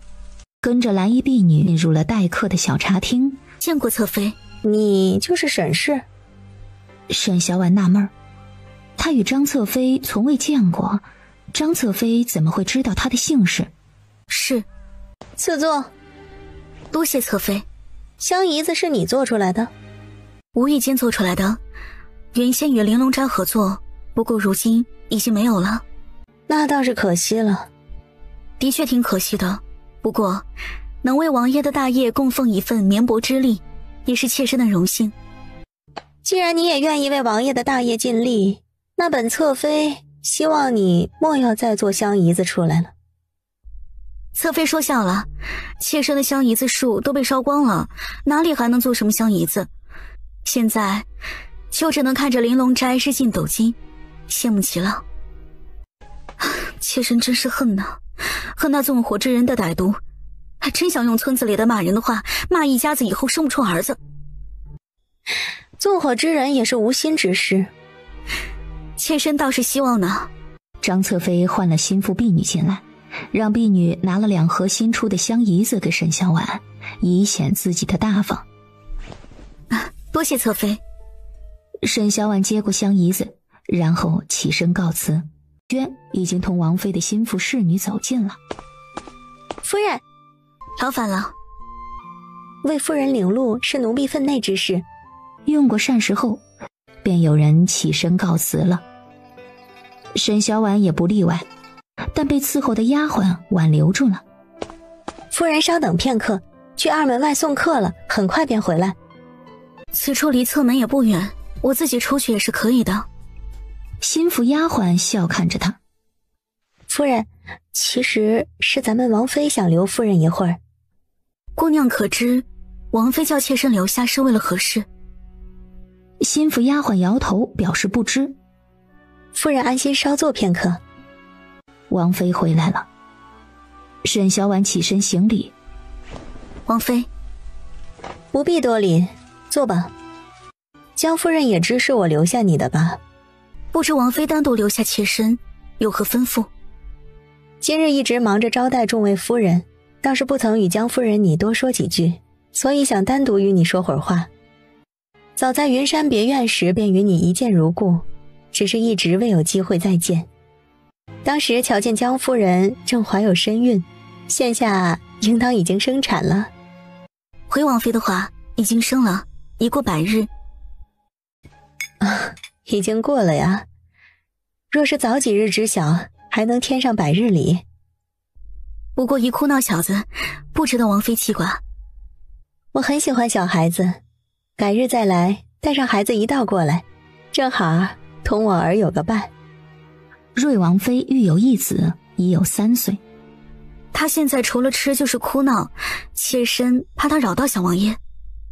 婴孩不都是如此吗？瑞王妃见他不愿意，便笑着岔开了话题。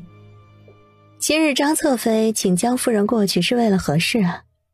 妾身与侧妃并不认识，只是瞧着妾身面善才请过去的。听闻以前香姨子本是江夫人你做出来的。沈小婉脸色一变，看来瑞王妃是知晓张侧妃为何请她过去了。她真是笨呐。算是吧，只是机缘巧合学会的。沈小婉脸色十分复杂，生怕适才的话惹恼了瑞王妃。只是听王爷说你们今年无法制作香姨子，所以才由张侧妃娘家全权接手了。我觉得甚是可惜。沈小婉缄默不敢吱声，也不知该怎么回答瑞王妃。不过也没关系，再过2年重新再做这门生意便是了。王妃笑了笑。王爷很是看重江校尉，也知晓香姨子的来源，是以并不会拘着夫人你们再做这门生意的。沈小婉心底微讶。多谢王妃。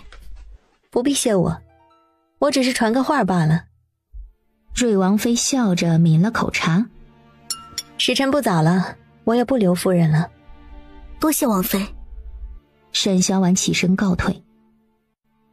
等她走后，瑞王妃心情愉悦地回到后院，从乳母手中接过儿子，温言细语地哄着，满身慈爱。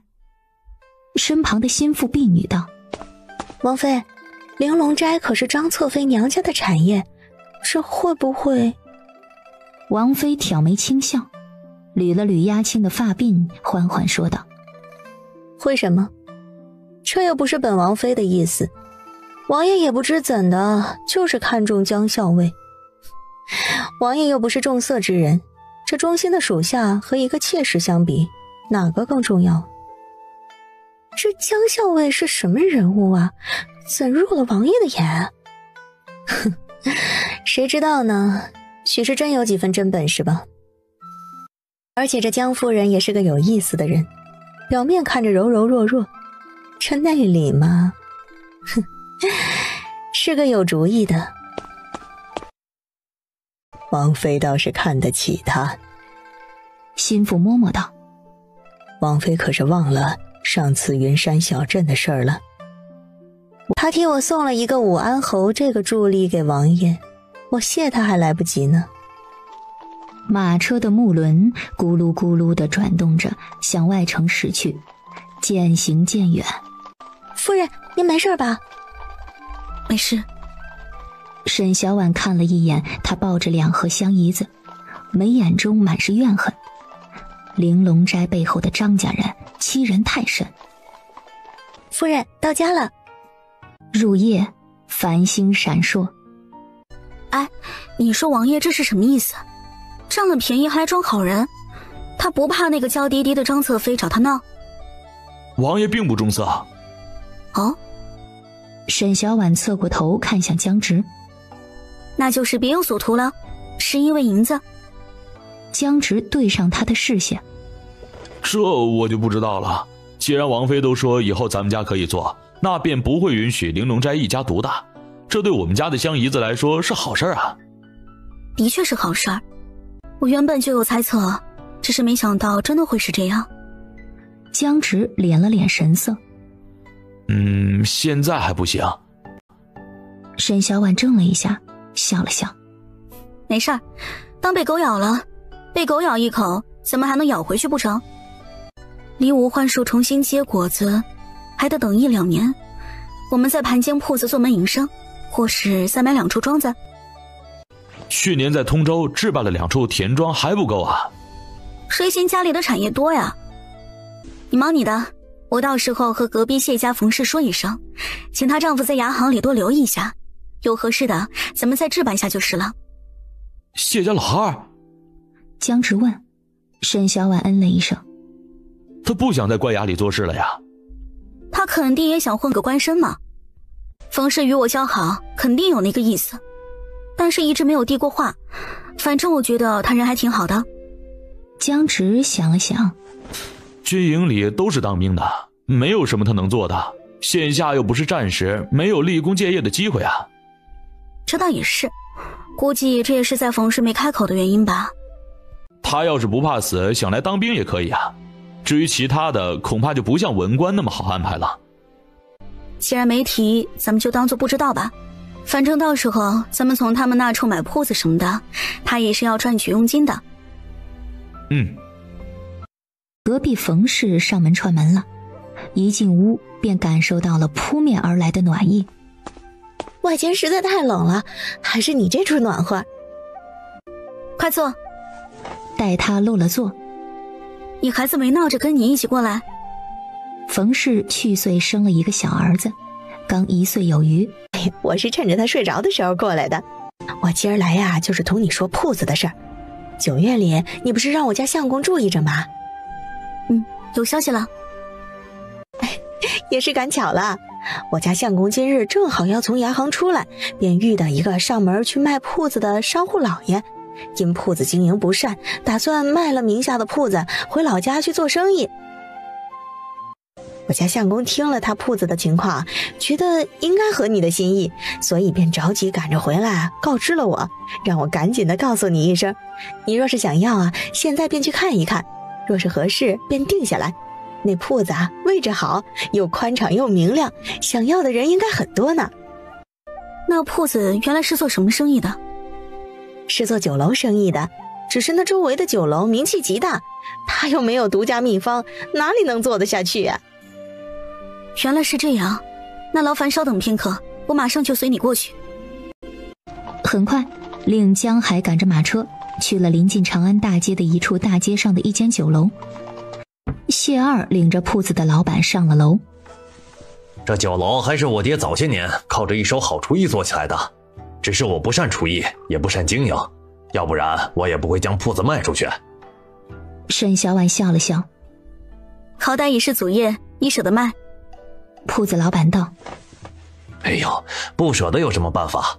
与其在我手上亏下去，我还不如换了银钱回乡下老家去置办些良田，做个员外老爷。打算卖多少银子啊？长安大街上像这样大的铺子至少得8000两往上。我这处虽不在长安大街，但地段也算不错，7000两。铺子老板顿了顿，夫人若是租，倒是更便宜一些，1年几百两的租金。5000两。铺子老板脸色当即一变。夫人莫不是在和我说笑？这燕京里像这样的铺子都是有市无价的，你就是从街头走到街尾都不可能买到。沈小婉指着屋内陈旧的陈设，能卖到7000两的铺子，至少这些家具摆设得焕然一新。但老板，这处全都是旧的，楼梯也得换，什么都得换，您说7000两有人会买吗？铺子老板脸色僵了僵。就算如此，那也不能低到5000两啊。5000两可不低了，能在城东买一处3进以上的大宅子了。沈小婉不赞同地说道：夫人也说是大宅子了，大宅子能比得了这临街的铺子？老板这么着急卖掉铺子回乡，可是想躲避什么？铺子老板脸色一变。和夫人没有关系。沈小婉笑了笑，我也只是想帮老板尽快将铺子脱手罢了。如此罢了，我们各退一步如何？5500两，老板若是同意，咱们便去衙门过契。不行，6000两。5500两。至于这屋内的摆设东西，老板尽数拿走，我都不要。夫人都不要？老板错愕。夫人不做酒楼生意？这便不关老板的事儿了。沈小婉浅笑道。既然你都不要的话，那可以5500两卖给你。达成协议后，沈小婉便与老板一同去了衙门过气。等拿到了气之后，满意的笑了笑，与谢二道了谢。说是还有这种好铺子，可一定要记得通知我们。哎，放心吧，江夫人，若是还有，我一定第一个告知你。铺子买下之后几日，原来的老板就将铺子清空了，只剩下一个空荡荡的屋子。江海看着恍若招了贼似的铺子，啧啧两声。那个老板也太抠门了，什么都没给夫人留下。留下我也不要。夫人，您打算开个什么铺子？杜月好奇地问道。还没想好。沈小婉摸着下巴想了想，回头打听打听去，若是开间布店，也是卖女人的衣服，也挺好。你们几个将屋子给我打扫干净，把破损的有问题的都给我记下，到时候修整的时候才好弄。经过一番打听，至于染房便并无几家。沈小婉如果想做这门生意，便只能从染艺上谋求出路了。所以沈小婉已让人去寻懂行的染匠，许是运气好，没过2日便有了手艺不错的染匠的消息。沈小婉眯了眯眼，怎么落魄的住在这种地方？江海冲着茅草房里喊道：有人在家吗？有人吗？喊了半晌无人应答，沈小婉蹙着眉头。确定是这儿？江海点头。那人说的就是这儿，杨树沟村尾茅草房。这村尾也就这一处茅草房子，其余都是土墙屋子。那你进去看看。啊，小的这就去。木门被轻轻地打开了。沈小婉看着从木门里探出的一个头发乱糟糟的脑袋，戒备地盯着他们。男孩看着年纪不大。你是张族清的儿子？小孩双眼缩了缩，防备地看着他，不吭声。你别怕，我们不是坏人，我们是来找你爹干活的。小孩想到爹每日都早出晚归的去干活，以为是干活的地方的东家，怯怯地说道：爹病了。病得严重吗？小孩点了点头。我叫不醒爹。那我们进去看看好不好？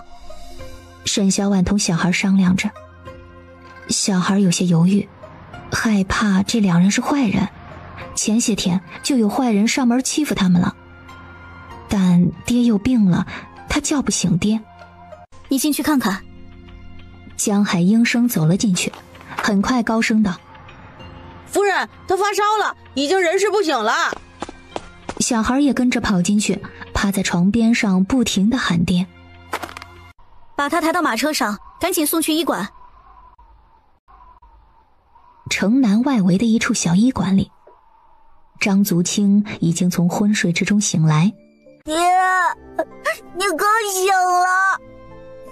张足清捂着嘴咳嗽了几下，然后看着穿厚棉衣的儿子。只是哪儿来的棉衣啊？是一位夫人给我的。小孩哭着将昨日的事情都说了一遍。我一直叫不醒爹，很害怕很害怕，幸好他们把爹送到医馆治病了。爹，你是不是都好了？张足清点了点头。啊，都好了。那可太好了。小孩欣喜地喊道：那位夫人是好人。这时江海掀开厚重的棉布帘子走进屋。你醒了？张足清戒备地盯着江海。是你救了我们？不是我，是我家夫人。昨日你都烧得人事不省了，若非我家夫人好心相救，你们父子恐怕阴阳两隔了。张足清防备地看着他。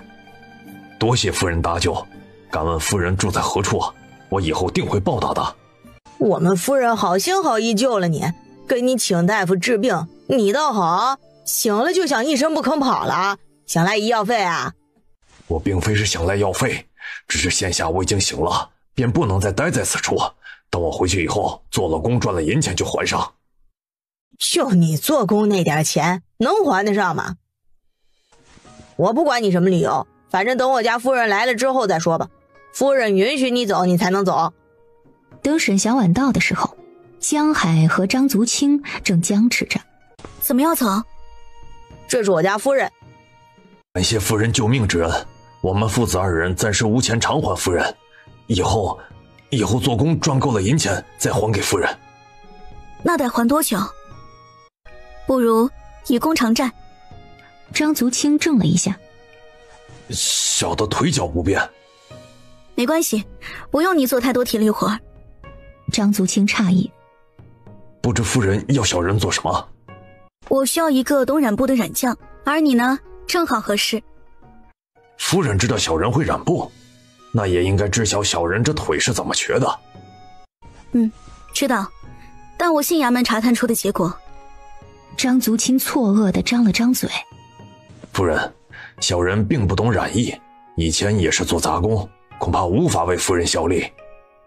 张足清的拒绝在沈小婉的意料之中，笑了下。你的名字叫张足清，足清乃是深蓝色，可见你父辈对你负有多大的厚望。你给你儿子取名为张苏木，苏木乃是一种制作染料的材料，可见你亦对你儿子抱有期待。张足清耷拉着脑袋，双目赤红，一言不发。沈小婉不知他想到了什么，也不在意他在想什么，继续又道：我打算建一个染坊，需要一个懂染布的帮手，觉得你还蛮合适的。你到了染坊不需要去染布，只需要教会工匠如何染、如何晒、如何做，监督他们不偷懒这些。如果觉得可行的话，咱们就签文书，但这个文书必须签一辈子。除非我的染坊开不下去，或者是我不要你，亦或你干不动了可以走，其余任何时候都不行。张足清听到签一辈子，立即想到了卖身契，当即脸色一变。小人不签卖身契，只是长工合约并不卖身，只是约束你不泄露染坊的秘密罢了。你可以好好考虑考虑，为了你儿子，总该要选择一条有利的路为好。张足清看着瘦弱的儿子，夫人，可容小人想想。可以，想通了便来寻我。沈小婉看了这间屋子，安心住在此处养病，缺什么同江海说。夫人，不必麻烦了，小人待会儿便带着苏木回村子去。回去做什么？你那破房子都被水压塌了。江海哼哼两声，你住这儿也没事儿，要钱咱们夫人都给过了。塌了？别。张苏木依偎在张足清的身侧，不知道该怎么安慰爹。塌了正好，来帮我家夫人做事，有银子拿，有地方住，总比住那漏风漏雨的茅屋好得多吧。隔日天色放晴，张足清便带着儿子张苏木上门了。想好了？沈小婉轻声问道。张足清点头。小人愿意为夫人做事，但小人有一个请求。说。小人的儿子能否不与夫人签订契约？可以，只是我希望他不要往外泄露了内部之事。夫人放心，小人不会与他多说这些。等屋内只剩下二人之后，他便将早写好的契书递给了张足清。说是没有问题，你便按下手印。新东家这里的管事比刘氏染坊做了多年的管刚的月银还高出不少，这是遇上好东家了。张足清心底一喜，随即利索地写下自己的名字，按下手印。东家。沈小婉嗯了一声。你对建染坊有何建议？刘氏染坊是前店后房，需要一个大院，若是东家染制大批量的布匹，最好将染坊建在城外，这般也好有多余的空地晾晒布匹，但需选无遮掩日光树木的地址，以免造成晾晒不均匀。染坊最好临近水源，不然需要多打井水，前期还需买数个铁制平锅、陶缸、碾布石、木黄，以及用青石砌成数个大池，可用来漂洗。另外还要搭建晾晒架。张族清顿了顿，又道：这都是其次，最重要的采买白布和染料。全南州一半的白布和白丝绸都来自于青州。青州漫山遍野种满苎麻和桑树，家家户户以织布养蚕织绢为生，而染料则可以从药铺或者是专门的采药人手中购买，但价格很贵。你在刘氏染坊做了多年，应当知晓从何处买布买染料吧？张族清点头。青州有3大布商，一位姓刘的布商的布匹最好，且为人实诚，不会以次充好，只是价格要贵一些。另外2位布匹差一些，价格也便宜一些。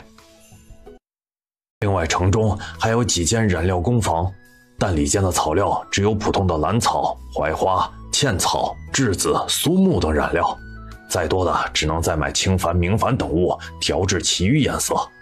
小人知晓的调制之法只有3、4样，更多的便不知晓了。只知晓简单的几个原色，难怪刘氏染坊能随随便便将人给撵走，原来是不怕泄露。不过张族清不知道也无所谓，他知道就行了。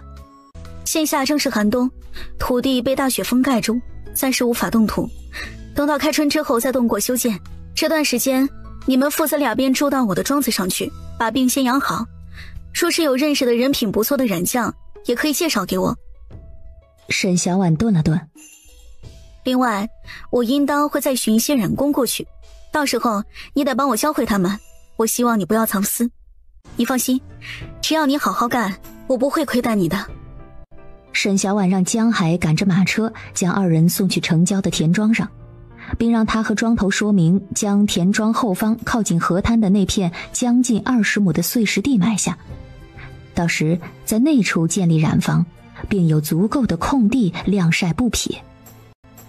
原本以为买地基很容易，但没想到却在这儿遇上了阻碍。那村长可说有什么办法？庄头回答：村长说可以请东家老爷去衙门寻京兆尹，京兆尹应该会酌情同意的。沈小婉哦了一声：我知道了。哎呀，别闹。沈小婉费劲儿地抱着胖乎乎的闹闹，叹了口气，然后又道：你回去等我消息，有消息了你就领着人将那片地上的杂草碎石清理一下。好的，东家。这日入夜时分，在营中待了近1个月的江直回来了。怎么冻成这样？回来的路上遇到几个孩子掉水里了，我和林大哥他们就顺手将人给救上来了。江直也没敢隐瞒：媳妇儿，我没事儿。这还是没事儿。沈小婉拧紧了眉心，立即吩咐杜鹃他们赶紧的把热水送进来，好让江直洗个澡，暖和暖和身子。再去灶上舀1碗羊肉萝卜汤过来。可以在家歇多久？能待半个月，我可以陪你们娘仨去泡汤泉了。等到元宵之后，沈小婉与青州刘家布方的东家约了魏氏3客在茶馆见面。刘东家，请坐。多谢夫人。刘东家拱手道谢。上次送到夫人府上的布片，觉得如何啊？东家上次送来的样品很不错，不愧是青州第一布方。夫人谬赞。不瞒夫人说，在下的布坊的品类在青州那地算是最多的，布坊的织娘成百上千，无论夫人想要多少白布、白胚绸，或是想要不同的花色，我们布坊都能以最快的速度做出来，而其他布坊则是不能的。但你们布坊也没有云锦。刘东家也不生气，爽朗地笑道：夫人说笑了，像云锦、苏锦这类高级锦缎，都是这些织锦世家秘法，在下不过区区商客，怎有他们的秘法呀？若是有，夫人你也不敢用啊。沈小婉淡笑着点头。夫人尽管放心，我们刘家布坊100年老字号，能走到今天，并非是靠虚假蒙骗，我们的布料、素绸都是上等。夫人您看过在下送去府上的布片，也应当知晓。我亦是认为刘家布坊的布较之其他布坊更胜一筹，只是我家开染坊也是长久买卖，这价格是否还有商谈的余地？夫人，您看这样可好？按我们之前说好的价格算作95，若是夫人以后加大定量，再折一层如何？刘东家这是不看好我的染坊？这一瞬，沈小婉官家气派尽显，气势十足。在下不敢。沈小婉嗤笑一声，我的染坊还未建起，刘东家不信也是正常。刘东家，你有心卖，我有心买，怎么说过10成价可行？据我所知，城中刘氏染坊可比你给我的价格低不少。夫人，再低我便赔本了，整个刘氏布坊可就得喝西北风去了。刘东家是爽快之人。约定妥当之后，便立下文书。刘东家将写好的文书递给沈小婉。夫人请看，这都是咱们之前商谈妥当的，现接在文书之中。若是夫人觉得无虞，咱们便签下这文书。沈小婉从头看到尾，又添加了2条约束，除不可抗力因素违反约定，他都将向刘东家讨要赔偿，乃是货品价值的2倍。这是我们合作的总协议，我们再签一份关于订货的文书，上面有货品的名字、数量、价格、总价、交货日期、付款方式、运送方式等。每次订货前，我们都必须签一份。如此麻烦啊！刘东家蹙眉。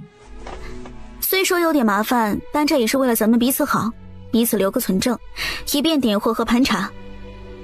刘东家看看可有异议，说是没有，我便请金兆尹大人过来做个见证，咱们将这2份文书都签下，如何？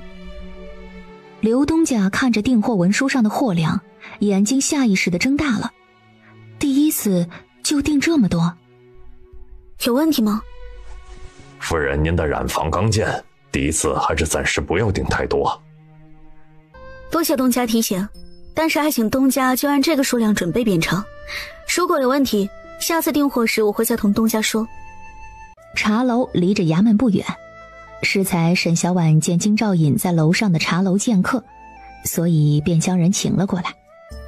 而等签订了文书，盖下见证人印章之后，金兆尹便以公务繁忙为由离开了。江夫人，以后订货文书可也要请金兆尹大人见证。这倒不必了，金兆尹大人知晓这份文书的内容便可了。我今日便按照约定先付3成定金，等送货上门时再结剩下的7成。夫人可要在下介绍几家供染料的商客？不必了，第一次的交货期很宽松，不过烦请刘东家尽快送来。刘东家点头。那在下现在便立即派人回去通知工坊，尽早做出夫人要的货。可。转眼到了2月初，染坊已经修建完成。张足清跟着沈小婉的身侧。夫人，这送染料的人何时送来啊？在路上了，还得再等2日。很想动工了？张足清满脸自信的笑意。这个染坊是小人见过最气派最大的染坊，小人都已迫不及待的想要开工了。再等些日子，必然让你们忙得停不下来。沈小婉笑道。大伙都盼着多做些，多赚些工钱。东家，那3处染制区，夫人可想妥如何安排了？你想去？东家将几处染坊隔开，互不干扰，必定是有特殊染制之法。小人从祖辈便开始做染匠，也想做新的染料和染法，心中有一处执念，实亦很想去，只是东家有所顾忌，乃是人之常情，小人明白。既然知晓，还想说服我？张足清恭敬的道。小人从记事以来便习染制，从采草、调色、煮布、浸染，再到煮染、碾布、晾晒，每一道工序都学过，知晓何时该调色，知晓颜色是深了还是浅了，也知晓该配多少水，伸手摸一摸便知道煮染时染料的温度合不合适，也知道春夏秋冬四季晒出的布料哪一种更柔和，哪一种更坚硬。虽然2年未再触碰染浆，但这些都还牢牢地印在脑海里。虽然小人不到30岁，但小人这双手却染过上万匹布，小人这辈子应当都会做这个行当。小人不敢保证什么，只是喜欢染布。染布虽然累，腰酸背痛是常事，但摸着这些布，小人心底就很高兴。沈小婉没想到会听到这么一番独白，沈小婉不置可否的浅浅一笑，转身离开了。时间尚早，且再看看吧。2月初10，宜开市求财，大吉。江氏染坊正式动工。江直站在窗扉外，看着染工们将蓝草放入几口大铜锅中熬煮着，很快便出了颜色，很纯净的蓝色，忍不住赞道：真是神奇啊！等你看到这些颜色与其余颜色混合变色，会觉得更神奇的。也就你能想得出来了。想好了？沈小婉点头。总得将这事儿交给染匠做，总不可能我亲自动手吧？江直赞同。也好，那让他们签下死契吧。沈小婉指着制作香云纱的染制区。等做好了，第一批就给你做身罩衫，一定很好看。好，我等着。我得回军营里去了。现在就走？你们最近怎么这么忙啊？等我晚上过来。农历2月20，青州刘氏布坊的东家亲自押送着近1000匹白布过来了。沈小婉站到门前迎接。刘东家，一路辛苦了。哎呀，不辛苦不辛苦啊。刘东家指着身后长长的车队。江夫人，所有布匹都在这儿了，请您派人验收啊。刘东家，里面请。刘东家的布坊实力果然不凡，短短1月便凑齐了所有的布料，还提前了数日送过来。在下回去之后，便吩咐织娘夜以继日的编织，又另外调出一批，这才给夫人您凑够的。在下知晓染坊已于初10便动工，所以想着早些将布匹送过来，也好早些染制，正好能赶上春夏换衣之际。多谢刘东家的好意，甚是感激。沈小婉看着大门外逐渐挪动的车队，会想到刘东家会亲自送过来。在下怕下面的人未来过夫人的染坊办事不利，是以过来盯一回，等下回便让他们自己过来了。刘东家拱了拱手。江夫人这处染坊甚为宏伟，在下相信要不了多久，夫人便会再次向在下订单了。这话说的沈小婉爱听。谢刘东家的吉言，希望能尽早再次向刘东家下订单。下晌未时左右，张族清和账坊过来禀报：东家已经核对完毕，300匹上等棉布，300匹绸缎，200匹白胚纱，其他纹路种类200匹，品质极为上乘。沈小婉颔首，他没有拖延症，直接就和刘东家结了余下的7成账。刘东家是爽快人，我也是爽快人，咱们银货两讫。夫人的确是爽快之人啊。只要以后的货都如此好便可，若是有瑕疵，我届时再压2成。夫人说的在理。江夫人以后若要订货，请到燕京城城南的4、6巷的刘氏布商行找掌柜便可。在下不在燕京时，会全交给掌柜，也会由他为夫人办事。好。沈小婉颔首。等刘东家等人走后，沈小婉走进染坊后方，看着满满一仓库的白布，心底也是激动的。通知染工，明日一早动工。张族清心情澎湃，大声应了一声是。沈小婉看着仓房的账房监管室，染料可还剩多少？月初送来的只剩下不到1场。张足清道：现下染缸中的染料很足，暂时不用继续熬，但东家还是再多备些染料，以备不时之需啊。你与张管家好好核对一下，做个订货单给我，我改日送过去。账房应下。是东家。今日我再重申一次，每人不能窥探各自的区域的染制之法，没有吩咐不能随意走动，不可泄露出染坊之事，违者重罚。是。下工时一定要检查清楚，不能放置明火，以防着火。职业之人务必警醒。是。最重要的便是防火防盗，大家务必要谨慎。只要做得好，年底会给大家发奖金。是。小雨细细绵绵的，已经下了一整日了。沈小婉站在屋檐下，来来回回的走动着。夫人，您莫急，这雨应当快停了。杜鹃劝道。沈小婉怎么能不急呀？染制香云纱的属粮已经运送了过来，但是这雨一直下个不停，就没有办法开工。杜鹃问道：夫人，就不能像其他布匹一样在屋内晾晒吗？不行。沈小婉叹了口气，觉得头疼心疼，哪儿都疼。杜鹃又道：那夫人坐着先歇会儿，奴婢给您倒杯茶。沈小婉坐到窗边的椅子上，继续唉声叹气。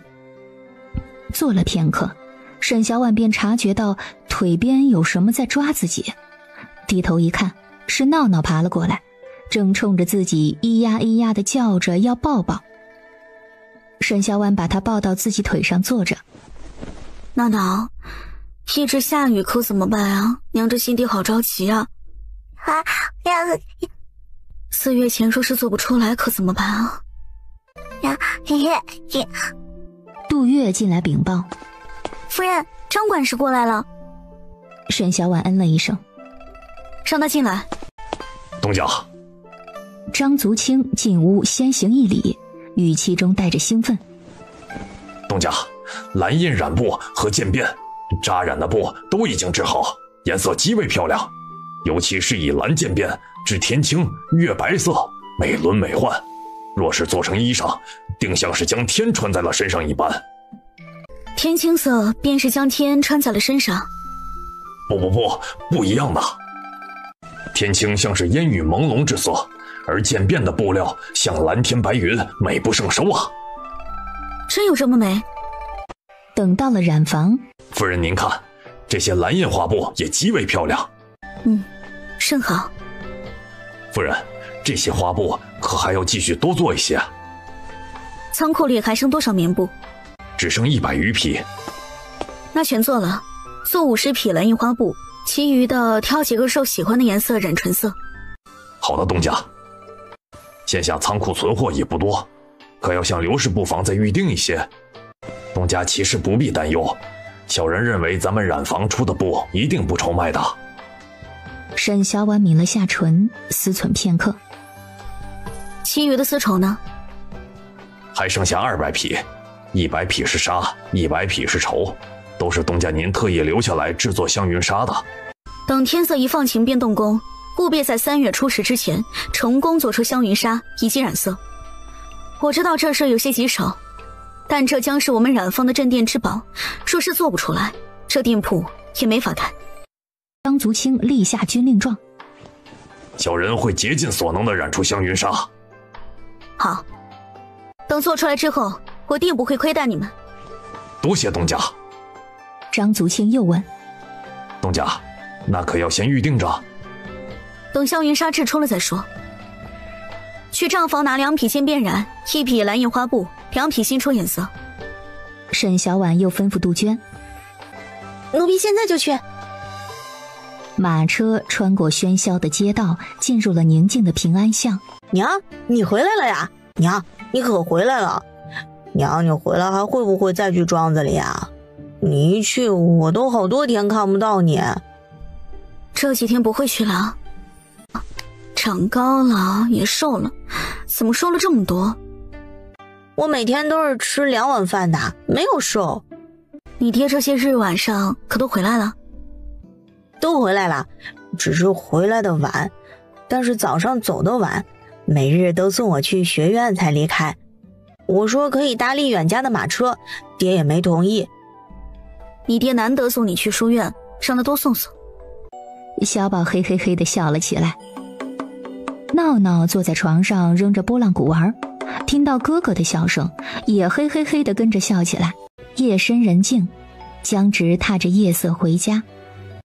回来了。香云纱做出来了？这几日天气不好，等放晴了才能做。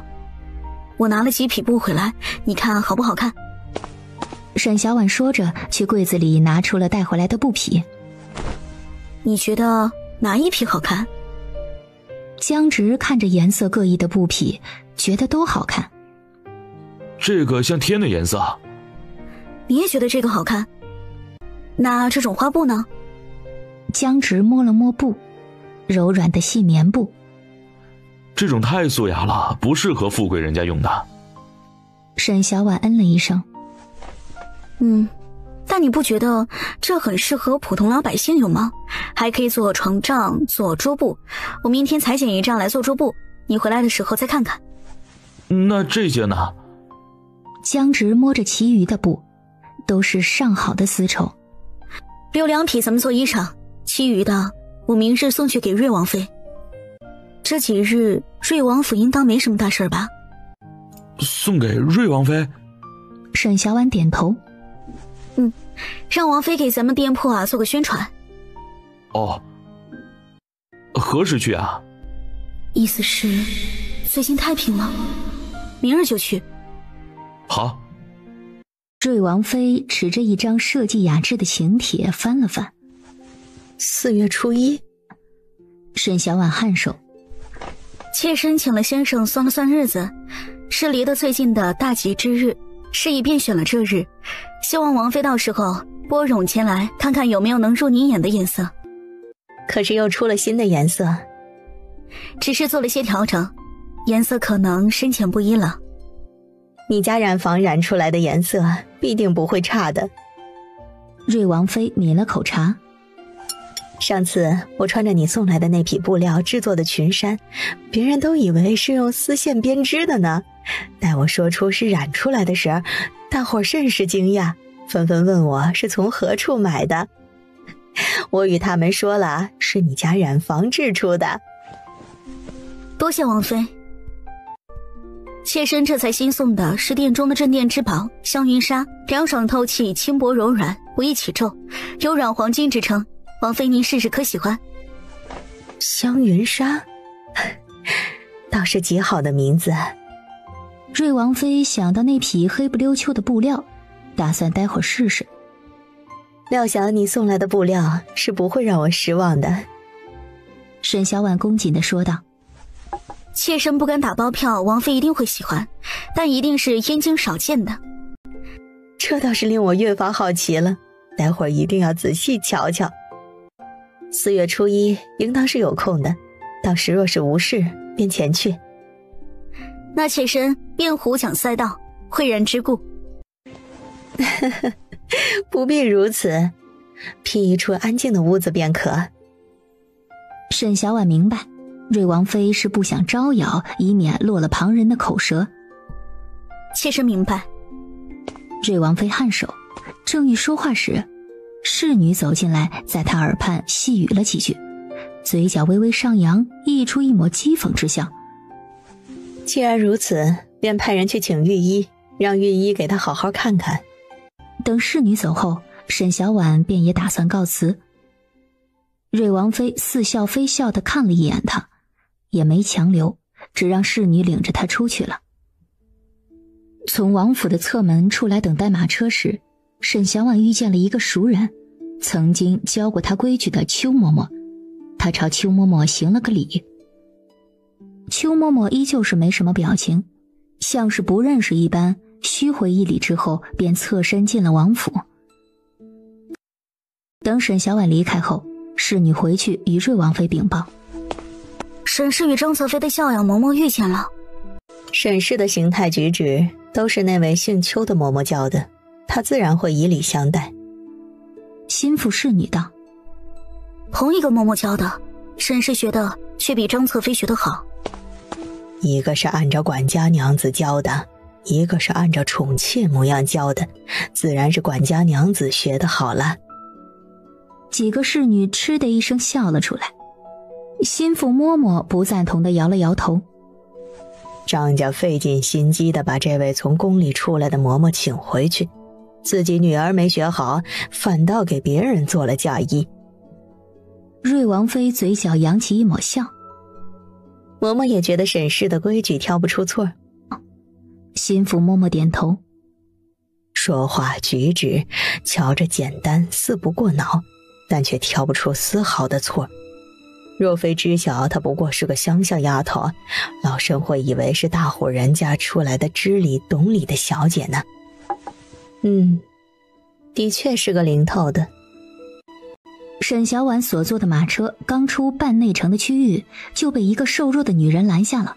她跪在沈小婉的马车前，就开始喊冤：大老爷，求您为民女做主。民女乃是万州人士，父亲乃是万州下辖的白云县县令，却随万州大雪灾情严重，导致数万人冻死。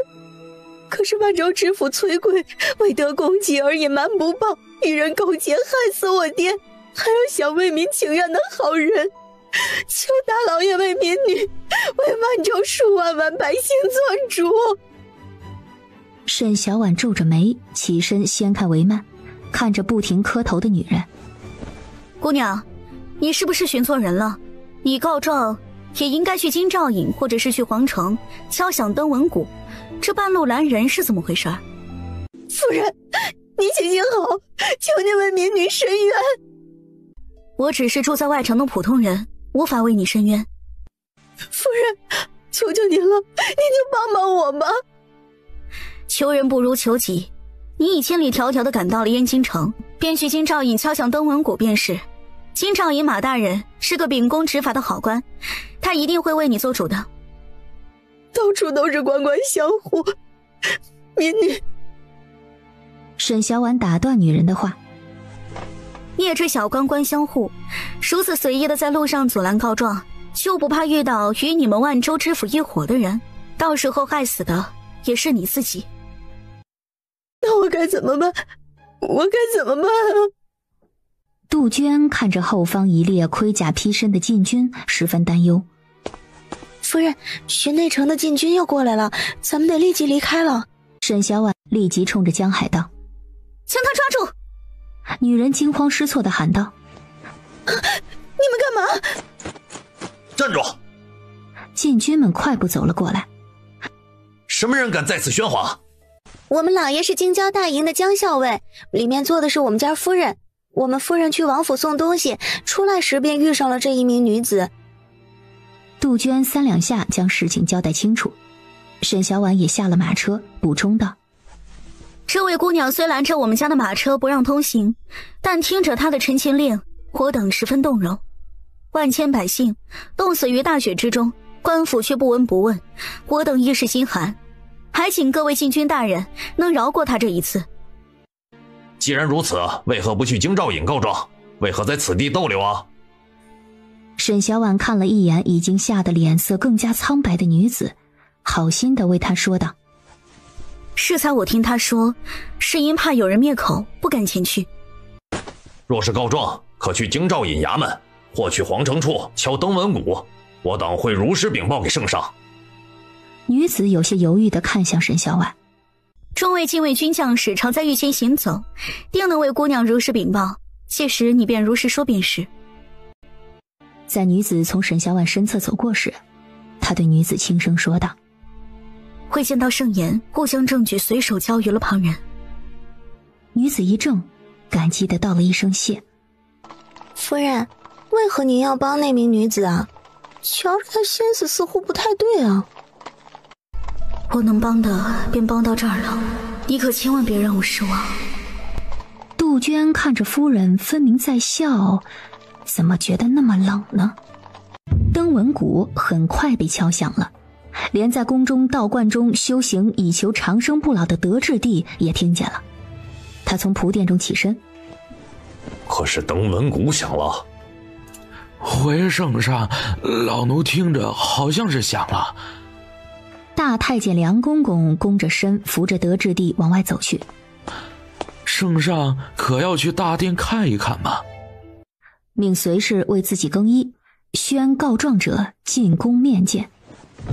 民女朱玉，乃万州白云县县令之女，去岁万州大雪，冻死百姓数千数万，万州知府闻而不报，严加阻拦百姓上京，害死无数百姓。民女知父知晓后心疼百姓，却被害死了。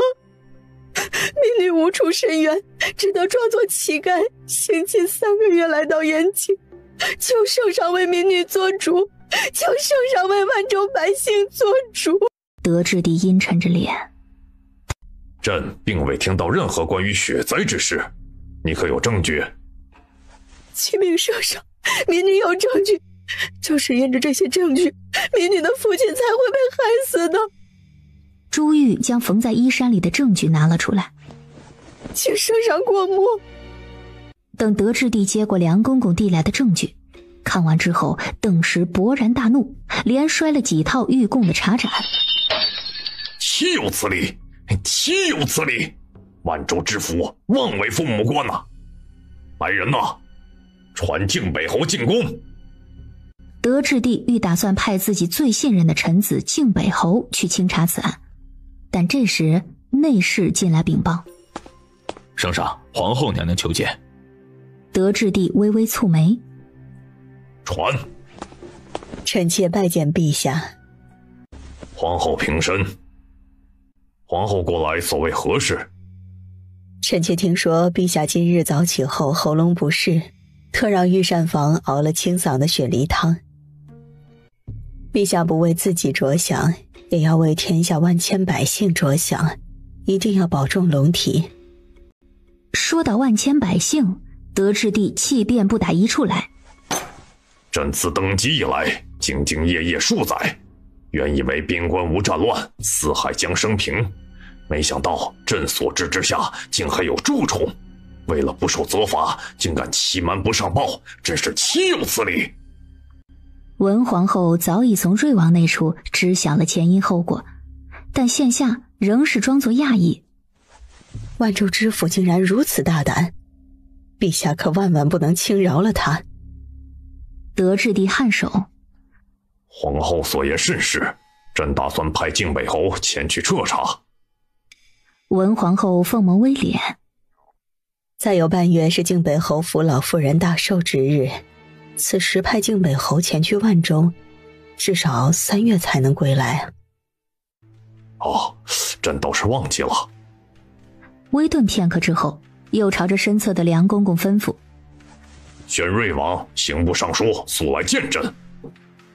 文皇后又看了一眼趴在地上奄奄一息的女子。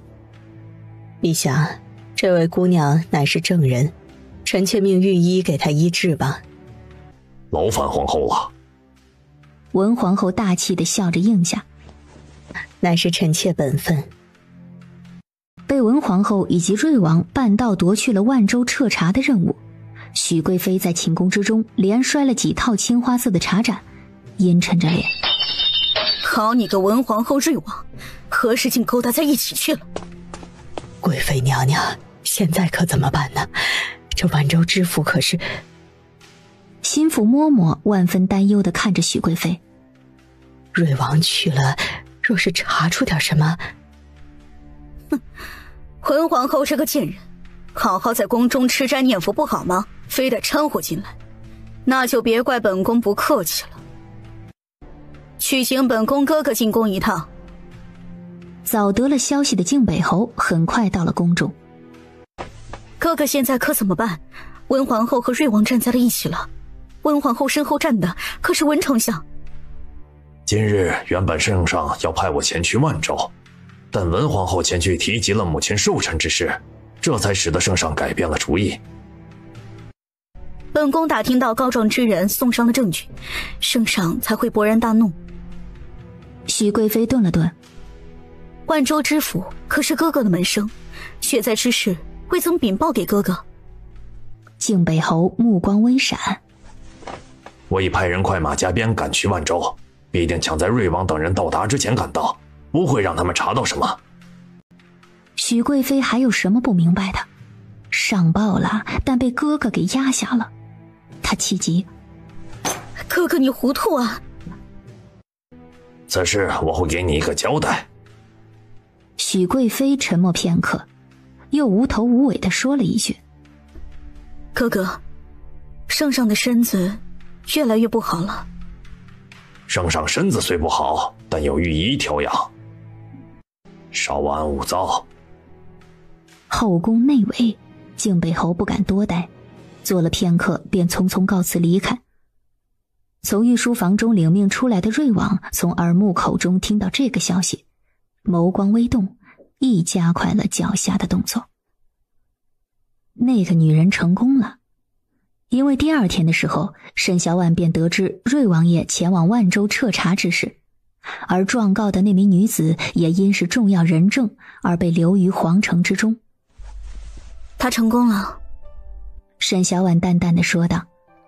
杜鹃给她续了盏茶，接过话：被打了一顿，肯定很疼，但也算是心想事成了。沈小婉抿了口茶，望着窗外被风吹的树叶沙沙作响的梨树，希望瑞王爷能查明真相，给靖北侯以致命一击，也不枉他及时报信一回。心情越发好的沈小婉眉目带笑，冲着今日在家歇息的江直说道：今日老爷难得在家，让周厨娘呢再多做2个菜，好好犒劳犒劳你的五脏庙。杜鹃放下茶盏退了出去，留夫妻2人在房内。这么高兴啊？哼，算是高兴的。沈小婉哼了一声。庆北侯的嫡长子曾在万州任知府3年，新任的知府乃是其下属顶上，2人之间定有关系。查了知府就能查到晋北侯府了，这难道不是好消息？江直反问：若是查不到呢？瑞王没那么没本事吧？江直被问住了，这问题真不好回答。沉默了半晌，只得道一句：以后莫要再做这种事，若是被人查到了，不好交差的。我什么也没做，不怕被人查。不可再犯险了。知道了。沈小婉不甘不愿地点头。4月初1，4时过半，布坊在震耳欲聋的鞭炮声和繁花簇拥之下开业了。哇，真漂亮啊，还真是真人啊。这衣服的样子也好看，布料也好。哎，我家妮妮穿这种蓝色花布肯定也好看。请的女掌柜示意大家安静。会染阁正式开业，欢迎大家进店选择自己喜欢的布料和颜色。好，哎，快进去，我要那个蓝色的。江直与沈小婉听着这些人声，满意地进了店铺里面。随着客人们的进入，铺子中顿时变得拥挤起来。江直带着小宝和不停拍着巴掌叫好的闹闹去了后院，将铺子交由掌柜和几个伙计招待。而沈小婉则上楼去见已经到了的几位贵客了。瑞王妃拉着她的手腕：我与他们说，这布可以称为软黄金，他们还不信呢。你来与他们说说。各位夫人，这叫做香云纱，乃是妾身殿中的镇店之宝。它的特点呢，是摸着又洁细腻、软滑、坚韧，穿着凉爽透气，轻薄柔软，不易起皱，也不会沾湿，最适合夏日穿，因极为珍贵，是以又称作软黄金。将布匹对着光，可以看见正面色泽乌黑发亮，还泛着淡淡的金色，反面暗棕色，上面的纹路是阳光照射过的痕迹，每一块布料背后的痕迹都不一样，看起来像不像一幅画？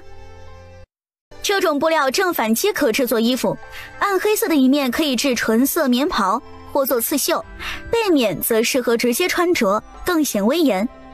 除了棕色以外，我们还有其余几种颜色，可供夫人你们选择。洪氏一看见黑色的香云纱便极为喜欢，他朗声笑道：听说这种布料啊不沾汗，凉爽透气，最适合家中男人穿了，给我5匹。洪夫人，您可以再选选颜色。沈小婉将布样递给洪氏，洪氏接过看了2眼，直接就定下了。那妾身这便吩咐伙计去库房为夫人取布匹。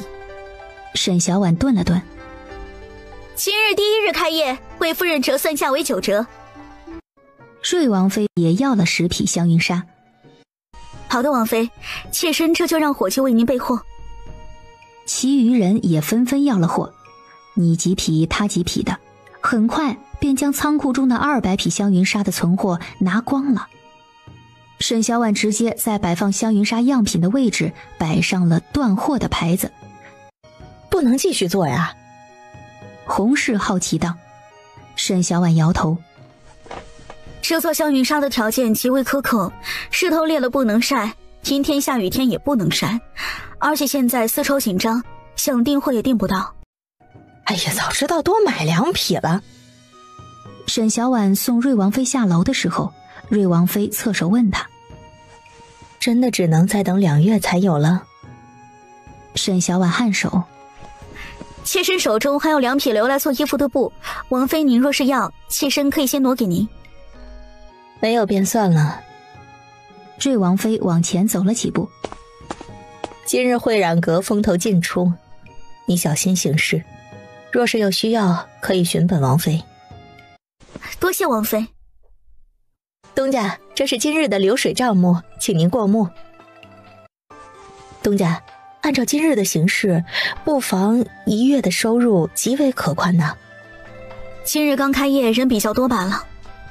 沈小婉可没那么大的信心，而且最珍贵的布料已经卖光了，最近都不会再上新货，以后每日只能靠以卖普通布料为主。东家，不能请染房多做一些香云纱吗？香云纱如此绝好，备受贵人们喜欢，若是无货，实在可惜了。物以稀为贵，多了就不值钱了。沈小婉看了女掌柜一眼，淡笑着道：你是聪明人，这个道理也该是懂的。至于怎么跟客人说，让客人满意便是你的事情。东家放心，妾身明白。那便好。时辰不早了，将铺子收拾收拾，便去隔壁街上的酒楼。我在那处订了1桌酒菜，你们过去用吧。谢谢东家。沈小婉则将账上的银两拿走了，只留下少许买菜做饭的银钱，就与来赶着马车来接自己的江直一道去了银号，将银子换成了硬通货黄金。沈小婉拿着黄灿灿的金子翻来覆去的看着。咱们今日就赚了2000两黄金，说是1天就能做成1匹香云纱就好了。你不是说物以稀为贵吗？话是这样说，但我恨不得日进斗金。人总不会嫌家里的银子多的。染坊那边已经没有白配布，还在等刘氏布坊送货过来。等他这次过来之后，我再与他多订一些，想法子多存一些香云纱。其实香云纱做好了存放2年会更好，沉淀了岁月的香云纱颜色更稳更美，不会褪色。现在已经很好了。你个糙汉子不爱挑剔，当然觉得好了。糙汉子，那你也是我媳妇儿。因着慧染阁的开业，燕京城普通百姓之间掀起了一股蓝印花布的风潮。沈小婉去店里查看的时候，女掌柜将店内的情况一一禀报。东家，许多百姓说，若是花布还能再便宜一些就好了。做这种的工艺可不简单，再便宜赔的裤子都没得穿的。东家若是专门开间铺子，卖用下等棉布的花布，想必也是一门不错的营生啊。沈小婉翻动着这几日的账本，每日都有几十至200-300两之间的银子入账。还行。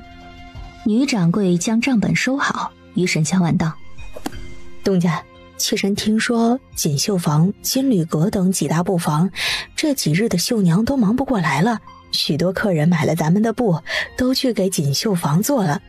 若是店中也有绣娘便好了，也能将这笔生意争取下来，倒是一笔不菲的收入呢。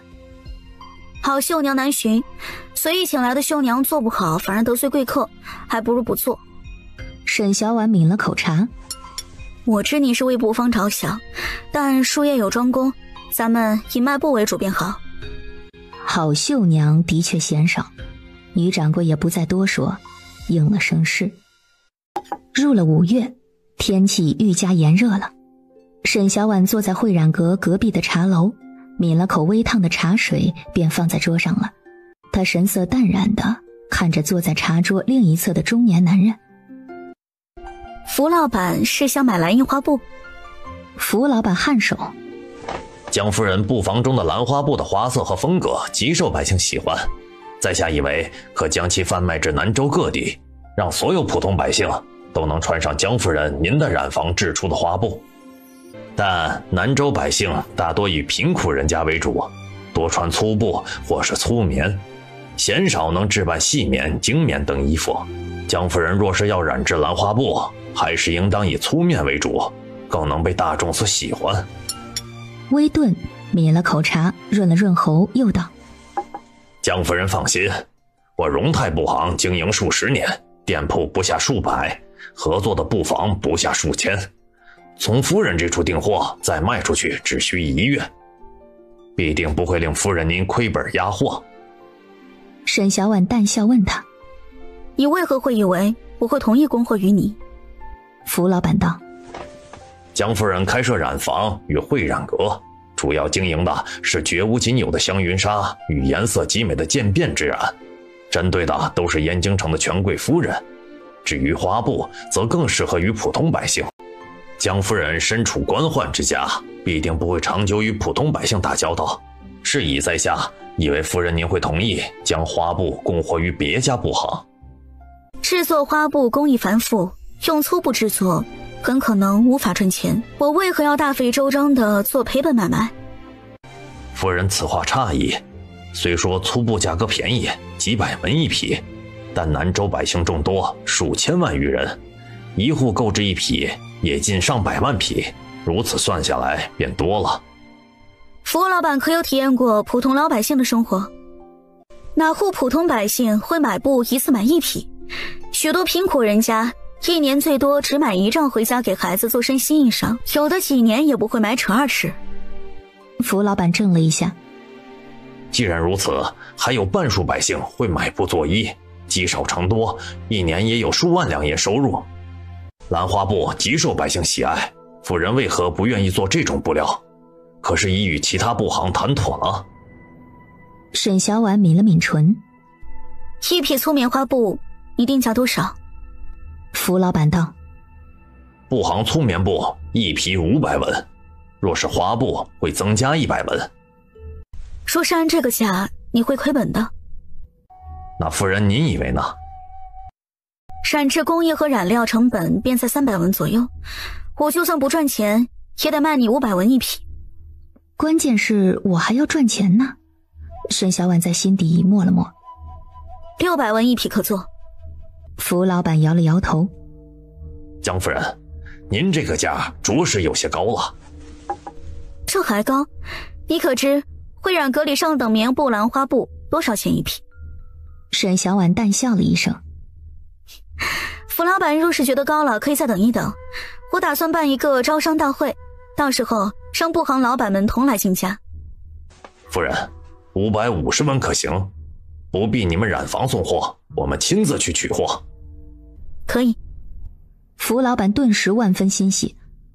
多谢江夫人。合作愉快。沈小婉回忆一笑，又细谈了其余几种粗布和中等细棉的价格。谈妥后，与福老板签订文书。小宝下学回来了，手里还拿着一只糖葫芦，是特意给闹闹买的。弟弟拿着舔。沈小婉站在窗边看了一会儿，问小宝：快7月了，是不是该放下假了？小宝掰着手指数了数。夫子说6月30便放假了，还有4日。那放假了，娘带你们去庄子上玩几天。好。小宝喜欢去庄子上。这时杜月从外间跑了进来。夫人，睡王爷押着万州的官员进京了。睡王爷回来了。沈小婉的手一顿，杜月点头。奴婢刚从长安大街经过的时候，看到好多兵马押着几个人往城里走，那些人都被关在铁笼子里，穿着白色的囚服，看起来特别狼狈。那瑞王呢？没看见，在马车里。6月29这日，衙门外贴了一份告示，沈德、崔贵、叶欣、张周等人蛇蝎虎狼，恶忍灌营，为谋私利，威逼迫害商贾张家，夺财害命，中饱私囊，贪污受贿数百万余两，不顾百姓之苦，欺上瞒下，纵数万百姓死于灾雪。以商谈为由，诱白云县县令朱正茂、临县县令周和胜入府，携酒频增，杯中射饵，趁酒浓睡，杀之。斩得好，就是该斩，这人就该下地狱。狗官，百姓唾骂之，将遗臭数年。幕后之人藏得怎么那么深？沈小婉以为万州一行之后怎么也能去掉靖北侯的一只胳膊，哪知人家一点影响都没有，依旧每日上朝办公，下朝遛鸟。江直道：王爷亦有计划。王爷说多谢你的告知。王妃已经谢过了。闹闹周岁时，瑞王妃便派人送了贺礼，礼极重，应当就是那个意思。江直微顿，最近燕京城中不会太平，等小宝不去出院了，你们便去庄子上住些时日，以免惹上麻烦。那你呢？我晚上过去。宫闱之内，许贵妃满脸怒气地将一桌的杯盏推倒在地，目眦欲裂，咬牙切齿地骂道：这样都不死，你可真够大的。母妃，您别气着了身子。侧儿，你怎么来了？可去见过你父皇？儿臣已经去过了，父皇身子不适，让儿臣先退下。周策坐下。母妃，舅舅那处没事吧？万州知府乃是舅舅的门生，这次会不会影响到舅舅？没事儿。许贵妃说道。你最近在兵部怎么样？还行。兵部大都是武官，他们虽无兵权，却有功勋在身，你务必要好生交往。他们都是三哥外族的人，我与他们交往有何用？你且安心待着，等过些日子，我让你舅舅将兵部的人换一换。母妃，这还要等多久啊？周策的眼底溢出戾气。快了。许贵妃轻轻地拍了拍周策的手背。你回去安生跟着师傅学功课，万事有母妃和你舅舅。知道了。周策眯了眯眼，想趁着三哥重伤再给他致命一击。许贵妃见儿子听进去了，便让他先离开。等了片刻之后，又匆匆让人送信与靖北侯，让他借机解决掉袭击过周云的山贼。城外50里，你当初可没说那是当朝王爷，你他娘的只说是过路的商客。是王爷，你们不也动手了？可他娘的现在要围剿我们了，加银子，要不然我就杀了你，将你送去给衙门。哼，也要有那个命才行。话音一落，挥着剑一下子就将离自己最近的几人给杀了。头领一看不对，立即转身就跑，哪知刚跑出1丈远，剑就将他的胸膛刺穿了。转瞬已到了8月初，今日福老板亲自过来收货。五星撇都在这儿了，福老板，您仔细点点。我是信得过蒋夫人的。福老板说是还要再订货，还请早些下单，我们布方不会提前准备着的。我先送过去，最迟9月前给夫人您回话。好。沈小婉颔首，还想说话，就看见江海匆匆忙忙地跑了进来。夫人，出事了！慌里慌张的成何体统？让福老板你见笑了。福老板笑着表示无碍，同时告辞离开，不愿耽搁沈小婉处理事情。出什么事了？衙门来人了，说要抓张冉刚。抓张祖清？沈小婉微微蹙眉，下一瞬就看见庄头领着一队衙役走了进来。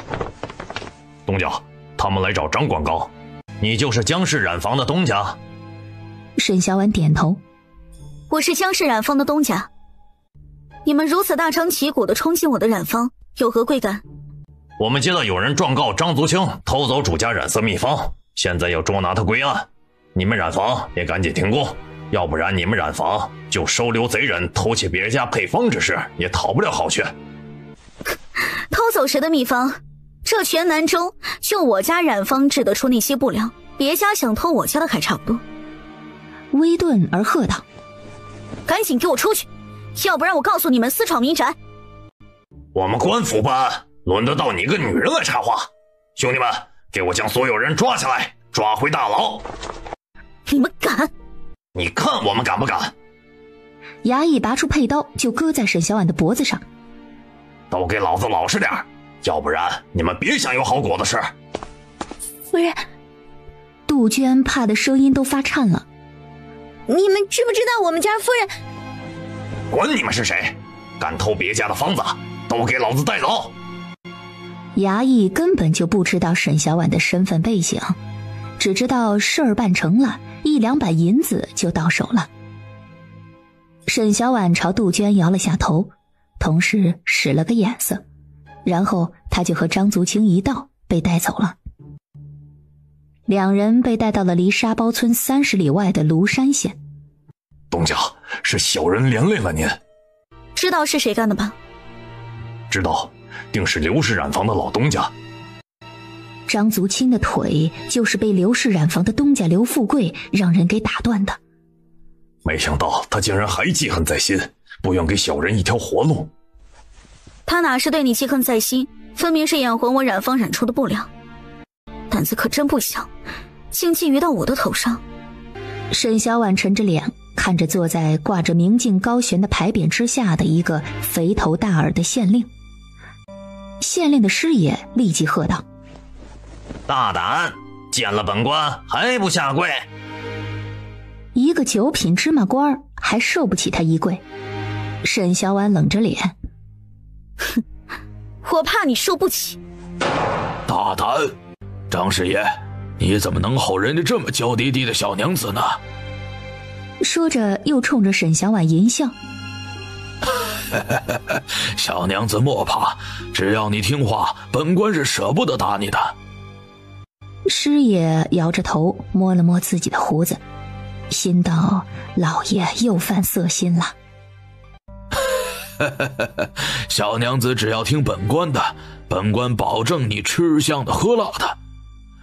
师爷见老爷越说越离谱，立即打断了老爷的话：大人，先审案。对对对，先审案。县令拿起惊堂木猛地一拍：张祖清，本官今日收到状告之词，称你于几年前偷走旧主的染发秘方，躲藏数年，今又另奉他主，以旧主染发交之，你可认？张族清急道：大人冤枉啊！小人从没有偷过什么染发，这都是小人东家自己的染发。本官现在命你立即将染发还给旧主，江氏染坊不得再用之。来人，给他画押。话音一落，便有衙役拿着早已写好晾干的认罪书拿到张族清的身前，强压着他的手去按手印。沈小婉瞪大了双眼，这是他第一次看到有这么昏庸不讲道理的县官，连审问都没有，直接念完早已写好的罪词，按压着人画押，连屈打成招的步骤都省略了。他冷笑道：县令大人如此强势给人安上罪名，对得起大堂之上悬挂的明镜高悬4个大字吗？本官自然对得起。县令毫无顾忌地说道：本官自任县令以来，判案公正廉明，断案如神，大公无私。公正廉明，大公无私，不到斩查功夫，就将染坊的管纲打成偷窃叛逃之人，不分青红皂白，便命他画押。大人，这就是你所说的断案如神。师爷喝道：“我大胆，你竟敢对大人如此不敬！本官早已调查清楚真相，你们染坊偷了刘氏染坊的秘方不说，还大张旗鼓的售卖，尔等如此奸诈小人，还敢质疑本官断案？大人，你有何证据证明我的染坊制作的布匹是刘氏染坊的秘方所致？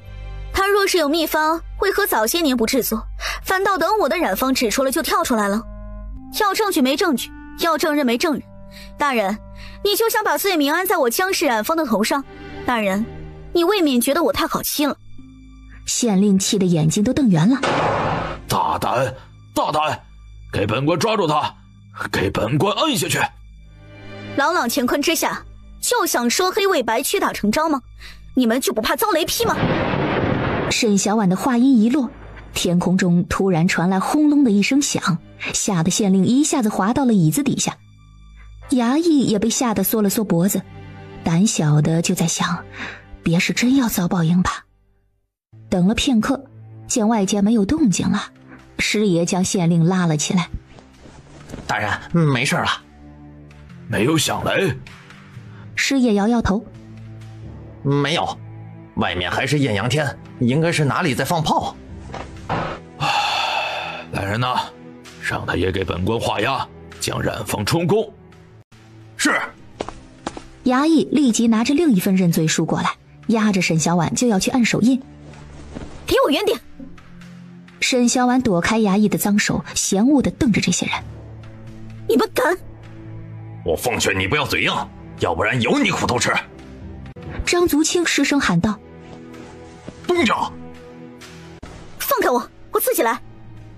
趁着衙役松手的刹那，沈小婉飞快地将认罪书撕成了碎片，甩在了衙役的脸上。“我乃校尉之妻，你们若是敢对我不敬，你们吃不了兜着走。”县令和师爷纷纷一愣。“校尉？什么校尉啊？”衙役道：“大人，他们根本没有背景，要是真有背景，现在都过去2个时辰了，怎么还没有人来？”“小娘子，你别敬酒不吃罚酒，立即给本官按了，要不然没你好果子吃。”“哼，你们这是要屈打成招？”沈小婉冷笑：“天理昭昭，你们如此行事，会有报应的。”“大胆！”县令喝道：“来人，给本官上刑，本官就不信他不招。”“是。”“东家！”这时，一个衙役上堂来禀报：“大人，刘老板过来了。”“本官这就过去。”师爷指着沈小婉：“大人，那他……”县令想也没想就道：“先关起来，关到后院去。”“大人，您把他关到后院哪里去？夫人知道了，怕是要找您闹啊。”“本官想做什么，还需要看他的脸色。”“大人。”“师爷无需多说，本官知晓。”县令淫笑着看着沈小婉：“来人呐，给本官押下去，先关牢房里。”说话的同时，又向其他衙役道：“本官先去见刘老板。”县令走进待客的大厅里，冲着同样大腹便便的刘老板拱了拱手：“哎呦，刘老板你来了呀！”刘富贵急切地问道：“哎呀，县令大人，那事儿办妥了。”县令嘿嘿嘿地笑道：“人已经关在大牢里了，认罪书也按下了。”“多谢大人。”“刘老板客气了。”县令笑道：“咱们这么多年的交情，本官不帮你帮谁啊？”刘富贵笑着将一只木盒子推了过去：“这是谢礼。”县令嘿嘿一笑，伸出又粗又胖的手指按在了盒子上：“客气。”“哎，大人，那人我何时能带走啊？”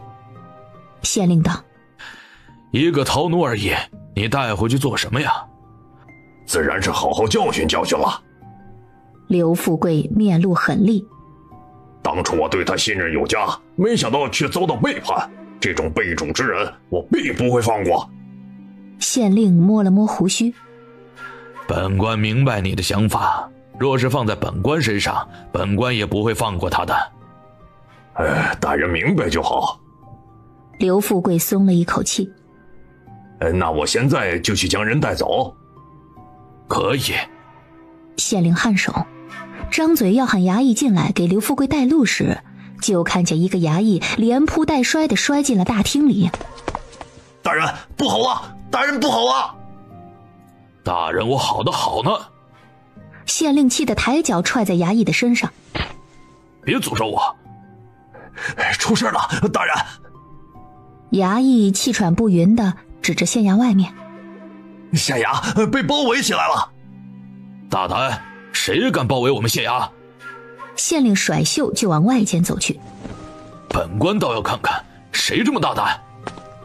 县令冲出去，看着几十上百个穿着盔甲的将士从县衙外面鱼贯而入。你们什么人？竟然……话还没说完，就被江直一脚给踹飞了。县令捂着胸口吐了一口血。你……江直一身匪气地走到县令身侧，抬脚踩在了他的肩膀处，拿着佩刀抵在他的脖颈处。你就是庐山县的那个昏庸无能的县令。江直动作利索的直接将庐山县县衙给抄了，又将贪污受贿的县令以及同流合污的师爷和衙役等人全都给抓了，连女眷也没有放过。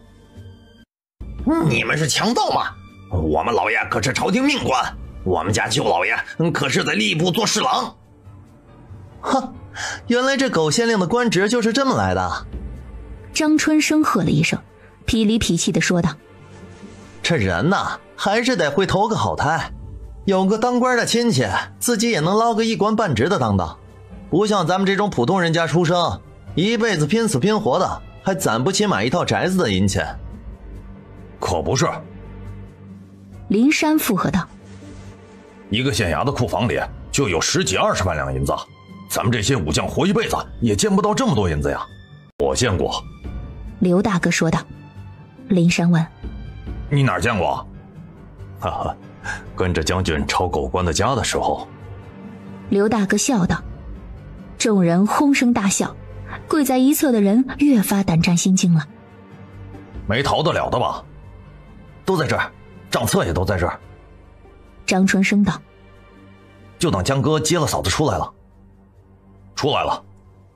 林山看着侧门出来的几人，为首的便是江直和沈小婉。强哥，你还怕嫂子走丢了呀？这么点路还牵着走出来？去，一边去。江直并不生气，也没有松开沈小婉的手，反而拉紧了2分。让你受委屈了。我没事。沈小婉脸颊微红，看着被绑起来的县令等人。你能抓他们？江海来军营寻我的时候，正好王爷在那处，他受命于我，可抓捕这种祸害。江直朝林山等人使了个眼神，林山会意，朝大伙儿吆喝一声：走了。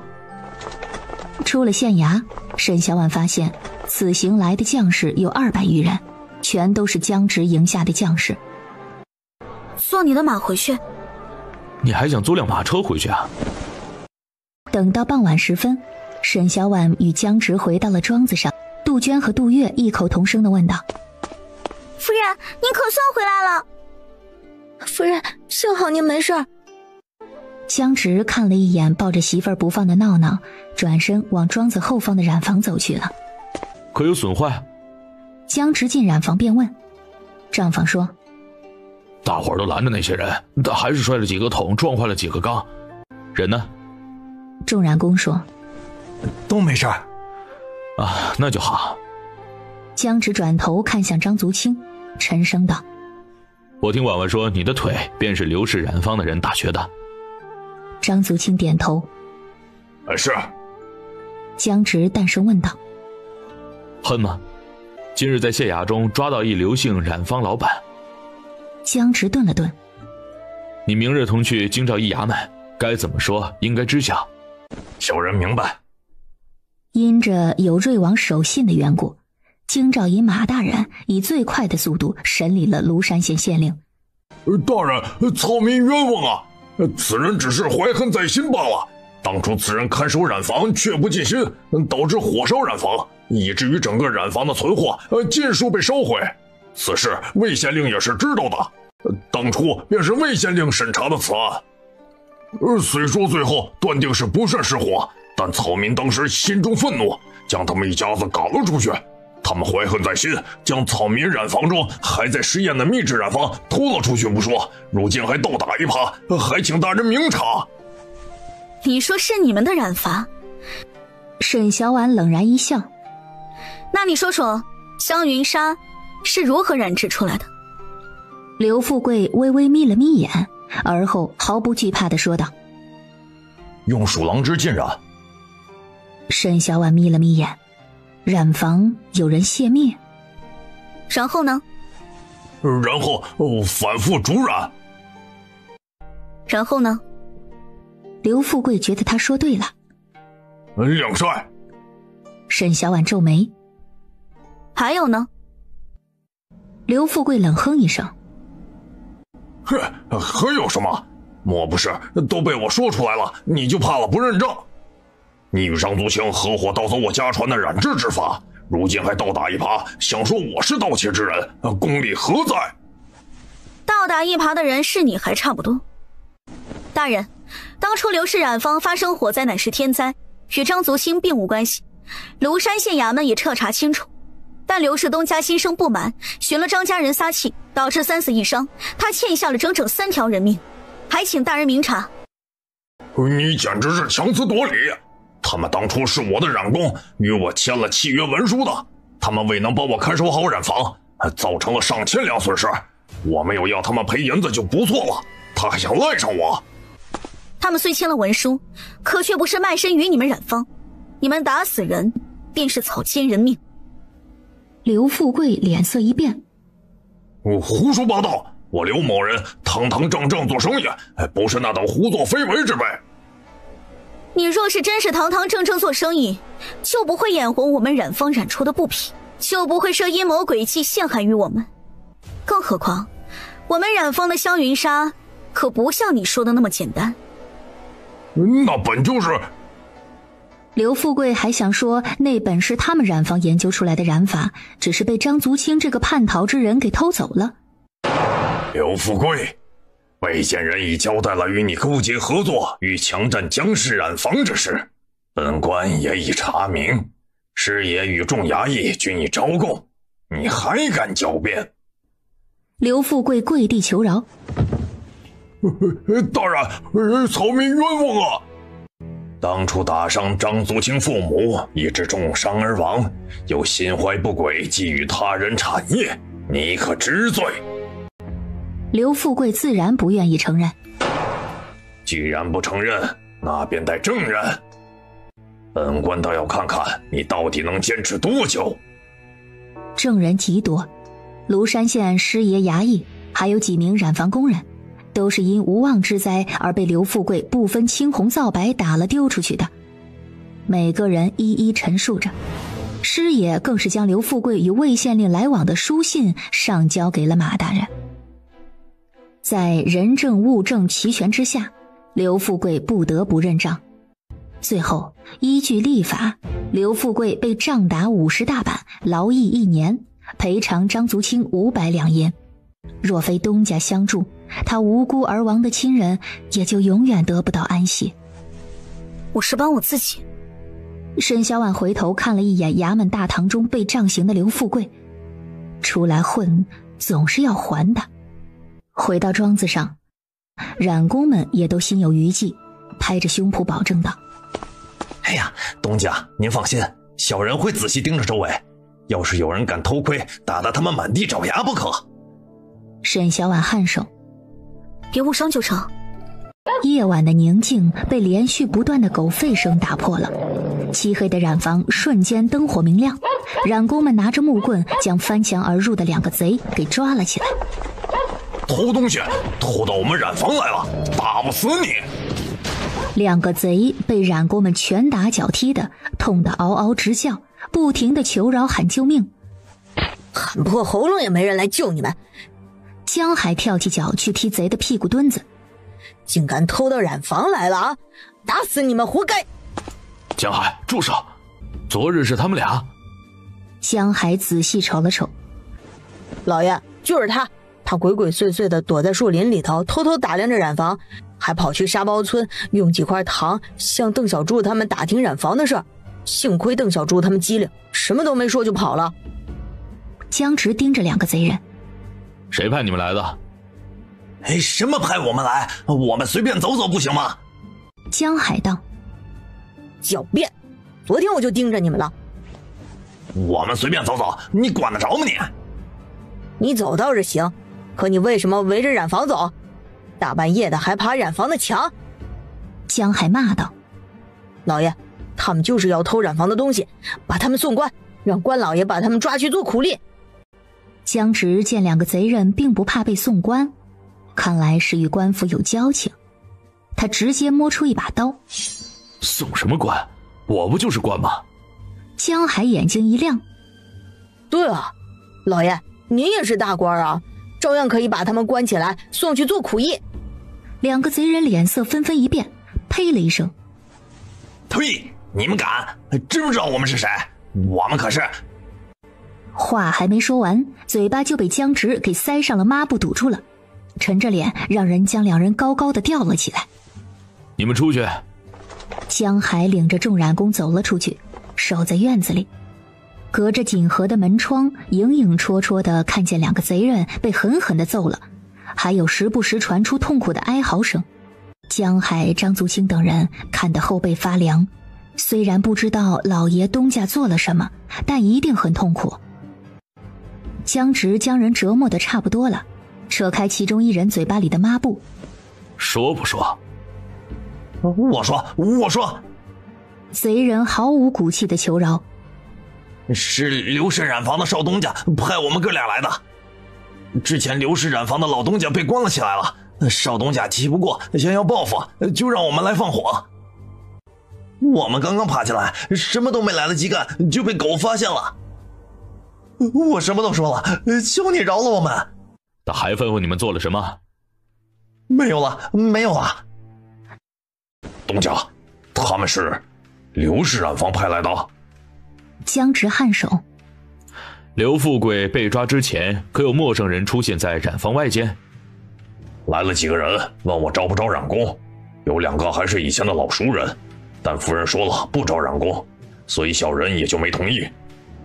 张足清现在庆幸自己没有同意，要不然就引狼入室了。东家，小人晚上再多安排2个人巡逻。江直嗯了一声，又看了一眼在场的染工们。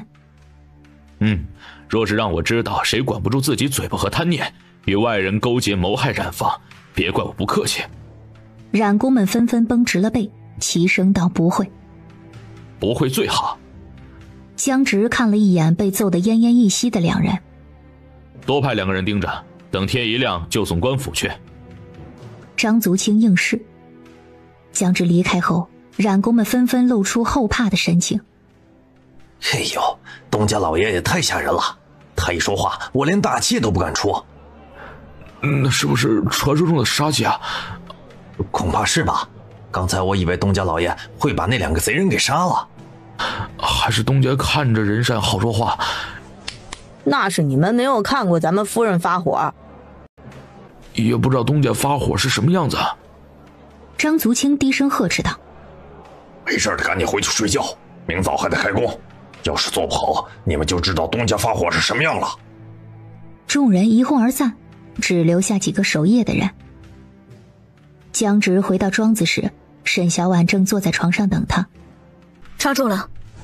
抓住了，刘氏染坊干的。沈小婉蹙眉。刘氏染坊，刘富贵呕毒被卖了，他们还能闹幺蛾子？江直嗤了一声。刘富贵有个儿子不学无术，与燕京城的地痞流氓常混在一起，这些人只要给银子，他们就干。刘富贵害人害己，他儿子好意思找我们报复，什么德行？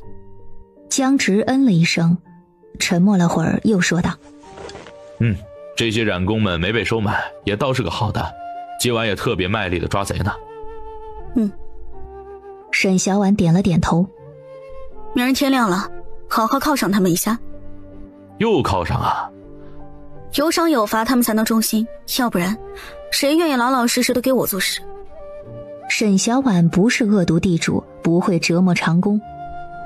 要想马儿跑，就得给他吃饱，懂不懂？懂。营里也是这样的。中秋过后的一日，沈小婉来到了会染阁。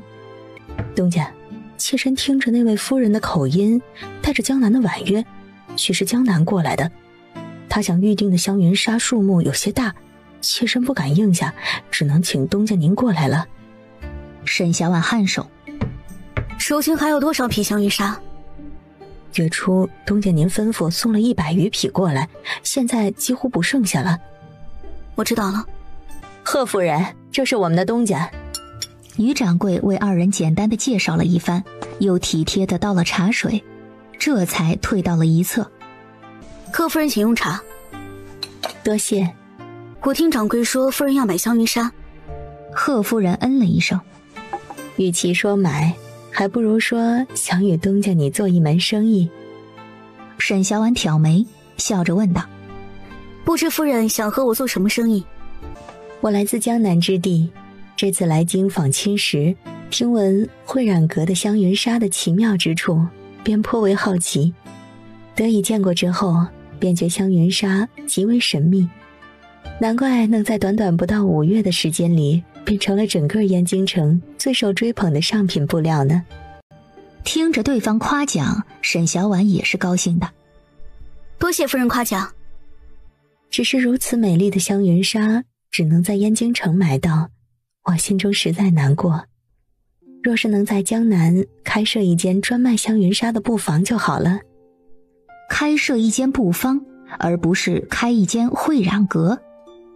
沈小婉浅笑着看着贺夫人。抱歉，贺夫人，我暂时没有去江南开设会染阁的打算。贺夫人随即笑道：不瞒东家你说，我常居江南之地，家中也有一些布坊生意，若是东家信得过我，我们可以合作。多谢贺夫人的好意，但是我现下还没有增设会染阁的打算。贺夫人微微眯了眯眼。为何？江夫人可是担心我像某些人一样别有用心？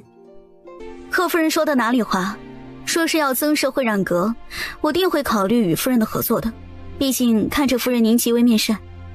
微顿须臾，沈小婉又道：想必夫人也知道，每月会染阁的香云纱供不应求吧？这并非我限量引人注目，而是线下香云纱的制作极为艰难，像这种阴雨天便是不能开工的。做香云纱得看天看时辰，风大了不行，太热了不行，太冷了也不行。贺夫人你说，一项一项的排除了，一年到头还剩多少天能做？没想到如此艰难，倒是我想差了。沈小婉应道：香云纱能如此神秘而美丽，便是因为它不可多得，还请贺夫人为众人保留一份对她的向往。江夫人蕙质兰心，再追问便显得我咄咄相逼了。不敢。既然生意谈不成，那生意也该是做得成的。贺夫人微顿，我9月时要回江南，想要多带几匹香云纱回去，不知江夫人可否行个方便，多卖一些给我啊？夫人需要多少？我看能不能在天气还好的时候多赶支出一些。自然是越多越好了，银子不是问题。我尽力而为吧。夫人你也知晓，这1月也就出几十匹，若是全给了夫人您一人，我怕其他夫人心底着急。贺夫人淡淡一笑，那就麻烦了。9月15是江直的25岁生辰，等到傍晚，今日的寿星回来了，生辰宴用的差不多了，院门被急急的敲响了，李将军的随从焦急的跑了进来，说是将军召江直回营里。江直霍得起身，与沈小婉交代了2句，便快速的离去了。蛋糕还没吃呢。江直一夜未归。沈小婉看着已经被小宝和闹闹瓜分的差不多的蛋糕，又叹了口气。到底发生什么事儿了？这都1夜了，还没有回来。江海急急忙忙地跑进院子。夫人，外面出大事了。出什么事了？夫人，小的听外面的人说，边界打起来了，镇守边关的将军身受重伤，命不久矣，幽州恐怕保不住了。周厨娘并没有注意到沈小婉越发苍白的脸色，她担忧地说道：哎呦，这才安定几年呢，匈奴一直安分了20几年，怎么又突然……哎呀，再出去打听打听，顺便看看老爷何时回来。是。江海应声跑了出去。夫人，沈小婉现在没有心情与他说话。杜鹃立即让周厨娘先出去备着晌午的吃食。等周厨娘走后，杜鹃给沈小婉续了盏茶。夫人，您先别担心，江海出去打探消息了，应该很快就会回来的。杜月匆匆从外间走了进来，声音微沉，少了往日的活泼。夫人，林夫人过来了。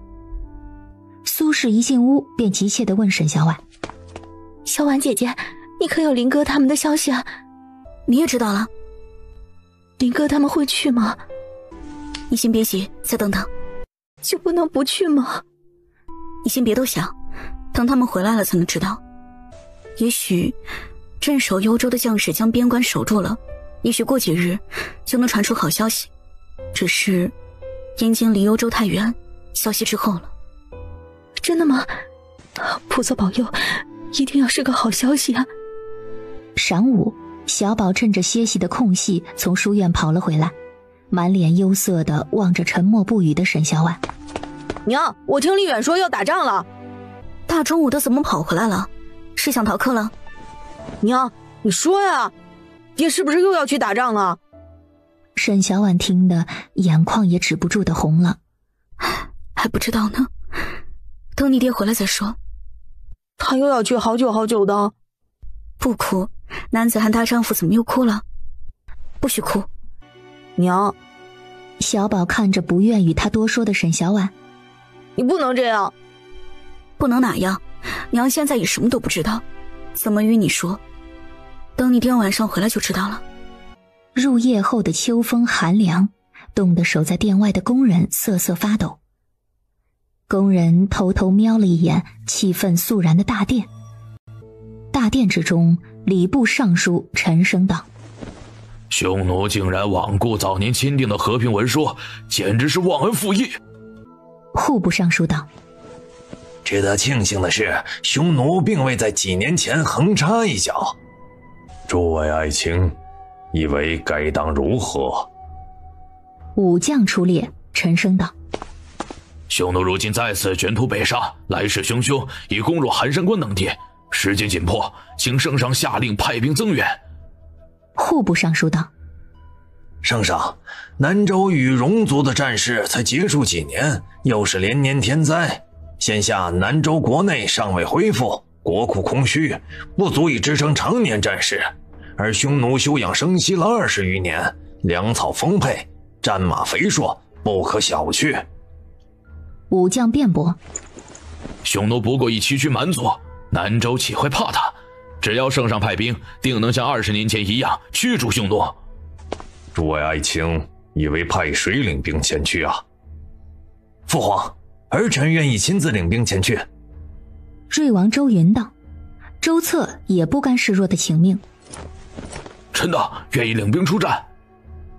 匈奴身强马壮，臣以为圣上应派一名有经验的将军为主将。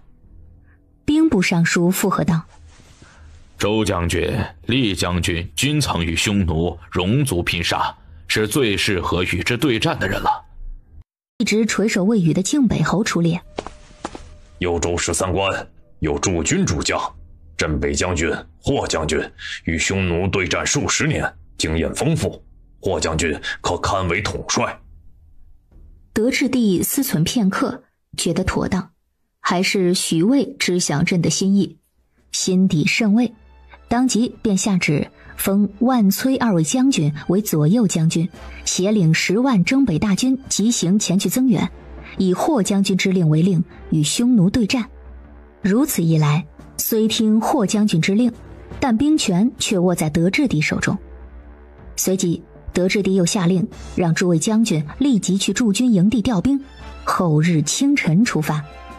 文丞相出列：圣上，幽州乃是军事重地，良田稀少，物资不丰，粮草紧缺，户部应当尽快筹备粮草，以备不时之需。德质帝看向户部尚书：能筹出多少粮草？户部尚书立即走了出来，一脸愁容：圣上，我朝与戎族的战事才结束几年，又是连年天灾，现下国库空虚，至多能筹出20万担，这也是粮仓全部存粮。德质帝颔首：传令下去，左侍郎和郎中随行，押送粮草。微微一顿：至于之后再做打算。是。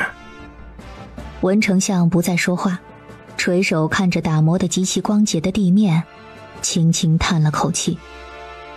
苦的还是百姓啊。众大臣从大殿中出来，天边已经变得灰扑扑了，快要天亮了。文丞相年岁大了，走得缓慢，与同样年岁较大的兵部尚书渐渐地落在了后方。丞相大人，圣上对周将军早该料到的。霍将军乃是中国之将，论谋略也不属于周将军，如今又有足够的大军和粮草，必能将匈奴赶回界限以北。兵部尚书捋了捋胡须，叹了口气：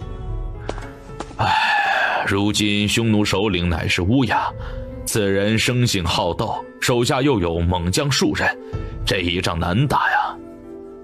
兵部尚书突然想起了什么，嗟叹道：若是幽州突骑还在。文丞相立即出声阻止他：嘿，李大人慎言。兵部尚书看了四周一眼，确认无人之后，这才松了一口气。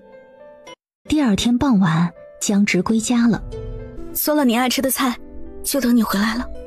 江直心底愧疚得很，可又没有办法，无论派不派他去，他都会请缨前去的，因为这是最快升官的机会。两个人手牵着手往屋里走去，他擦了擦眼角，强忍着心底的不舍，继续为他收拾。门扉轻轻被合上。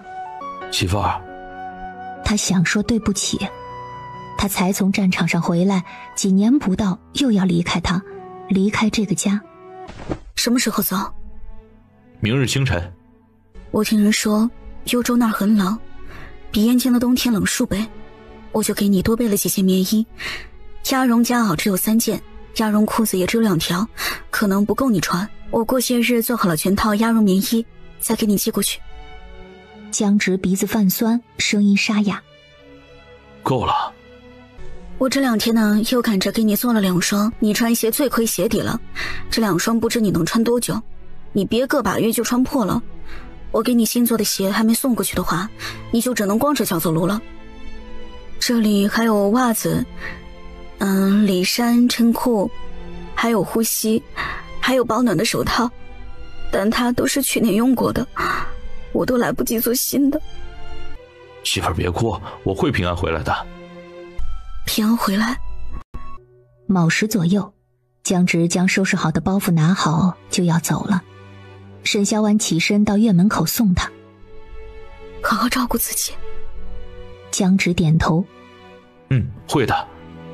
沈小婉又道：我在你衣服夹缝里封了500两银票，说是营里吃的不好，就拿银子去吃小灶，别饿瘦了。好。江直颔首。你在家也好好的照顾自己，别胡思乱想，我会听你的，按时给你寄信的啊。沈小婉点了头。放心吧，家里我也会照顾好的，你得平安回来，早点回来。闹闹，还等着你教他练功夫呢。江直点点头，又看向一侧的小宝。我不在家，你就是家里的顶梁柱了，好好照顾你娘和闹闹。小宝点头。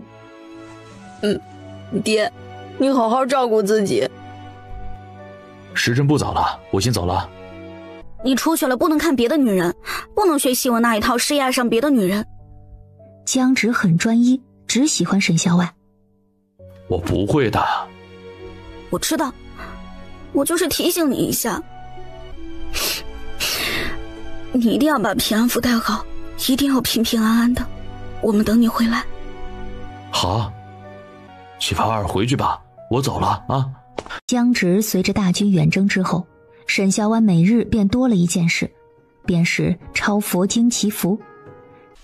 夫人，温泉庄子今日进城送货，一道给咱们这处送了许多新鲜菌子过来，晚上炖锅菌汤锅可好？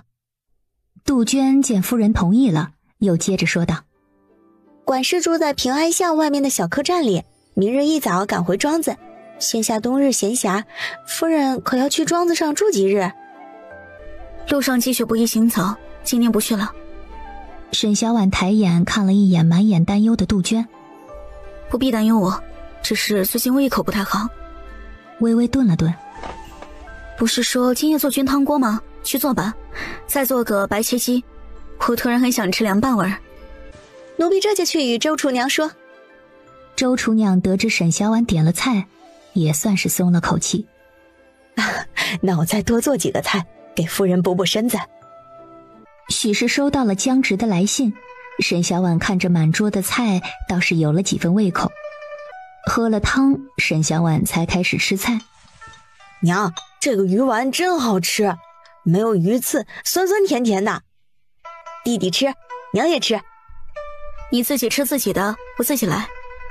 沈小婉夹起来咬了一小口，包裹在里面的鱼腥味瞬间窜入味蕾、鼻腔，心底顿时泛起一阵恶心。她连忙捂着嘴巴往外间跑去，朝着装赃物的桶呕吐了起来。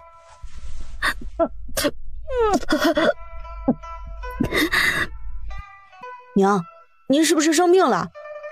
江海，你去请大夫。小的这就去。江海拔腿就往外跑。还没离开的周厨娘担忧地看着吐得脸色苍白的沈小婉，觉得夫人的举动怎么那么像怀上了。夫人，您是不是有孕了？很快大夫就被请过来了，把了脉就确诊了。夫人的确有孕了，快2个月了。恭喜夫人。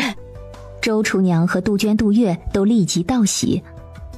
大夫，这些日一直精神不济，可对腹中胎儿有影响。老朽观脉象是略有些虚浮，不过不碍事。夫人平日多吃一些，莫要常待屋中，在屋外走动走动，以免郁结于心。沈小婉颔首。不用喝药。是药3分毒，且夫人身子尚好，也未动胎气，不必用药，多吃些补身的汤食就好。冬日寒冷，沈小婉鲜少出门。昨日沈小婉又听到客商说，月前临近幽州的一处城池被匈奴铁蹄踏破，守城将领和知府被活捉，百姓死伤无数。隔日便收拾去了瑞王府，拜见瑞王妃。妾身见过王妃。可是为了打听幽州战事。王妃英明，妾身今日来的确是想向您打听一些幽州之事。这些日妾身一直无法打听到那边的消息，偶尔打听到的也是来往的商客传回来的，距离发生之时也过去了数日，妾身就是想做什么也来不及。我能明白你的担忧，只是有时候没有消息便是好消息。可一直没有消息，妾身这心底也没有底啊。王妃，你可能告知于臣妾，妾身定不会往外泄露的。没什么不能与你说的，这些日李夫人等人也来向本王妃打听过，内城之中大多都听说过了，只是外城无法得知罢了。边关战事的确每日以最快的方式送达京城，匈奴首领派出了手下几名大将，分3路包抄幽州。幸得援军及时抵达，只损失了1座县城。至于现在，暂时没有太坏的消息出来。瑞王妃微顿，江校尉也没事儿，若是有事儿，王爷定会早已派人通知下去了。现在可安心了？多谢王妃。不必谢我，要谢就谢你自己吧。当初若非你送信回来，王爷也无法抓住对方的把柄。妾身当时未想太多，只是有些担心，才让仆送回来告知。当时害怕扰了王妃你。沈小婉现在想起当初之事，后背微凉。沈小婉下意识地伸手抚了抚小腹，这一瞬的动作被瑞王妃看在了眼里。她抿了抿唇，借口要离开了。那我便不留你了，再过不久满园的腊梅将开，届时你再过来坐坐。多谢王妃。沈小婉跟着侍女出了花厅，杜鹃忙将披风给夫人围上。侍女见状，江夫人身子骨不大好，只是寒风太烈，一吹风就容易头疼染风寒。那我领着江夫人您走这条道，这儿没有河水过堂风，应当会好一些。多谢彩云姑娘。刚走了没多远，便遇上了迎面走来的张侧妃。张侧妃挺着4、5个月的肚子，慢悠悠地走着。本侧妃是不是在何处见过你啊？沈小婉摇头。侧妃娘娘或许记错了。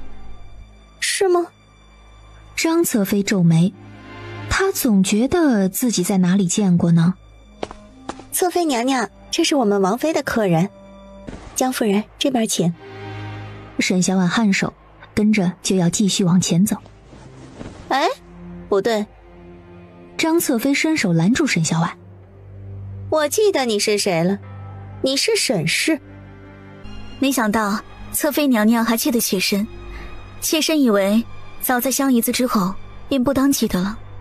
张侧妃身侧的丫鬟见状，立即喝道：大胆，竟敢对侧妃娘娘无礼！大胆，见了我们侧妃娘娘还不行礼！见过侧妃。张侧妃看着沈小婉这双温婉脉脉的眸眼，气就不打一处来。谁许你看本侧妃的？侧妃娘娘，江夫人乃是我们王妃亲自请上门的客人。哼，给本侧妃跪下！我见王妃都只是屈膝行礼，凭什么见你一个妾要跪下？更何况南州女子向身份尊贵的夫人都是屈膝行礼。侧妃娘娘，彩云也不可能让沈小婉给张侧妃跪下。您这是不满王妃吗？你敢拿王妃来压本侧妃？本侧妃不过是教训一个对本侧妃不敬的人，就是王爷来了也不会说什么。哼，王妃护着的人，我就是要教训。给本侧妃压着跪下！张侧妃喝道。几名婢女立即朝沈小婉走了过来，她忙护着小腹往后退去。彩云见状，立即拦在前方。侧妃娘娘，大胆，区区一个贱婢也敢以下犯上，给本侧妃一起按下去！夫人！呀！一时间一片混乱。住手！王妃及时出现了。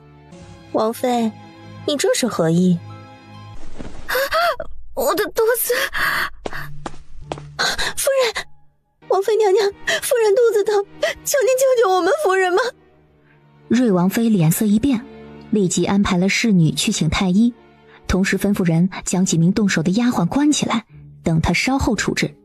侧妃娘娘，侧妃娘娘，张侧妃，江夫人乃是王府请来的客人，若是有任何闪失，唯你是问。夏晌，瑞王周云从宫中回府，还没有到门房处，便被瑞王妃请了过去。王爷，今日幸得江夫人没事，若是出了事儿，王妃，你备些礼送过去，再请个太医过去。我已经请了庄太医，明日过去复诊，应当不会有太大的问题。瑞王颔首。王妃想得周到，幸好江夫人身子骨还行，要不然，今日张侧妃的确做得太过了。江夫人虽不是出身权贵，但也不当被如此侮辱啊！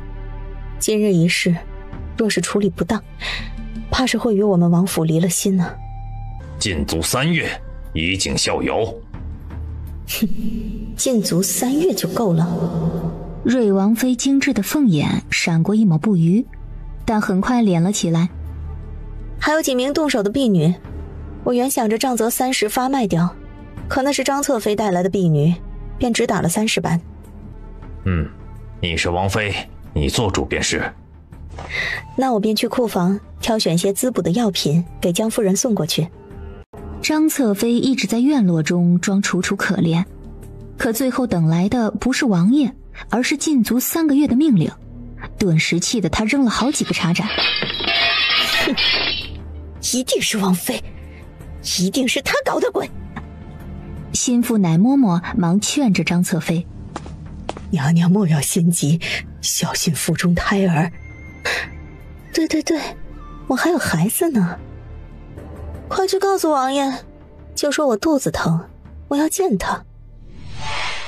因为动了胎气，沈小婉只能安安分分地躺在床上养胎了。夫人，王妃来了。王妃来了。沈小婉立即撑起身子起身，请王妃在小厅里稍坐片刻，我收拾收拾便过去。这时杜鹃已经将瑞王妃领了进来。夫人，王妃来看您了。瑞王妃也将沈小婉按在床上。不必多礼，快躺下。你身子不适，不必多礼了，好好躺着吧。再说了，我也不是外人，不必在意。是外人好吗？让王妃见笑了。庄太医也随我过来了，我让他进来与你瞧瞧。把过脉，庄太医捻着胡须说道：夫人是否孕吐不止啊？沈小婉颔首：是的。夫人今日的脉象已平稳了许多，但因着孕吐的关系，药效并不是太好。老朽再重新改药方，再加以食补休憩，如此时日，应当便安稳无事。只是未足前3月，最好卧床休养，切勿再有所损伤啊。多谢太医。等夫人这副药喝完后，老朽再过来为夫人请脉。太医走后，王妃您今日过来，可是幽州内处有消息了？瑞王妃看着面色苍白的沈小婉，淡淡的一笑：没有，今日过来只是专程来看你的，幸好你没事，要不然我就罪过了。王妃何出此言？是妾身不小心冲撞了张侧妃，与王妃没有关系。瑞王妃笑了笑，朝身后的婢女挥了挥手，女婢会意后便退了出去，守在了门厅外间。王爷已经将张侧妃禁足3月，以儆效尤。不过江夫人，你觉得这够吗？不恨吗？妾身不懂王妃的意思。这2日张侧妃着急，多次派人回张家，想来应当会有所作为。张家是什么样的人，想必不用我说，江夫人也知道。江夫人还是应当好生防备着才好。沈小婉张了张嘴，欲遮掩一番，但被瑞王妃按住了手。瑞王妃轻轻拍了拍她的手，俯身附耳，小声说了一席话，然后起身往外走。我言尽如此，江夫人仔细考虑吧。瑞王妃走后，杜鹃送了瑞王妃回来。夫人，王妃已经乘着马车离开了。夫人，王妃可真大方，全是上了年份的好药材。沈小婉蹙了蹙眉。杜鹃见状，沉稳地看了一眼自家妹妹，等杜月收敛了一些之后，小声请示道：夫人，既然都是对您身体有益的药材，要不晌午就让周厨娘熬了给夫人您喝，也好补补身子啊。不必了，先放着吧。那奴婢先登记入库。是一年3月春暖，和煦的日光透过窗格斜斜地洒进小厅里，落在沈小婉的身上，听到江海惊慌错乱的声音：“夫人，慧然阁出事了！”京兆尹衙门前聚集了一堆看热闹的人。耶，好恶心呐！全身都是这种脓包，太恶心了！我的天，这两人真的是穿了香云纱的布料变成这样的？就是因为穿了香云纱才变成这样的。什么香云纱，臭云纱还差不多，这是要害死人呢！就是，幸好我们没用。可不是嘛，你看那两人身上的毒疮，像不像是那种天花啊？夫人，要不……众人皆是谈天花色变，但沈小婉没有理他俩，直接走进了衙门大堂。妾身沈氏拜见大人。沈小婉与马大人因着各种原因已经是老相识了，看在她乃是孕妇的份上，搬了张凳子让她坐下。多谢大人。我们就是买了你们的布料回去做衣服，结果就变成这样子了。我们怎么这么倒霉呀？好不容易花大价钱买了布回去做衣服穿，结果就变成这个样子了。你们慧然阁就是黑店呢！大人，你一定要给我们做主啊！大家以后千万不要去慧然阁买布匹，谁知道会不会沾染上什么脏病啊？他们慧然阁是要害死大家伙儿啊！女掌柜急忙道：“现在还不知道是怎么一回事呢，不一定是我们布料导致的，我们卖给其他人的布料都没有出现问题。好你个慧然阁，你们就是店大欺客，黑店！别人没出现，是还没发觉。我们前儿个买回去做了，就出这种问题了，肯定是你们的布有问题。东家。”女人见沈小婉是个大肚婆，立即呛了起来：“大人，你今天一定要将他们慧然阁的东家给抓起来，一定要还我们一个公道！你别想威胁我！”外间传来窃窃私语：“哎，你们说慧然阁的东家是不是有背景啊？到大堂上还坐着？能开那么大的铺子的人，能没几分背景吗？有背景也没用，这都要闹出人命了。马大人是最公正严明的好官，不会偏帮恶人的。你们要知道，天花是要死人的，还会传染人，这可是2条人命。”沈小婉听着外间的议论声，皱了皱眉，哪来那么多天花？我何时威胁你们了？你们如今上堂状告我们慧然阁，说是我们的布匹导致你们染上怪病，可有证据？就是你们的布导致的，我们就只接触过你们的布。沈小婉打断他：“单凭你一言就断定是我们慧然阁的布匹有问题，只是要讲证据的。说不是我们的布匹有问题，便是你们诬告，诬告之罪，你们可担得起？”“我没有诬告，你们别不想认账，我们就是穿了你们的布料做的衣服才会变成这样的，都是你们慧然阁害的，你们就是黑店，是杀人凶手！我要是死了，你也别想活！”“给本官拦下！”“大人，你偏袒恶妇，不辨是非！大人啊，你是好官呐，你可不能偏袒恶人呐！”杜鹃脸都白了：“谁是恶人了？我们夫人才不是恶人呢！你别冤枉好人！”“安静！这里不是菜市场，不许吵闹，都给本官住嘴！本官自会一一询问。尊氏，本官且问你，你何时染上此等毒疮？一一细细说来，不可隐瞒撒谎。”“大人，民妇是3月初7与杨氏合买了一匹香云纱，当日便赶制了一身新衣。初8清晨穿上香云纱所制的新衣后，1个时辰之后便浑身起红疹并发痒。当时民妇以为只是不慎沾染了虫子或者是毛刺儿，并未在意。可是待到下晌后，红疹变毒疮，直到今日就毁成这样了。”马大人问道：“可曾请大夫诊治？”“请过，可是大夫一见民妇这满身毒疮，别说治不好了。孙氏呜咽地哭了起来。大人，求您为民妇做主啊！民妇上有公婆，下有3个子女，丈夫好远去了边关打仗，这个家可不能没有我呀！马大人蹙眉，大夫也不知是何原因所致。那孙氏，你是如何断定乃是慧染阁的香云纱所致？孙氏道：民妇和杨氏至始至终只接触过香云纱这种新布料，其余的时间穿的都是以前的旧衣服，所以民妇敢断定就是香云纱所致。那也可能是你碰了其他物件呢。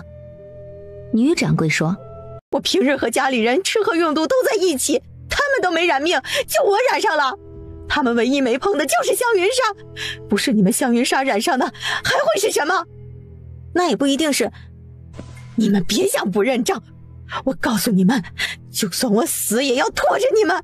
你们这些黑心肝的人，拿染了病的布料给我们穿。马大人轻轻拍了下惊堂木。沈氏，你可要辩解一二。大人，妾身有些话想问问二位，潘大人允许？可。你们说，初期从我们慧染阁买走了一匹新上市的香云纱，对吗？杨氏点头。是。沈小婉又问：你们是何关系？为何要合买一匹？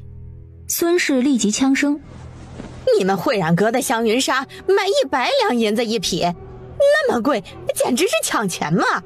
我们合买一匹不行吗？你是不是看不起我们这些穷苦老百姓啊？就是呀，咱们贫苦老百姓有错吗？你有钱咋能看不起我们呢？就是啊，咱们普通的老百姓就不是人了吗？没有这么欺负人的。可恶的富贵人家！安静，退后！你们合买回去只做了一套衣服给你们自己穿，怎么没给你们家人做？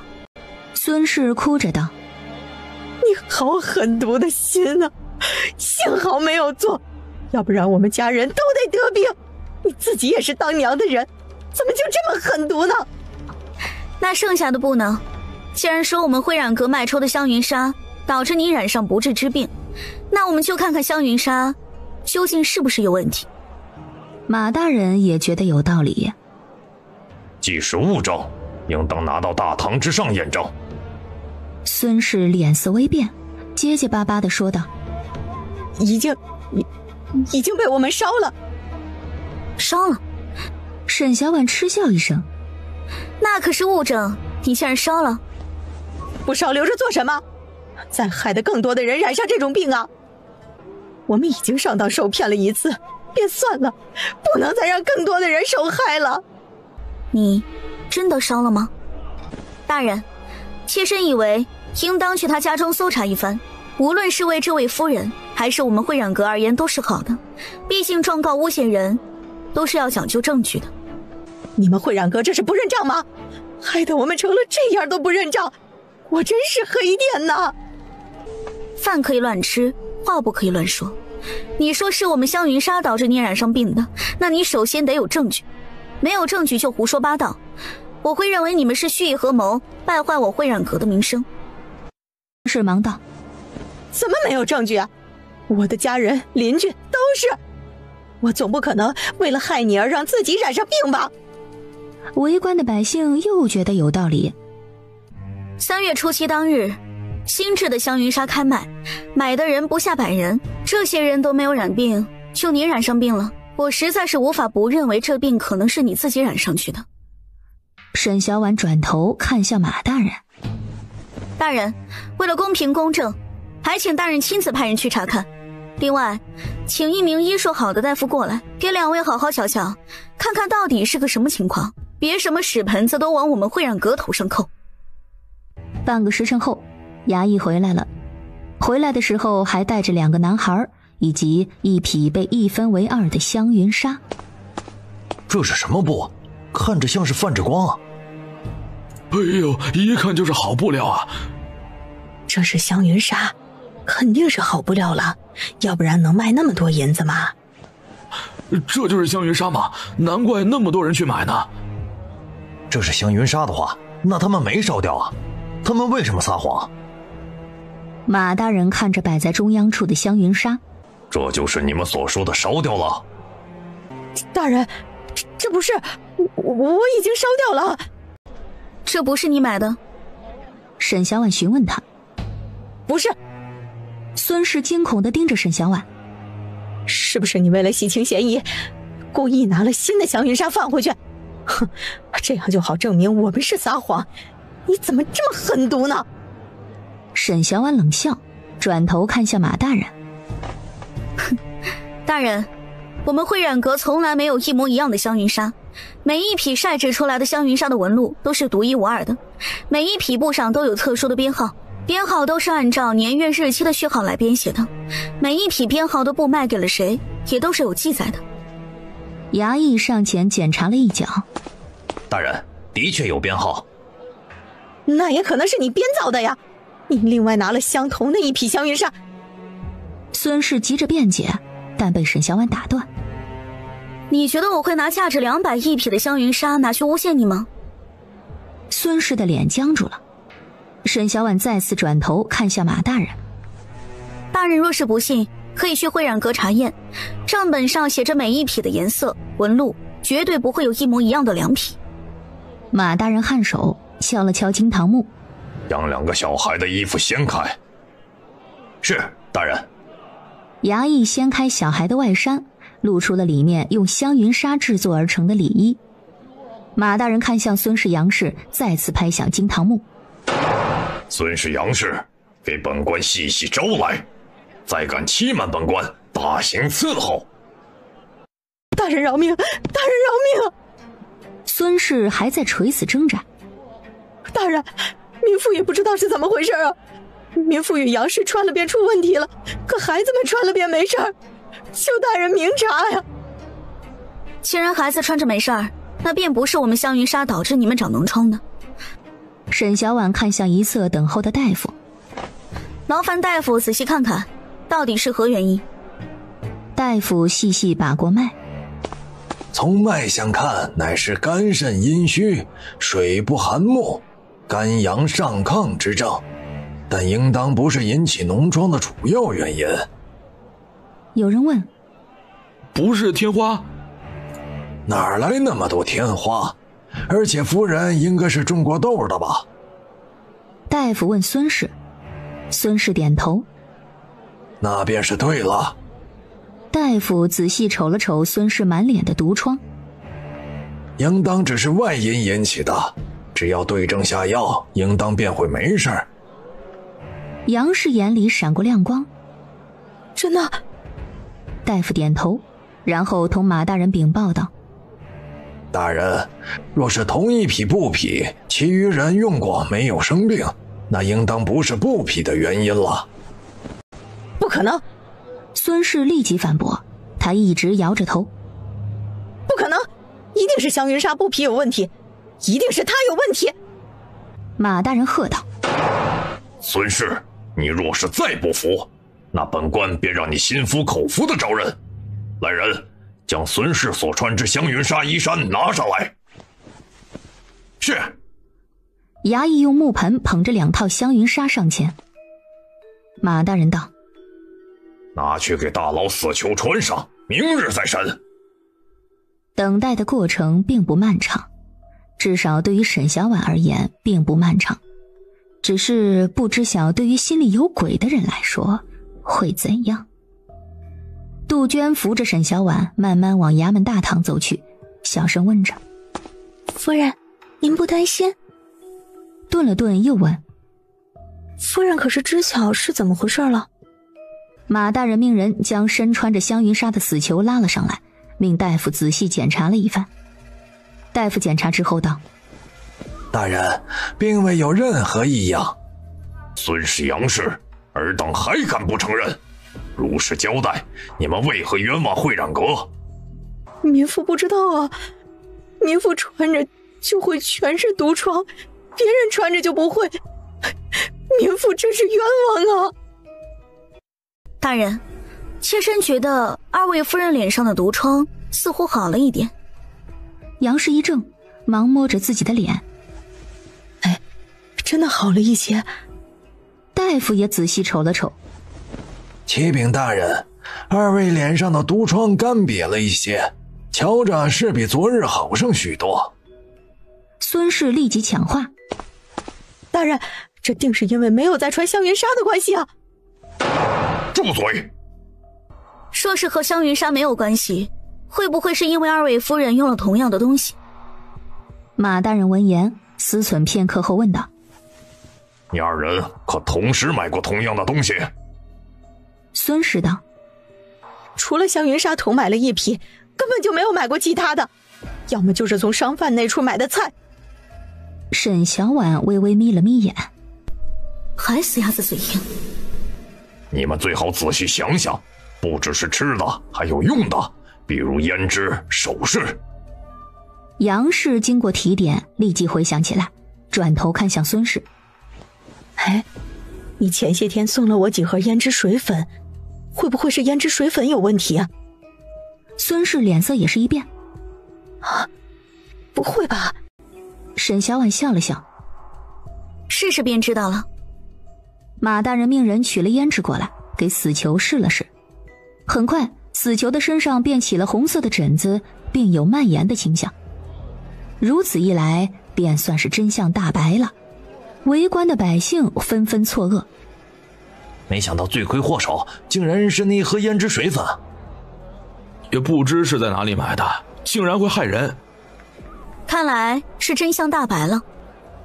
沈小婉冲着众人一笑，而后又意味深长地看向孙氏二人：以后大家买胭脂水粉还是应该小心为妙，不要买到了害人的劣质胭脂。杨氏道：不是劣等的，是玲珑斋的胭脂水粉。玲珑斋的呀？沈小婉了然一笑，也不知玲珑斋的脂粉是怎么做出来的，竟然会出现这种问题。大人，这种有毒的脂粉可不能流于市面之上。马大人当即下令彻查玲珑斋的胭脂。幸亏大人明察秋毫，给辉染阁洗脱了冤屈。与夫人您所料的一样，又有多位夫人出现了与孙氏相同的症状，这些夫人都用了玲珑斋新出的雪莲白脂。咱们应该同情。若非张家夫人家的香姨子树还长得好好的呢，他们这是做多了亏心事，自己遭报应了。峰回小院庭无绿，柳眼春香续，凭栏半日独无言，依旧竹声新月似当年。沈小婉正念着一首咏春的小诗，念给闹闹听，又念了一小会儿，闹闹便坐不住了，拿着自己的小木剑又往院子里跑了。沈小婉无奈地叹了口气，轻轻抚摸着凸起的大肚子：宝宝啊，以后你可别学你二哥，整日都坐不住，闹腾得厉害。如往常一样，肚子里的孩子没什么动静。沈小婉自说自话地和他说着话：等你出生了，就让你大哥带着你读书写字，别和你二哥一起玩，他肯定要带你爬山爬树。江海匆匆忙忙地从外间走了进来：夫人，出事了。出什么事儿了？是玲珑斋的东家，听衙门的人说，今晨去牢里送早饭的时候，发现人已经死了。怎么死的？江海道：只说是吊死的，至于何时便不清楚了。沈小婉眉心微拧，好端端的怎么就吊死了？衙门查吗？江海道：没有证据，许就当作畏罪自杀处置吧。一旁伺候的杜月心中暗想：畏罪自杀吗？不就是导致一些夫人毁了容貌，也不是死罪，就这么自杀了，实在太可惜了。隔日，沈小婉收到了一个令人震惊的消息。昨日张侧妃得知其父在狱中上吊自杀后过于伤心，急火攻心，导致早产难产，已于子夜时分难产而亡。腹中的胎儿因憋闷太久，也一并去了。随即瑞王爷开始彻查。死了。沈小婉脸色泛白，好端端的怎么会死了呢？夫人，您别下奴婢啊！你说，这是不是我害了他？夫人，这与夫人您有何关系？夫人您是好人，您不会害人的。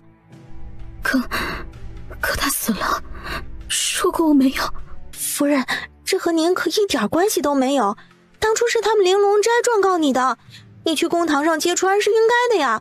他们自己的货出了问题，害了那么多人，被那些人给关进来的。就算有人害死了张侧妃，也是那些人害的。但是张侧妃是自己伤心过度早产的，是她自己害的自己啊，与夫人与外面那些夫人们都没有关系，是她自己害了自己。家里物事不多，暂时委屈邱嬷嬷你先住在这儿，看看缺什么就与杜鹃说。已经很好了，夫人。那嬷嬷你先歇会儿，其余事等你歇歇好了再说。老身谢过夫人。邱嬷嬷入府后，沈小婉便彻底做了闲散夫人，什么事儿都不用管，唯一要做的便是养胎、拿印章、盖章。另外又新买了4个孤儿出身的小丫鬟，也教得规规矩矩的。嬷嬷你这般能干，我觉得我以后什么都不需要做了，躺着看着就行。邱嬷嬷依旧是严肃脸。老身替您处理这些事儿，只是因为夫人您现在怀着身孕，不宜伤身。等夫人生产了，也当继续管家，以免颓了。夫人，现在府中庶务不多，瞧着以杜鹃、江海几人，便能处置妥当。但若是以后夫人重新购置了大宅，新添了生意之后，庶务便会增多。老身以为夫人应当尽早物色账房、管家，培养其忠诚。家里物事不多，暂时委屈邱嬷嬷你先住在这儿，看看缺什么就与杜鹃说。已经很好了，夫人。那嬷嬷你先歇会儿，其余事等你歇歇好了再说。老身谢过夫人。邱嬷嬷入府后，沈小婉便彻底做了闲散夫人，什么事儿都不用管，唯一要做的便是养胎、拿印章、盖章。另外又新买了4个孤儿出身的小丫鬟，也教得规规矩矩的。嬷嬷你这般能干，我觉得我以后什么都不需要做了，躺着看着就行。邱嬷嬷依旧是严肃脸。老身替您处理这些事儿，只是因为夫人您现在怀着身孕，不宜伤身。等夫人生产了，也当继续管家，以免颓了。夫人，现在府中庶务不多，瞧着以杜鹃、江海几人，便能处置妥当。但若是以后夫人重新购置了大宅，新添了生意之后，庶务便会增多。老身以为夫人应当尽早物色账房、管家，培养其忠诚。南州与匈奴两军苦战已经2年有余，国库空虚，粮草不丰，朝堂之中为此争吵不已。靖北侯道：国库早已空虚，无法再支撑常年战事，臣以为应当暂停战事，与匈奴立即议和。议和？侯爷，你说出此等话，不是抛万千将士为不义吗？兵部尚书黎大人质问道：如今我们南州将士正为国而苦战，只要稍加时日，便能将匈奴赶到大沙河以北，便能夺回100年前丢失的国土。靖北侯冷哼：哼，兵部尚书真当以为这仗是如此好打？匈奴再派良将，而我军却粮草不足，再如此下去，会导致百姓民不聊生，内忧外患，南州更是危矣。危言耸听！兵部尚书愤怒道：若此时议和，我军失败，匈奴那些蛮族必定狮子大开口，要我南州割地赔款，把更多的城池拱手相送。而且匈奴狼子野心，并非议和可以阻止，请圣上三思啊！若依黎大人你之言继续应战，应当如何筹备粮草？敬北侯诘问。兵部尚书看向户部尚书，户部尚书摇了摇头。如今国库空虚，秋粮征收后便尽数送往幽州，连其余各处驻军也未曾发军饷，他们也仅靠屯田而活。礼部尚书道：那就不能让幽州也屯军田吗？可以呀。如今已是寒冬，土地封冻，屯田也得等到明年开春，就算土地化了，也得有人手去耕种，等到秋收也已过去1年，将士们早已饿死。端王，你以为呢？被点名的端王看了一眼自己的舅舅敬北侯，然后说道：父皇，儿臣以为现下国库空虚，粮草不丰，暂且议和，暂时签下10年和平协议，南州可用10年来强兵固国，届时再将失去的国土夺回来。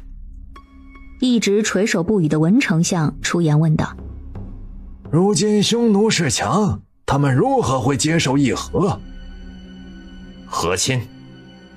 端王周策道：南州建国之初，便为两国和平而送了风华绝代的昌平郡主前去和亲，以保百年和平。瑞王，你说。父皇，儿臣以为当战，南州大军勇猛，只要有丰裕的粮草，便可以抵挡住匈奴铁骑，就是夺回100年前丢失的故土，也是轻而易举。德智帝就喜欢瑞王说的这种话，高兴的脸都涨红了，大叫几声好。瑞王殿下，您也说了，前提是粮草丰裕，但如今国库空虚，去岁又增加了赋税，百姓也极为贫苦。户部尚书直接将问题抛给瑞王，瑞王冷哼：哼，为何你们总将给养军队之责安到百姓的头上？你们身为朝廷官员，就是如此为君分忧的。那瑞王以为呢？据本王所知，南州数万富商，家产万贯，此时国家有难，应当倾囊相助，以银购粮，送去幽州。强征，他们能同意？错了，不是强征，应当是由各位大人前去游说。要知道清朝之下安有完卵，想必众位富商会同意的。这既然是殿下提出的，便由殿下负责为好。德智帝觉得可行。好，此事就交给瑞王。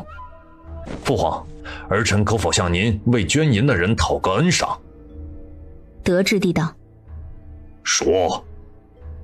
在南城城门外建立一座功德碑，将捐助的名字雕刻在上方，以受世人赞赏。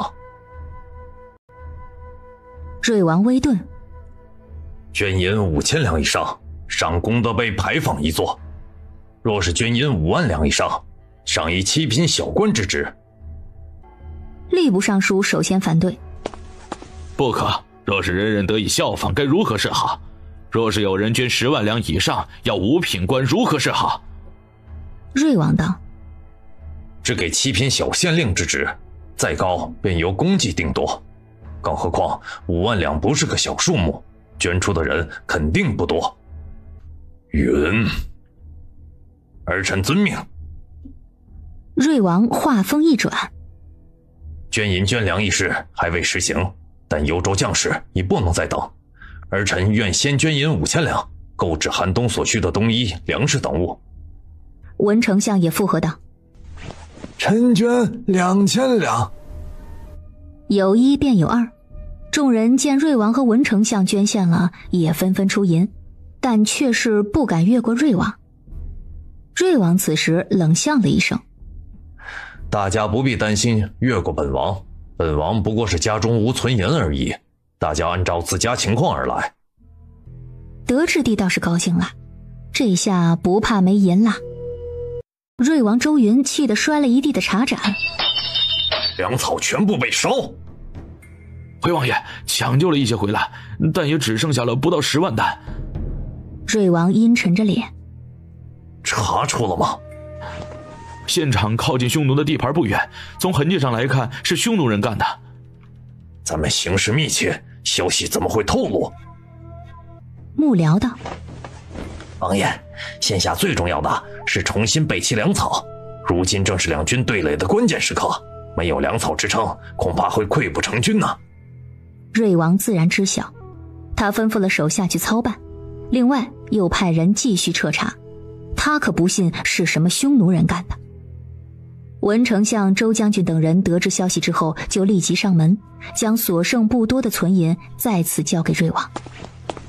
大人，外祖父，你们拿回去，我自己再想法子。周将军问道：王爷怎么想法子？王爷已向众位大人开口过一次，若是再开口，定会导致不满，与王爷不利的。我自然不会再用同样的法子。瑞王道：剩下的粮草不多，但也能支撑2-3月，等到了春日粮食产出了，便好办了。也只能如此了。文丞相垂首默叹了一声：可有线索确认是匈奴？瑞王道：抓住的人穿着匈奴人的衣服。周将军道：若真是匈奴人，便应当抢回去，而不是收了。在李夫人的宴会上，沈小婉从李夫人的口中得知了粮草被烧一事，并得知德质帝因此大动肝火之后，等散了宴席后，他便径直去了瑞王府。无事不登三宝殿啊！江夫人今日上门，所谓何事？王妃，妾身今日来是为了粮草之事而来。瑞王妃双目微微一缩。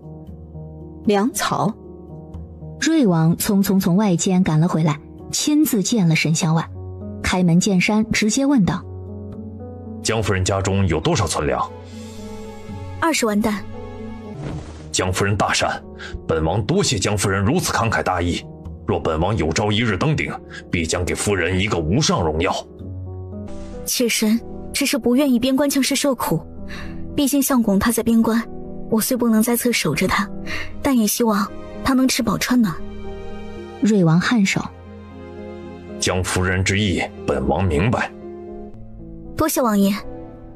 粮食在何处？王爷，妾身已命下面的人整理好，尽数运送到了会城，王爷派可靠之人过去接手便是。你派的是什么人运送？镖局。妾身以为此次运送粮草还是应当保密为好，若是被人知晓，恐会多生事端。你不愿别人知晓你的功绩？愿意啊，但我更想能安全送到边关，毕竟妾身心与边关将士同在，愿南州永远太平。夫人大义。不愧是江直的妻子，倒是与他一样，有本事又会说话，最重要的还是忠诚。寒冬之时，边关接连传来捷报，匈奴好战的首领乌雅突然暴毙而亡，几处主要的城池灾乱四起，再有便是草原之上雪灾侵袭，粮草不足，以致匈奴大军节节败退至沙河之北。总之，南州大军胜利在望。瑞王收到消息之后，大笑着拍着桌子：真是个人才。殿下，幽州可是好消息传来了。周将军问道：外祖，你看。瑞王将捷报递给周将军，周将军看完之后也大声笑了起来，笑到最后都止不住的咳嗽了起来。霍将军，手下竟有如此良才啊！外祖，他可不是霍将军手下的人，他以前可是外祖你对抗戎族之时收下的兵，几年前机缘巧合救了外孙，然后重新入了李将军营下。外祖，待大事一成，我必定请外祖重新执掌京郊大营。周将军咳嗽着摆了摆手：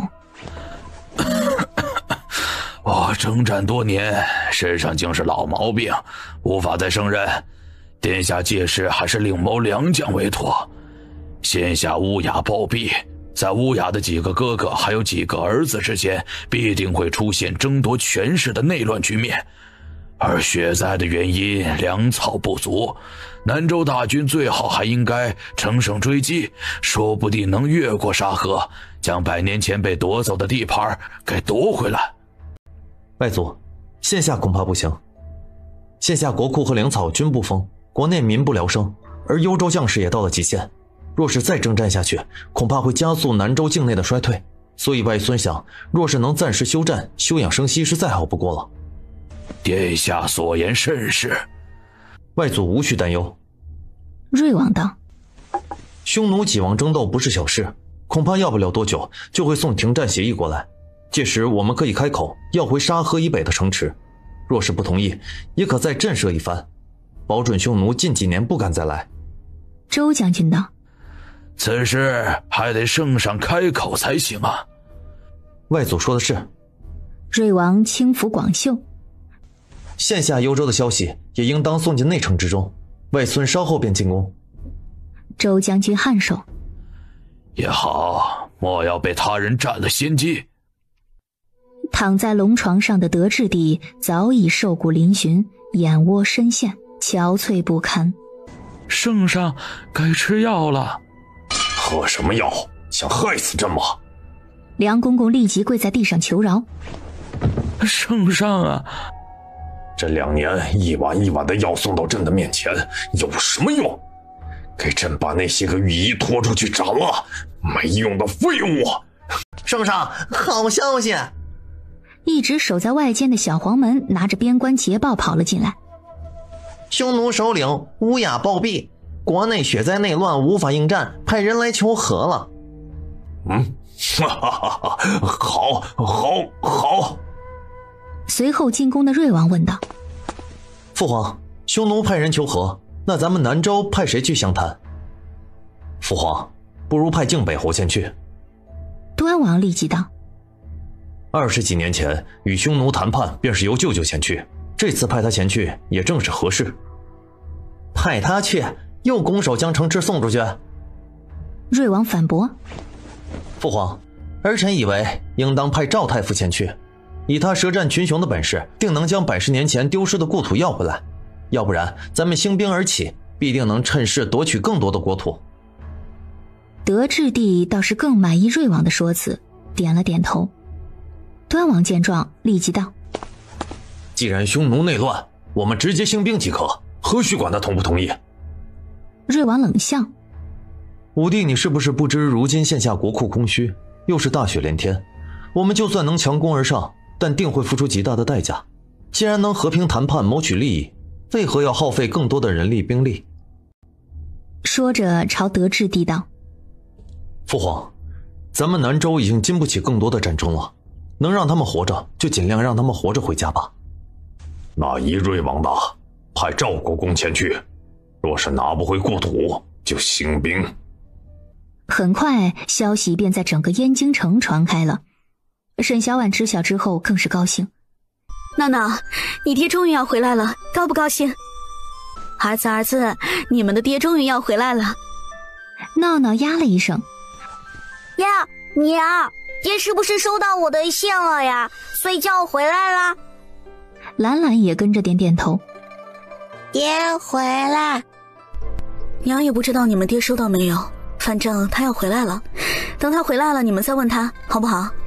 沈小婉激动的坐不住了，吩咐着杜鹃杜月立即收拾屋子，该换新的换新的。娘，这议和的人马才出京不久，就算爹回来，最早也得等到年关去了。若是谈判不顺利，耽搁许久，估摸得等到来年了。已经10岁的小宝耳濡目染了许多朝堂政事，拦住沈小婉的突发奇想：等得到准确的消息再收拾也不迟啊，现在为时尚早。那听你的，咱们再等等。不过这次没有让他等太久，在12月的时候便得到消息，议和成功。丧钟响，地崩。沈小婉听着回荡在整个燕京城的沉闷钟声。夫人，城内依旧禁言。江海一脸兴奋：但小的都打听清楚了，昨夜征北大军就回城了。李将军和老爷与瑞王会合之后，直接带兵冲破了城门，攻入皇城之中。现下靖北侯、端王等人已经下了大狱，回来了。沈小婉一直以为要等到半月之后，没想到昨夜就回来了，真是太好了。江海道：不过小的听那些个大人说，现下瑞王还未登基，大军暂时应该不会离开皇城，老爷也暂时不会回家。既然老爷已经归京，夫人也不必急于一时了。夫人昨夜一夜未睡，不如去歇会儿吧。娘，爹真的要回来了。小宝不时地望着大门的方向，他什么时候能回来啊？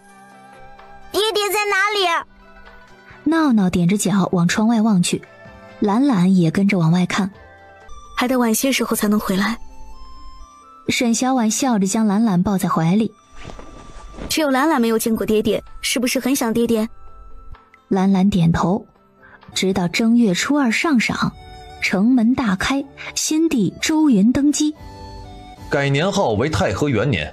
接下来的事便是几家欢喜几家愁。许贵妃与靖北侯勾结谋害德智帝性命，太和帝直接将许贵妃活埋，为德智帝殉葬。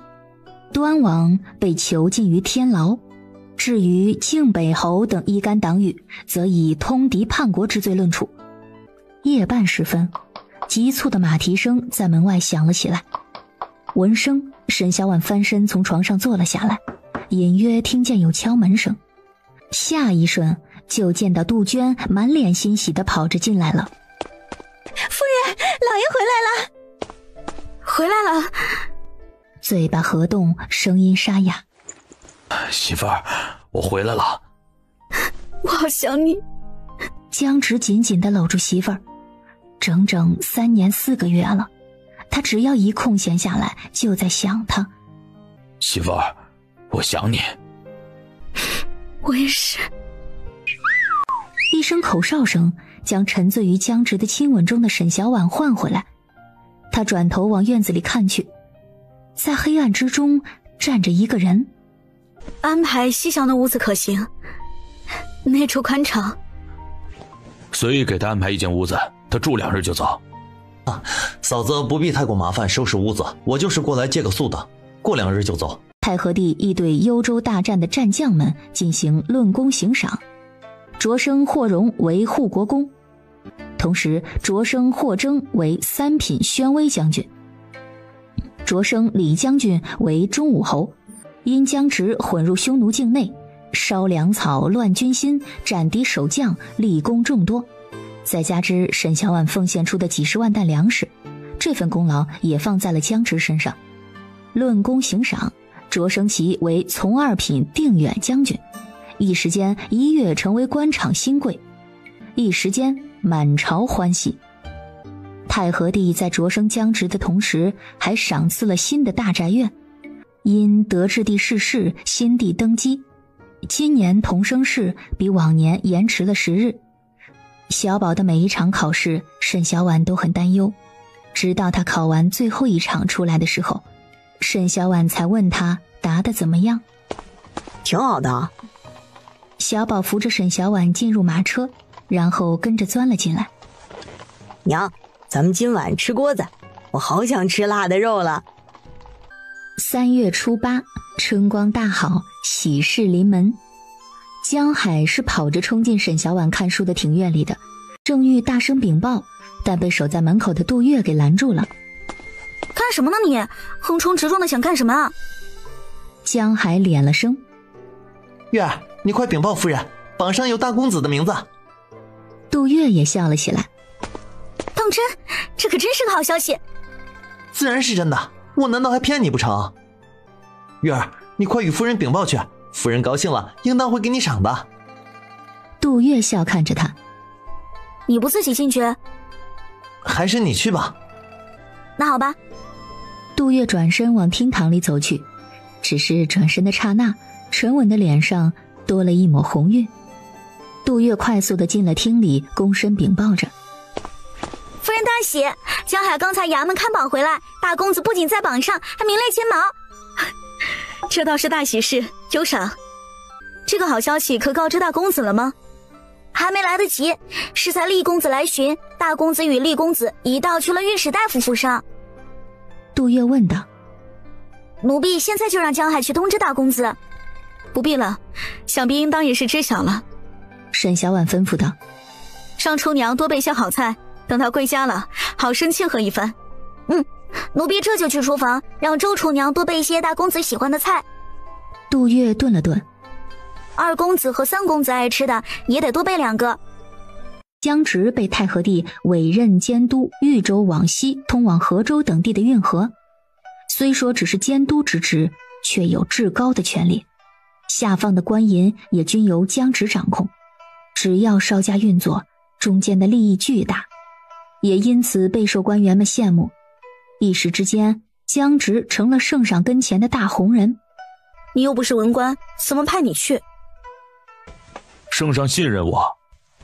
哼，我信你才怪了。沈小婉抿了口茶。什么时候出发？等户部工部准备妥当了才去，估摸着得等到7月之后吧。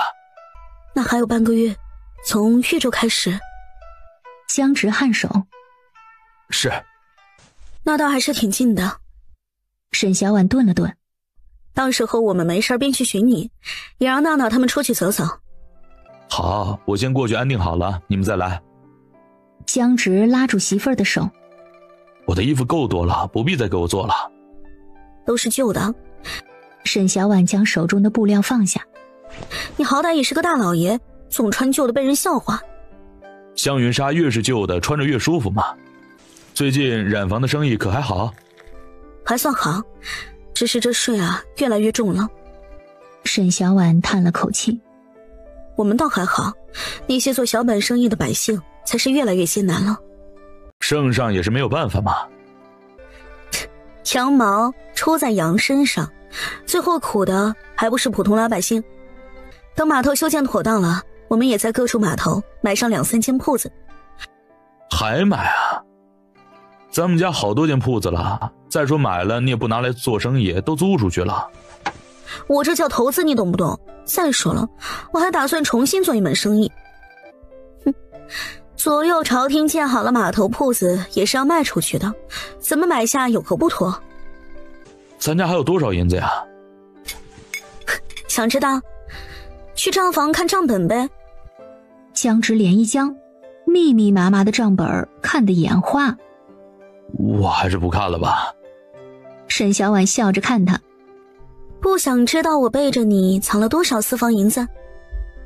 媳妇儿，你赚的就是你的。你赚的也是我的。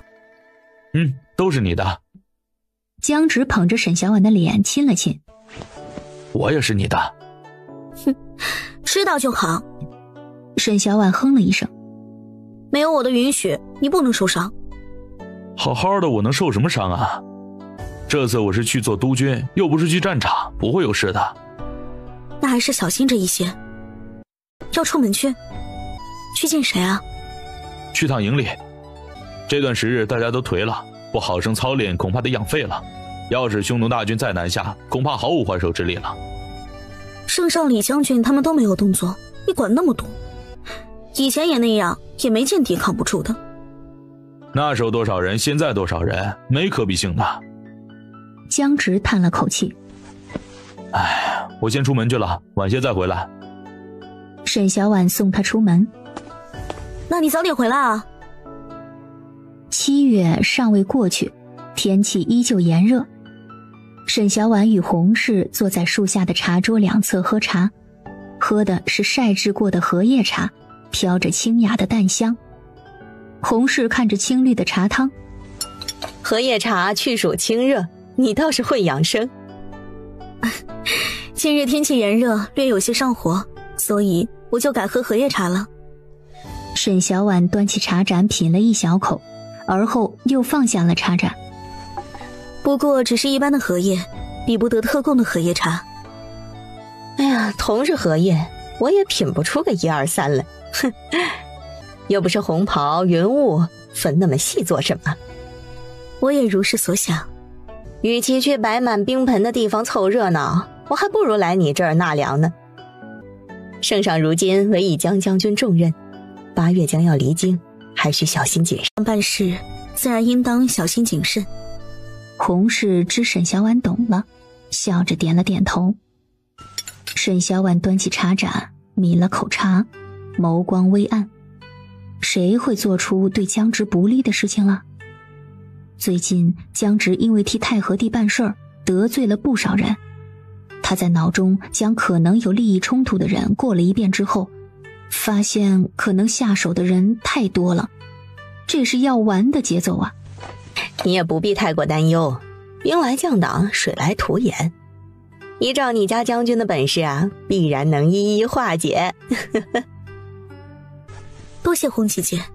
隔了2日的清晨，沈小婉揉了揉一直跳个不停的眼皮，她心有不安地问在侧伺候的杜鹃：今日公子出门了吗？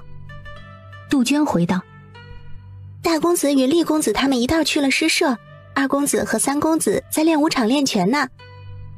去叮嘱他们小心一些，我总觉得今日会发生什么事儿。沈小婉抬步出门，派个人去工部寻老爷，让他归家一趟。奴婢这就去。半个时辰之后，派去的护卫回来了。夫人，出事了。护卫听杜鹃的吩咐，去工部寻与工部侍郎们探讨运河修建事宜的老爷，在回来的路上遇到了京兆尹衙门的衙役，告知老爷有一老妇和青年男子到衙门状告老爷不孝。老爷现在已经去衙门了。沈小婉皱起眉，莫非是江婆子？她来燕京搅什么事儿？去探听一下具体是怎么回事。不等人出去，江直已经归来了。沈小婉走出门口迎接江直。哎呦，这么大的宅子，得值不少银子吧？这狮子10对可真大，这屋墙可真气派，这地呀都是铺着青石板的，哎呀，可真好。娘。江长远拉了拉江婆子的衣袖，让她莫要忘记了他们此行的目的。我们住哪儿啊？沈小婉看着江直微沉的脸色，先给娘和长远安排一个住处，好生招待着。沈小婉微怔，很快反应过来，那就住前院的春院吧，前些天正好收拾了出来。老夫人，奴婢带你们去春院。等杜鹃将江婆子和江长远带去客院之后，沈小婉又吩咐了护卫们看守好客院的2人，莫要让他们随意走动。到底是怎么回事？好端端的怎么来燕京城了，还去衙门状告你？他们进城后发觉找不到我，就去了衙门击鼓，向马大人状告我多年不曾归家奉养2老。若非爹生病，他们也不会长途跋涉来燕京城寻的。病了？沈小婉看刚才江婆子他们肆意打量宅院的目光，可不像家中有病人而抑郁难受的模样。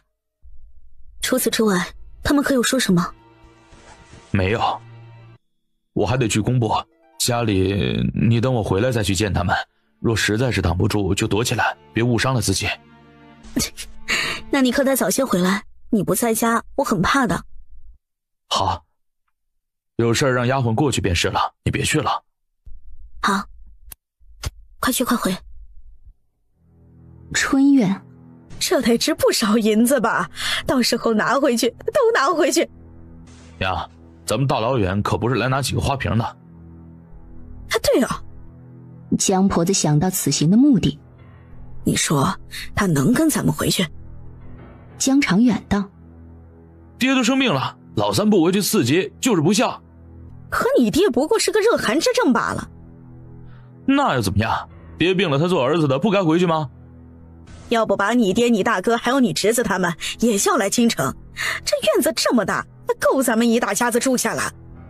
长远啊，要不你写信回去，让爹和你大哥他们卖了家里的猪羊来京，我们就在京城等他们。江长远双目闪过一丝阴狠。娘，爹身子骨不好，怎么能长途跋涉呢？等回去给爹治好了病再说也不迟啊。这京城的大夫可比县城的大夫好。娘，这里再好也是老三的家，又不是我们的。等老三得空了，咱们就回村去看爹。我们是他爹娘兄弟，住他家不行啊！这大院子还是我们的呢，怎么能让他们独占了？不行，我必须和这个不孝的东西好好说道说道。他要是不把宅子给咱们住，我们就再去衙门告他去。对，就是告他去。常远儿，你今日就不该拦着我，在公堂之下就该让金兆尹大人为咱们评理，也好让大家看看那江老三的真面目。出门6、7年也不回家孝敬我们，说到皇帝老子那里去也是他们不对。也许不是老三的意思呢。江长远又挑拨道：就是，肯定就是那个搅屎精。以前老三再混也不至于不孝，果真是有了媳妇儿忘了娘，被那个搅屎精扫把星给挑拨了。江婆子骂着骂着就出了院子，想去找沈小婉摆一会儿婆婆谱，但是刚走到院子门口就被护卫给拦住了，气得直跺脚。你们干什么呀？知不知道我是谁？你们敢拦着我？我让我儿子把你们给赶走。2个护卫早得了夫人的吩咐，不让2人离开院子。见老婆子又回院子里去了，便不再搭理她，继续严守门口。肯定是那个搅屎精，他竟然让人将我拦住，不让我出去，真是要把我们关起来。不行，我得去找老三，他娶的这是什么媳妇儿啊？娘，你找的老三有什么用啊？那找谁呀？找今日送我们出来的那位大人。江婆子说的是金兆尹马大人。娘，咱们路上怎么说的？你得听我的。江长远沉下脸。你总是胡来，到时候他不跟咱们回去怎么办呀？哎呦，那娘不胡来，都听你的。今日去衙门，我不就没有插话吗？江长远轻哼了一声。长远啊，那接下来怎么办？咱们真要回去？京城可比槐树村好。娘，你好生听我的，以后这大宅子就是我们的了。江长远阴险地笑道。江婆子连连点头。哎，好，我都听你的。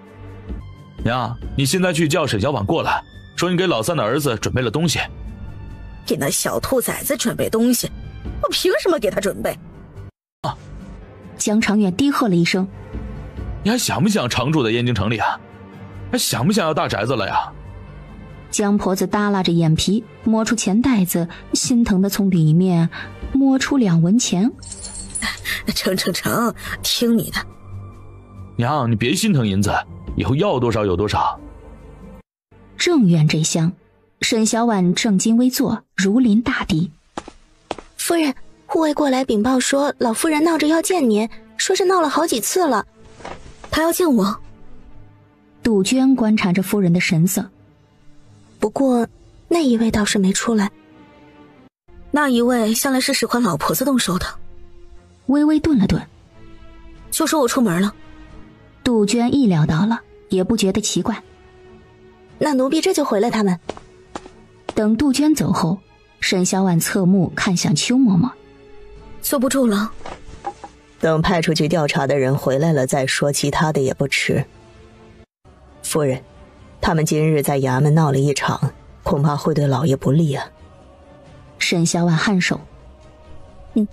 我让江海去衙门打点，不过顾梦已凶完了。那只能让他们俩闭嘴了。邱嬷嬷微微连眼。只要诱惑够了，他们会闭嘴的。闹闹和兰兰2个人从练武场出来，在经过春院的时候，听到了里面传来污秽不堪的骂声。2人对视一眼，随即闹闹绷着个小脸斥道：什么人在里面喧哗？为何不捂了嘴赶出去？兰兰冷漠地点点头。先打20大板。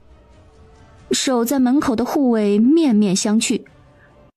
二公子，里面住的是将军的母亲，将军刚从衙门接回来。闹闹挑眉。为什么是从衙门接来的？我进去瞧瞧。闹闹说着就走到春院里，偷偷地往里瞧，看着里面碎碎念个不停的老太婆，嫌恶地皱了皱眉。看着闹闹偷偷摸摸的动作，翻了个白眼，左右瞅了瞅，捡起一块石头往院子里扔去，啪嗒一声砸在窗户上。下一瞬，闹闹和兰兰就看见一个头发花白、一脸凶相的乡下婆子叉着腰走了出来。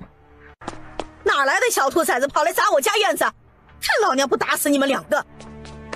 闹闹还是第一次遇到这种情况，吓得他拔腿就往外跑。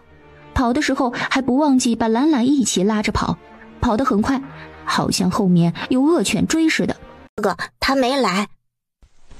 没来，太凶了。兰兰点点头，扶着围栏坐下，双腿轻轻晃悠着。他不是好人，以前从来没有听爹娘说过。不是好人。兰兰再次重复道。他骂爹和娘。听到了。闹闹扁了扁嘴。欺负娘，我们就欺负他儿子去。院子里还住了一个，我们拿弹弓弹他们屁股，他们怕疼就走了。会被抓住的。那你说怎么办？什么怎么办啊？小宝从外间走来。想背着娘做坏事了？没有。闹闹指着客院的方向。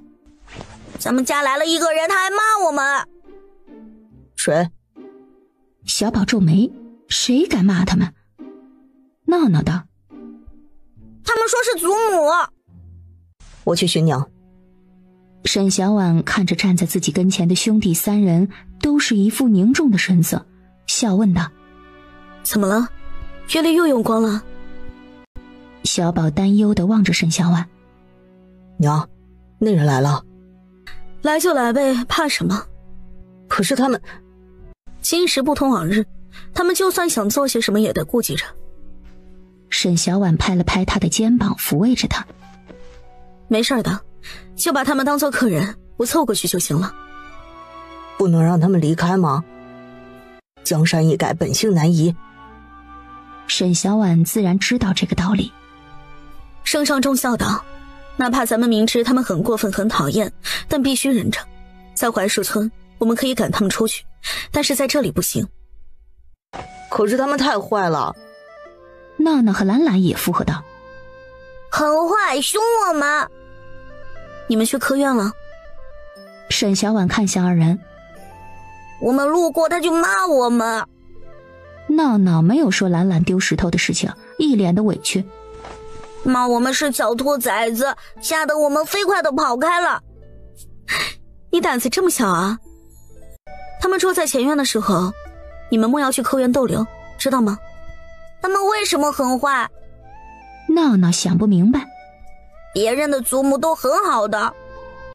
娘也不知。沈小婉摇摇头。那他们不能改好吗？这个娘就不知道了。他们好，你们就多说说话；不好呢，你们就离得远一些。你们只管好好念书，其余的别管。晚些时候，江直刚回到家，椅子还没坐热，便又被江婆子叫了过去。你个死没良心的不孝之子，我们来了就把我们关在院子里，还让人守着门口，你是把我们当犯人关啊？是不是我们不在衙门找你，你是不是连我们人都不打算见了啊？幸好咱们来京城了，要不然还不知道你当上将军了。江婆子指着江直的鼻子破口大骂道：没良心的东西，你在燕京过好日子，住大宅子，把亲生爹娘丢在乡下不管不顾，老天爷怎么不收了你这个不孝的东西？我告诉你啊，你马上回村去见你爹，哥哥弟弟侄子们来住，要不然我就去衙门状告你不孝。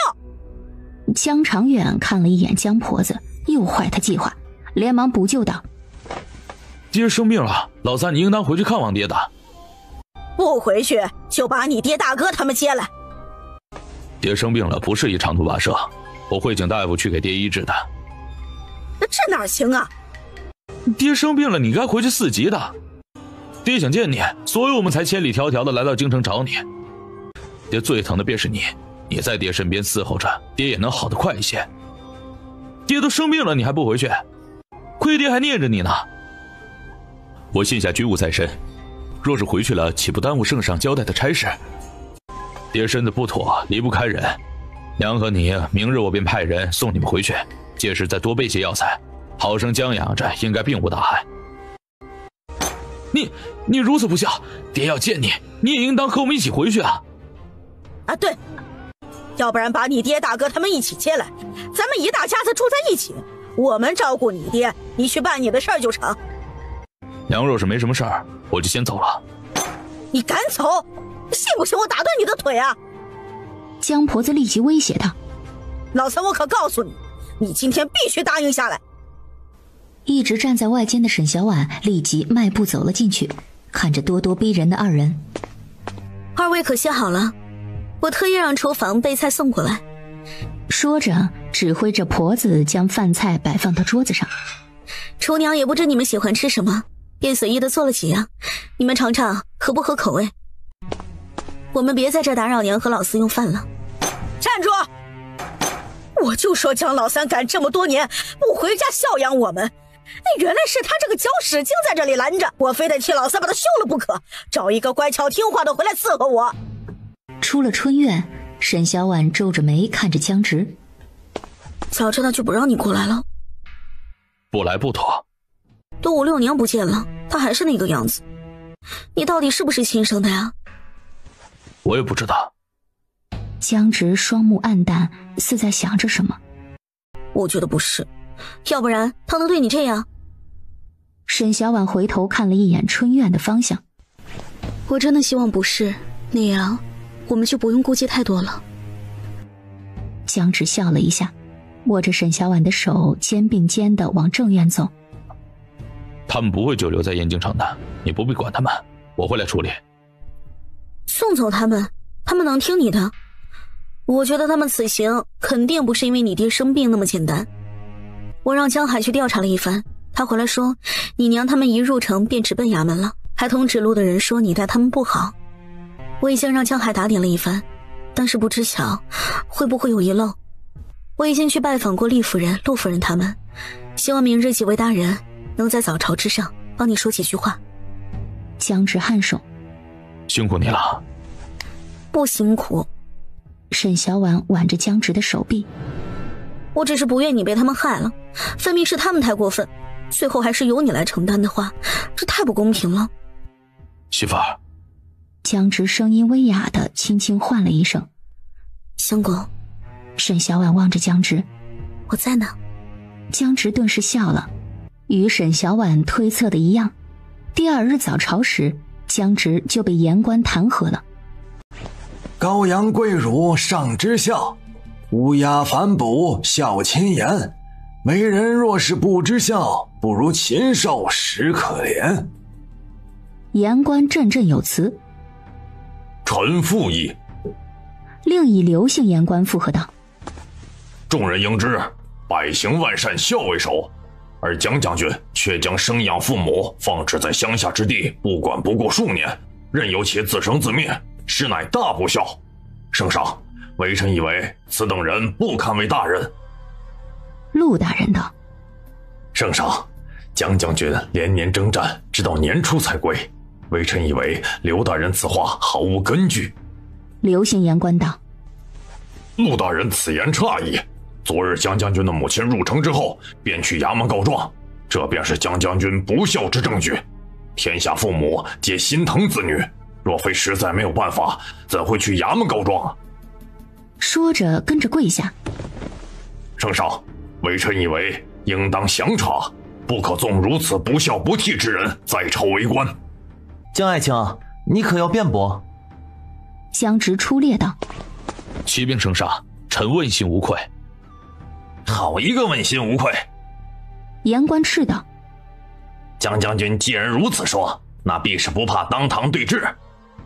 江直瞥了一眼言官：微臣的娘常年居住在乡下村落，未曾见过贴眼，微臣担心她举止不当，惊扰圣上。再者，微臣问心无愧，乃是并未不孝之行，请圣上明鉴。既然如此，便罢了，回去好好说话，莫要再传出误会之言。江直躬身道：微臣遵旨。太和帝起身宣告退朝。刘姓言官抢言道：老夫人不必亲自面见圣上，只需派官员前去查问便可。霍征跟在江直身后出了内城。查出谁在后面搞鬼了吗？已经有线索了吗？今天的事还只是开头，要不了多久，圣上的案桌上恐怕就放满了弹劾我的折子。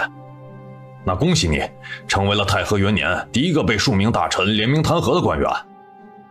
霍征幸灾乐祸地笑了起来，觉得还不过瘾。嘿嘿，要不我也去凑一个数啊？江直斜睨了他一眼，没理他。很快便到8月了，在这之前不将此事了结，修运河的好事可落到别人头上了。江直嗯了一声，不管了不了结，都落不到他的头上了。哎，你这是便宜娘和便宜兄弟，整这么一出，安的是什么心思啊？你可是大将军啊！霍征纳闷地看着江直，得罪了你有什么好处啊？一点脑子都没有啊！你说他们图什么？谁知道呢？江直冷笑。沈小婉这厢也得到了消息，气得砸了一个青色茶盏。光脚的不怕穿鞋的，他们若是想豁出去闹，对老爷没有任何好处。沈小婉颔首，圣上迟早会寻了老夫人他们去问话，夫人还是尽早让他们闭嘴为好。邱嬷嬷看了一眼杜鹃，他们现下正闹着要出门，可不能让他们出去，再闹出把柄，可对老爷今后仕途极为不利。沈小婉点了点头，可也不能一直关着他们。夫人，不必关着他们。邱嬷嬷笑了笑，从荆州到燕京数千里，长途跋涉之后生病也是正常之事。沈小婉眼睛一亮，听嬷嬷你的。等他过去的时候，江婆子和江长远正闹着要出门，见他到了，立即斥骂道：沈小婉，你赶紧让我们出去，要不然我们就去告御状，到时候你们都别想好过。最近燕京不安稳，平日护卫都是不离院的。娘，你们要去哪儿？我让护卫们赶着马车送你们去。不用，我们自己出去走走就行，不用送了。燕京城鱼龙混杂，娘你们人生地不熟的，我怎么放心你们出去呢？沈小婉吩咐江海，去备马车，多派几个护卫保护着老夫人，我要被人给惊扰了。不要，我们自己逛一逛。也成。沈小婉也不强求，又吩咐杜鹃，再去账房支些银子，领着老夫人去街上逛一逛。沈小婉顿了顿，又十分得体地对江婆子道：昨日娘你们来时已经太晚了，街市上的店铺呢都关门了，今日倒是个好时间。你看，还是娘的招有用，他们就怕我。江长远一直都是阴鸷的脸上也露出2分笑，哼，只要出门了，他就能去找那个人。那得多给一些银子，要不然不够。江婆子径直要钱，起码得10两啊，不是，至少100两。沈小婉冷笑，但并未多说什么，略有深意地看着2人身上的衣衫。娘，你们不如再等一会儿，我已经请绣娘给你们做了新衣裳，等送过来换上之后再出门也不迟啊。不用。四弟着什么急啊？你们现在可是将军府的人，如此出门会被人笑话的。更何况绣娘最多半个时辰就送过来了，也不着急这一时。沈小婉朝杜鹃使了个眼色，去备些茶点。杜鹃会意应是。江婆子和江长远在屋里吃了茶点，不一会儿就开始闹肚子了。哎呦我呀，哎呦我的肚子好疼呀！江婆子难看着一张脸，捂住肚子就往茅房跑去。拉完了重新回来的江婆子不满地骂道：这地儿一定是风水不好，我才住了1天就拉肚子了，没咱们家好。江长远吃的少，便还没有发作，他觉得江婆子就是自己闹的，不过他也没有说话，毕竟他打的主意就是要让江直归家，办不成差事。哎呦我，哎呦不行了，哎呦我肚子又疼起来了，哎呦！江婆子刚坐下片刻，肚子又疼起来了，拔腿又朝茅房跑去。这时江长远的肚子也咕噜咕噜地叫了起来，同时伴着的还有隐隐的疼痛，满头虚汗地朝茅房跑去。2个人来来回回跑了好几趟，人都发虚了，双腿打颤。来人啊，来人啊！江婆子冲着院外大喊，想让人去请个大夫，可是喊了半天一个人都没有，连守门的护卫都不见了。那都死哪儿去了？江长远满头大汗。娘，现在怎么办呀？咱们得看大夫去，别把橙子给拉出来了。江婆子扶着江长远往院外走。哎呦，我就不信了，找不到一个人。两个人刚走出院子没多远，好巧不巧的就遇上了刚从练武场的方向往内院方向走的闹闹，一不小心就撞上了。江长远是个文弱书生，下盘不稳，一下子被小炮弹似的跑过来的闹闹给撞得跌倒在地上，痛得他哎呦的叫了起来。江婆子忙跑过去把江长远扶起来，关切地问道：长远呀，你没事吧？你说有没有事儿？疼死我了！江长远揉着腰冲着闹闹骂道：哪里的破小孩子啊！对不起，我不是故意的。没教养的东西，撞倒了人还想跑，哪家的兔崽子？老娘今天非得好好教训你不可！你才是没教养的兔崽子！他一个侧身就朝江婆子踹去。放开我，你个死老太婆！兔崽子，老娘打死你！你敢打我，我让我爹抓你做大牢！小兔崽子，我就是打死你，你爹也管不着！眼看着一巴掌就要落在闹闹的脸上了，下一瞬就被人给握住了。闹闹睁开眼，看着解救自己的霍征，庆幸地松了口气，立即跑到霍征的身后躲藏着告状。我说坏人打我！哎呦喂！江婆子的手被霍征捏得都快断了，疼得他满脸狰狞。你放开我！霍征嫌弃地嗤了一声，甩开江婆子的手。我说擦擦手。欺负小孩算什么本事？你谁呀你？我教训人关你屁事！我告诉你啊，我儿子可是这宅子的主人，你什么人乱往我家跑？别是沈小婉的姘头吧？我就知道他不是个好东西。霍征脸一沉，皱起眉。不准你骂我娘！哎呦喂！你个死兔崽子，有娘生没娘养的东西，老娘抽死你丫的！一旁的江长远也跟着动手，把气儿全往闹闹身上撒。住手！江直将闹闹拉开护在身后，挡在两人前面。娘，你这是做什么？他不过才5岁。滚开，要不然连你一块打！江长远也跟着道。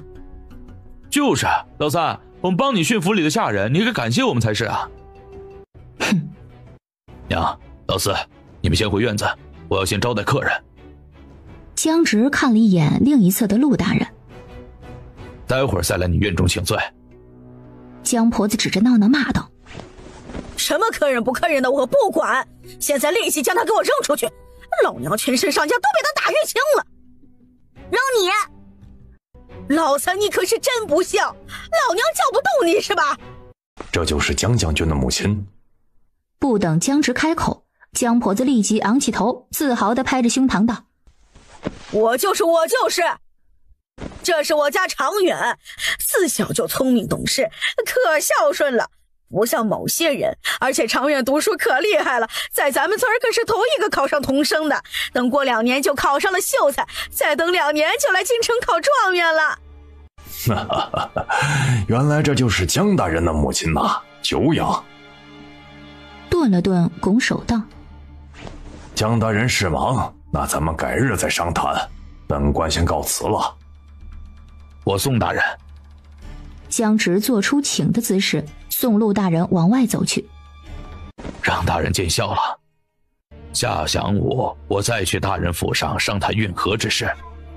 陆大人是人精，很快从刚才那一场闹剧中猜出了前因后果，也难怪有人会利用此来陷害江直。此事可大可小，江大人还应妥当解决为好。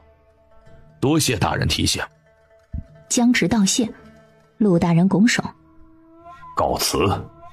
小宝、闹闹、懒懒3人都用仇怨的眼神盯着上手的江婆子和江长远，不愿意靠近他们。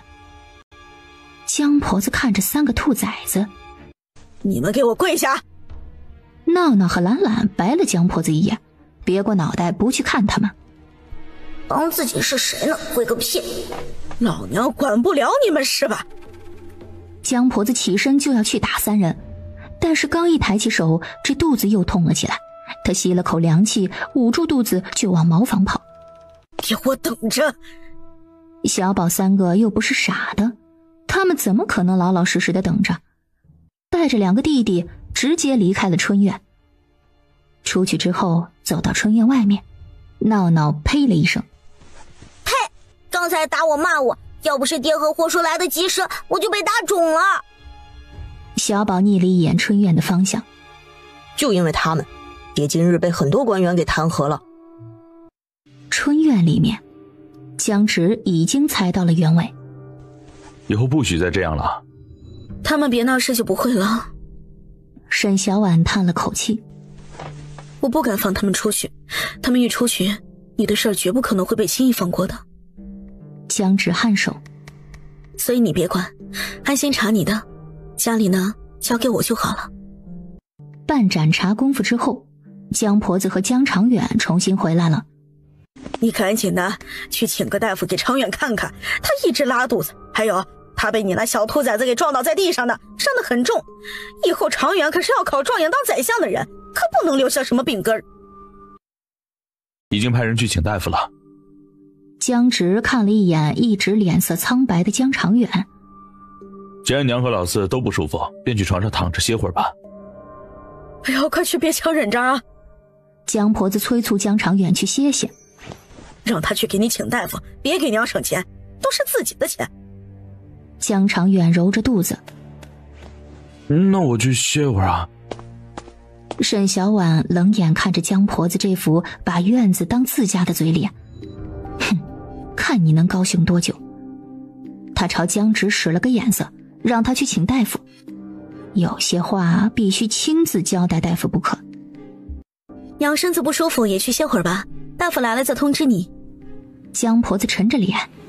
你别咒老娘。沈小婉冷笑。哼，我何时咒你了？我这是关心你。关心我？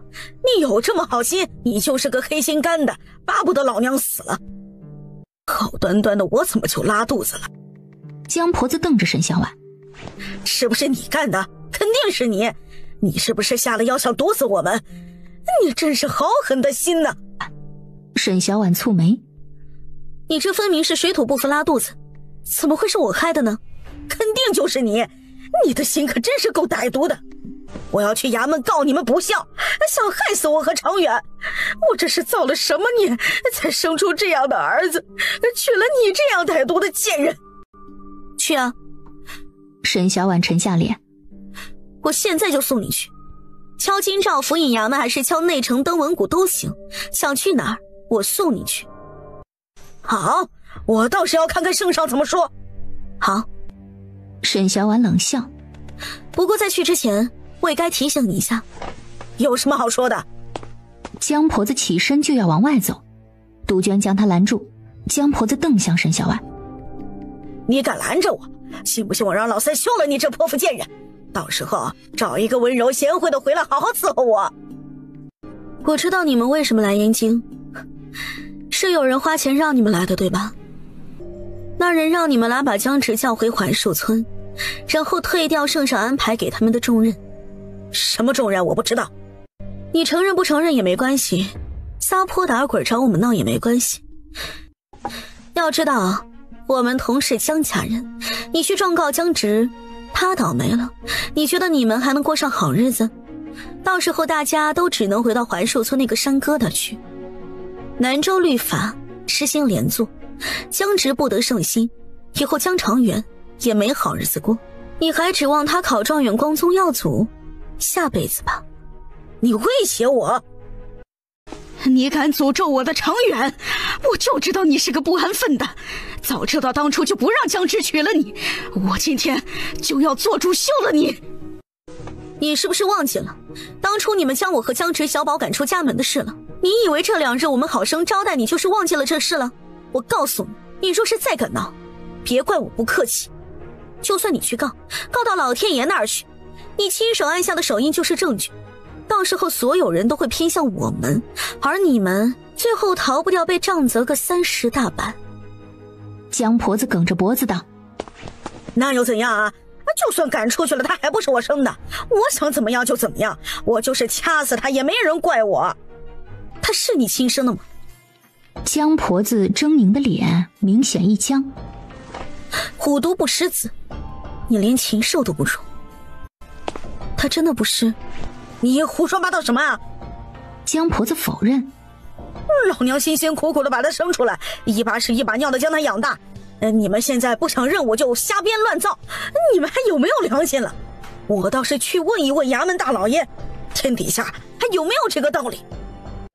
没良心的东西，自己过上好日子就不管不顾了。我可告诉你，你们这辈子都别想摆脱我们。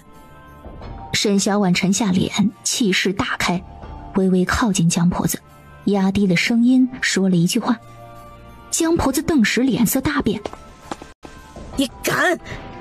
沈小婉嗤了一声，哼，果真是百姓爱腰子。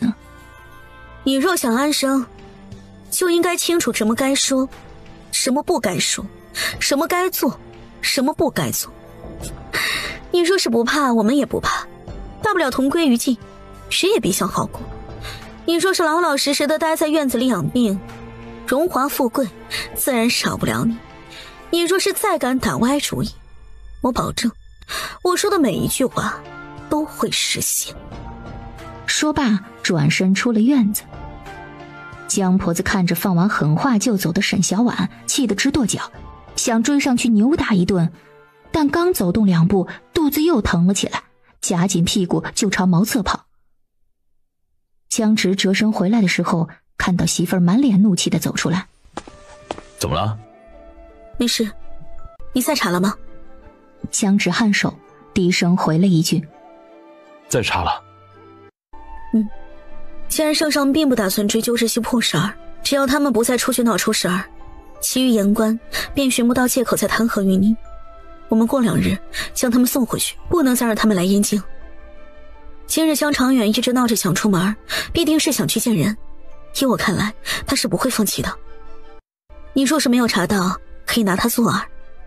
江直颔首：倒是不必。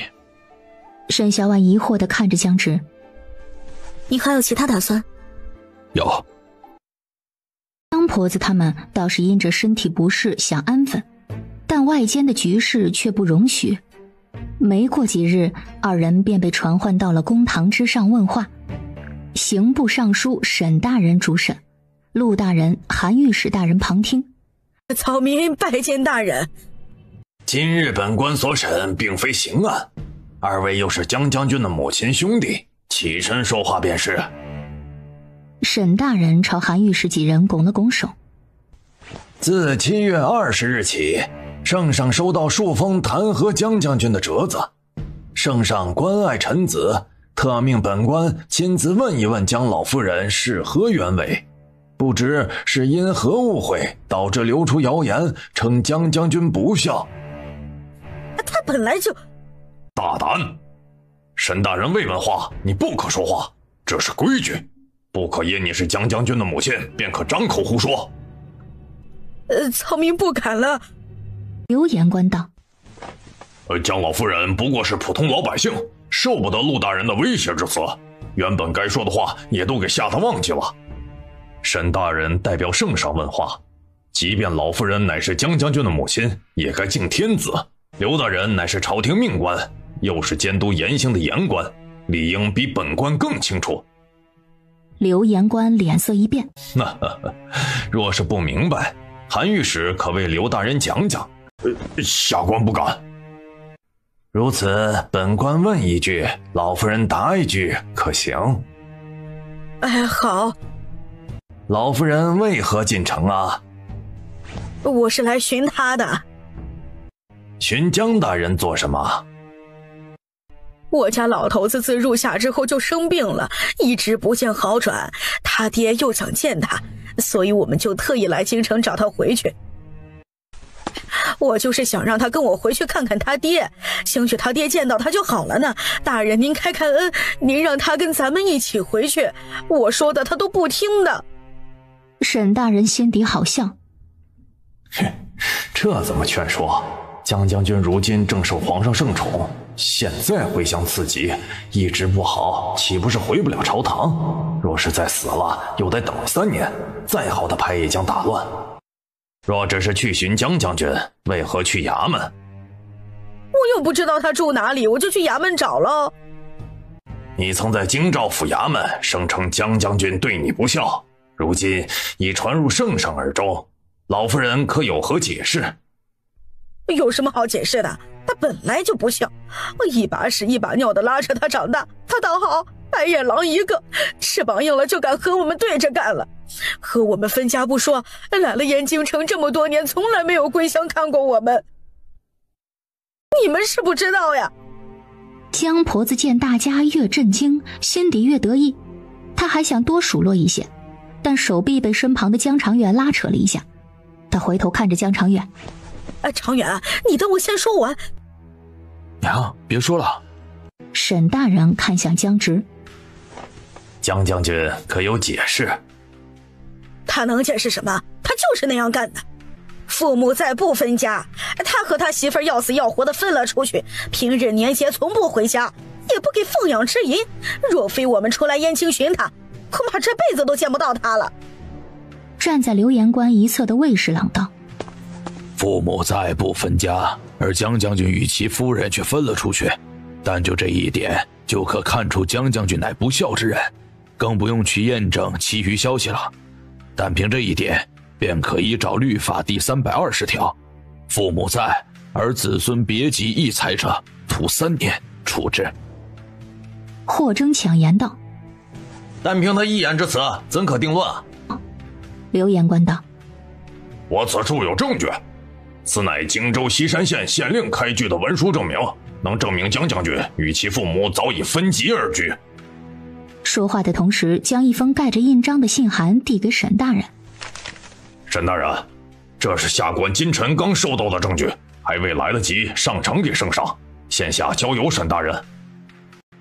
沈大人接过信函，打开一看，上方果真盖着西山县县令的大印。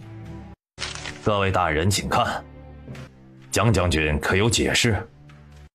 沈大人，一切解释均在这份文书之中。众大人盯着被衙役送到上首案桌上的文书，纷纷揣测那上方写了什么东西。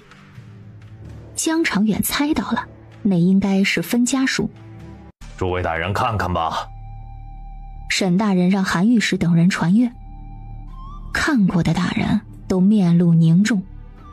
这哪是什么分家书，分明就是断亲书，而且很明显的能看出来，是江婆子怕当初的江夫人占便宜，所以1分钱1分地都没有分给江夫人，宁愿不要奉养，也要净身出户。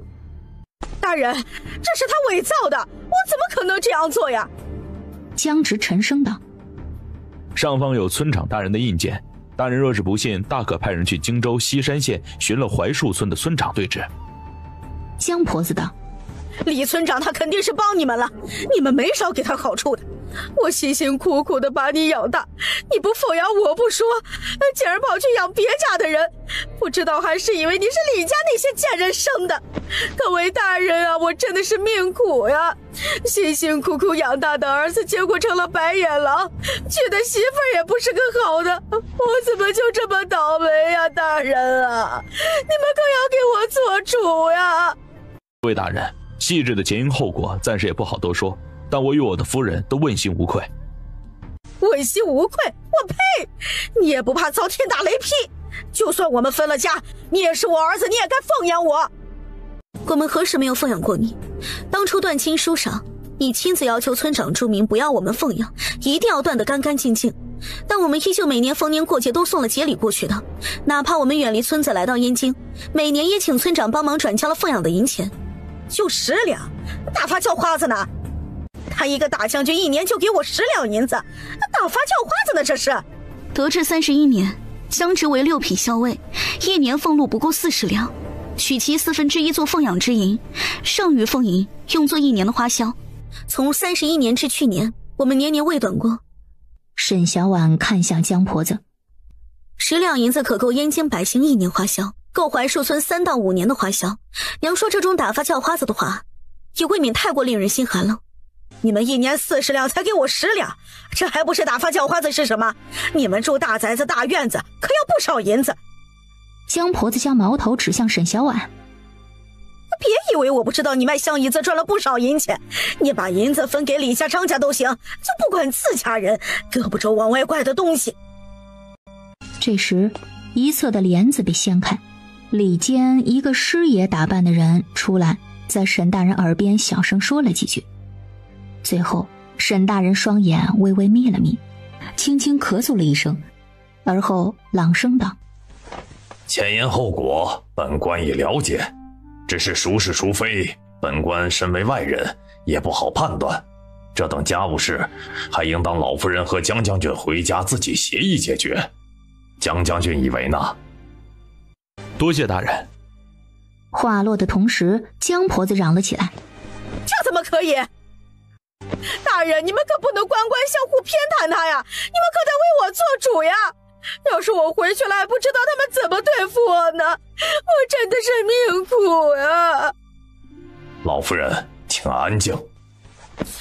我的命怎么那么苦呀，亏我还以为你们是好官，结果还不是护着他这个不孝子。老天爷呀，睁开眼看看这些黑心肝。住口！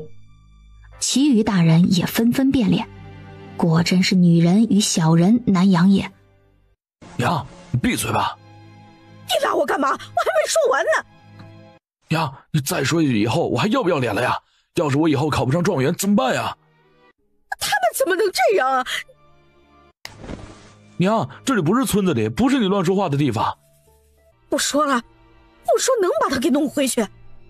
娘，你想死别害死我呀！哎，好，我不说。其实老夫人的担忧也不无道理啊。虽说江将军与老夫人早已签订了断亲书，虽并无不孝之举，但冷漠血亲却也是实际存在的。若是回去，江将军要如何与老夫人和平解决啊？一个从头至尾没有说过一句话的大人站起来道：既然老夫人有所诉求，沈大人便满足了她，未尝不可。沈小婉看向这人，一脸的老古板，也不知这位大人是谁，他好似从未见过。沈大人道：顾大人，此乃江家家务事啊。自圣上将此事交由大人您审查起，此事便不再是江家的家务事了。而依照本官之见，老夫人也只是想请大人您为她讨要一个公道。南州乃是礼仪之邦，忠君重孝乃是臣民之职，若是江将军无法做到，何以堪当大人呢？哎，这位大人说的对，他这种人怎能当官呀？别让他做了，让我小儿子去做，肯定比他做得好。沈大人的脸色沉得滴水，厉声喝道：官员任命非同儿戏，岂是你想让就让的？与之妇人。那也是我生的，他不做让给我儿子做不行吗？我呸，凶什么凶啊？愚蠢妇人，在公堂之上出言不逊，藐视公堂，来人，给本官打20大板。大人饶命，我再也不敢了。大人饶命，我娘已经快60，来不得打，这20板子下去会死人的。沈大人没意见，那就让你替母受刑。我不能打我儿子，不能打我儿子！你们打他，打江直，打死他都没关系。霍征嗤笑道：既然都写了断亲书了，他怎么还是你儿子呢？人家给你少许奉养，不过是不忍罢了，还真当你是个好母亲了。那又怎样？他是我生的，我想怎样就怎样。江婆子看向沈大人：大人，你要打就打他，不要打我和我家常远。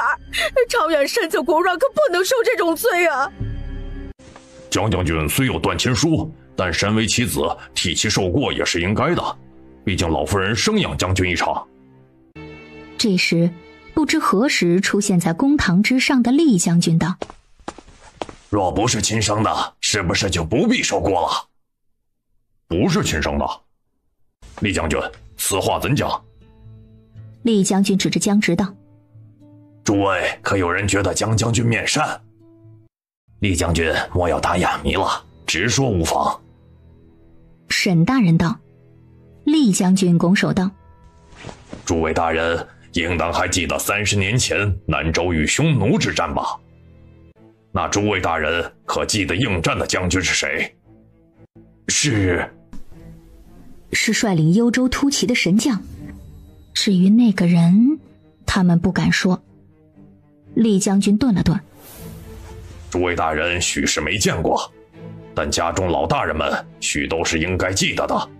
仔细看一看，诸位应该会觉得江将军与那一位很像。公堂帘后的人微微拨动着手上的玉扳指。是了，那一位也姓江。沈大人道：厉将军，你这话可有依据？厉将军咧嘴一笑：江老夫人的态度还不是最好的依据，谁家父母对亲儿子如此轻视？江婆子声色厉人的反驳：你管我怎么对他？你别以为自己是大官就能胡说八道，他可是我辛辛苦苦生出来养大的，我想怎么样就怎么样，你们外人管得着吗你？厉将军又道：另外最关键之一点，江将军可和江老夫人以及这名小兄弟一点相似之处都没有，偏偏与那位将军相似了。即便如此，也不能证明江将军与江老夫人不是母子关系。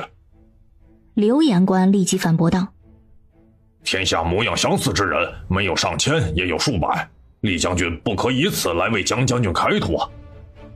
即便相似，也不会长相6、7成相似。厉将军冲着沈大人道：本将父亲与那位将军乃是同僚，当初曾一起对战匈奴，对其容貌记忆深刻，必定不会记错。沈小婉听到这席话的时候并没有多少惊愕，心底反而有种果然如此的怅然，同时还不忘一直盯着江婆子。在厉将军说话的时候，江婆子显得有些慌张躲闪，即使声色厉人的否认，但落在眼亮心明的人眼中，也就明白是怎么回事了。沈大人与出来传信之人小声交流了一番，会议之后看向下方的江婆子和江直：江将军，你也是如此认为？这也是我第一次听说，很诧异，不过也只有这样才解释得通为何弃我如敝履。江老三，你个白眼狼！我辛辛苦苦的把你生出来，一把屎一把尿的把你养大，你个没良心的发达了就不想认我？那你们肯定是串通好的，早想找个由头来躲罪。老娘真是看清你们了！苍天老爷呀，我的命怎么这么苦呀？厉将军道：不瞒沈大人，这并非是我发现的，而是我父亲所说。家中小儿与江将军之子关系甚好，往来时曾被我父亲见过一面。当时我听到我父亲说甚像，所以才多问了一句。当时我并未在意，如今听到江老夫人的这番话，便有所猜想。这哪是亲母子能说出来的话，分明是仇家才对。诸位大人以为呢？所以本将实在听不下去了，这才站出来说这么一句话。想必诸位大人也应当有一把秤，若是还睁着眼睛说瞎话，那可真是像老夫人说的没良心了。厉将军看着诸位大人纷纭变幻的脸色，本将不像诸位大人都是文雅学士，靠着一支笔杆子就能说遍天下。我就是不通文墨的普通武将，说话直白，不会转弯，诸位大人还请见谅。江直看向惊慌的江婆子：这么些年，我心中的确有所疑惑，还请娘替我解惑。他不过是一个外人，他说什么你就信什么，他叫你去死你怎么不死啊？老娘辛辛苦苦的把你拉扯大，怎么就养了你这么一个白眼狼？当初怎么没有把你淹死算了？你就是不想替我受罚，就找人串通来胡编乱造，就不想认我这个娘。你的心怎么就这么黑啊？你的心是被狗吃了？江婆子哭嚷着江直没良心，我的命怎么就这么苦呀？翻来覆去的几句话被江婆子念了一遍又一遍。我记得2岁以前你待我还是好的，但后来就不好了。你说没钱了还怎么养这个丧明星？是有人给银子让你养我的，对不对？江婆子脸一僵，你胡说八道什么呀？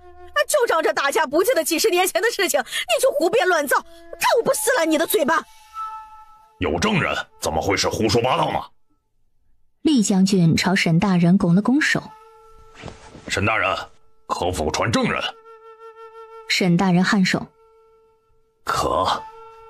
韩御史、陆大人等人纷纷对视，而后惊愕地看向被领进来的一名白发苍苍的老者，佝偻着背，一瘸一拐地走了进来，朝诸位大人行礼，而后看向江直，浑浊的双目中泛着泪光。少爷。沈小婉惊愕地看着这名老者，又疑惑地看向江直，这到底是演的哪一出？他怎么一丁点消息都不知道？沈大人道：堂下何人报上名来？草民梁兵，安西县人士，40年前卖身至镇远将军府做小厮，后来幽州大战时护送夫人前去边关，后来夫人难产而亡，又经历一番祸乱之后，奉老爷之命带着少爷离开，但路上走错方向，逃至荆州境内时，护送的侍卫都死了，而只留下草民一人。草民害怕之极，便将其交给一位正巧丧子的农妇手中，然后便逃离了。草民原想等躲过风声之后，便禀报了老爷，请老爷回去接少爷，可没想到。老者朝江直跪下：老奴对不起少爷你啊。江直看着要抱自己的腿的老人，护着沈小婉往后退了2步。这个他也不清楚究竟是真的还是演戏了。不可能，不可能，那人早就死了。江婆子看着皱巴着一张脸的老者，试图看出当年托孤之人的模样。你不可能是他的。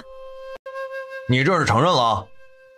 霍征看着江婆子发疯似的否认。沈大人，既然他已经承认了，那真相如何，诸位大人也应当明白了。既然不是他亲生之子，那谈何便是虚构之词？诸位言官大人可还有话说？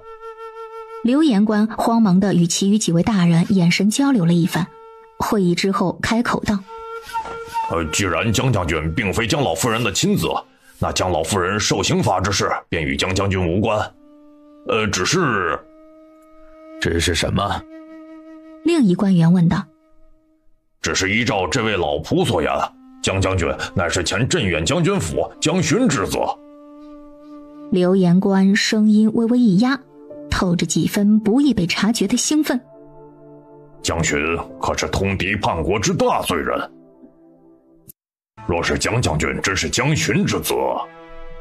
刘言官朝着天上的方向拱手道：此事还应当禀报圣上，请圣上定夺。谁知道里面有没有构陷错判？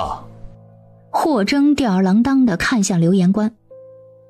靖北侯年初才被查出通敌卖国，而江大将军之罪责乃是靖北侯亲审。顾大人道：霍将军切莫危言耸听，江巡之案乃是以高祖亲自审查，不可能有错。此事已不再是我等能乱语之事，沈大人不如禀报了圣上，再做定夺。顾大人道：不管真相如何，我都愿意接受。沈大人颔首，与帘内的人交流了一句之后道：此事我会如实禀报圣上，请圣上亲自裁夺。今日暂且如此，诸位大人请回吧。从刑部大堂出来，沈小婉担忧地看向江直，他怕圣上会牵连，到时候他们一家子又该怎么办？别怕，不会有事的。江直带着沈小婉归了家。至于江婆子等人，则还在衙门里受刑。沈小婉看向没有离开的小宝，他们不是你的亲阿奶亲叔叔，所以才会待咱们不好。不是，那我的亲阿奶是谁啊？还在查，只是不知道是真是假。等你爹查清楚了再和你说。小宝很好奇他的亲阿奶是什么样的人。那有多久啊？需要几日吧。你去看看闹闹他们，别让他们玩太久的水，别染了风寒。好。小宝知晓娘要和爹说事，乖巧地退了出去。今日之事你知道吗？江直没有隐瞒。知道。什么时候的事情了？当初在幽州，霍将军从我的相貌认出了我，只是没有证据，我也不敢确认。回到燕京之后，万事大定之后，我便开始查，只是时间久远，槐树村那处早已没有任何线索，而正打算当面与娘他谢谈之时，他和江长远便启程来燕京了，所以我们便将计就计。那为何拖到今日才澄清？沈小婉不解。没有证据，单凭相貌如何能证明呢？江直顿了顿。之前的线索查到老仆在荆州范围内消失后便不见了踪迹，寻了许久也没有寻到，但没有想到霍将军在边关寻到了。沈小婉咬着唇。所以你从头至尾都清楚，就我一个人蒙在鼓里。江直忙解释道。我是想查清了才告诉你的。你个骗子！媳妇儿，我错了。沈小婉甩开他的手。媳妇儿，你听我解释，我也不确定是真是假，所以就没同你说，也是最近1月里才有了些线索，但我又不想你太过担心，所以就未说了。这几年家中事外间事需要你操心的太多了，我如今已经归家了，我不想再让你操心这些事了。你只需要在家里喝喝茶看看账，偶尔出去与诸位夫人们看看戏便可了。我想要你安安心心的过日子，不再为这些事情操心了。7月下旬，太和帝下令重审镇远将军府通敌叛国一案，一时间整个燕京城为之哗然，无论是茶馆还是小巷都议论纷纷。哎，听说了吗？镇远将军是被冤枉的，镇远将军府没有通敌叛国，全是靖北侯府捣的乱。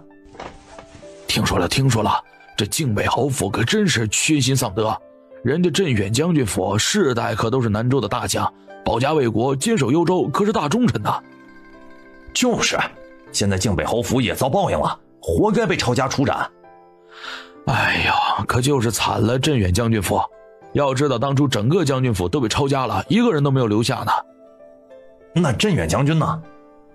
有人问。还不是一样的惨。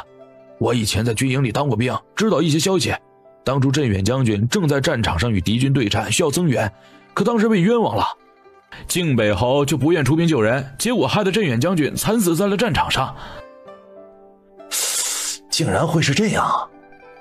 闻者倒吸了口凉气，纷纷感叹其死的惨状。哎呀，若是镇远将军在，关州等几座城池也不会落入匈奴手中几10年，全怪靖北侯那个卖国贼。现在关州等城池已经回来了，真是老天保佑啊！幸好靖北侯遭了报应。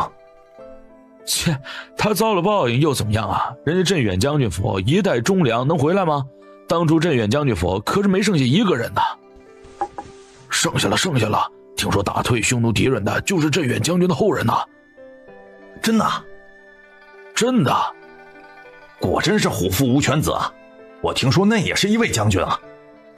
幸好还活着，镇远将军府又厚了。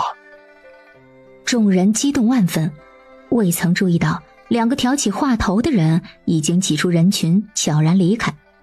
在城中绕了几圈之后，到了城南的一处茶楼，冲着雅间中几名男子禀报道：大人，都办妥了。其中一人颔首，示意他们下去。等人走后才道：现下圣上已经下令重审，又有几位老大人说和，不会有事的。霍征轻轻摇着折扇：圣上逼不得已下令重审，但圣上功效，最后只能由靖北侯背锅了。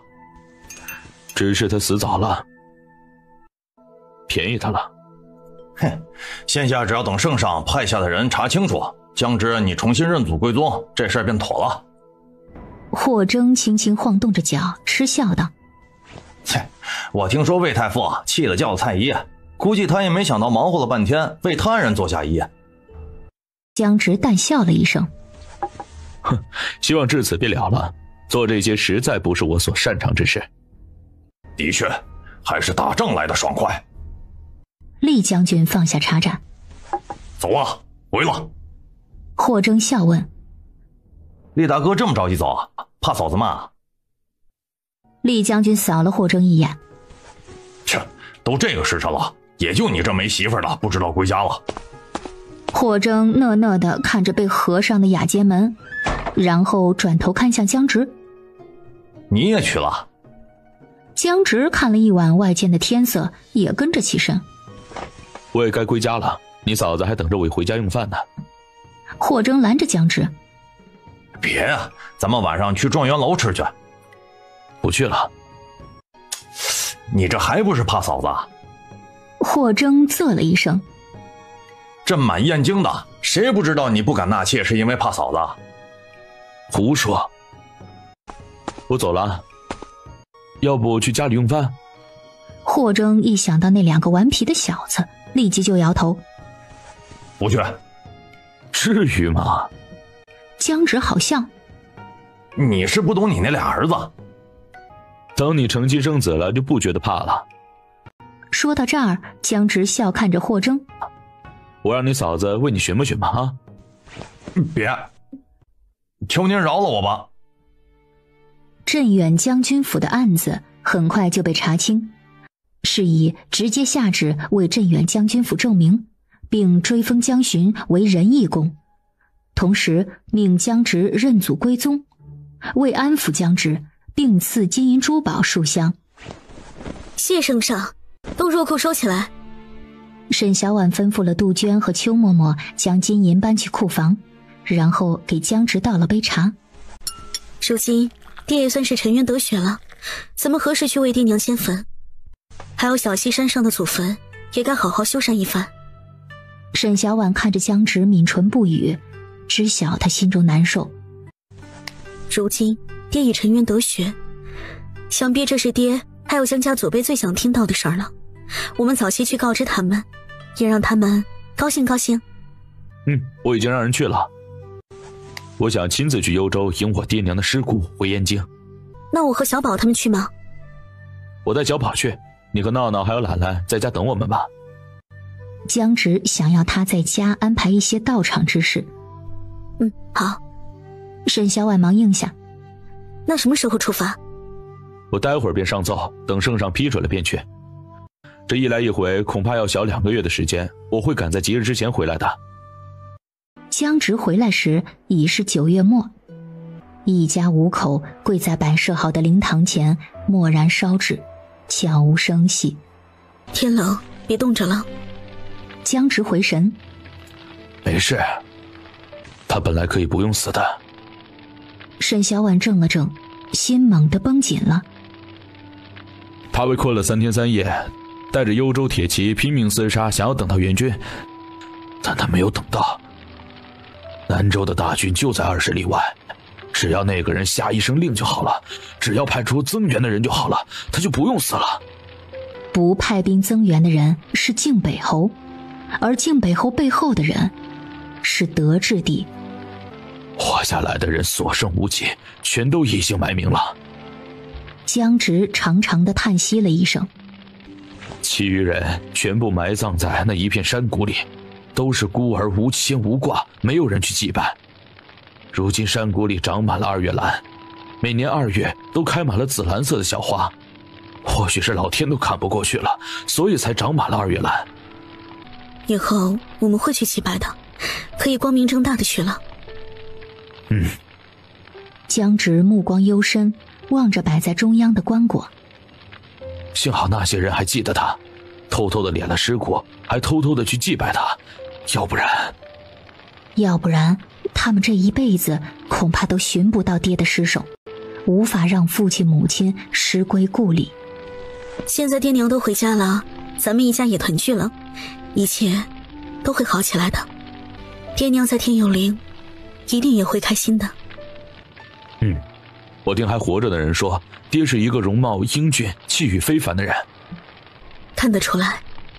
江直回忆一笑，继续说道：他最擅长兵法和阵法，手中有一支幽州铁骑军，勇猛无敌，能扫他万军，曾以一敌十，十分厉害呢。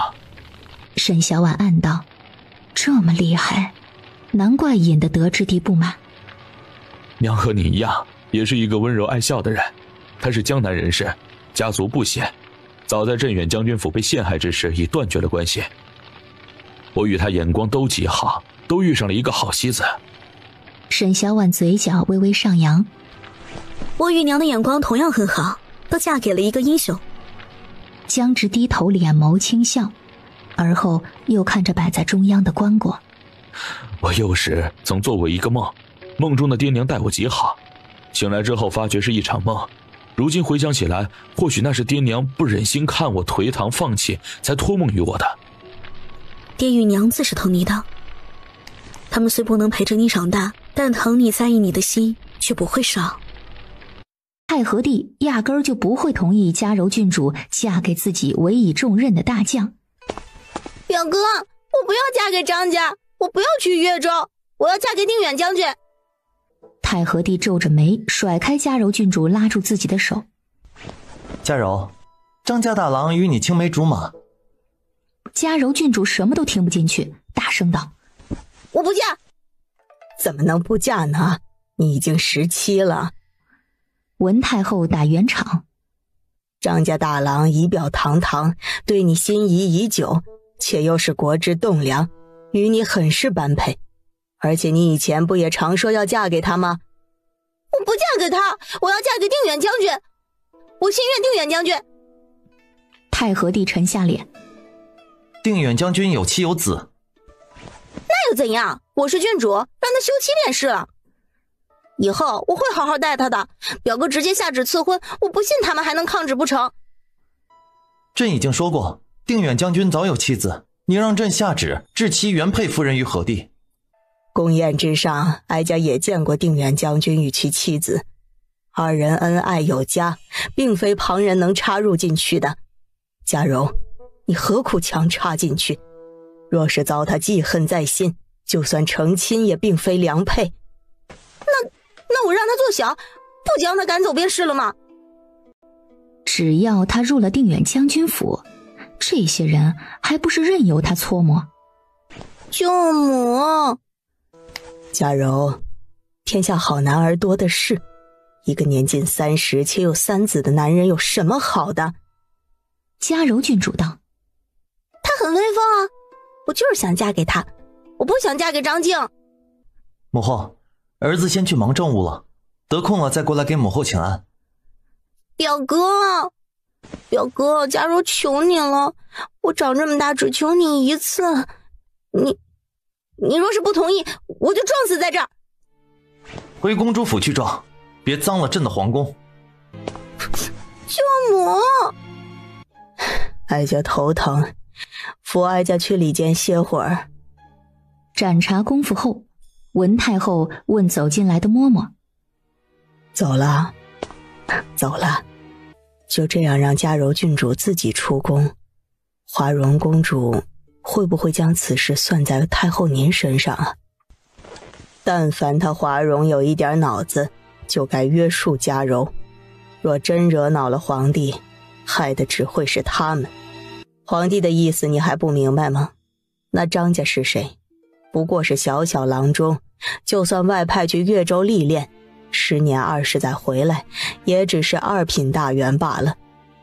原本还可商量的事儿，被嘉柔这么一闹，恐怕是再无转机了。那嘉柔郡主能同意吗？且看着吧。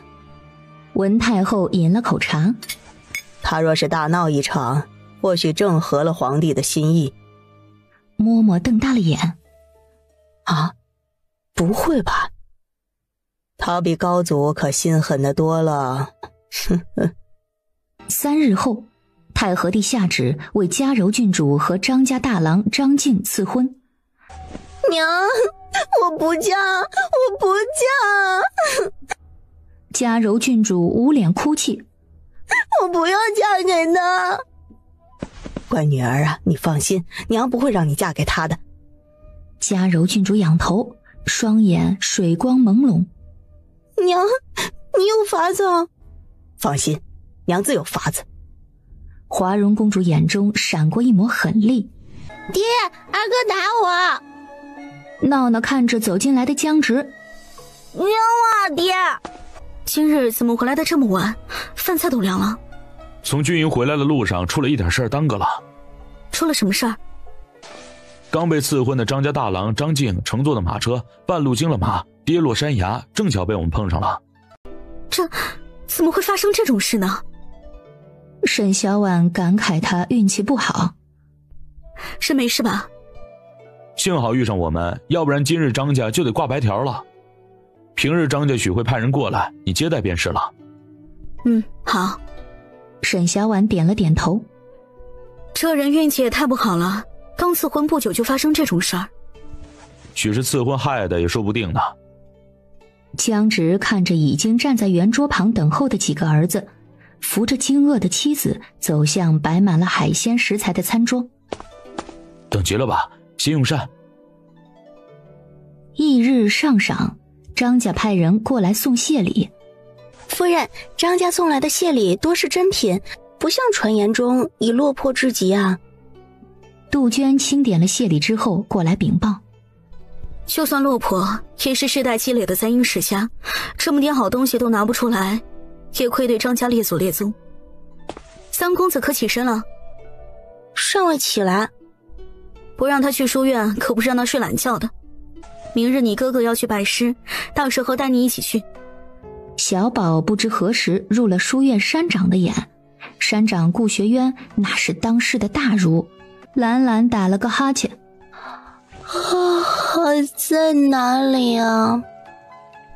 就在东里书院。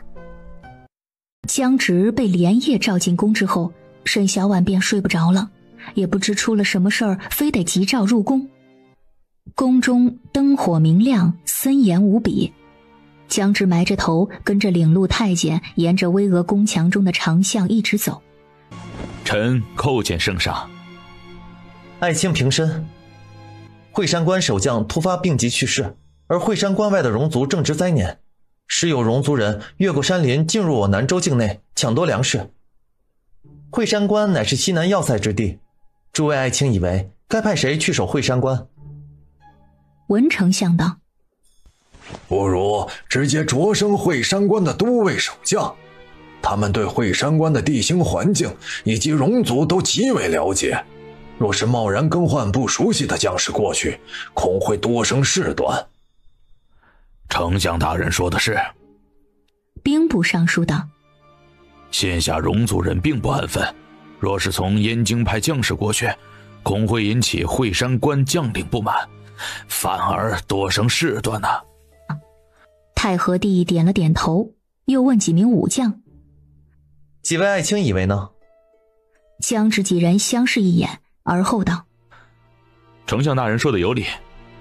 太和帝点头，又问几名武将：几位爱卿以为呢？江直几人相视一眼，而后道：丞相大人说的有理。太和帝点头，朕也以为如此，只不过……不过什么？众人纷纷看向太和帝。惠山关以外50里便是戎族之地，这片地区地薄荒凉，如今又正是戎族天灾之年，诸位爱卿，你们说现下趁势而攻之，可能将戎族赶至长河之外？长河？李将军吸了口凉气，圣上这话说的像是吃顿饭一样简单。长河乃是戎族境内一条大河，离惠山关数千里，戎族将长河当作母亲河，其养活了戎族大半人。圣上，虽戎族天灾，但我南州战乱刚平，百废待兴，国力暂时无法支撑这么长久的大战。江直和厉将军对视了一眼，没有吭声。此处是我南州祖辈打下过的江山，若是在朕有生之年能夺回来，朕也不算愧对列祖列宗了。文丞相道：圣上如今正值壮年，待过几年国库丰盈，粮草充裕，再夺回也不迟。几名文臣也附和。武将们倒是没说什么，毕竟他们的职责便是打仗，有仗打才能赚功绩，才能升官加爵。太和帝敛起笑，有些失落。朕不过说说而已。圣上，这会山关守将之事，您打算命谁担任？以老臣之见，刘守将之子刘忠和魏都尉都是可靠人选。太和帝淡笑了一声，看着他这些肱骨之臣，然后又将一封折子扔了出来。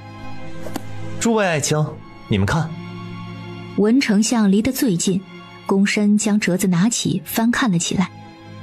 原来在刘守将突发病症去世之前，曾经上过一封折子，称他年岁已大，请求圣上恩准他解甲归田，并推荐自己的儿子刘忠继任守将。诸位爱卿以为朕从这些将军中派上一人前去如何？太和帝说这话的时候，眸光从江直等武将身上扫过。户部尚书等人不同意。圣上，诸位将军能征善战，派去会山关做小小守将，未免太大材小用了。文丞相看了一眼李将军等人，思索片刻后道：圣上，倒是老臣糊涂了。臣一直在想擢升会山关的都尉守将，他们对会山关的地形环境以及戎族都极为了解，但却忘记了中武侯、定远将军都曾对阵过戎族，想必对会山关沿线要塞都是极为熟悉。不若派他们中一人前去。太和帝看了二人一眼。爱卿以为呢？江直与李将军对视一眼，纷纷道：臣听圣上吩咐。臣听圣上吩咐。如此，朕便命定远将军前去为朕镇守边关。江直单腿跪下接旨。臣定不辱使命。好好好。太和帝连说3个好。爱卿回去好生准备，后日启程。是。出宫的路上灯火昏暗，好在有厉将军一道，所以显得不算凄凉。厉将军拍了拍江直的肩膀：恭喜啊！江直淡笑了一下：出乎意料，早该料到的。厉将军牵着马儿慢慢走着：你是圣上最信任之人，圣上派你去也是理所应当。江直笑了笑：圣上的信任，将军你还不知道吗？哎呀，圣上将此重任交给你，务必要小心谨慎，莫让圣上失望。我知道，只是这一去不知何时能回，若是霍征在就好了，我们也能畅饮一杯。总会有机会的。勤政殿内，圣上该歇了。不急。太和帝围着沙盘走了一圈。柳平，你说朕派江直前去，是不是放虎归山？柳平躬身道：圣上，这万里河山都是您的地界，他纵使插了翅膀，也难逃您的手掌心呐。江直乃是江家之后，当初父皇深惧他，才出此下策，如今反倒是重新砸了自己的脚。圣上放心，定远将军前去会山关，但定远将军夫人还在燕京城啊。定远将军与他夫人情深义重，恩爱有加，必定不会不管不顾的。太和帝颔首。柳平见状，顺势又道：圣上下旨命他迅速启程，想必定远将军舍不得定远将军夫人前去受苦的。入秋后的天，淅沥的小雨下个不停。沈小婉担忧地看着江直：去多久？不清楚。那我带着孩子和你一道过去，咱们一下子不能分开。不行。为什么？暂时不行。给我个理由。沈小婉看着江直，咱们一家子才团聚没2年又要分开，前几年是要打仗，便不说了，我们不能去给你添麻烦。但如今你是去做一城守将，并非是打仗，我们跟着也能照顾着你。你不让我们去，是不是想在外边置办几房小妾？到时候天高皇帝远，我管也管不着。你要是有心隐瞒，我更是一辈子都不知道。我若胆敢有这等心思，天打五雷轰。沈小婉才不信这种哄人的誓言。那你带我去。江直自然想，他也不舍得与妻儿分开，但是不能，至少目前不能。惠山关本有守将，我空降过去必定少不了一番纠缠，等事定之后我再接你们过去。那你可得快一点。江直顿了顿，低头在沈小婉耳边小声说了几句。沈小婉听罢心一紧，眉心微拧。我会小心的。别怕，只要咱们没有二心，他就会一直用我的。现在不就派给我这么大的事儿吗？天下乌鸦一般黑，哼哼，皇室人呐，就怕遭人惦记。沈小婉哼了一声。派你去自然是顺了你的意，你自然高兴了。嘘，圣上应当自有考量。晚些时候，江直被叫入宫中去了。勤政殿中，太和帝将任命的圣旨给了江直。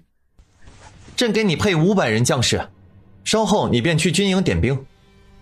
江直没什么表情。是。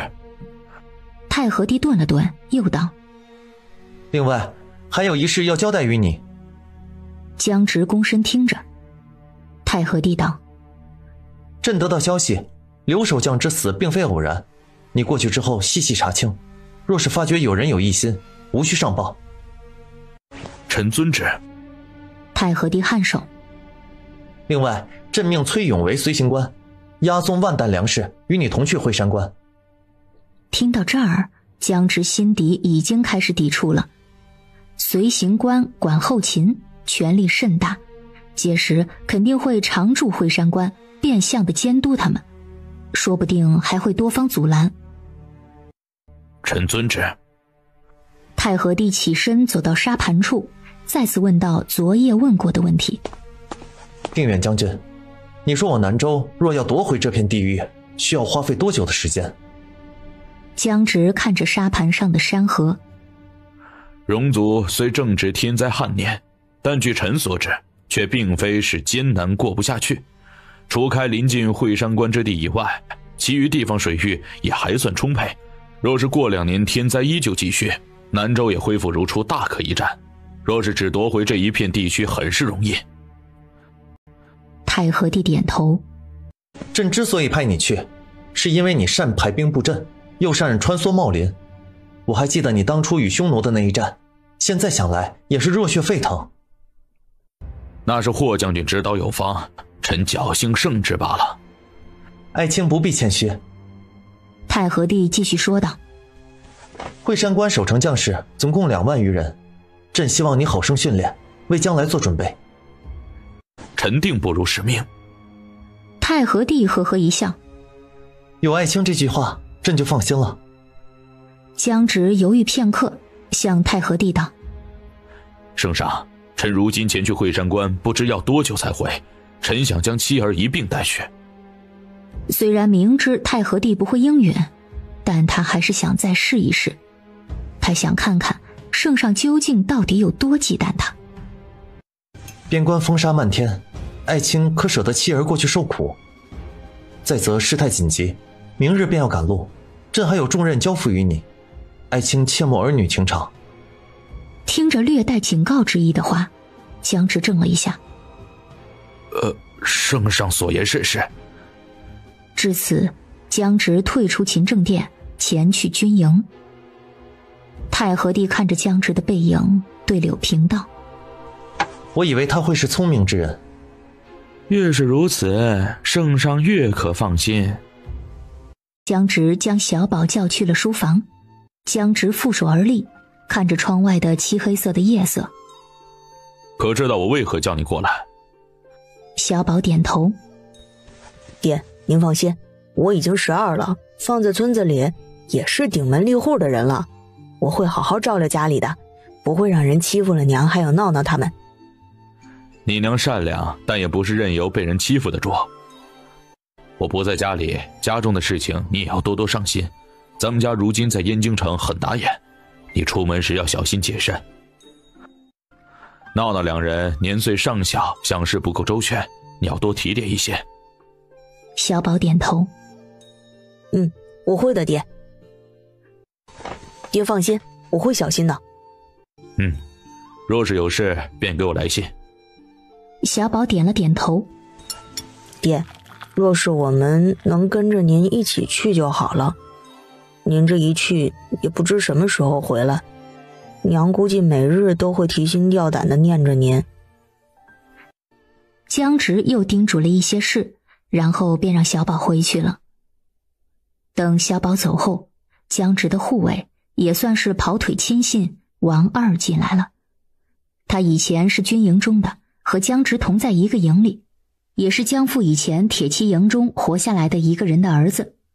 在得知了江直的身份之后，就跟着江直了。将军，林都尉来了。让他进来。江直顺手将桌上的行军图放到抽屉里，起身走到一侧的茶桌旁。林山进屋后，王二就退了出去，反手将门关上了。等到亥时末，江直回屋。我听小宝说林山来了，你们谈完了？说好了。江直点了点头。我明日会将王二带走，把荷西留下。外面有什么事你就吩咐他去做。王二和荷西都是铁骑兵的后代，两人本事都很大，都是跟在江直身后办事的。你把他一起带去，多一个人我也放心一点。不留下他我不放心的。江海虽机灵，但却不是将士，而且我还另有打算呢。那你只带王二去能行吗？不止他一人。江直道。还有其他人。有事千万不要硬撑，可去寻厉将军。若还是不行就怎样？我就想法子把你接过去。不行，我得尽快想法子了。色胆包天。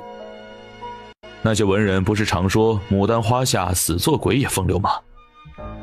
第二日，江直没有去上朝，等到辰时初天大亮之后便离开了。太和4年春，又大了1岁，长高了许多的闹闹和懒懒站在江宅的大门处，朝着巷口的方向翘首以盼。等看到一辆乌篷木质马车缓缓驶进来之后，两个人拔腿就朝马车跑了过去。大哥，下着雨呢，怎么还跑出来了？春寒料峭，小心着了凉。没事儿。闹闹拽着小宝就往大宅里跑。大哥，你考得怎么样？小宝与韩墨、陆景瑜、厉远3人一起参加了3年一考的生源考试，连考3场，1场3日。二哥，你先别问了。兰兰打断闹闹的话，对着小宝说：大哥，娘做了好吃的，就等你回家用膳呢。等用完了膳就去歇息，好好歇上几日。娘做了你爱吃的炸酱面。闹闹补充道。小宝加快了步伐。那我现在就去娘那儿。沈小婉看着3个儿子都各自捧着一碗炸酱面，吃得津津有味，脸上的笑就没有停过。慢点吃，别着急。沈小婉看着小宝碗里逐渐减少的面条。我今天炒了很多炸酱，要不要再添一点？不用了娘，我已经5、6分饱了。沈小婉点了点头。那吃好了就好好歇着，你也累了好些天了。他没有第一时间问小宝考得怎么样，不想给他压力，当然也是相信他的本事。他怎么说也是顾山长的弟子，再撇也有2把刷子。幸亏娘让我每日跟着闹闹一起练功，要不然我可能也会像其他童生一样被抬出考场吧。闹闹立即拍马屁：“听娘的肯定没错。”沈小婉笑了笑：“有强健体魄的对咱们来说很有必要，所以呢，你和兰兰每日必须练满半个时辰的功夫，说是扛得住就多练些时间。”闹闹哭唧唧：“娘，我为什么是2个时辰甚至更多呀？”兰兰一摊手：“我又不当大将军。”闹闹问：“那你要做什么？”兰兰说：“我要当大官，比你大的大官。以后你敢对我不敬，我就可以罚你。”本是同根生，相煎何太急。那你还打我？现在不打更待何时？等你当了大官，我都打不着了。娘，我以后罚他的时候，你可不能劝我。你二可逗你呢。沈小婉笑着看着兰兰，若非兰兰年岁还小，沈小婉不让她去考童生，说不定今年的秀才就有一名5岁小神童了。半月后，闹闹从宅院门口飞奔向沈小婉，大声地喊道：“娘，大哥考上秀才了，12手全燕京第1！”这么厉害！站在屋檐下等着他们看榜归来的沈小婉看向满脸笑意的小宝，夸奖道：“娘的好儿子，真厉害！”小宝被夸得脸上浮出一抹红云。“我也没想到比韩墨还好啊。”“韩墨第几？”“第2。”“上次他第1，你第2，这次刚好反过来了，相互竞争，相互激励，以后继续加油。”“考得很好，咱们中午去摘星阁用膳。”最高兴的是闹闹了，开心的蹦起来了。“这可太好了，还好娘你说话算话。”去摘星阁敞开了吃一顿，得吃好几10两银子。纵然摘星阁是家里开的，但沈小婉还是只有在大日子或者是奖励闹闹他们的时候才会带他们去吃。“我什么时候说的话不算数了？”“收拾收拾，咱们就去摘星阁。”“好嘞！”闹闹拔腿就跑。院子里只剩下小宝，他看着弟弟跑远的身影，然后跟着沈小婉走到正厅。“娘，许多考中了秀才的同窗都想参加8月的秋闱。”“你也要去？”小宝摇头。“我还未满13，再等3年也不迟。”“你这般想是对的。”沈小婉点了点头。“娘虽不懂秋闱策论，但大抵也知圣上是想从这些秀才举子中选取能替他治国论事的大才。你如今年岁还小，纵然你深得顾山长的指点，但却未真正的经千帆看百态，写出的文章也会缺少实际性。俗话说，读万卷书不如行万里路，行万里路不如阅人无数。比起你中举人做进士，娘更希望你做一个有远见有内涵的人。”“娘，您是让我出去游学吗？”“可以去。”沈小婉顿了顿。“但不是现在，你现在还未满13，怎么也得15之后再游学了。”“山长也是这样说的。到时候我要去江南，还要去北边，还要去爹戍守的会山关。”提到江直，沈小婉想到前几日接到的信，而后看了一眼小宝。“快去给你爹写信，把你中了暗手的好消息告诉你爹，让他高兴高兴。”小宝忙点头。“那我这就去。”“哎，大哥，等咱们从摘星阁回来再一起。”闹闹拦住小宝。“到时候我和你一起写，我也有好多事要问爹。”“那也成，咱们先去摘星阁。”摘星阁的生意一直都很好，8楼及以上的雅间很难订到，但沈小婉他们是老板，自然是能轻松拿到的。闹闹拿着小二送上来的菜单念个不停。“娘，我要吃烤全羊，要吃火锅，要吃松鼠桂鱼，要吃佛手观音莲，要吃佛跳墙，要吃东坡肉，要吃麻辣烤鸡，要吃虾仁豆腐，要吃凉粉，还要吃……什么都要吃，你咋不上天呢？”沈小婉将菜单抽回来。咱们4个人吃不了那么多，一人1个菜。闹闹如丧考妣。可是我都想吃。不能浪费，吃多少点多少。闹闹说。我吃得完。沈小婉懒得理他，带他出来用膳已经很不错了，点了2个特色菜，再要了3个地方名菜，再要1个汤，佛跳墙吧。不一会儿，饭菜就送上来了。菜来了，你们快来！闹闹朝着下棋的2人吆喝了一声。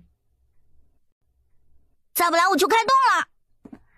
用完膳已经未时，闹闹挺着个吃撑的肚皮在外面的花园里晃悠着，这里瞅瞅，那里看看。这时，中央的琉璃的滑索木质电梯门被推开了，领路的小二领着几个富商打扮的男子走了出来。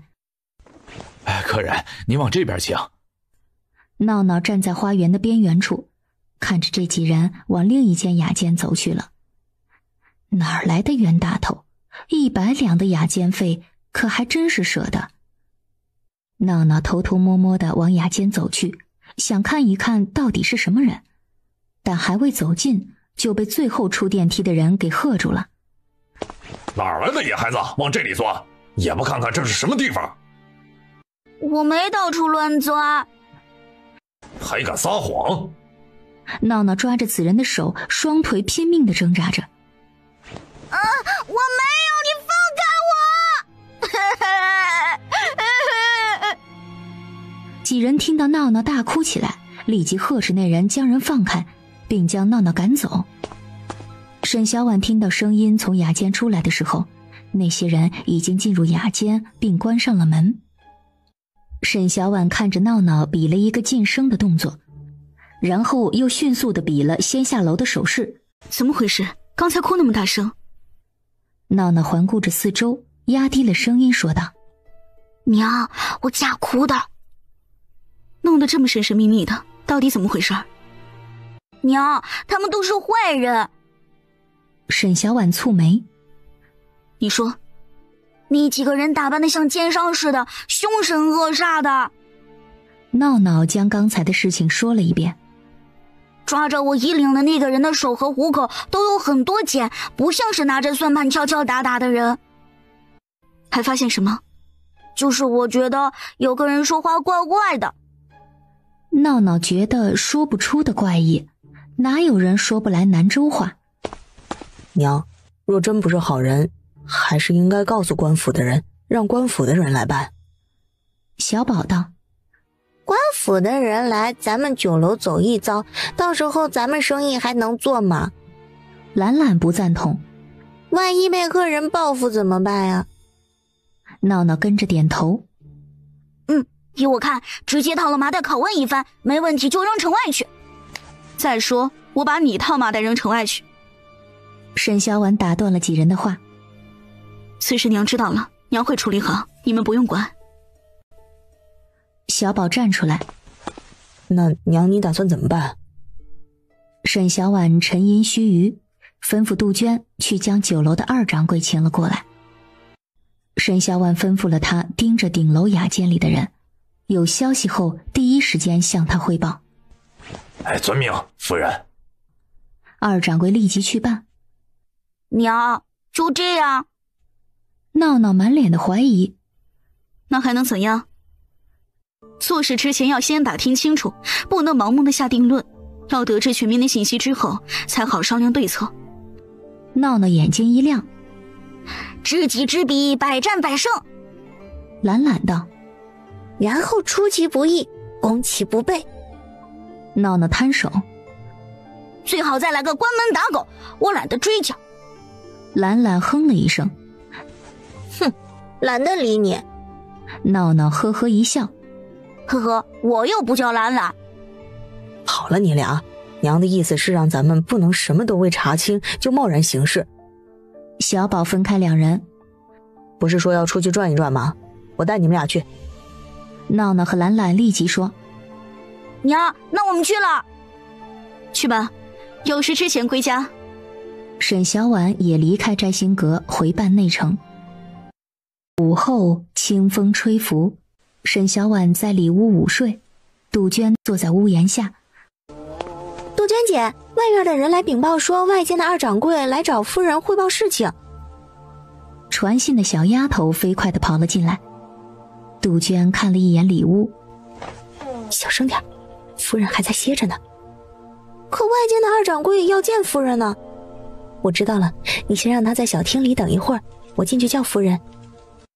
夫人，摘星阁的二掌柜上门了。迷迷糊糊睁开眼的沈小婉望了一眼外间的天色。什么时辰了？申12刻。杜鹃道：倒是快啊。等沈小婉去前院待客的小厅，二掌柜已经等了片刻了，躬身朝他行礼。夫人。沈小婉在上手的位置坐下，命杜鹃出去守在外间。如何？属下已经打探清楚，那一行人自称是豫州富商，前来做粮食生意的。与他们一道用膳的其中一个人，的确是燕京的粮商。用过膳之后，他们径直出了酒楼，往城南的吉祥客栈去了。他们在客栈包了一个院子，交了1个月的定钱。沈小婉抿了抿唇，没异啊？有。二掌柜说：二公子所说的那人一直未曾说话，直到回到吉祥客栈时，不小心撞上了客栈小二，这才出了声。属下认真听了听，的确不是南州口音，像是戎族人，具体是不是还要再查一查。沈小婉颔首：今日辛苦你了。为夫人办事是属下分内之事。这事你不必亲自去查，我会派人前去。你继续在酒楼盯着看，最近还会不会有可疑人出没。沈小婉等二掌柜离开之后，看向一侧的荷西，上去将查一查，莫要打草惊蛇了。属下这就去。等荷西也走后，沈小婉起身回正院。邱嬷嬷正在院子里盯着工匠修剪枝叶，看着腿脚不便的邱嬷嬷，这些事嬷嬷交给下面的人做便是了。邱嬷嬷摇头：老身得夫人恩惠，有一处养老谋生之所，自当尽自己之力替夫人分忧。沈小婉知晓邱嬷嬷会这样说，也不再劝她，只是让她好生的注意身体，累了便坐下歇息。坐下片刻后，沈小婉将自己的揣测和打算与邱嬷嬷说了说。夫人确定要这么做？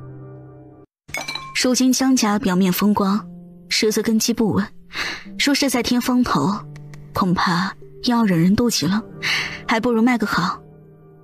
邱嬷嬷看出夫人还藏着一些话，心中也大致猜出了几分。等有确切消息了再说也不迟，现在还不知究竟是对还是错。这个时辰还不回来，也不知跑哪儿瞎混去了。几位公子都听夫人您的话，想必已在回来的路上。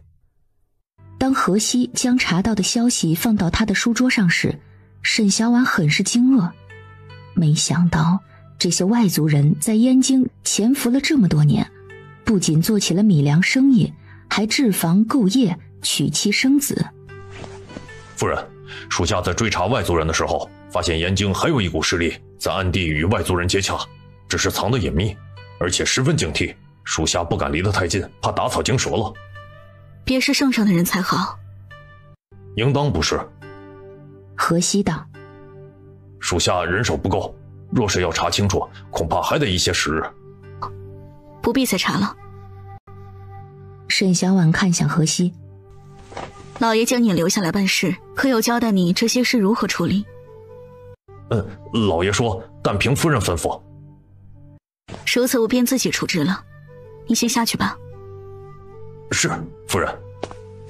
荷西低着头退出了正厅，走到外间的庭院后，才暗自松了口气。刚才夫人问那话时，他还以为老爷吩咐的事儿暴露了，吓了他一跳。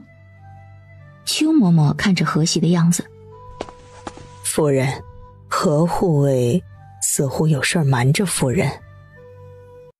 沈小婉说着，就将写好的信交给杜鹃，送去赵国公府。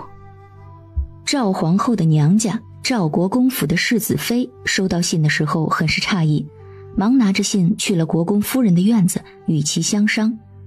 盏茶功夫后，国公夫人便收拾打扮了一番，进宫了。1日后，今日请娘娘过来，是有一事要禀告于娘娘。本宫也很是好奇，江夫人你发现了何事？为何不直接进宫，而是托本宫娘家嫂子入宫？之所以麻烦国公夫人和世子夫人，一是因妾身无照不敢入宫，二则也是因此事重大，不敢交于旁人手中。明人不说暗话，江夫人不妨直说。只是在说之前，妾身有一事相求。何事？你说。沈小婉深吸了口气。妾身想去惠山关随军，将之一人独在边关，妾身实在放心不下，若是能伴他左右，妾身也能心安。江夫人，边关荒凉危险，并不适合女子前去。江将军不舍你前去受苦，才将你留在燕京，你当体会江将军的用心良苦才是。再则，你又忍心几个孩子去边关受苦吗？娘娘，妾身最近听闻圣上有打压外戚的举措。江夫人，妄议前朝政事，可是杀头之罪。娘娘知晓，妾身本是胆小之人，所以妾身是怕的。只是妾身也知道娘娘心地善良，也知道娘娘有许多想法，与妾身不谋而合，所以妾身才斗胆来求见娘娘了。皇后啧笑了一声。沈氏，当初你拒绝本宫的时候，可想到有今日？娘娘，当初妾身不过6品小妇，能将存积的粮食全部奉送给圣上和娘娘，送去边关，已是妾身最大的本事了。妾身不敢再奢求其他，只盼着一家子在混乱之世里平安健康。若是换做娘娘，想必也会同妾身一样，龟缩在龟壳里躲起来。如今也是一样的。妾身不过是乡下妇人，不懂太多大道理，也没有多少手段，只盼着一家子能平平安安的，也盼着娘娘您能手下留情。毕竟妾身这等出身的妇人，都依着娘娘您才能过上安稳日子。你且说说，若是值，本宫会帮你的。娘娘您看。皇后接过纸一看，顿时脸色大变。此事当真？的确是真的。秀才考试放榜那一日，因妾身长子得以考中，妾身便携家子弟前去燕京有名的酒楼用膳。用完膳出来之时，家中二子不慎冲撞了那一行人，二子被喝止之后，心中不愉，便让小厮前去查看身份，最后发现了异样。妾身原本不信，重新命家仆去查看一番后，也发觉其身份有异，原本欲深入探查，结果家仆探查技术不好，差点打草惊蛇了，所以妾身只能将此事告知更有本事的人来查。娘娘，妾身私以为那些人若是真是外族奸细，还是应由皇家人出面查询，但碍于妾身一点私心，这才请了娘娘您出宫。你甘愿将这等功劳给本宫？娘娘，妾身最大的念想便是一家团聚，再则妾身就是有心也无能为力。此事本宫知晓了，待查清真伪后，你若还想前去，本宫会帮你。皇后娘娘的动作很快，5月初便传出消息，赵国公府的赵世子在外用膳时不慎与人相撞，然后发觉对方的异样，顺藤摸瓜查出对方乃是潜藏在燕京多年的戎族人，正通过买卖通商的方式将南州的粮食运送回戎族。赵世子将此事禀报给太和帝之后，太和帝极为重视，命其与刑部大人一道秘密追查潜藏在南州的敌国奸细。娘，分明是我先发现的。闹闹不满地抄着手，傲娇地哼着。若是我将此事禀报给圣上，必定封我一个将军。你还未走进宫门，便被拿下了。小宝是知道娘的打算的。你切莫在外嚷嚷，若是被外人知晓了，必定追究到咱们摘星阁。沈小婉颔首。你大哥说的对，娘这么做呢，也是为了保护你。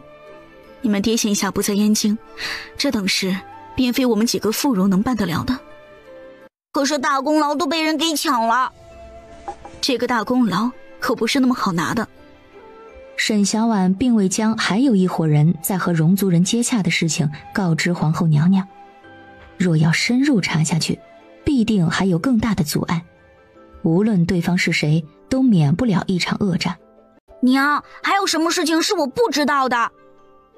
闹闹听出来意了，围着沈小婉道：是不是有人拦着不让他查？这中间一定有大阴谋。哪儿来那么多阴谋论？一边玩去。沈小婉被缠得烦心。肯定是这样，要不然娘才不会藏着掖着呢。嘿，我都知道。兰兰托着腮坐在椅子上，深思为何娘不将功劳给陆家、厉家，偏偏给了皇后娘娘？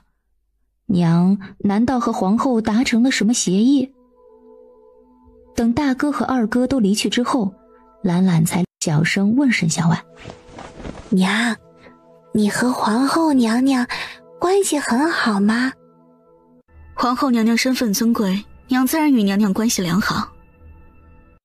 娘，你说假话。沈小婉吸了口气。兰兰，想爹了吗？娘想爹了。你爹走了快1年了，娘自然想他了。想去见你爹吗？兰兰抠着自己的手指尖。能去吗？总有法子的。待到正午时分，天气越来越热了，看久了账本也头晕眼花的。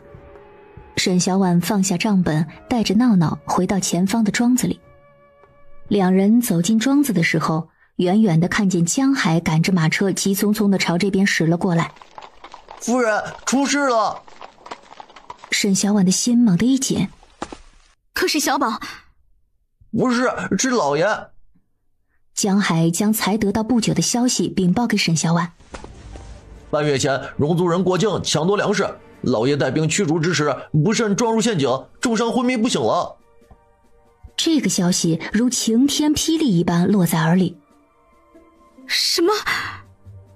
刹那间，沈小婉只觉得血气往上涌，眼前突然一片漆黑了。等沈小婉再次睁开眼时，床前围满了人。娘，你醒了。小宝握着沈小婉的手。可觉得身上还有哪里不舒服的地方？闹闹也急忙凑过来。娘，您昏睡了好久，吓得兰兰都哭起来了。一侧的兰兰红着眼睛没说话。沈小婉环顾着四周，发觉布景怎么像江宅里的正院，哑着嗓子问道：回家了？闹闹点头。娘您晕倒了，一直叫不醒，沙包村也没有大夫，我们就带您回城了。沈小婉有气无力地哦了一声。杜鹃领着大夫走了进来。大夫，您给我家夫人再看看，可还有没有事儿？小宝和闹闹忙让开位置，让背着药箱的大夫帮忙把脉。大夫细细地把了把脉，思忖片刻之后说道：夫人现下已经无大碍，只是需要好生将养，以免再发急症。老朽现下开2副药，疏肝理气。夫人平日也莫要再多忧虑，以免郁结于心。多谢大夫。小宝吩咐杜鹃领着大夫出去开药单。娘，你好生歇息，别思虑过度了。我没事儿。沈小婉让小宝将闹闹和兰兰带出去。等3人出去后，他看向一侧的邱嬷嬷，面色凝重。嬷嬷，燕京城里是不是还有别的消息？早上江海得到消息之后，老身便让荷西去厉将军府求证了。老爷的确重伤昏迷了，但好像不全部是戎族的人的原因。沈小婉沉下脸，